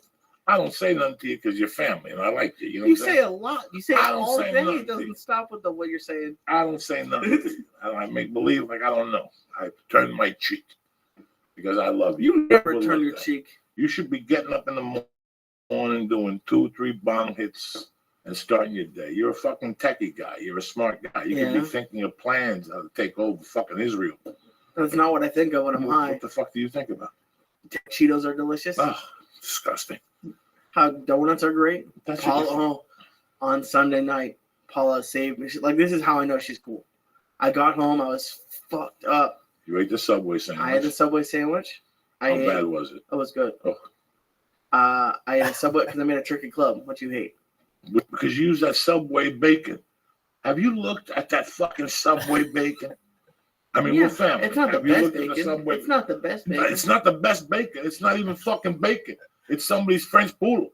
Look at it. It's fucking. The meat looks like it's already been to look like bacon. That scares me. They take it and it's got a coating on it. They throw it in the microwave and they heat it up for you. That can't be good for you. No, it's not great. But I mean, it's Subway. But anyways, I got home. We ate that. And she just looked at me and she wasn't even Now, was fucked the up. bacon turkey bacon too? No. It's real They don't bacon. make turkey bacon at Subway, or at least I don't know. You say everything at All Subway's the at cold turkey. cuts are turkey based. I don't know about That's that. what. But I believe you. But But you don't, when you go to fucking Subway, do you see a sign for Thumans or quality cold cuts? They don't even mention it because they're all turkey products. All the meat, the pastrami is really turkey. The ham is really turkey. That's fucked up then. You didn't know. That's what I've been saying. That's No, why you it's so been saying low in it. caloric intake.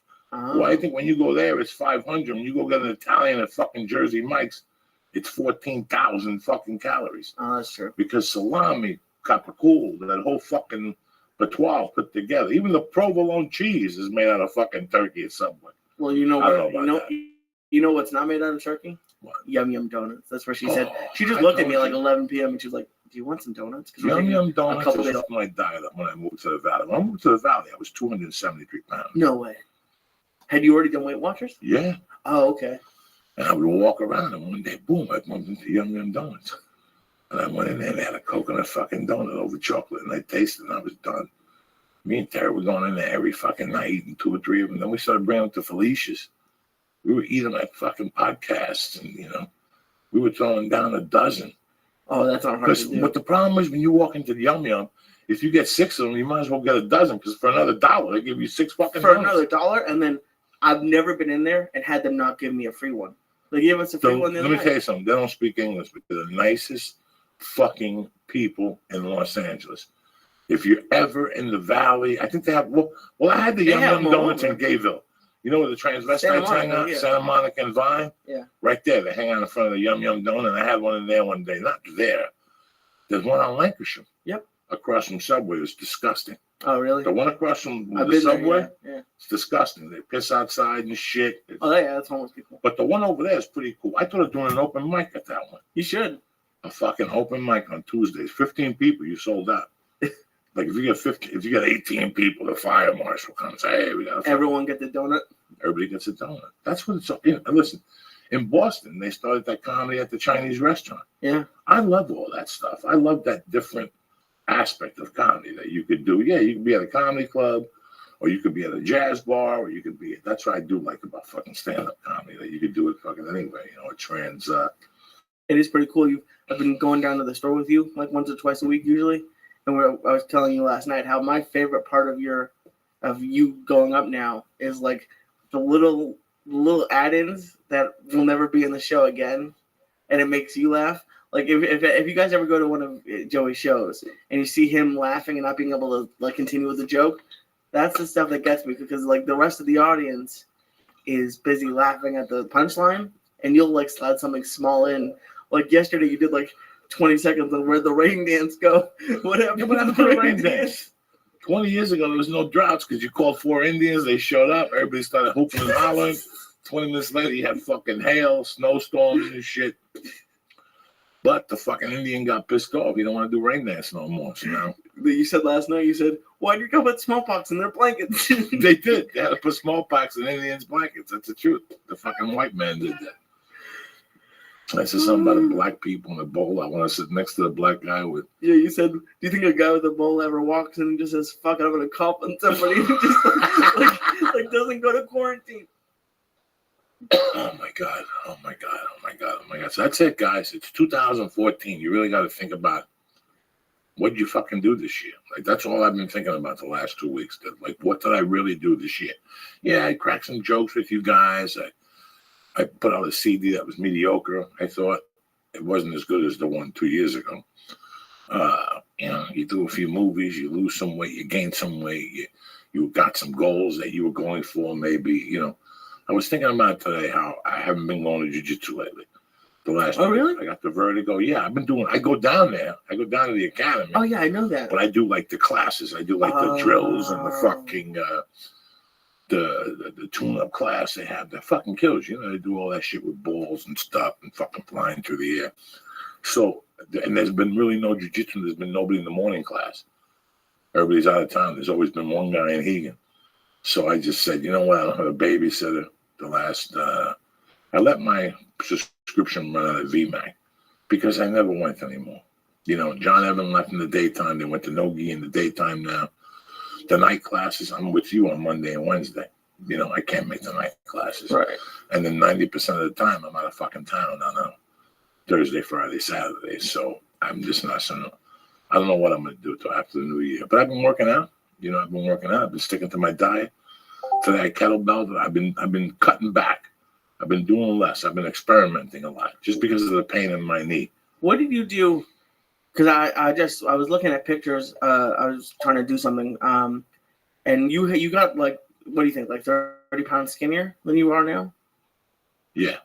Whenever I've lost weight and then put it back on, I always put it all back on plus 15 pounds. How did you stop putting weight back on? Like, because usually people don't do that. Usually you have to lose it again. I was 418, and the menu that I was eating was absurd. Right. You know, I'm not drinking soda no more.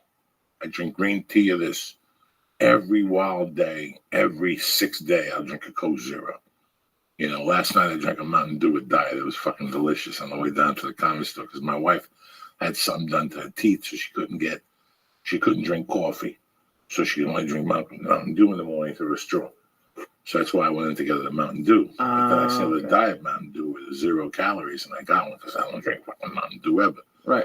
You know, it's been a lot I cut back on. I didn't gain the weight because I didn't go to eating how I was eating. That's why I didn't gain the weight back. There's no way I could. Did you make a conscious decision? Did you notice yourself gaining weight? Like, I can't go all the way back. I went all the way up when I was in the testosterone. I went all the way up to 330. Oh, okay. And that was horrible. I could feel it. I could feel it on me. But it wasn't. I was hungry, and the edibles were making me eat at night. And I wasn't counting my points, and that My Fitness plan keeps me in the neighborhood. Right. In the back of your head, it makes you liable for everything. So that's helped. Have I lost 55 pounds? No. But I know the workouts that I'm doing, I'm cutting some fat. I know that my pants, I could pull the thing. I haven't weighed myself because I don't trust the scale at the house. So when I go to the YMCA tomorrow or Friday, I'll weigh myself, you know. But no, I like what I'm doing now because of the knee. Like last week, I rode the bike for 45 minutes and I did a kettlebell workout. I couldn't walk for 3 days. Oh, it really? defeated the purpose. It was the law of diminishing returns. So this week, I just did the bike for 45 minutes. And then today I just did the kettlebell workout.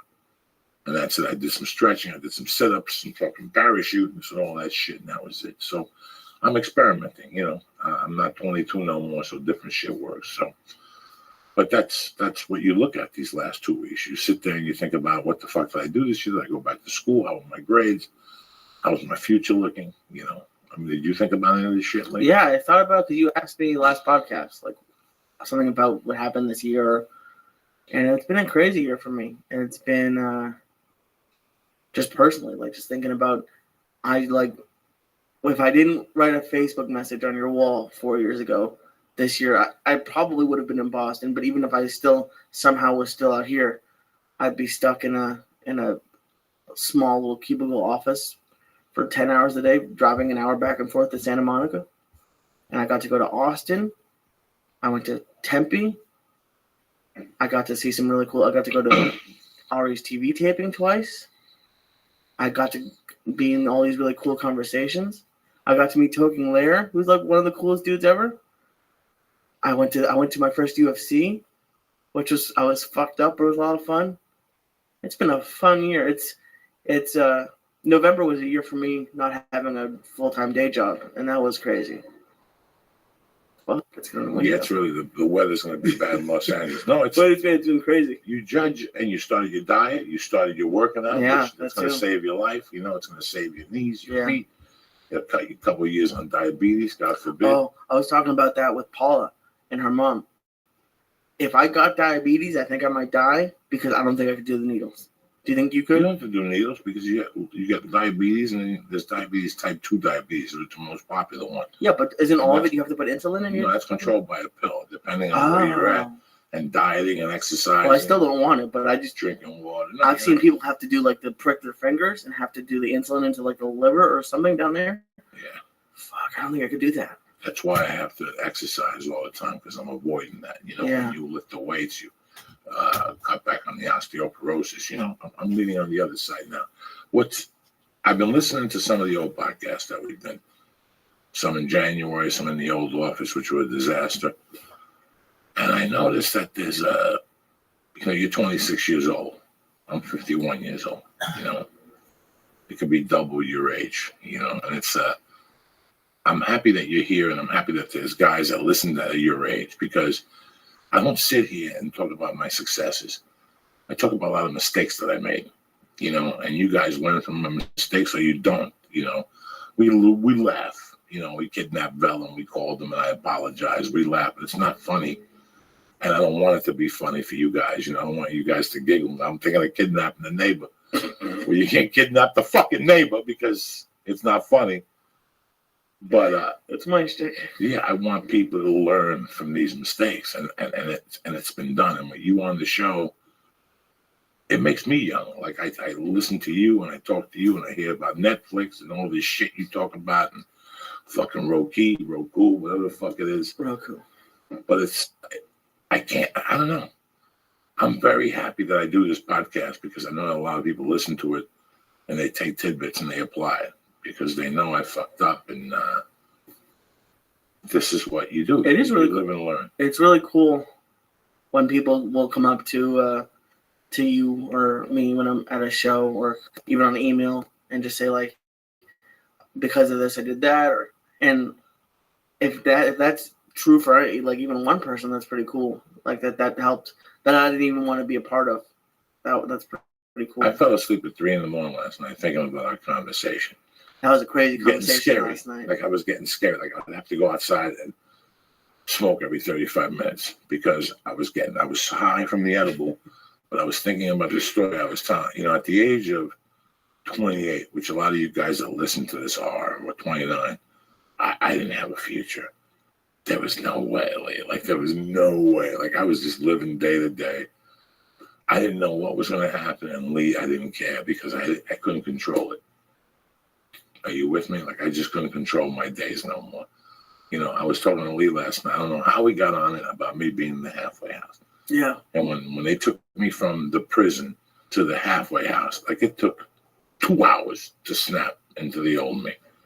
Like there was no, like I already had a fucking agenda when I got out. I had 2 agendas. I had the agenda I told the Gentiles and people who cared about me, and there was the agenda that I had in my fucking heart. But I was going to go right back and buy some fucking blow and sell some blow to get on my feet. You know, I didn't know any other way.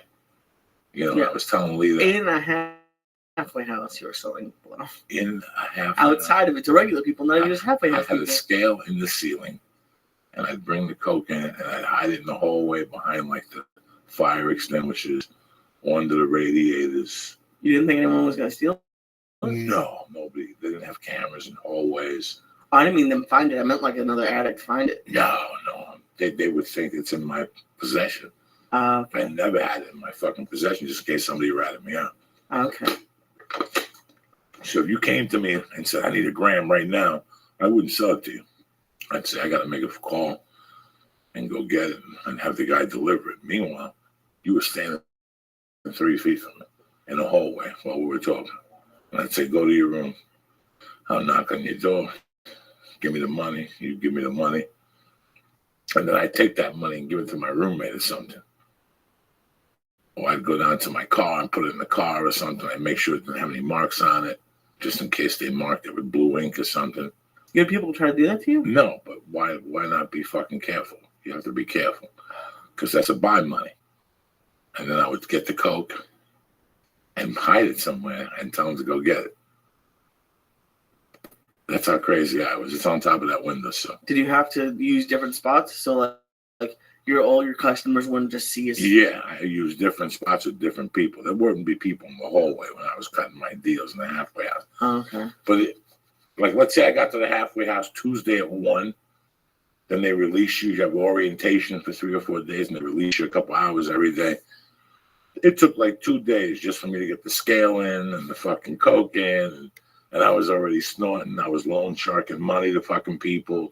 Getting your dick sucked in the hallway. In the fucking hallway. They would have sent you to prison for what you told me last night. Yes. And you were just like, fuck it. The girl's name was Patrice Twining. She was from Detroit, Michigan. Crazy as fuck she was. She was in there, and there was a white girl. I forgot what her name was. And she was in there for counterfeit money and writing checks.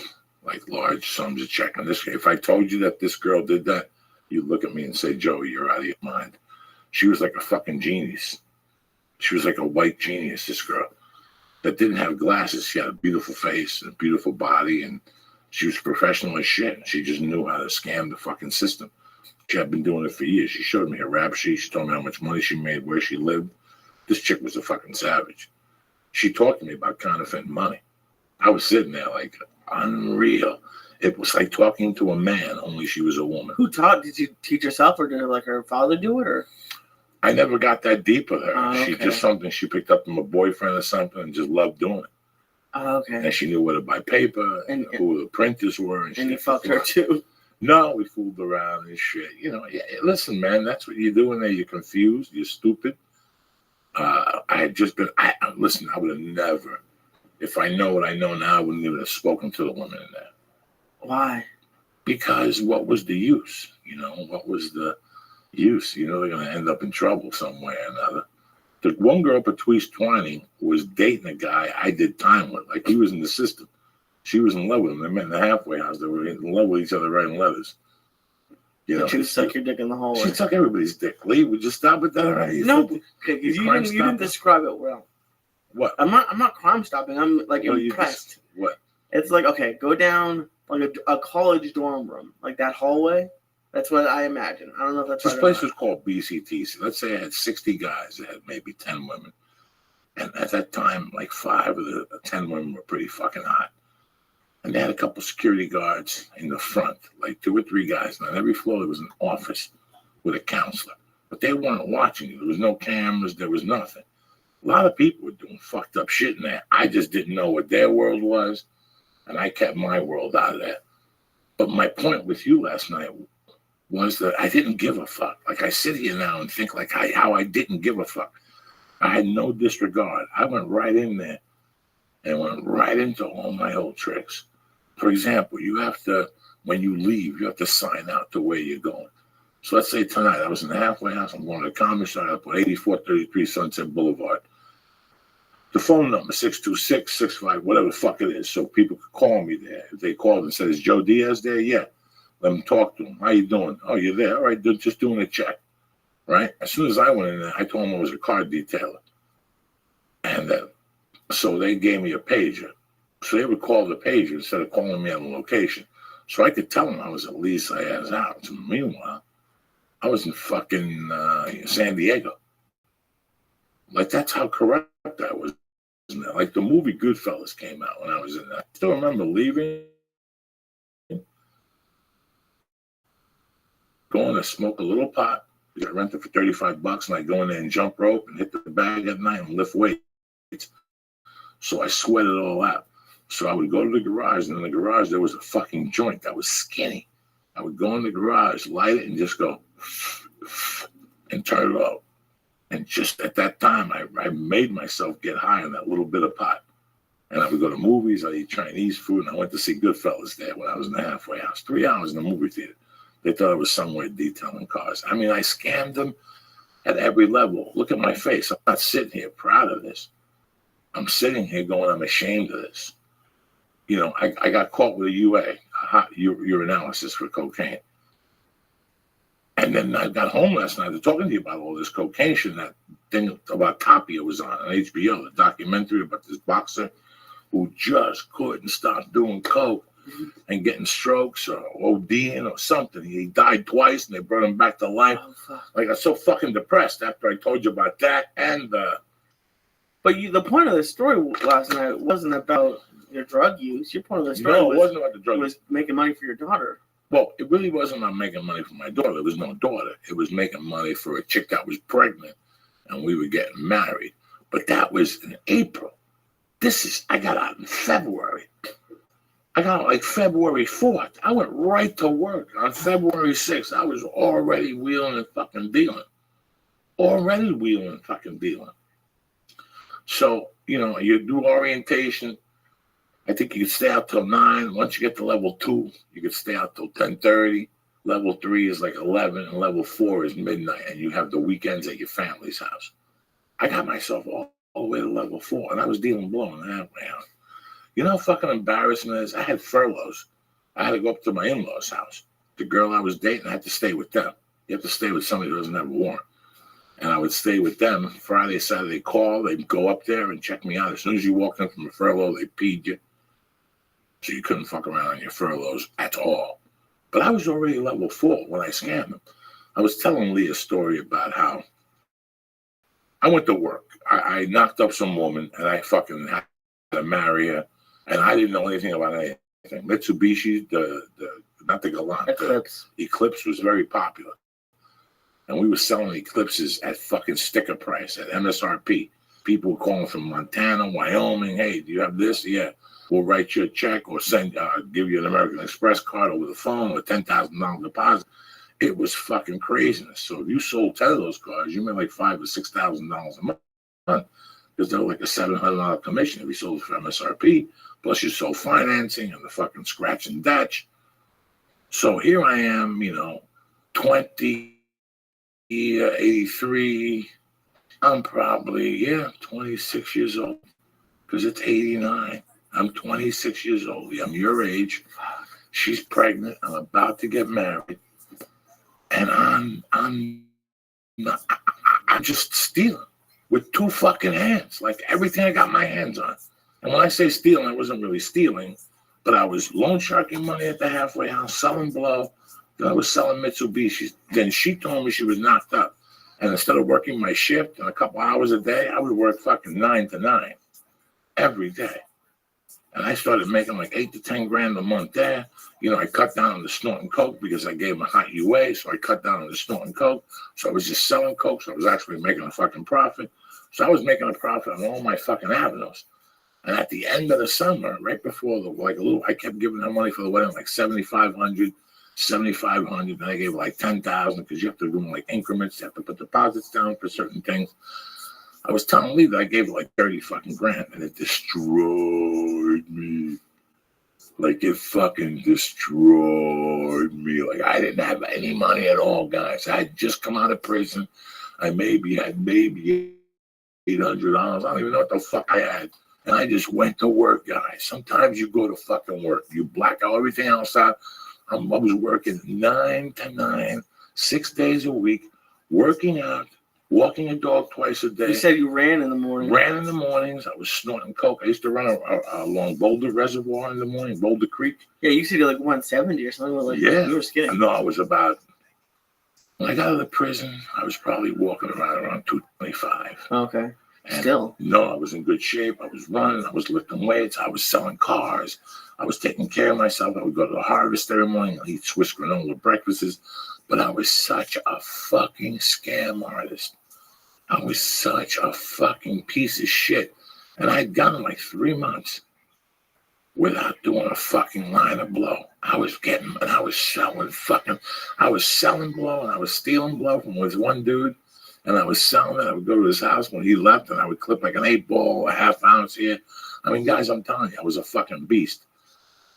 And it was like 2 weeks before the wedding, and my curfew was midnight, and they let us out of the Mitsubishi place at 9.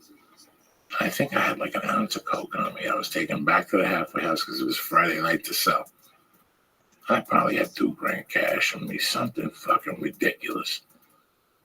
And my friend's like, oh, we're going to go to the strip club. And we went to 1 or 2 strip clubs, and I didn't like them. And I stumbled into this nude one. It was BYOB. Now, guys, I'm not a strip club guy. I've never been a strip club guy. I was killing 3 hours. You know, who knows if I was horny? I don't fucking know. I was a cokehead. I always had dead dick. I wasn't interested. Once I had 2 lines of coke in me, I wasn't interested in women. But I walked into the strip club and I saw this Korean girl. I was telling Lee, this could have been the fucking interview. And I went right up to her. And I said, I want to private dance. And after like the 3rd dance, I said, listen, it's over. I want to eat your ass. I want to eat your pussy. What's it going to take? And she said, just throw me hundreds. We'll go in the private room. And I had this bitch with her fucking thong off, with her legs up in the air. It was ridiculous. I was putting coke on her pussy. We were both doing coke. I went off the fucking wagon. When I got back to the halfway house, I had Zelcho do-re mi. Zelcho. You spent $2,000? $2,000. I just gave it to her. The pussy was so good. I just ate her, fingered her. She broke out condoms. I had dead dick. It was embarrassing, but I didn't give a fuck. I remember leaving there, and I was so horned up, and I jerked off in the car after I messed around with it. That's how disgusting I was. And I got in the car, and I drove back to Boulder. And I remember pulling up in Boulder this specific night and getting out of my car, and the Invicts were out their windows going, yeah, because I was bringing the blow. And I remember walking through, signing in, walking through, going upstairs and fucking, bringing blow to the Invicts and shit. And somebody ratted us out. They tested all of us, but they didn't test me and some other guy. So everybody was suspicious that it was me or some other guy that ratted them the fuck out. Okay. And that kid called into the podcast and we told the story. Alexander Red. Yeah. He was my roommate at the halfway house. That's crazy. I couldn't even imagine. Like when you were going through and like going all the stuff you were doing, you said that guy, that coke dealer, would just leave his back door unlocked. He'd do it like once a week. Oh my God. This guy was like a medium type friend. I knew him through friends of friends. He was kind of a goofball. He was like from the Midwest and he was trying to sell coke to make a living. But he was paranoid to put it in his house. So he'd leave it in like a back shed, like out in the open. I met 2 people who did that. They were scared to have it in the house. So when they're high and when they were drunk, they'd put like a rock on top of it. And somebody with a good